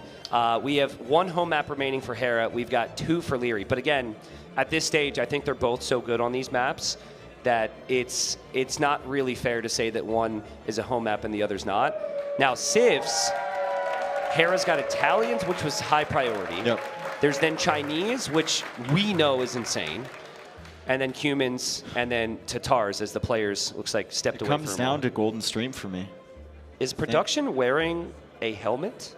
Yeah, well, that's from Helmet Guy that's been dressed up the entire event. I think Helmet Guy is Lieutenant Crackers. That was so funny last night, by the way. When they were talking about how to decide the winner of the quiz if it was tied, and then Helmet Guy's like, fight to the death! That's true. Oh my God. Yeah. So good. Helmet Guy, which may be his new name now. Helmet Guy. Helmet Guy wears a different outfit to every LAN event. I think he's been to the majority of them. He was even at like Hidden Cup viewing party in the States. Yeah. Always has a different Age of Empires outfit. So Which is amazing. Yeah, which is so cool. Let's get a round of applause for Helmet Guy. Yeah, seriously. We're also in Germany. I feel like Helmet might be a German name, so maybe there's another Helmet Guy in There here. might be. Any helmets in the crowd? We'll see. Raise your hand if you're a helmet. All right, Leary. Just final sip of water. Can I? Just thinking a little bit and probably waiting for her to pick the map. Can I like oversimplify things massively and just say who I think has the edge based on civs? Well, just keep in mind that they have their noise canceling off right now. Leary is just the worst. No, he's focused. I'm sorry. He heard me. He heard me. No, I mean, I'm trying to determine which civs are way better here. Chinese is huge on closed. That's the big one for Hera. So I guess if you want to oversimplify it, maybe Hera gets that win. But the other games... It's this one that I'm looking at. Golden Stream. It's that was the question earlier. Yeah. Maybe he's. I love Persians. Persians He there. might have something cooked up. He might have something cooked up that we haven't seen. We haven't seen that map a ton. Yeah, I kind of like Persians. I think it could be kind of tough against Tatars or Italians, though. Burmese, I like for Fractal on Leary's side. Hera, I'm still very... No, Hera will go Italians on Fractal, most likely. That's what you think, though. Yeah, It's difficult with Hera because he loves to mix it up. I want to see... So a tendency that Leary's had with Persian sometimes is he plays it kind of just like he just played Byzantines. He plays towards imp timings. Yeah. And then you get to imp with Persians, you got one option, and that's Savar. Yeah. And it's very clear. And there's a lot of camel civs on the other side. So I think if you have the boom lead with Persians, maybe in these upcoming games, maybe you just got to push it in Castle Age. Make it extremely messy. Maybe. I love the fact he has Hindustanis. I do too. I wonder how that plays out against Chinese. I think decent amount of scouts and adapt is always a strategy you can play for there. But I mean, Hera could maybe match that with the Chinese, so it does get tricky if that goes to the Castle Age. What do you think about Saracens on Golden Stream? I don't hate it. Awkward to play, but arguably have the best potential for the map. The thing about Golden Stream is it looks like it's an open land map. It really isn't. Yeah. Like, it's a wall, 3 TC boom map. Yeah. And any civ that has a good tech tree late is going to be fairly good. Which on Saracens do. Yeah. Saracens have and they have a insane good Navy. water tech tree too. The issue I have with Saracens is like getting to the late game compared to some of those I other think civs. you can always get to the late game on Golden Stream. That's the thing. Yeah. Like if you wall up, I think you can always get there. Yeah. And then the Navy is pretty dominant. Your camels, your gunpowder, your archers. Yeah. And if you run out of gold and you can't get to the middle, Saracen market. I'm a little concerned for Leary on Fractal though. Okay. Like I think it's Burmese. He played it the other day. Which is reasonable. Yeah. I just wonder how Burmese fare against Italians if it's the fish boom, castle drop, fast imp style, which is what a lot of people do. I don't think you can do that. I kind of want to see man-at-arms.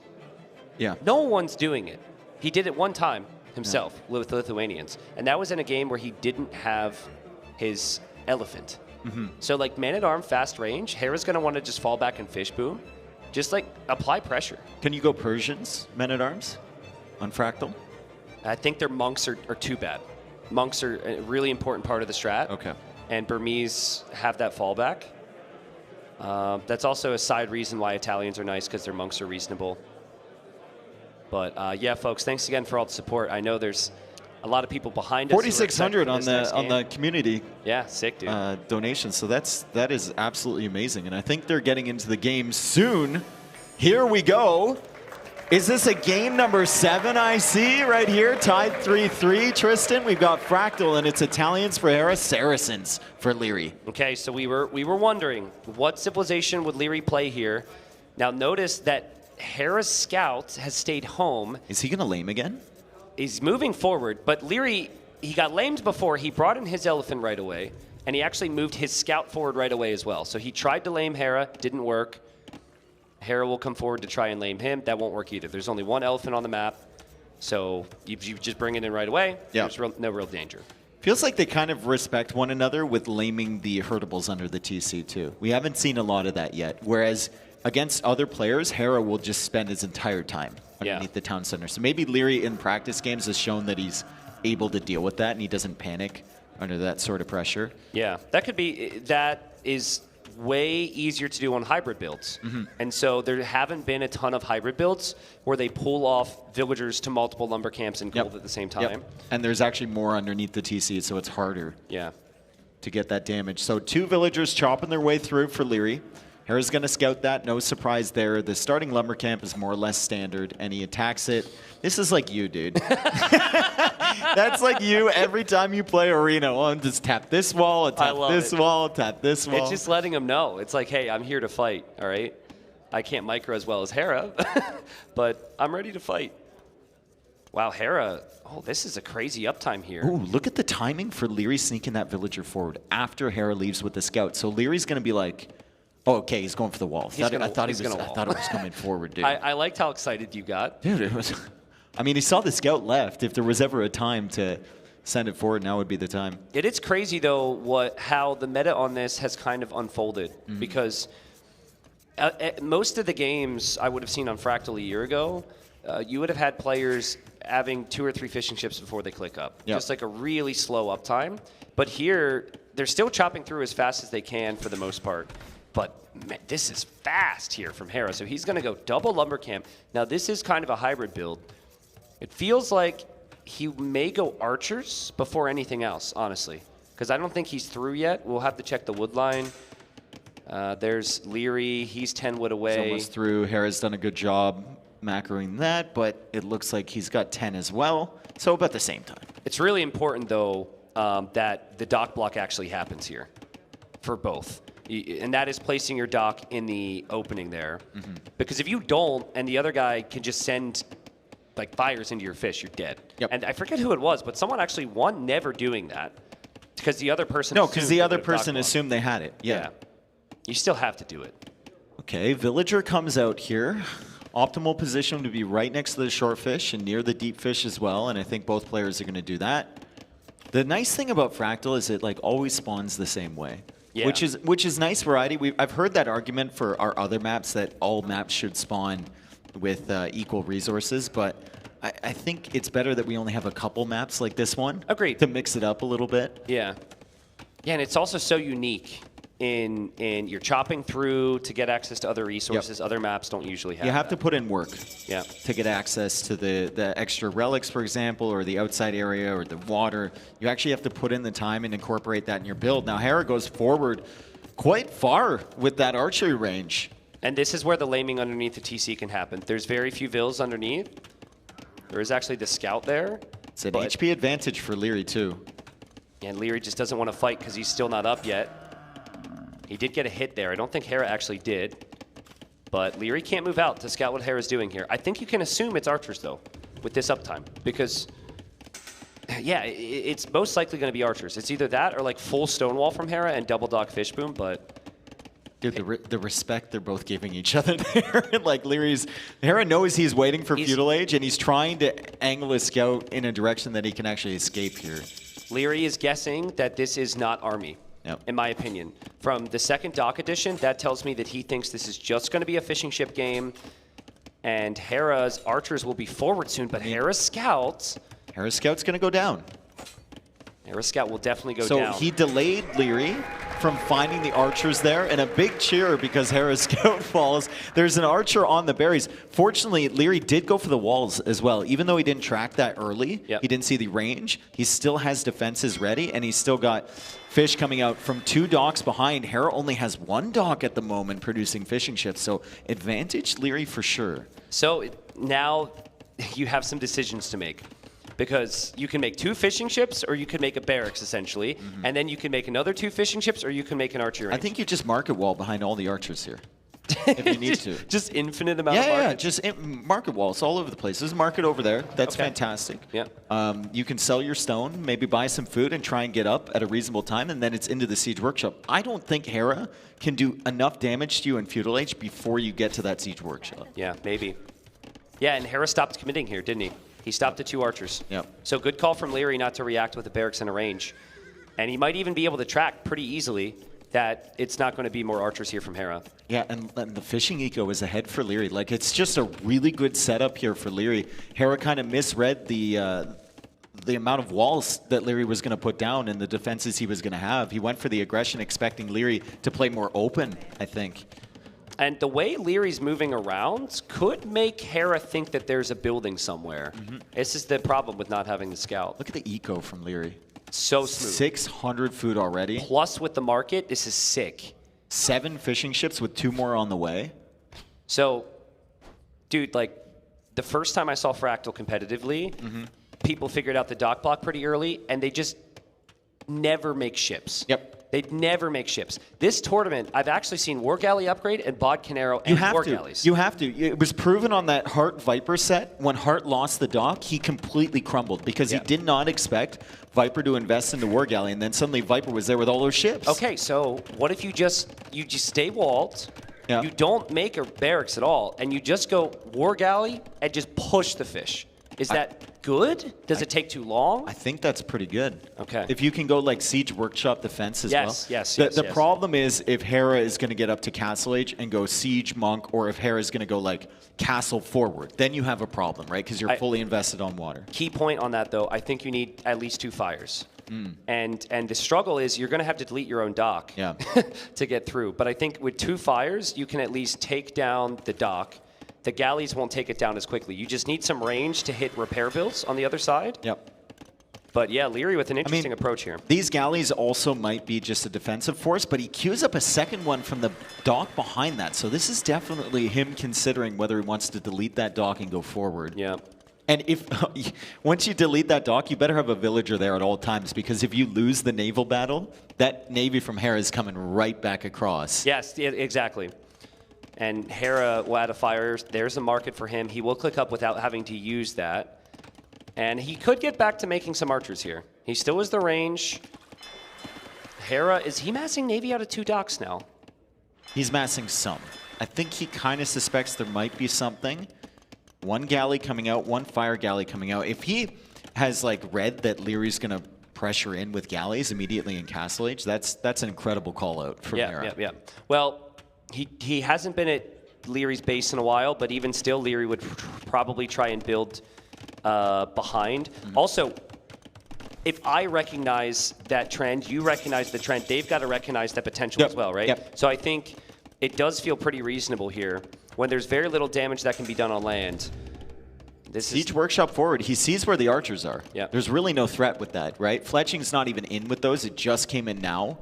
So there's probably not going to be any more follow-up archers, and that Siege Workshop forward is nice. So if Hera wants to come forward with a Siege Workshop of his own or a castle, probably not going to happen. Hera's resources looking pretty good as he's on the way up. Is this like this can't be like a fast imp play. It happens all the time on this map. You're just loaded with res? Because of the fish. Yeah.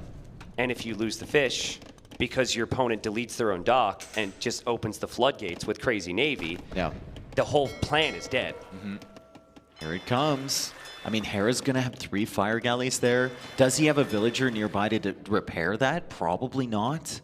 Yeah. And they will die to the war galleys as well. So Leary's going to maybe catch him a little off guard. Hera still will have defensive forces. He sees the Siege Workshop. He has to go for one of his own. He also goes for a monastery.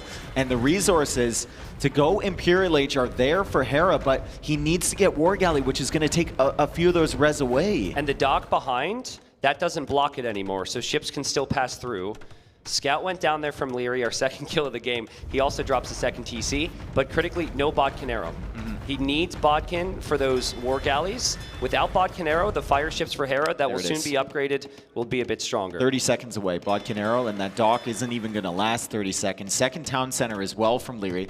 A little bit further forward, Hera's still thinking Imperial Age here. He's still thinking Imperial Age. That might catch Leary off guard, but he has to defend his fish. Now Hera also, I believe, has some monks coming out, so might send the monks to the north to convert the fires. Like, fast imp into what, though? I don't know. Fast imp into what? You make it to imp, you might have nothing here if Leary continues to pressure. That's a nice demo, actually. That's a huge demo on the ship you're really going to be worried about. Honestly, I think Leary needs some patience in this. Yeah, just kill the dock. Yeah, don't dive in. Just slowly keep doing what you're doing because the reward is 20 tiles beyond this dock.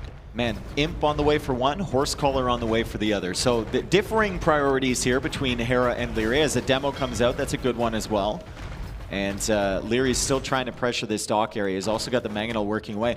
The question is, what does Hera do in Imperial Age? You asked it before. I still don't have an answer. He's doing something Tato told me more players need to do and try and demo in these situations on galleys. No one seems to be adding the demos in these situations. We could have a really big demo on our hands. Leary needs to back away, and he sees it, and Hera, man. Oh, man. Okay. Okay. You really have to time the demo approach because the war galleys take so long to reload. Yeah. So if you time it perfectly on the ungarrison, you can actually hit them, I think, from that distance. I mean, this is crazy, dude. Props to Hera. He's imping, and he still hasn't lost everything. He's done a really nice job. Imperial Age could make a difference eventually, but the eco he has will not be anything compared to Leary. Leary, when it's 3-3, has a safe fishing eco behind. 2 TCs. And he's in the back here. Yeah, and he's on 2 town centers. Yep. And there goes the food eco from Hera. There goes all of the food eco from Hera. It's going to be a fast imp monk play from Hera. Unfortunately, there's a town center at the front of Leary's base, which kind of protects that area, right? So Hera's going to need to go chemistry. Takes a long time. Leary cannot allow the fires to pass through. I started to freak out. I think Hera, if he has an opportunity, will loop through that little choke and get to the fish, and then that just equalizes the game. But redemption from Hera, he's going to be an imp. He'll have 2 monks, bro. Yeah. 2 monks. He might also feel the need to go fast fire or something to get some value out of that. But you look at his food eco. He's got 3 on food right now, Tristan. It's not there. It's not there anymore. And he's kicked off the gold at the front. Even one of the villagers getting converted. Leary should just delete that or something. He's going for a castle to defend himself. This is a really good position for Leary. Yeah, it's an amazing position. Honestly, imp for him. No, he switched from the villager to the Mangonel. Oh! No, he switched. Get it with the ram. Get it with the ram, Leary. Get it with the ram. He's running with the monk. Ram kind of saves the day because the castle should still go up. That could have been horrible, horrible, horrible. The Ram's coming in. The Ram's coming in, and the Navy is fully cleared. So now Leary controls that entire woodline area from Hera. Might want to even think about deleting some of those war galleys later on in the game, but right now it's not a big issue. And Leary, I think, is thinking about light cav at the moment. He knows it's going to be low eco, monk play from Hera, and light cav would be the best answer. Look at Hera's eco. It's so bad. As men what would say, eco? 0, 0, 0, 0. Completely balanced. I mean, he only needed stone for the castle. He gets that. He only needs gold for monks. He will need some wood for trebs. I actually think, and it feels very weird to justify in this position, but if Leary stays Castle Age, goes 3 stable light cav, he wins the game. Imperial Age for Leary. No, I meant... guys, calm down. Guys, why are you laughing? But what if? Jeez, you guys are the worst. I'm not saying that it wasn't going to go Imp. I'm just saying that Imp feels natural. Okay. But if you sink the resources in Castle Age, you just straight up win. Wow. You're the worst. I know. You're the absolute worst. I suck, dude. What value for Hera converting houses over on the other side? Leary might get housed in 10 or 15 minutes from now. Devotion is on the way in for Leary, so he wants to keep his houses around for like a little bit longer. And the archer ranges are going up from him. It's a really good position for Leary because the first treb is just now on the way from Hera. Yeah. Now crossbow's an interesting choice here. The monks there need to be careful. He doesn't have redemption, right? No, and I think, if anything, he's probably thinking about atonement to convert the enemy monks. Yeah. Hera's first treb's about to unpack. Like, it's only 4 monks for Hera. It's only 4 monks. Exactly. And he's still got 3 on food. But when you go imp, like, you sink basically 2k res into the upgrade. Yeah. And I'm just wondering, will there be a benefit to that? I guess it's going to be Bracer. This is a crazy position for Leary to be in. He's got, it feels like such an advantage in this game. Hera is really going to have to take something out early from Leary, like this castle maybe. Pressure this area. Leary can keep buying stone.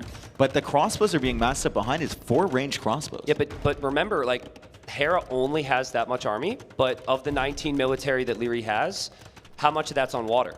That's 11 and that's on water, right? But the 4 range crossbows. Yeah, and that's massing. And he's queuing up as many crossbows as Hera has monks right now. Yep. This is a really good situation, and if Hera keeps wasting conversions on villagers, like, Leary could just dive on those monks. Hera doesn't know that's what the play is going to be. No, it does. Has he not seen the archer rank? He saw 2 of them. Okay. Honestly, what can he do about it, though? He can't do anything. Yeah, you just have to keep going for monks. Leary needs benefit from imp. We have yet to see it. He doesn't have a Treb in queue. He needs the Bracer upgrade. He's under a lot of pressure here. Oh, Hera needs to be careful, though. Hera, do you really want to be there? Leary's about to hop out. Hello. Leary says hello. Hera says goodbye. Oh, God, Mangonel goes down. Mangonel goes down. The monks are out of position, and Leary, for whatever reason, goes back in the TC when he could have just charged out. I think so, yeah. And taken all those monks, but it's fine. The monks need to retreat without the siege. The castle did go down from Leary, so maybe he was distracted on this side as the Trebs move forward, but Hera still 3 on food right now. He's got 6 monks in the field and 4 Trebs, and that's it. Don't need food for monks. Don't need food for Trebs. Just need food for villagers, and even that, I think he has a better chance of converting than making. That Mangonel gets deleted. Oh, nice delete, nice delete. Did a little bit of damage to those Trebs. Leary's going to abandon this TC. He's cut through, so he can always go to the other side. Hera just checking that area as well, and Leary is taking gold behind this. 66 eco for Leary, 41 eco for Hera. Leary is being very patient with his crossbow mass. He has Devotion, which is an important tech. He has Bracer. And he has Bracer. I don't Doesn't think you need need the armor. Yeah, and I don't think we need Arbalest. Yeah, he just needs numbers right now. 21, and converting the houses is paying off now because Leary is housed at 105. Conversions are insane though, right? If it's 20 crossbows and he has 10 monks and he converts half the army, he wins the fight. So this is extremely dangerous. He has to wait until he has enough. It's 11 monks from Hera. And his buildings are going to start going down. Yep. And on this map, if we could just quickly see the fog of war, like he's scattering to the back. This isn't like a long-term plan for Leary. You find that stuff just on the fringes of your scouting. So this is way more pressure than it feels like based on the population. Hear me out, Tristan. Transport ship, get some crossbows to the back of Hera's eco. What eco? I'm cooking, dude. But, I mean, he can never go like that. Look at where he's sneaking. He's sneaking out that way. I don't know if the Trebs saw him or not. They have a really long line of sight. Doesn't look like they did. I think Leary just went along the edge, and he's bringing his crossbows around, maybe towards that gold, maybe towards the wood, maybe just behind the monks. Hera is going to get further and further away from safety with this mass, and Leary has just been so patient. He's trying to save the crossbows, doesn't want them to be converted here. Thumbring is on the way. He still has that army in the back, pulling Hera in as Hera delete the monks. Goes to convert more monks from Leary. You got to delete him. He does. Villagers coming in, honestly, that's fine. That's fine. Yeah, rush with Vills. Rush with Vills, and then patrol your army in. That's 3 or 4 conversions. Hera Here come the crossbows from the north. Here come the crossbows from the north as well. Oh man, the Trebs are exposed. The Trebs are going down. Hera's monks are disappearing. He only has 11. So many crossbows for Leary, so many crossbows, but it's worth losing those Vills. The crossbows are coming in. They're trying to take care of the monks. He can't take care of the Trebs. He needs to get rid of the monks. As Genoese crossbow are being added from Hera, but no upgrades. Yeah, no upgrades. That was a great hold from Leary. It got so stressful. So patient. But he was patient. Yeah, dude, he was patient. He waited till he had the numbers. Oh, does he snipe this? He should get one if he's microing, but he's busy. Got Thumbring. He's got Thumbring. They fire fast. The monks are going down on that side. He's got ballistics as well. Hera with some great monk micro hopping in and outside of that castle. Hera somehow has managed to keep the villager production up to some degree. So he's up to 48, but look at Leary's side. He's got 56 vills plus the 9 fishing ships. And these crossbowmen will break through buildings very quickly, and Leary can now actually consider a tech switch by balancing his eco a bit more. Second town center for Hera. Leary's making his second because he's already lost 2. And chemistry is on the way. Yeah, Hera wanted bombard cannon. Ooh, there's a hole there. With these monks. Don't get trapped in here, Leary. Don't get trapped in here, Leary. Don't get trapped. He is care, Saracens, dude. I guess. He says, trap me with what? Monks? He is Saracens. He is Saracens. Those houses are going to go down pretty quick. He doesn't care, dude. I love this. He like, how many times do we see people against Hera during this crazy run be scared? Yeah. Right? But no, he sees the situation for what it is, and he understands that he could take these trades. And the crossbows are coming in from that side, so Hera is busy microing over there. Leary's going to get through the house with Saracen archers. He's going to go in towards the back, and it is very exposed. That tower's not going to do too much.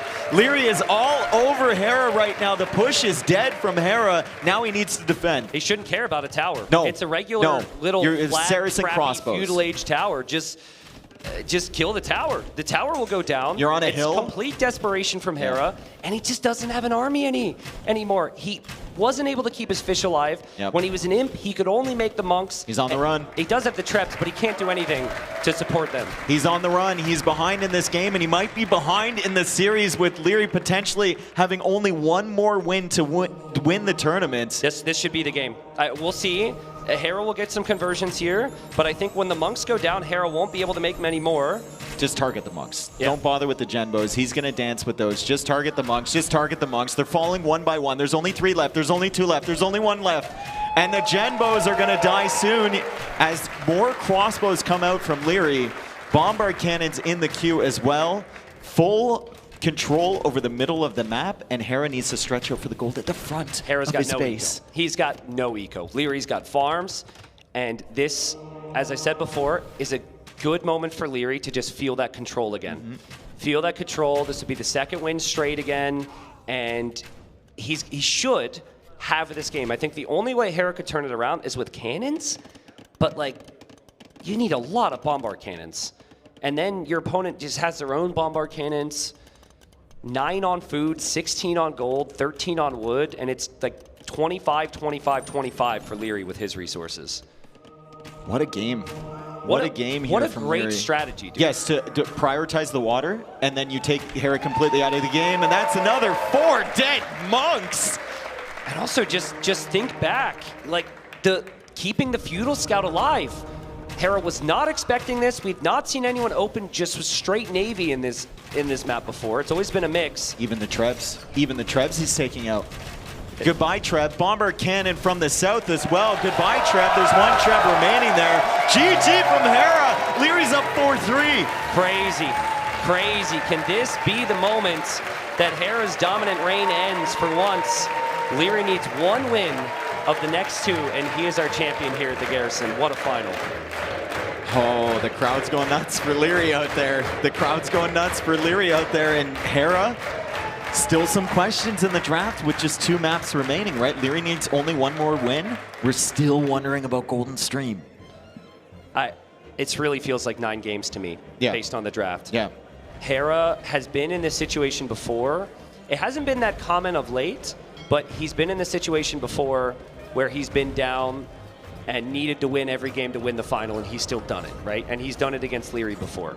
And he's got Chinese, but yeah, as we overview this, the patience in this moment was really impressive to me. Just waiting until he had like 40 of them, to the point where, yeah, he'd lose units, but it'd be too difficult for Hera to snowball.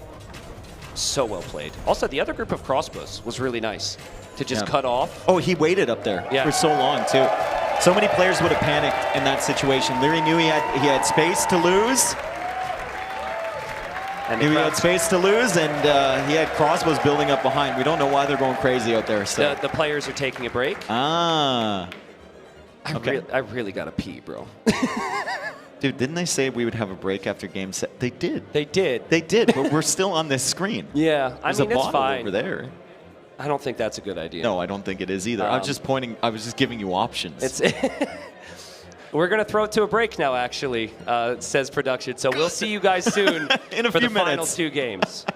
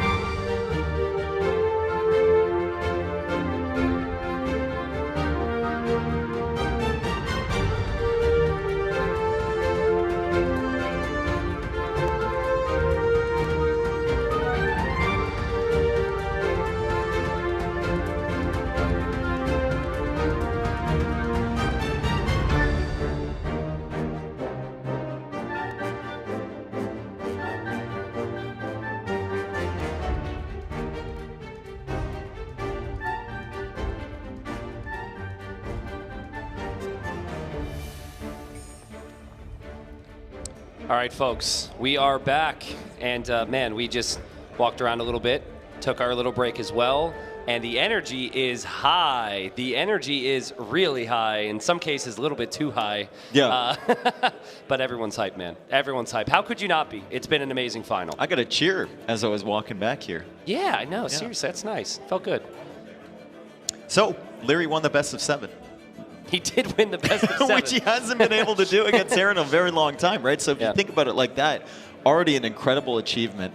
We were talking about it in the build-up here, and we were saying, like, Leary should have a good chance, especially with Golden Stream, the question marks we had around that with the civilizations, but it's still kind of a 50-50 in our minds. Absolutely. You can't count out Hera for multiple reasons. First off, he's been in this situation before, and he has won the best of 9, pulling it out over the last 2 games. And then also, Chinese is just one of the best civs. Like, so I'm wondering how Hera views this right now. Do you get the confidence back and the feel of victory back by going for enclosed, which is actually Leary's home map, if Chinese is as dominant as I think? Or do you save that? Like, you've got an option. Obviously, you've got to win both. Maybe he won't think too much about the order, but man, think about this from Leary. He's been second place so many times. No one has been able to unthrone Hera or dethrone Hera over the last 10 S tiers. Okay? And also, think of the players he would have beaten in this run over the last 4 days. He would have basically beaten everyone. He had to go down to the loser's bracket. He's had more practice than Hera. He played 5 games before this series, and we are about to enter game number 8. Yeah.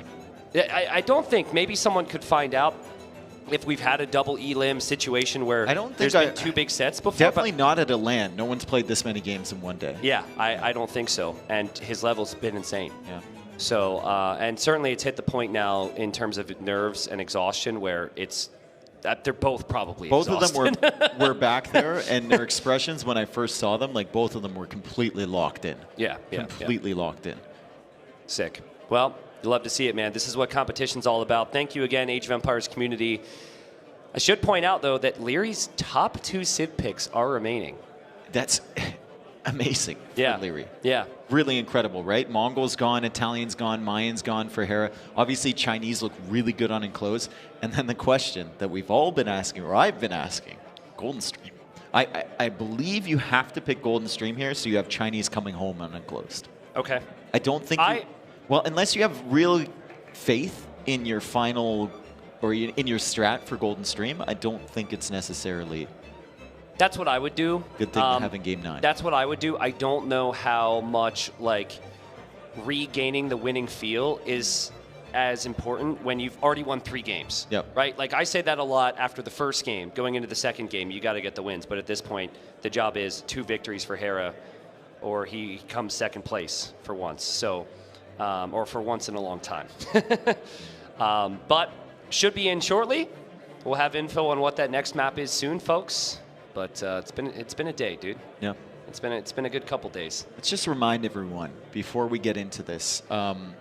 Against Hera, Leary is he's lost 18, I believe, sets in a row. Yeah. 18 sets in a row. Or also on LAN, Leary I think has lost 7 times he's come second on LAN events.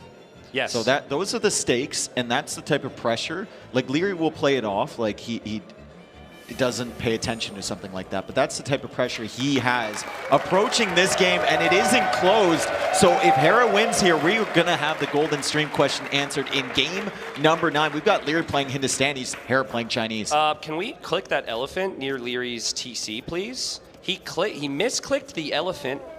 That is extremely weak. I'm hoping he recognizes that. He shot it twice. Yep. I'm assuming it was intentional, but I just want to point that out. I mean, maybe it was within range, right? He's sending the villager out for it. Okay. He's bringing it in.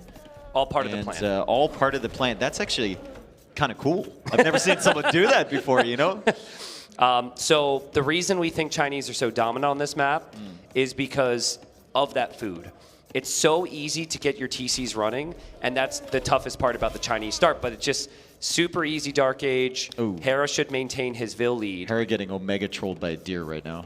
Is it stuck on the wood line? Yeah, it's stuck on the wood line for Hera. It'll stay stuck on the wood line until he shoots it. Yep. He's like, what do I do? He should build a diagonal palisade It'll come gate. back, and then he shoot it with a villager. Build a diagonal palisade gate on like 1 HP, and then it'll path underneath the TC. True. Leary not having problems. Hera's just going out to the other deer. Let's see how he manages that deer. And he's just going to let it go. It's roaming back.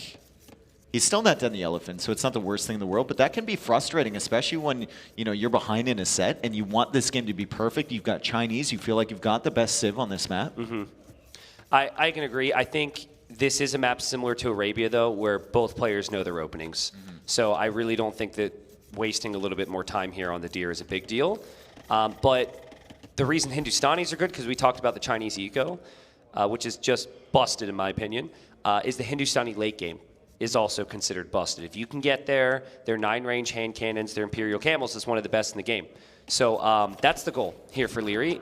You have to apply considerable pressure to Chinese so they don't get a big lead on you, but at the same time, you're kind of happy if it goes late. Yeah, if you get there. Hera pushing another deer into the wood line. Please don't hug the wood line. Oh, he did it again. The angle was just off, dude, and he realizes what's happening. He's going to push it back away from the wood line. It'll hug the wood line. Oh, there we go. Okay. That was good. Whew. He committed. Can people tell that I get annoyed for the player in those moments? Oh, everyone who's ever pushed a deer in the most recent patch can feel that. Okay. As soon as it touches a tree, it loses its mind. Yeah. Let's look at the gold positions here. Every time we watch and close, the gold positions are so interesting. You can't wall on the rock terrain. Leary's is so far forward. And that's not really great for Hera either. No, but Leary's got one in the back, kind of. Hera's second one is a little further away. That one's actually really nice. I think in this case, Leary would have scouted the other option too. Yeah. Because he had a scout over that direction. What's the line of sight on Leary's, or sorry, Fog of War for Leary? Does he see the second gold? That's the only one he sees. Doesn't even see this one. Okay. So we're going to the safe one. Yeah, which makes sense. It is still not safe though. Yeah, it's very far away. But look at the res collected, everybody. It's already ahead for the Chinese. That will continue to climb. Techs are cheaper, plus you have the extra vills, plus you have a very diverse tech tree. Hard to stop this Civ. Yeah, 300 res collected ahead already, as Leary will drop the stable. Hera's here perfectly on time. He's threatening to attack the villager. Leary not biting. And Leary also here with the scouts. So he spots the stable opening from Hera. No surprises for either player. It's usually stable opening with these civs. Does Hera know about his gold? Does Leary know about it? Hera's seen 2 tiles of that gold, yeah. Okay, well, I mean, he will know that that's probably the main gold. Leary will know, and while it is on the backside, depending on what side it's attacked, that is not an easy goal to lock down for Hera. And he hasn't found his other option, which is weird. It's like 1 tile away from Leary seeing his main gold. Yeah. Or main in quotation marks. Ooh, that's unusual. It's so fun. It is a bit unusual, but at the same time, those are our expectations. The crowd goes, oh, when one spearman hits. That's the level we're talking about right here. Yep. Hera coming back with a wounded scout, so he's running away from that. Leary does not have the HP to take this 2v2, but he does have a spearman there. And the wounded scout for Hera is actually nice, because that levels the playing field a little bit. Leary isn't going to get pushed off. And it's funny, we talk about like half HP on a scout. At this level, that means so much. Yep. Oh, spears. Advancing forward. And I really like this if you're Hera. It's not about killing vills as much as just keeping the opponent at home for a little bit longer. They'll match your spear number, but this just gives Hera more time to cook with a better eco. The range is already up from Leary. There is no range from Hera. He has the wood if he wants to go for one, but he's just adding farms. Can we see Hera's Fog of War again? Because he might assume that this is the gold that Leary will take. He does know about the other one. He does see the other one, yeah. But the positioning of the range is pretty crazy, right? You would think it'd be on the front. It's on the back. So if Leary can get some archers in the mix and Hera's not expecting it, could be huge. I mean, Hera still hasn't gone for an archer range. He's just adding farms. Yeah, farms, scouts, and more farms. I mean, that's what Hera loves to do. That's what the Chinese love to do. Hera is adding farms with that horse collar, which I think was doable here, but he is Chinese anyways. No real complaints. It'll last a little bit longer. Archer, only one of them for Leary. He didn't have that much gold, right? He's trying to get the gold so he can mass up archers, and Hera sees the archer. He's got more scouts than Leary, but there's still spearmen there, and he doesn't want to give away his spearmen for free. 6 scouts for Hera. Does he just continue with scout production and not even bother with the range? I think you can do both. I think we'll see the range now in response. but look at his food. I mean, he can also produce and misstep there. I think we might have seen Leary misclicking his control groups. Yeah, that's good. That's good value with that Spearman. Yeah. Really, really strong value. He takes a scout from Hera, he weakens another one. Also got bopped a little bit on the other side, but it's 2 scouts, 2 archers in the queue for Leary, and the range is just now going down. The archers got to move. They've got to move forward at this point for Leary because the spearmen are just right there, right? So Hera can't really be anywhere near here until he has skirmishers, and his range was delayed. So those archers and spears probably need to move forward together, and well played from Leary. He has enough scouts to chase down Hera's scouts, so he doesn't actually need the spearmen to go home anymore. They can all advance forward. Man, do you feel it? I feel the it's pressure. tense. No, I can't. You have a smile on your face. I don't even know how. This is tense, man. Like we've only had 1 kill for each. As Hera has a lot of food in the bank. Those early farms benefiting him now. He's going out to the gold. By the way, he thinks about some skirmishers, some archers, maybe going to Castle Age. I have never seen a full feudal energy start like this one. This is what I'm getting now with the moment, with the matchup. With the momentum that Leary needs right now, with the stakes, we have bloodlines on the way. We'll probably see a blacksmith for upgrades as well. He will have very strong scout numbers. A lot of Hera's scouts are weak right now. If Hera tries to go up to Castle Age right now, he could get severely punished. That is a lot of res to take away. Doesn't have the gold yet, doesn't have the food yet, and he needs to keep up production, but he's caught in the middle. Yep. He doesn't know whether he should. If Leary goes armor and more scouts, the tower on the gold might not be enough, but it's perfectly timed. There's 5 for now. spearmen there. Yeah, so true. You got to be careful with the tower there to take care of the archers, then the spearmen underneath. Hera also going forward with the scouts. Leary's going to track that, and Leary's still open at the TC. He's tracking this, though. He's tracking this. Leary forgot about that. He loses the scout, and Hera all of a sudden towers up, chilling at home. The 3 skirms in the range were enough to scare Leary off, and Leary doesn't feel like he can do any damage. He'll have to go home with his bloodline scouts. This is a great sign for Hera. Pretty good resources in the bank from Leary as well, though. Always manages somehow. I looked at his eco 2 minutes ago, and it was under 100 on everything. Now he's sitting with 350, 135 gold. He still has a stone if he wants to make a market and sell it. And obviously, he's still got a decent amount of army on the field, but Castle Age is on the way here for Hera. What is he doing? He's got 3 vills that were moving near his army here in the south, Vodka. No, they went back inside. They went back inside. He was definitely considering like a tower or something. I think it might have just been villagers running from the berries. Well, Bloodlines just slowed the Castle Age time down, right? Yep. That's all it did. It didn't accomplish anything with the fights. And also, he didn't take a house down. He didn't make Hera make any tough decisions at all. Hera's loving this. This is great. This is exactly what you want as the Chinese. Hera doing a good job with his spearmen too. He's spread them out. He's getting extra scouting information. It's really nice. So you can find extra res. It also boosts your score, and it's a little intimidating for Leary if he sees a score like that. Well, yeah, because in the back of your mind, you're just thinking Chinese. Is he adding army? Is his eco that far ahead of me? Like, what's happening? Great macro for Leary as well behind that production to be in a position to even click up at this point. He goes for the blacksmith as well. Already has both of his buildings, so it isn't going to delay him a lot as he now takes out the houses from Hera on this side. That's decent value. Yeah, you got to do something. But it does feel like the last 2 minutes, Leary's army has just kind of wandered home, didn't kill the scout, and now has wandered back to where they were in the first place. How many archers does he have in that range? Quick math. That's 7.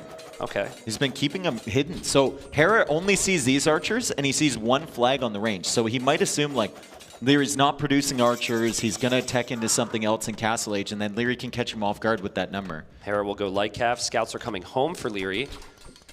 Funny detail, though, if you get light cav, your light cav becomes slightly slower than the scouts. So it actually becomes easier. Oh, wow, there was some damage control there for Leary. Nice. But it actually becomes easier for Leary to chase those down in a second. And Hera had to build the tower, so we could never build the second TC. And just going for a monastery. Just light cav. And he still doesn't know how many archers are in that range. He has no idea. It could be 1. It could be 10. I don't think he recognized the HP difference there, too. Nope. That's a fair point, though. Hera's probably assuming that's like 1 archer. 1 archer. And because, then he gave up. yeah, why wouldn't Leary show those earlier? And Leary is not going to eject those until he's ready. And he might even come around for a counterattack once he knows the position of the scouts. Hera's just about to drop a TC somewhere. You obviously want it on gold, but where he's built up his buildings around the gold, it's not very easy to. He might go to another area. Okay, so it's someone on screen. Okay. And the spears are just missing. The scouts are there. Hera starts to convert. He will get into that tower. Very well played. But he needs to be careful here. This army will be upgraded soon. The archers could be coming across the map now for Leary. I'd like for them to come to the south. I know it feels natural to go to the north, but the south, it feels easier to group up with your current army. Yeah. Let's see where he goes. He's going to the south, I think. The archers are on their way. This really might catch Hera by surprise, the sheer amount of crossbows that Leary is going to have, because he was tracking for so long and all he saw was one flag on that range. He didn't see any archers on the outside. 2 extra town centers for Leary. Hera had to buy the stone for that. Leary kept his stone from before. I think Leary might not feel super comfortable moving out at the moment. Army's a long way away. It's not really a good map for foot archers, is it? Right? Because it's such long distances. Hera still hasn't seen that Leary got the crossbow upgrade. He sees a camel now. Interesting. Look at those 2 knights stacked on top of each other. He's about to find out right now that crossbow is here. Leary with the crossbows cutting off these knights. The camel's going to chase it away, so no early damage here from Hera. Still has the res collected lead because of Chinese, but Leary's going to catch up on the villager count. Is this greedy from Hera, or is this just playing the Chinese to their potential? I think this is just playing the Chinese. Okay.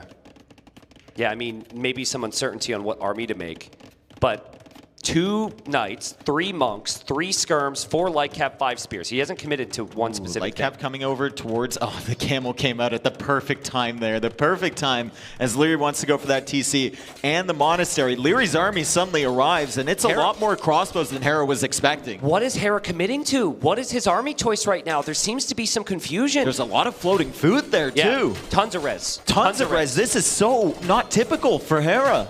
I don't think he's really certain. He certainly wasn't expecting that many crossbows, so he never committed to the skirms. He only has 3 inside that building. And nice job from Hera to counterattack with some armies. Scorpions in the queue from Hera.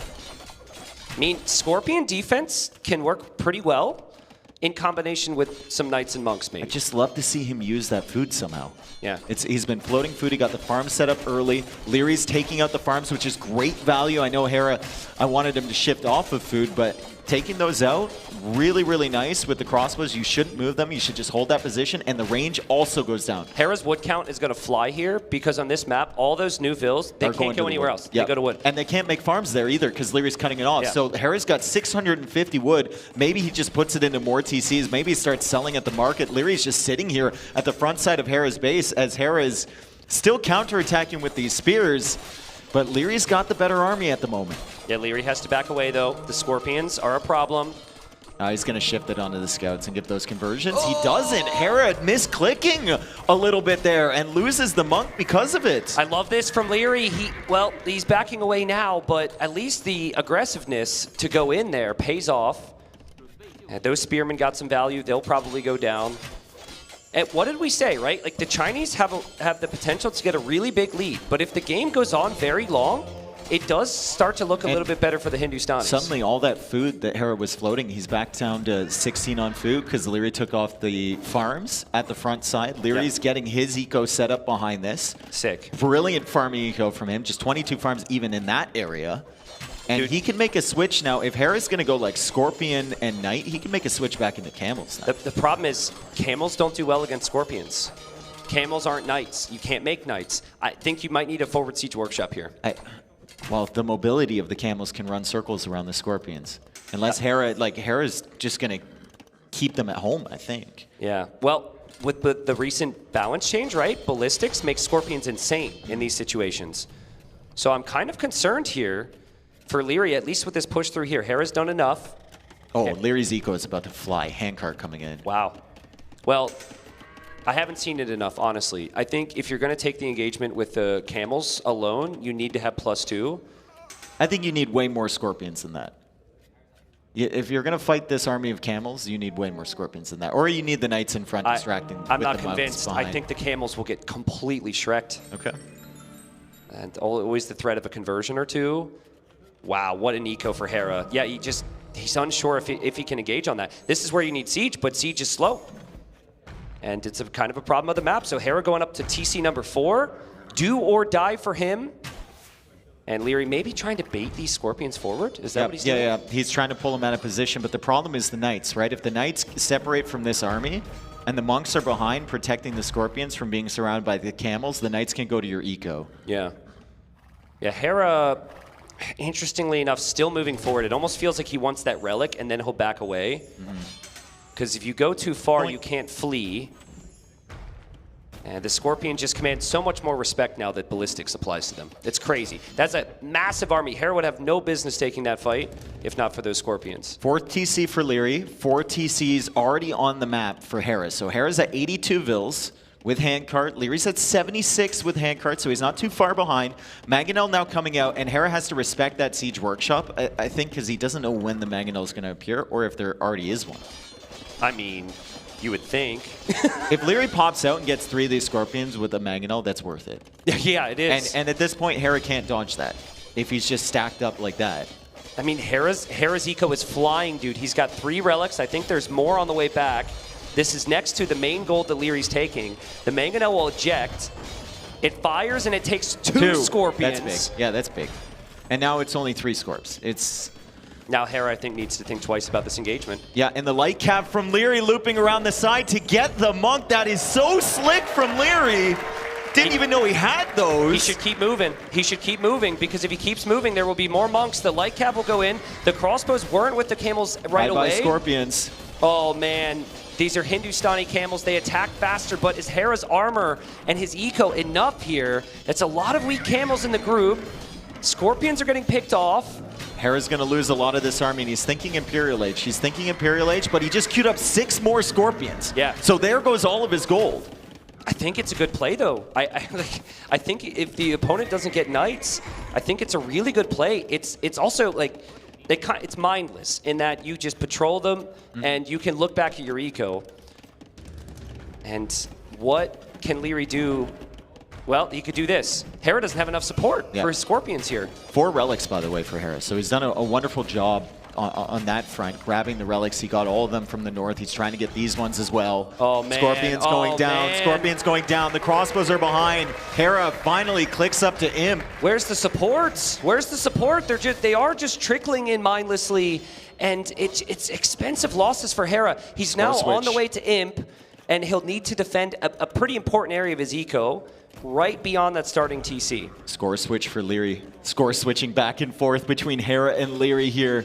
Game number 8. Hera needs to win this. This was his home map. Chinese, one of the best civilizations. Leary's putting on the pressure, but Leary is just making more Vils, making more Camels. He's not thinking Imperial Age just yet. Dave, the second those crossbows go down, it looks like a pretty small army for Leary, doesn't it? Like, those crossbows are And they're a couple so Scorpion weak. shots away from being dead.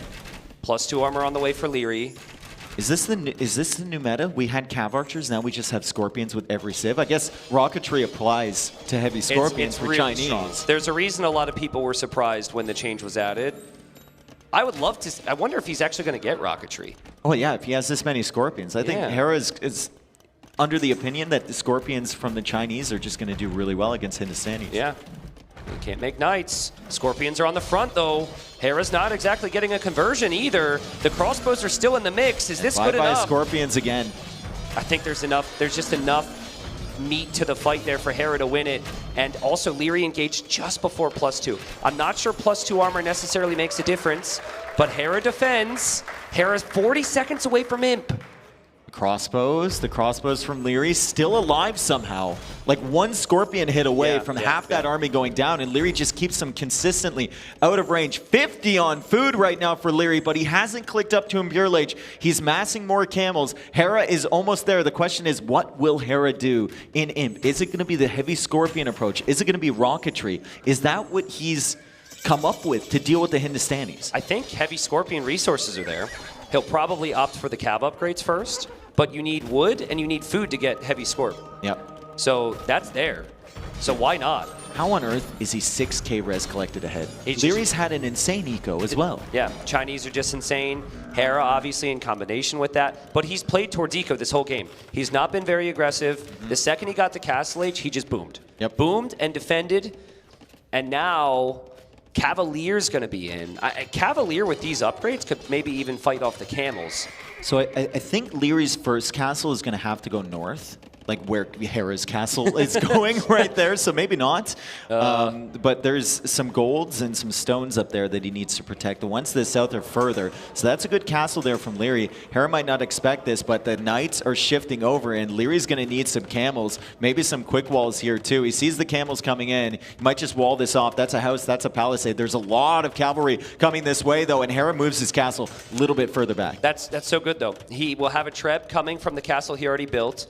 That will be targeted immediately on the castle, and yeah, the camels are on the way back. They're on the way, but still 2 minutes away from Imp. Yep. Here for Leary, he can't stop this. This is before we even see Scorpions come into play. If Hera wants to do that, or Halb, Hera's just so far ahead. He breaks through. He'll deny the castle, and with trebuchets behind, I don't see an immediate answer for Leary. No, but he does have 128 vills. He does have a decent eco. And Hindustanis, we were talking about it, the late game tech tree is very good. Yeah. If he can hold on, he definitely has a shot here against Hera. Hera needs to focus on killing off Leary within the next probably 10, 15 minutes. That's wild to me.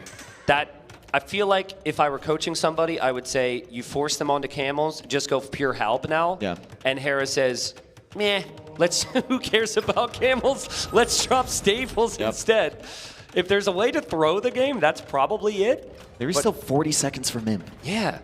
Jeez. He did delay Imp quite a bit. He made a ton of camels. He had to because of the amount of Scorpions and Knights, right? Hera did such a good job. Is that the crossbow army from before? They're still out there, dude. They're still kicking. Yep. It is! That's them. What on earth? They've seen a lot, man. So Hera drops the stables. Feels like Hera's plan is Chukunu Cav. Because we're seeing mainly Chukunu in queue. And no rocketry. No plans for Scorpions long term. Just getting his upgrades. And clearly bracing himself. But Halb, dude. Halb is insane. It was really good once Heavy Camel and Imp Camel are in. If he does manage to get Imp Camel, he takes the fight actually before Heavy Camel is in. Maybe Hera didn't expect Leary to take this fight right now. He's trying to take out the Trebs. The castle falls for Leary. The TC survives. Maybe there's one shot coming in. The TC goes down. All right, well, Imp upgrades are on the way. Still waiting to see, will Hera finish Leary off to take us to that final game in this best of 9? Resources for Hera are insane. It's ridiculous. Yeah, 2K wood, 2K food, 600 gold, 20 on gold right now. It's just, he needs help. He does. I think. I mean, if he has Chukunu, they do okay against the Kings. Yeah. That's the concern from Hera's side, though, is like this position's so good, you should win this game. This is what Camel you want. in 3, 2. Oh, sorry. Well, 2 minutes. Well, I've seen a lot of players do this. That you just continue to fall back because you still have that next step. This was an important area for Leary. Yes, that was a very nice castle back there. If he can't get the castle up in the north or it goes down, he can't protect that gold. He needs the gold in the south. Just Hera's castle setup is so good to last even if he loses a fight. Yeah, He's got castles everywhere. I'd honestly expect Hera to start building castles in his eco now. That's usually what he tries to do. He went for the tower in the center. I'm glad he didn't build a castle there. We have very strong opinions about castles in that center area. It's only 50 seconds away from Imp Camel, Elite Chukunu, and Rocketry coming in from Hera. All right. Well, 40 seconds. He needs more Imp Camels. 40 seconds from a fight. Also, ideally, you have Trebs. I don't think he can wait for them, but what you want is you want a massive fight, and you want the siege to take the castle down. Because if you can't take the castle down, you can't get to where the new production's going to be, and I can see Hera is adding barracks behind that castle. Against Rocketry Elite Chukunu, you need more camels than that. He's got 9 camels in the queue from 2 stables. Maybe, yeah, but you're 200 pop, you're squeezed into this corner. You're probably just going to take the fight immediately after the upgrades come in. Crossbows even making an appearance, but those crossbows are going to go down. The Chukunu are being microed by Hera. Halberdier upgrade is still 40 seconds away, and he's also pop capped. So 10 pikemen in the queue. If the camels can clear the Chukunu and the Cavalier on this side, this could be the beginning of a pushback for Leary. Hera's going to lose a lot of units here, but again, he's got the castle set up. So Cavalier will probably get chewed up, maybe some of the Chukunu do, but who can last longer in this game? The answer's Hera. He's also found some decent raids with the light cav, as the camels were all in the main engagement. Good castle from Leary, though, clearing that up. And now Halb is there. Yep. It was in the perfect time. And the cav is no longer wasting precious population space. Leary's down to 140 pop. It's rough. 4 relics to 1 for Hera. More gold and stone control for Hera. Has collected 10,000 more resources. This is why I felt this was going to 9. That just Chinese on enclosed with Hera, it's never going to go wrong.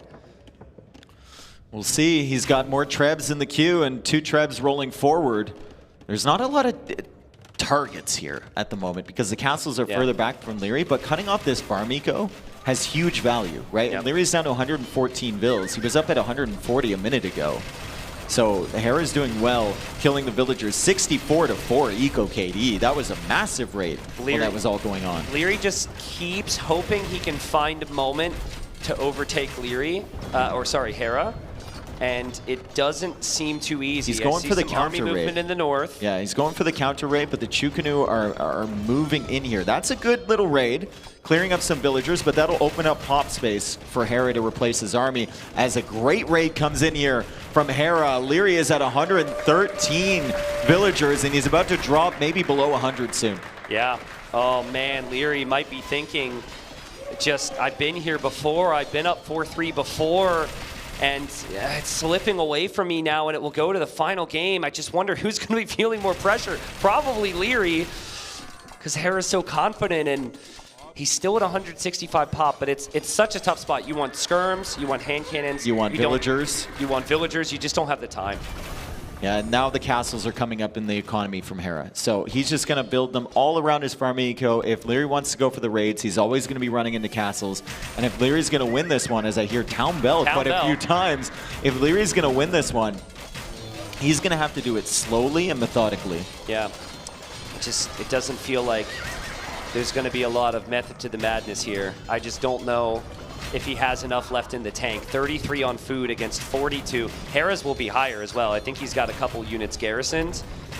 And the Trebs just keep coming, dude. They just keep coming. Couple raids there. Maybe that's why Leary fights on. Only 7 on golds. Are those Golems elite? I feel like they probably are. No, they don't. They don't have any upgrades. They got they got +2 armor, and then they have the blast furnace, I guess. Yeah, he just never had the time for elite. And honestly, it still just feels like Hera can do whatever he wants from this position. 4K wood, 1,500 food, 1,500 gold with the 4 relics in the bank, and another TC going down for Leary. Yeah, the castle's gone on that top side, so it opens it up for the raids. More villagers are going to die here. Leary now below 90 villagers. He's at 86 right now. Hera's queuing up some more, so Hera's lost some bills to the raids, but he should be fine overall. As Leary goes for a big engagement here, if he can clear the Chukanu and the Trebs, maybe there's a chance, but he's losing so many Imp Camels, and he's still losing villagers. Yeah, and I think he just kind of had the look of a player who realizes this is going to be over, and he taps out. Game number 9 to decide the title. Dream finish. The streak for Hera, he wants to continue it. He wants to bring it to 11. The streak for Leary, he wants nothing more than to stop it. Yeah. Right here, right now, game 9, golden stream. He's shaking his head a little bit. Hopefully he can mentally reset for the next game. Listen, I hope Leary's not too bummed because it's Chinese, yeah, unenclosed. Yeah, exactly. Like, if you're going to oversimplify any matchup, you say Chinese unenclosed, Civ win. Just say that, boom, get ready for game number 9 and make it sound easy. But I think if there was any matchup that we were going to be sure that Hera would get a win on this series, it would have been that one. Yep. Now, this raises a lot of questions on a map that raises a lot of questions on how you play it. Yep. You've got some civs that may or may not work out. There's the Persians as the #1 pick still for Leary. Not a very good water civ. There's a very important stream through the middle, but they're good on hybrid. Is it considered hybrid? Who knows? I think he's got Burmese left. And has he already played the Persians Saracens? and Burmese. Yeah, he played Saracens on Fractal. So he's gonna. So Persians. He's gonna play Persians. Yeah, and then if you're on the other side, it feels like it has to be Tatars for Hera. Or humans, which we know can be absolutely insane with the proper build. Leary picked the humans. He picked it before Burgundians and played Burgundians on the Fortress game, which makes me think Like, if Burgundians was his potential, his favorite pick for that map, Humans might be a favorite pick for another one. I don't know. I don't think it's viable. I think against Persians you should get destroyed. But Harrow would, if he picks them, they're really good. He wouldn't go in untested. Oh boy. Oh boy, indeed. I mean, this is. Oh boy. I mean, Hera.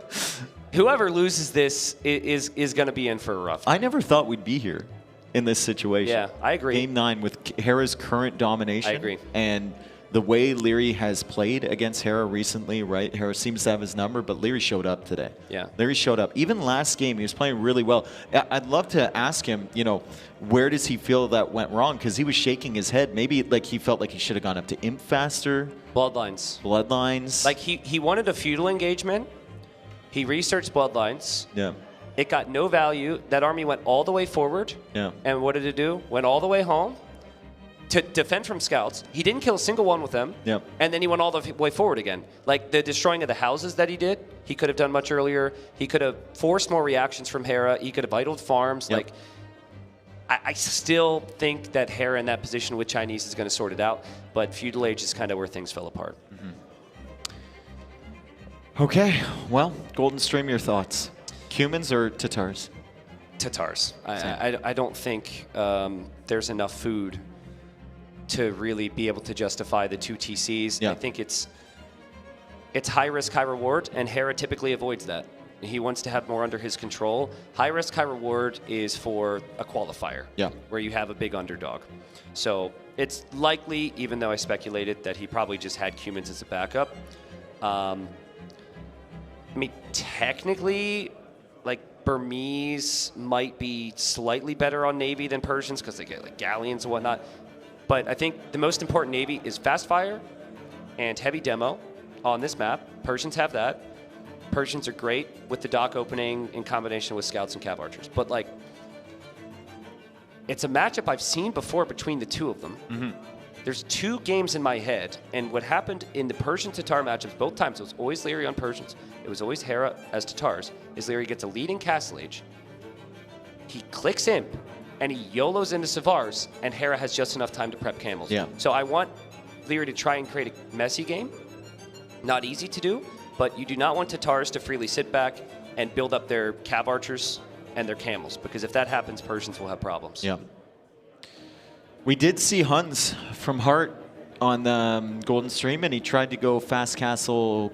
No, he went scouts into cav archers. Yeah. And in his opinion, that was like the strongest civ on that map. Obviously, it didn't work against the Romans from ACCM, but I wonder if the other players are also considering, like Hart, Leary, Hera, also considering cav archers as being really strong there. Absolutely. I think it's like Cav and Boom, or Cav Archers and Boom. Yeah. Or like Cav and Boom into Cav Archers and Boom. Yeah. And then there's the occasional dock. There's the conversation of where the TCs end up going, because there's the gold in the middle. But I really think, like, for Leary to win this, the key unit for him is actually the demo, bro. Okay. Because Persian docks are so strong, and all the land army runs through. And, like, even if Hera goes for Navy, it's tight choke points. A couple big demos, heavy demos, will blow the game wide open. So I think a combo of, like, play Hera style against Hera here if you're Leary. Big eco, behind walls, Hussar raids, Haubs, siege rams, and just freaking demos. Like, don't, if you go too heavy into gold units, I think it opens up that opportunity for the CA and the camels for Hera. Or just build 15 docks and have a fishing ship garrison in each one of them. So Hera never ever wants to cross the water. 15 dock, 1 fishing all ship in a each line. Dock. Yeah. That's a good build order. Yep. You should definitely. And then if you ever start pushing on his side, then you can start fishing. It's a fallback plan. You make it sound so logical. It's an investment. Yeah. Well, it took many years, but we have seen the fake demo or fake fire ships on some other maps recently. I think Nikov, forward dock, fishing ship, baiting some players has been seen. So maybe it'll happen on Golden Stream. Oh, we got some build up here. What's going on? I mean, it's a big moment. Oh, maybe Hera's they need some water. Yeah, Hera's taking a break here before the final game. Leary's just sitting there considering. Is this like the equivalent, you know, like when one team comes out at halftime, like on time, Yeah, and then the other team's in the locker room, Yeah. and they just make the other team sweat? Yep. Sitting out There he on the comes. field? There he comes. Game 9 soon. 4-4. I mean, I know how I feel as a caster, and we have different types of pressure on us, but I can't imagine what the pressure's like for a player right now. No. It's got to be crazy. No. It's if I was struggling with people chanting my name to throw a ping pong ball in a cup, then Listen, they're probably struggling a lot more than I was. Listen, you were struggling before the cheers. All right. It was like that. It was like that. It was like that. And then at one point, once the cup was made, Dave and Nilly ran around the arena like they had just won the finals here. So Yeah, until he climbed under a table and I didn't want to fall. I do remember that. Nilly goes crazy. It was a good time. All right, Golden Stream. We think Tatars versus Persians. Pretty solid. I'd be very surprised if we see Burmese. I would be somewhat surprised if we see actually very surprised if we see Cumans. Yeah. We think it's going to be Cav archers potentially from Tatars. From the Persians, light Cav maybe into Boom. And maybe a good last time to bring up how thankful I am, everyone here is, for the support of this tournament, guys. Thank you, everyone, for watching. It's been a very long day, and a lot of matches have happened. And at the very start, we had so many people on so many different channels watching. So thank you. We've done a lot of lands now over the past few years, but it's still not lost on us how crazy it is that we get to do this. Yeah. And if you want to contribute to the Garrison cost, still can do so below every stream. And thank you to everyone who's already contributed. Like, we have a 5,000 already. So we've passed the threshold. Now 50-50, past 5,000 is going directly into the prize pool. So we have an extra, what is that, Tristan? An extra half of 161.61? I had production in my ear, so I have no clue what you just asked me. Okay, what is half of 161.61? That's a very satisfying number to say. 80 and 70 something. I don't know. Okay, cool. Got to bring the abacus next time. So production has asked, and we thank production for their hard work on this tournament as well before we start this game number 9. But they also asked to thank Vodka, who has been observing. Yes. I had also, I mean, he's been an incredible observer and is always on top of it. Also did the other things today, like the 2v2 and whatnot. I'd also like to give Vodka a shout out for whispering incorrect answers in my ear last night during the quiz and making me fall behind you in the standings. Oh, yes. What place did you finish again? Behind you. That's all. I was not ahead of you, which is the main problem here. Also, while we're on the topic, our highlight guy, Sir Heliquin, does an amazing job as well. Yeah, Heliquin's been great too, yeah. And he was on my other shoulder, giving me wrong information last night. See, I was feeding Nilly. Like, Nilly would always look to me with the questions he didn't know. Yeah. And he'd kind of like look over at my screen. So I like to think that he was cheating off of me, and he won the quiz. Honestly, I believe it. Yeah. The funny thing about that, everyone is having a great time. You look around, lots of smiles. But for the first, 15 questions, Nilly was just locked. Absolutely locked. And then the scoreboard would go up, and he'd be, slightly ahead of someone in first, and he'd just be like... Yep. And then, it was comical. And then once he was a fair distance ahead, then he's super fun, Stop super the count! happy. Stop the count! Yeah. He's such a try-hard, man. It's so good. Oh, here we go! All right, folks, here we are. We started off with Vision's Leary. Leary's Vision in game number 9. Who will be our champion? Leary moving out there to dock. Bit of an awkward dock position, Yeah, honestly. he's trying to look for a perfect one. He's trying to look for one he can maybe wall up the fish. Visions of victory dancing in Leary's head.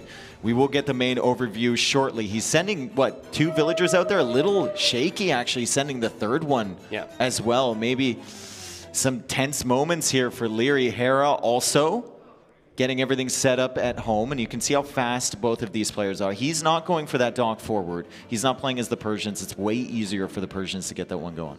Very good chances this is the longest game of the entire series. Maybe. Because how Hera will play this is feudal into walls, into maybe some scouts and adapt. He's never going to be broken, most likely, with this wall setup.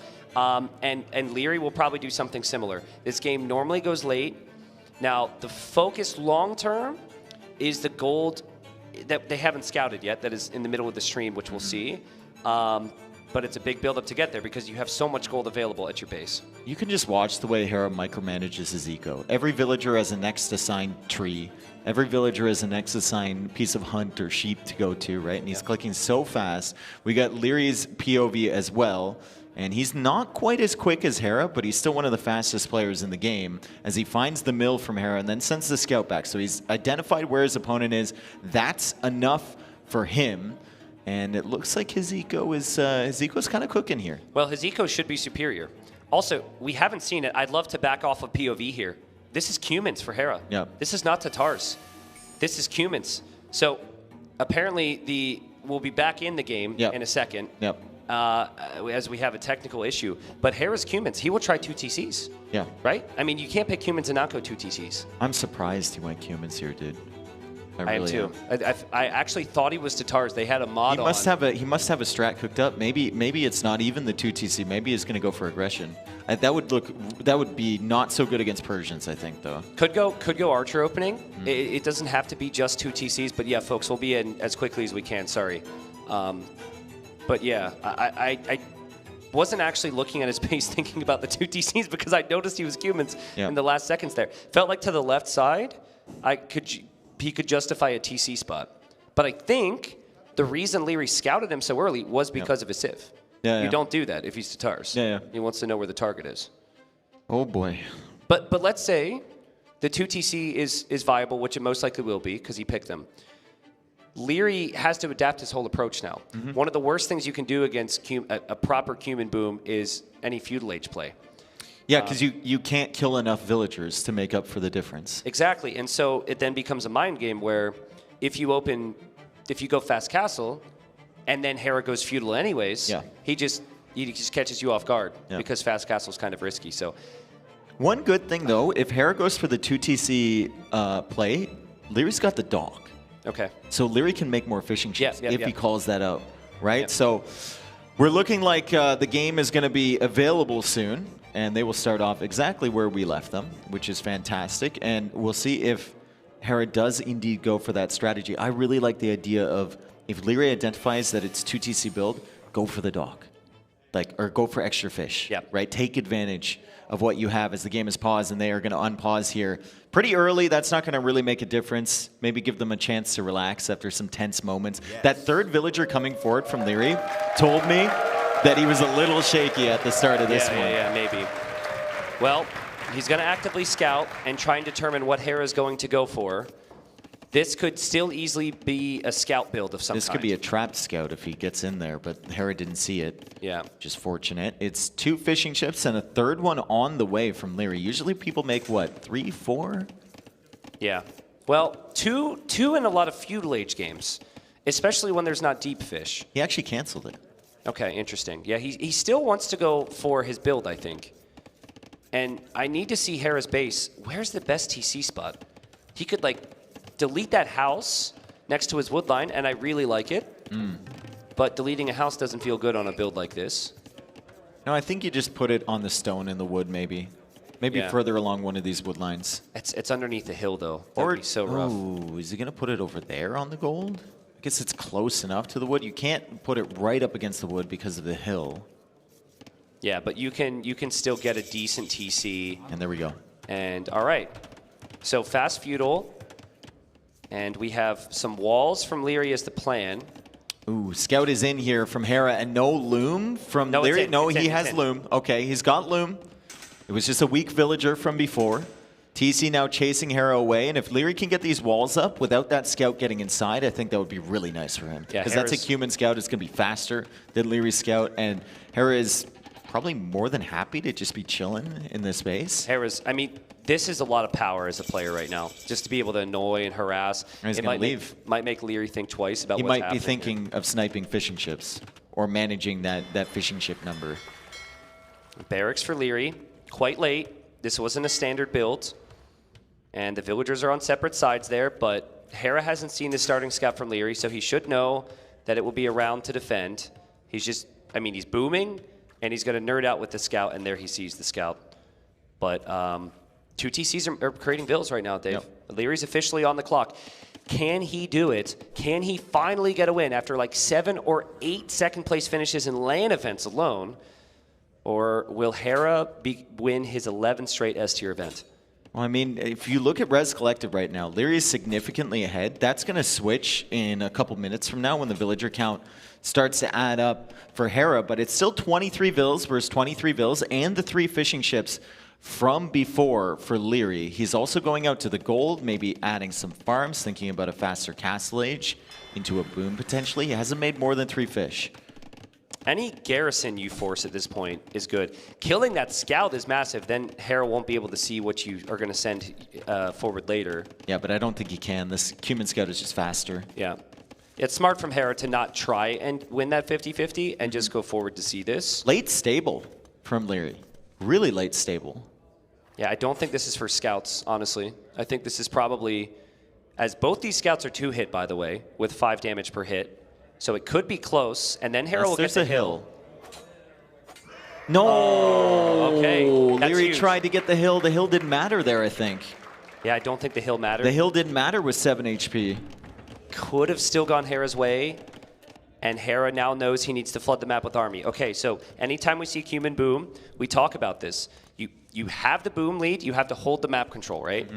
So I kind of like the idea of Hera staying in Feudal forever to win this final. Like, yeah, just send spears and send scouts. It just, your 2 TCs, just stop anything from advancing out across the map. Especially with the forward gold from Leary. He could control that area. I think there are 2 golds in the back Leary could go to, but I mean, there's only single palisade walls blocking off Leary's base. So Leary is actually building his buildings really nicely in front of that gold to keep it safe. Hera will have the information, and it's pretty clear. Anytime someone's up against the Cumins here, they're going to want Night Siege. So Hera should know the stable's up. I think how many scouts he thinks Leary is going to make.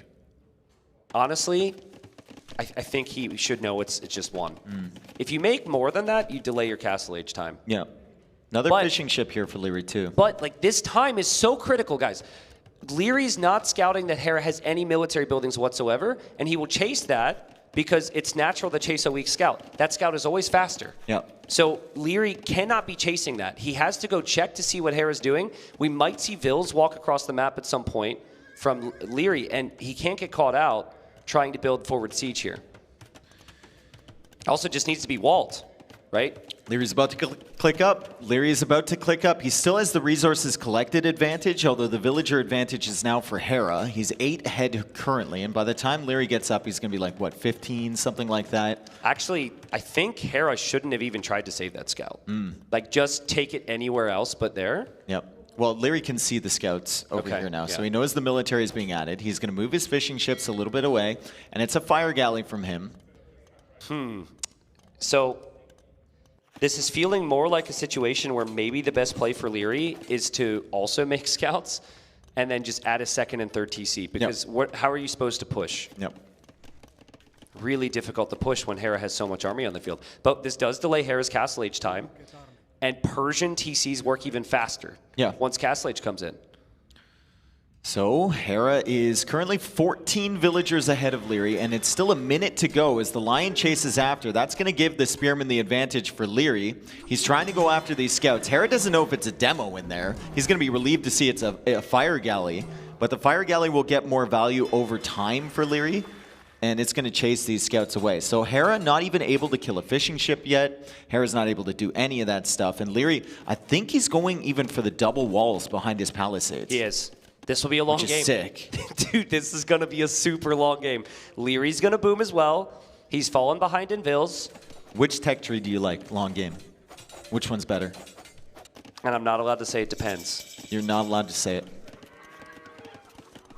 I think I actually weirdly like Cumins. Solely because of their unique tech to produce Hussars faster. They both struggle with ranged units, but having Halb, they both have Halb, they both have Siege Ram. I guess also, they're just going to be the same style Civ. Humans don't have Cannon Galleon, right? They don't. And they don't have a very good Navy, actually. I still think Persian Navy is better. Persian demos are sick. Yep. I take it back. I think I like the Persians. Okay, cool. I'm glad I convinced you. You had to remind me of the demos, dude. Yep. I'm with the Church of Persian. So remember now, one of Hera's TCs is producing. Yeah. And that will be versus 2, and they're faster producing TCs. So Leary will still be behind, but not crazy behind. Normally the difference now is Hera will have a lot more food banked to spend on. Hera's just now scaled ahead with res collected. Normal, like against another civilization, I think he'd be 1k ahead by now. Yeah. But against Persians, with the TC producing faster and with the fishing ships, huge deal there for Leary as the fishing ships keep working. Hera, just more farms, man, and Castle Age is only a minute away. Is it a heavy investment in the Castle Age army for Hera here, or does he just add in another TC and keep booming? Like having adapt, Kuman booming. I just think he just keeps doing the same, and this game will go late. Remember, gold is in the middle, but middle's vulnerable. There's still 3 massive gold areas available in player bases, so you don't really have a ton of... I just don't think it's safe to move to the middle right now. And, dude, I mean... Villager lead is only 5. Yeah, it's crazy. It's only 5. Crazy recovery. Because he had to use 1 TC to click up to Castle Age. He also got Wheelbarrow, so there's that, right? And he has a lot of farms, so he's getting a lot of value from that. But it's still not an incredible difference. And Leary has the 3 TCs producing from the Persians. He takes out another scout, and he's got scouts and spears all the way around the walls from Hera, so there's going to be no surprises here for Leary. Yeah. Hera should drop another TC. Also, Leary slowly trying to look for relics. He's missing the relic in the south, just ever so slightly. That could have been a relic he could have snagged, but he did get the relic in the back priority, of his base. probably. Yeah. It can be really nice to have the potential for demos in these moments. He's got one. I mean, he's got one loaded up. Can he connect with it? I don't think Hera is going to run straight into a demo. He's going to be way too active with the cavalry, but you never know. Scouts are important. They're needed for monks. And so the scouts go down. I think Hera will actually be happy with that. He can just fall back towards monks. 3 monks from Leary already, with 3 in the queue. Yeah. Yeah, and remember, both civilizations get Haub. So there could be reasons to justify pikemen pretty early, and both civilizations like Bracer. So there's not a lot of great counters long-term to the units there. And unless, I mean, Persians get hand cannon, like you said. So humans have the worst range units here unless they get to kip checks. And 62 versus 62 villagers. Yeah, it's the perfect final Leary's game. adding a second stable behind too. He's got 31 on food right now. Res collected is actually close. The cumin boom has been caught up to already by the Persians. 20 minutes into the game. That is so unusual. 1 relic for Leary. He found it. And he can get that relic. The relic in the middle is still there. Another TC from Hera. Market being forced up from Hera as well. Now he's going on to the stone. You want to see something crazy? I bet you... Oh, okay. I think... Sorry. I was going to say, I bet Leary's going to go to stone right now. Okay. And then I saw 3 on stone as I was saying it. Ah. And now there's nothing on stone. No, there is. Okay, well, I saw the 3 on stone as I was saying it, though, so it doesn't sound as good. Proud of you. It just feels natural, right? You're both 3 TCs now. You're both building up towards the middle control. Res collected. Even. Crazy. That is just unbelievable. We're so used to seeing the Cumin player be ahead in res collected for like another 10 minutes in a game like this. But with the fish, with the efficiency and the eco upgrades and the eco expansion from Leary, he's done a wonderful job. Now he's baiting all this stuff back into potentially a demo. Hey, he doesn't go for it. I actually don't know if do you kill a camel with 1 demo hit? No, you don't. No. So it might not actually be worth it. And he's got 5 monks. He's got 5 monks. He's got fervor on the monks, You demo too. the light cav if you can. So he's trying to convert the monks. Hera really doesn't want these camels to be converted. As one of the light cav goes down, Hera's going to grab the relic in the center potentially. There's no light cav on the field here for Leary. Remember he lost scouts. those earlier. Hera coming in with the camels. This might be so distracting that the demo will hit at some point. Yeah. It's so funny. Hera can't pass easily. Yeah. And devotion. That's a good tech to get here for both, honestly. Persian monks lack sanctity. I don't even know if Cumans get it or not. Yeah. I'm guessing they probably do, but the monk HP could be valuable. You know what'd be sick? Another dock on like the left, and you queue up like 3 demos, and it comes in from an unexpected angle. Dude, imagine doing that all imp with heavy demos. I think it'd be so good. Hera wants this position. He will not leave it. The villagers will come to the middle for a castle. And that's good play from Hera. He was just on stone a little bit faster. Ooh, light cav. He's lost track of the light cav. They're trying to come in for the monks. The camels are going forward. Leary sees the light cav though. The camels coming near the dock. There's a castle there from Hera. Remember, it's 2 demos in that dock from Leary. As the camels are taking care of the light cav, Hera loses track of those a little bit. There's a scout on the field now from Leary to try and deal with the monks. The light cav are trying to come in. Leary body blocks those with the camels. And the castle is still here from Hera, but he can easily wall that off. Leary trying to get conversions. Hera trying to get conversions. Monks are out of position. Gotta save your monks. Gotta save your monks. You're never gonna win the game right now. You have to save your monks after this engagement. That's the key. Honestly, I think that's a good fight for Leary. He kills a decent amount of camels. He was never gonna deny that castle, and now he has a target in the next stage. Camel fights happening. Monks are healing behind, even if they can't convert. The light cav trying to go for the monks, but Leary's been so good at pulling the camels and blocking those. However, we've got the castle. We've got the castle helping out here. Look, as they got Hera baited clears away. up a bunch of these camels. Conversions could come in. The light cap baited too many camels away. That was the difference in the fight. It wasn't upgrades. That was similar. And that is, I think, a very good fight for Hera. But Leary still in the game, still can click up to the Imperial Age. I just think he's missing that second building. Yep, he is missing it. The University goes up, and Leary should be on the way. The demos come out, just not at the right time. He doesn't even get a single camel, but he might be able to get this. Hera's trying to bait him. Hera's trying to bait him. Yeah, this is difficult for the game. Hera's trying to bait him. The game is twice as hard right now because this is on Leary's doorstep. And Hera's just got this flowing boom behind. Super smart there from Hera. Again, like we said, like if you don't kill the unit, they could just be healed up later on. Yep. Still, Hera can't really push Leary all that much right now unless he wants to go for like a forward castle. But with this defensive castle and Leary's Imperial Age, he should have a good few moments here as Hera is pretty comfortably running in that choke point near the dock. Really important detail here. Humans do not get heavy camel.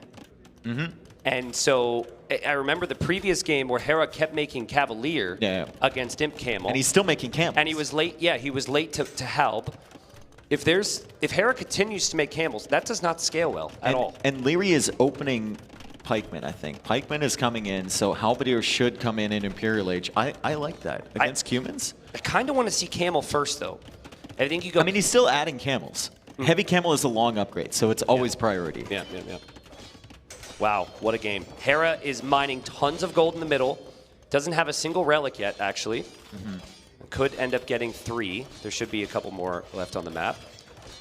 Docks now coming up from Leary. That dock takes forever to go down. Camel will be converted here. Camel will be converted. Demo will hop out of that dock any second, but it's not in time. Might want to cancel that demo, honestly, but hard to think about that. Oh man, we've got food, we've got gold, we've got resources aplenty for Leary as he gets to the Imperial Age, and it's actually War Galley first. That's interesting. I would have thought Heavy Camel next. Okay, Heavy Camel's on the way in. The +2 armor just came in for Leary as well. Leary has a significant timing advantage to Imperial Age, but Hera's now up. He's only 1 minute and 45 seconds away, and the next castle is going back defensively because he's scared of the counter raid. He might not also believe that he can hold that middle position for very long. If Hera recognizes he's not going to hold the middle position, that's really good game sense here. A lot of people doubled down on it, and that would probably be worse for him. He's going for human water. Wow. And pikes. Yeah. And the pikes have bonus damage against ships as well, guys. Let's not forget that. So really strong against ships, even though that's kind of funny. Leary should wait till he has like 3 trebs before he goes to attack that. Maybe queue up a few demos or something in those docks and get ready for the pushback from Hera to try and snipe the trebs. Kip checks are coming forward from Hera. Leary, hopefully fully walled. And he's sending the camels back too. He's housed at 150. Hera was very late to Pikeman, but he has a lot of time. He'll be an Imp in 20 seconds. He'll probably add his own demos. Leary's being patient. He wasn't trickling in his Leary's trebs going in one from by both one. angles against those Kip checks, but he can't get them. Too quick. Kip checks are too quick, indeed. Outposts are your best friend. Castles are your best friend at this point. I'm noticing that Leary needs more stone, and this is so incredibly tense at the moment, dude. They're both set up on either side. I don't think Hera's going to really hold this middle position. They might end up sharing this middle position. I wouldn't even mind, once this castle is down, just go forward with a TC if you're Leary. You can't kill that. It's a Persian TC. It's going to have so much HP. 21 of Hera's military units just, again, are not scalable. That's the camels. Yeah. But there's still no chemistry for Leary. So hand cannons isn't on the cards for Halb. But he could go for his own Halbs. Still no stone. He is going for his own Halbs. He has a stone to the south of his base. And there's one in his base, actually. Okay. Yeah. He's taking it right now. Halb is 30 seconds away for him. Hera's best counter to Halb would be Navy. Just go make a TC right here. Or it would be the Kip checks, but he can't make many Kip checks because of losing the castle. Trebs are rolling forward. Leary might bring these villagers forward just to make a little nook for the Trebs to sit so they can't be sniped. That would be amazing. Dave, the key unit might be heavy demo. Seriously. It might be. It's so good here. It might be, and there's demos behind from Hera. Does Leary notice this? He's going in with the heavy camels. Does he notice the demos? He pulls away in time. The Trebs are working away on the stable. The Halbs are countering the camels, which don't scale, like you said, and they're blocking off the Halbs from Hera as Hera has lost the castle. He's about to lose the TC on the middle area. Wow, this is an absolute mess. An absolute mess. It's so tough to control this right now. There's more army for Hera, though, and there's a little bit more economy. And honestly, the camels for Leary aren't doing all that well either. Heavy demo tech is something the Persians have in their arsenal. Fast fire is something the Persians have in their arsenal. We're not seeing it yet from Leary, and he's not the one mining the gold in the middle. Yeah, his Q is looking disappointing, right? Hera, he's got the Navy, he's got the Halbs in the center, he's got 132 villagers. Leary's got 131, but it doesn't feel like he has the same eco as Hera. Yeah, now there will be hand cannons, but can hand cannons deal with the Navy? Hera's Navy count is getting incredibly dangerous, and Leary's losing eco in the middle. He's losing this game. Fast fire on the way for Leary. Fast fire on the way for Leary. The Trebs are still working away on the ships. Leary will have hand cannons soon. How long is he going to be able to send these villagers forward, dude? He just keeps losing more and more vills. Yeah, he was committed there. He was committed to the middle. He sent everything thinking that he would clear it and he would win the final. But Hera said, not today, man. This is not your time. It's still not your time. And just the recognition to dock and have Navy. Where are these vills coming from? Good question. The golds? Are they automatically walking there because they're running out of golds? Yeah, it could be. Oh, man. Like, comeback conditions would be side raids. Hera's locking that down. So side raids aren't a real possibility. And if it's not side raids, it's fighting They're right still through the coming middle. forward. Where are they coming from? It must be Does from he have a TC. waypoint? This is unfortunately the 14th or 15th game he's played today, so just maybe not a situation where he's able to focus with all the pressure at hand. My heart is like sinking for Leary at the moment. It's also rising for Hera, just how amazing he's been able to play and how consistent. He's fallen behind twice in this series. Critically was behind 4-3. Good wall off Brought it there, back to just in 4-4. time.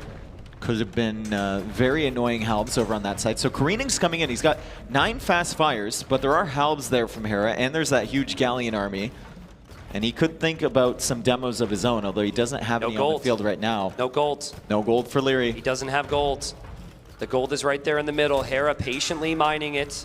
Leary almost wants to bait these Galleons in towards the hand cannon so he can eject the fires. Yeah, true, true.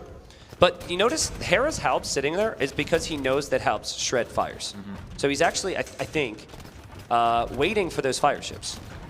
Villagers still coming forward randomly for the gold. Leary's at 136 vills. 136 vills. He's going in with the hand cannons. He's got the halberdiers in front. The hand cannons are feasting, but here come the Galleons. Will he eject the fires behind this? He does. Here they come. Hera notices in time and pulls away, but a lot of Halbs dead from Hera, and suddenly Leary has the population lead. He just doesn't have gold. Yeah, he needs the gold. He needs the gold somehow. He needs the gold. He can sell off food. He can sell off wood for that. Honestly, I think considering you need the golds, that probably needed to be your push, but he'll take that Treb. He'll take the next one. just not a big queue of gold units right now for Leary. And if you don't have gold, you can't make more Navy. But right? you can also just hope your own Halbs work against the enemy ships. It's just harder against the galleons, I guess. Couple bomber cannons on the way, more Halbs on the way from Leary.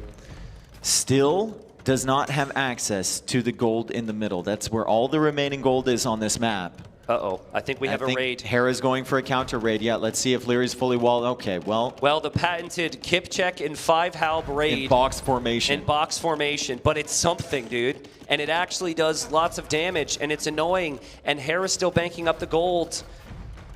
And Hera doesn't need to change the game state, really. No, he's fine with this. Yeah. He's fine with this. Elite Skirmisher now on the way for Leary. He has to sell everything just to get these techs in, because he's run out of gold. Wow, what a great job from Hera. That initial castle to lock down the gold was perfectly timed. And they had similar amounts of army, but Hera just had the commitment there. Another castle from Hera.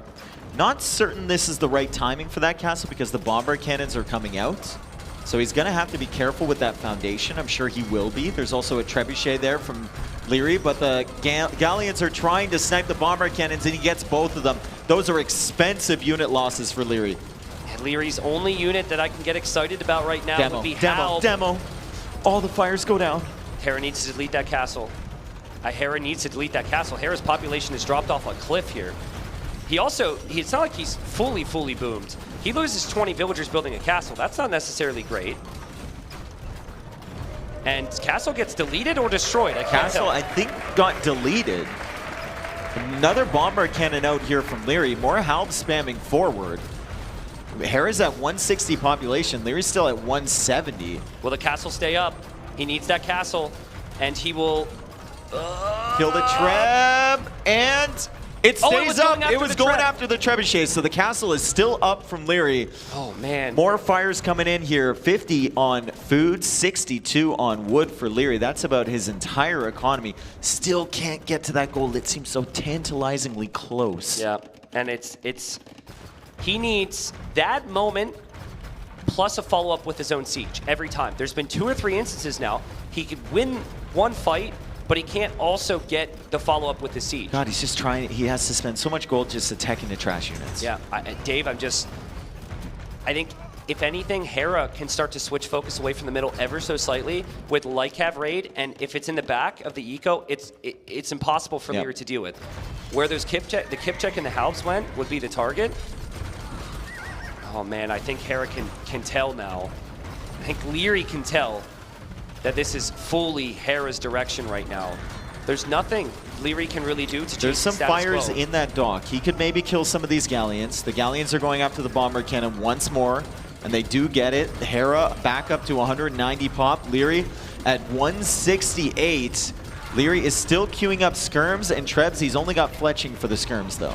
No cannon galleons for humans is kind of awkward here. He's running out of options. But there's trebs, and those trebs will be on a castle that's already barely being repaired enough. Hera protecting both sides with the Navy. Cavalier about to complete. I don't hate it if you have the golds. It's more effective at raiding. It's maybe a little wasteful in some situations, but why not?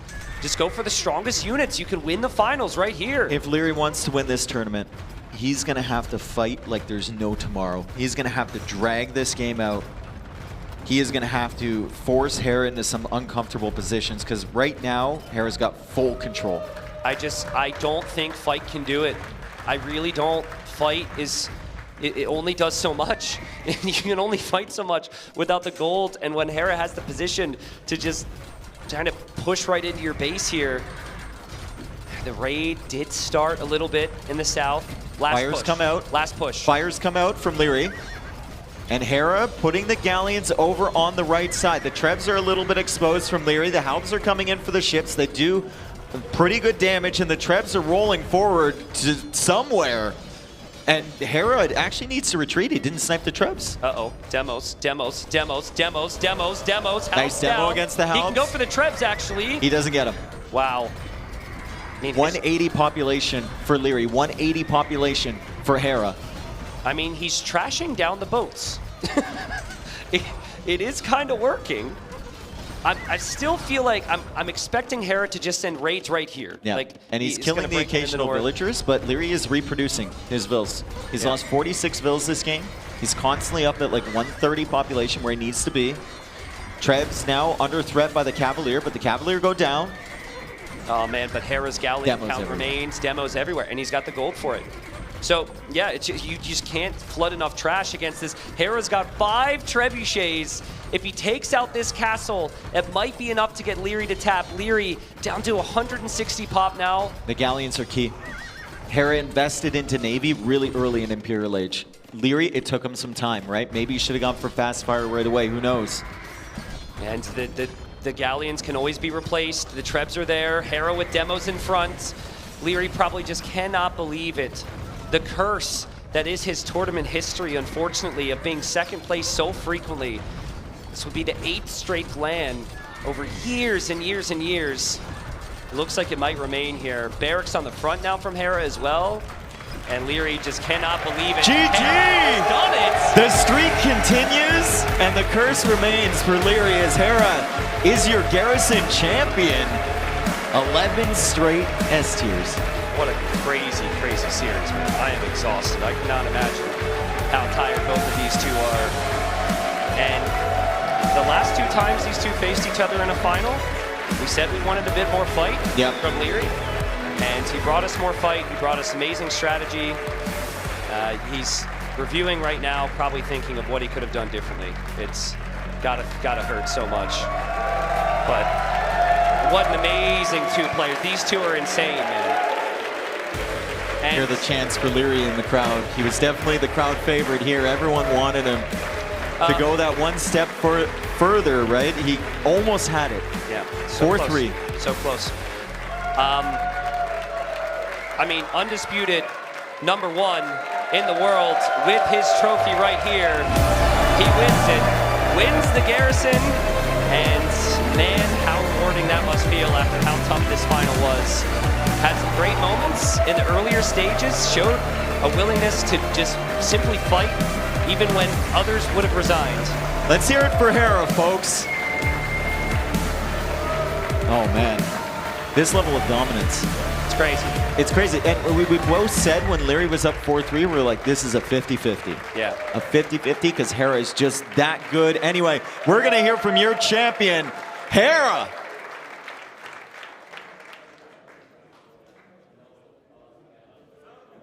Your champion, Hera!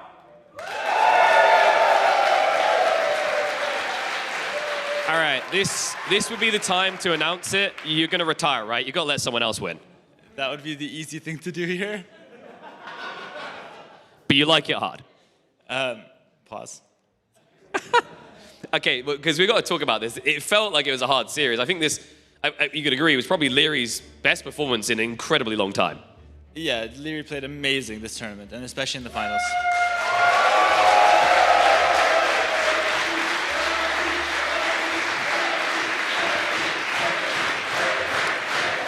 Does it feel a bit heartbreaking at the same time? So I'm thinking if there's any person that maybe it's a struggle to beat up here, just from an emotional standpoint, just how close you are. You said you're like brothers, he's like your son. Leary has to be the one, right? Yeah, I mean, I love Leary as a competitor and as a person, and I've been sharing the stage with him for like 10 years now, and it's always a tough battle, and I feel like this time was maybe the closest ever.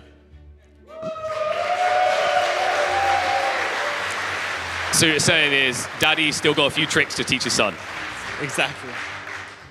I mean, what's next? Where does this end? Like, at what point, I guess, does it almost just become a number to you? Because I guess that's the trade-off of that system you talked about, where you just take it one game at a time. Well, this final really brought everything out of me, and I feel like I had to really dig deep to pull it through. So this one was very emotionally charged, and I'm happy to take the win, and I'm not really thinking about the future right now. Just gotta soak it in the moment. My friends, a hard-fought victory, an incredible victory. One more time with the trophy. Get loud, get proud. For your Lord of the Garrison, it's Hera!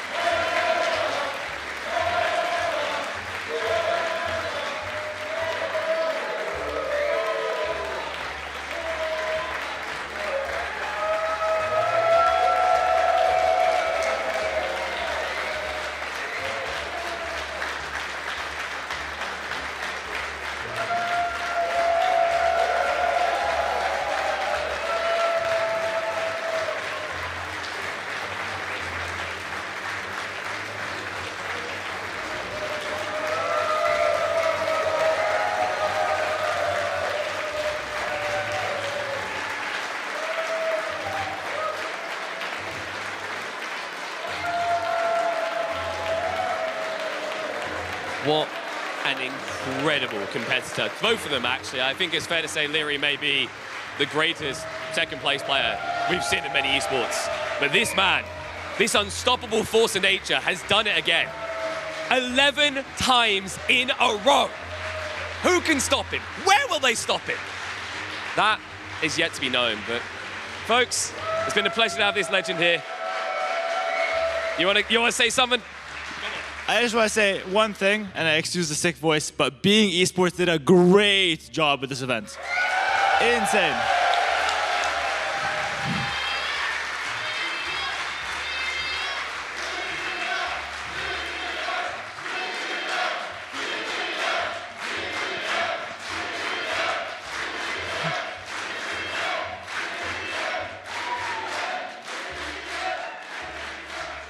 I don't think he can leave this scene now. I hope they stay for a long time. And I will say, it's a small group, but they're very passionate and did a phenomenal job at this event. I hope to see more from them. Very grateful that they hosted for Age of Empires 2, and it was a fantastic event. I enjoyed it thoroughly as a viewer and as a competitor. Thank you so much, Being Esports.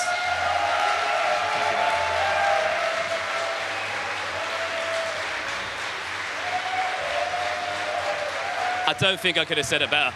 You heard it from the magical man himself. Hera, just always so humble in victory, defeat, but it's maybe a bit too easy in all the victories, but you're still going to love him. But big love to Being Esports. Big love to the entire crowd here. You've all been phenomenal. This is where you cheer. Big shout out to the players, the casters, production, all you at home that made this possible. But we have to come to a close. We have our Lord of the Garrison. What comes next? I'm not sure. You want a 2 already? Oh.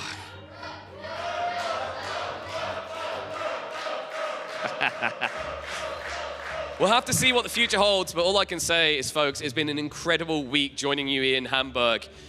But it's time to say goodnight, farewell, and I'll see you in the next chapter.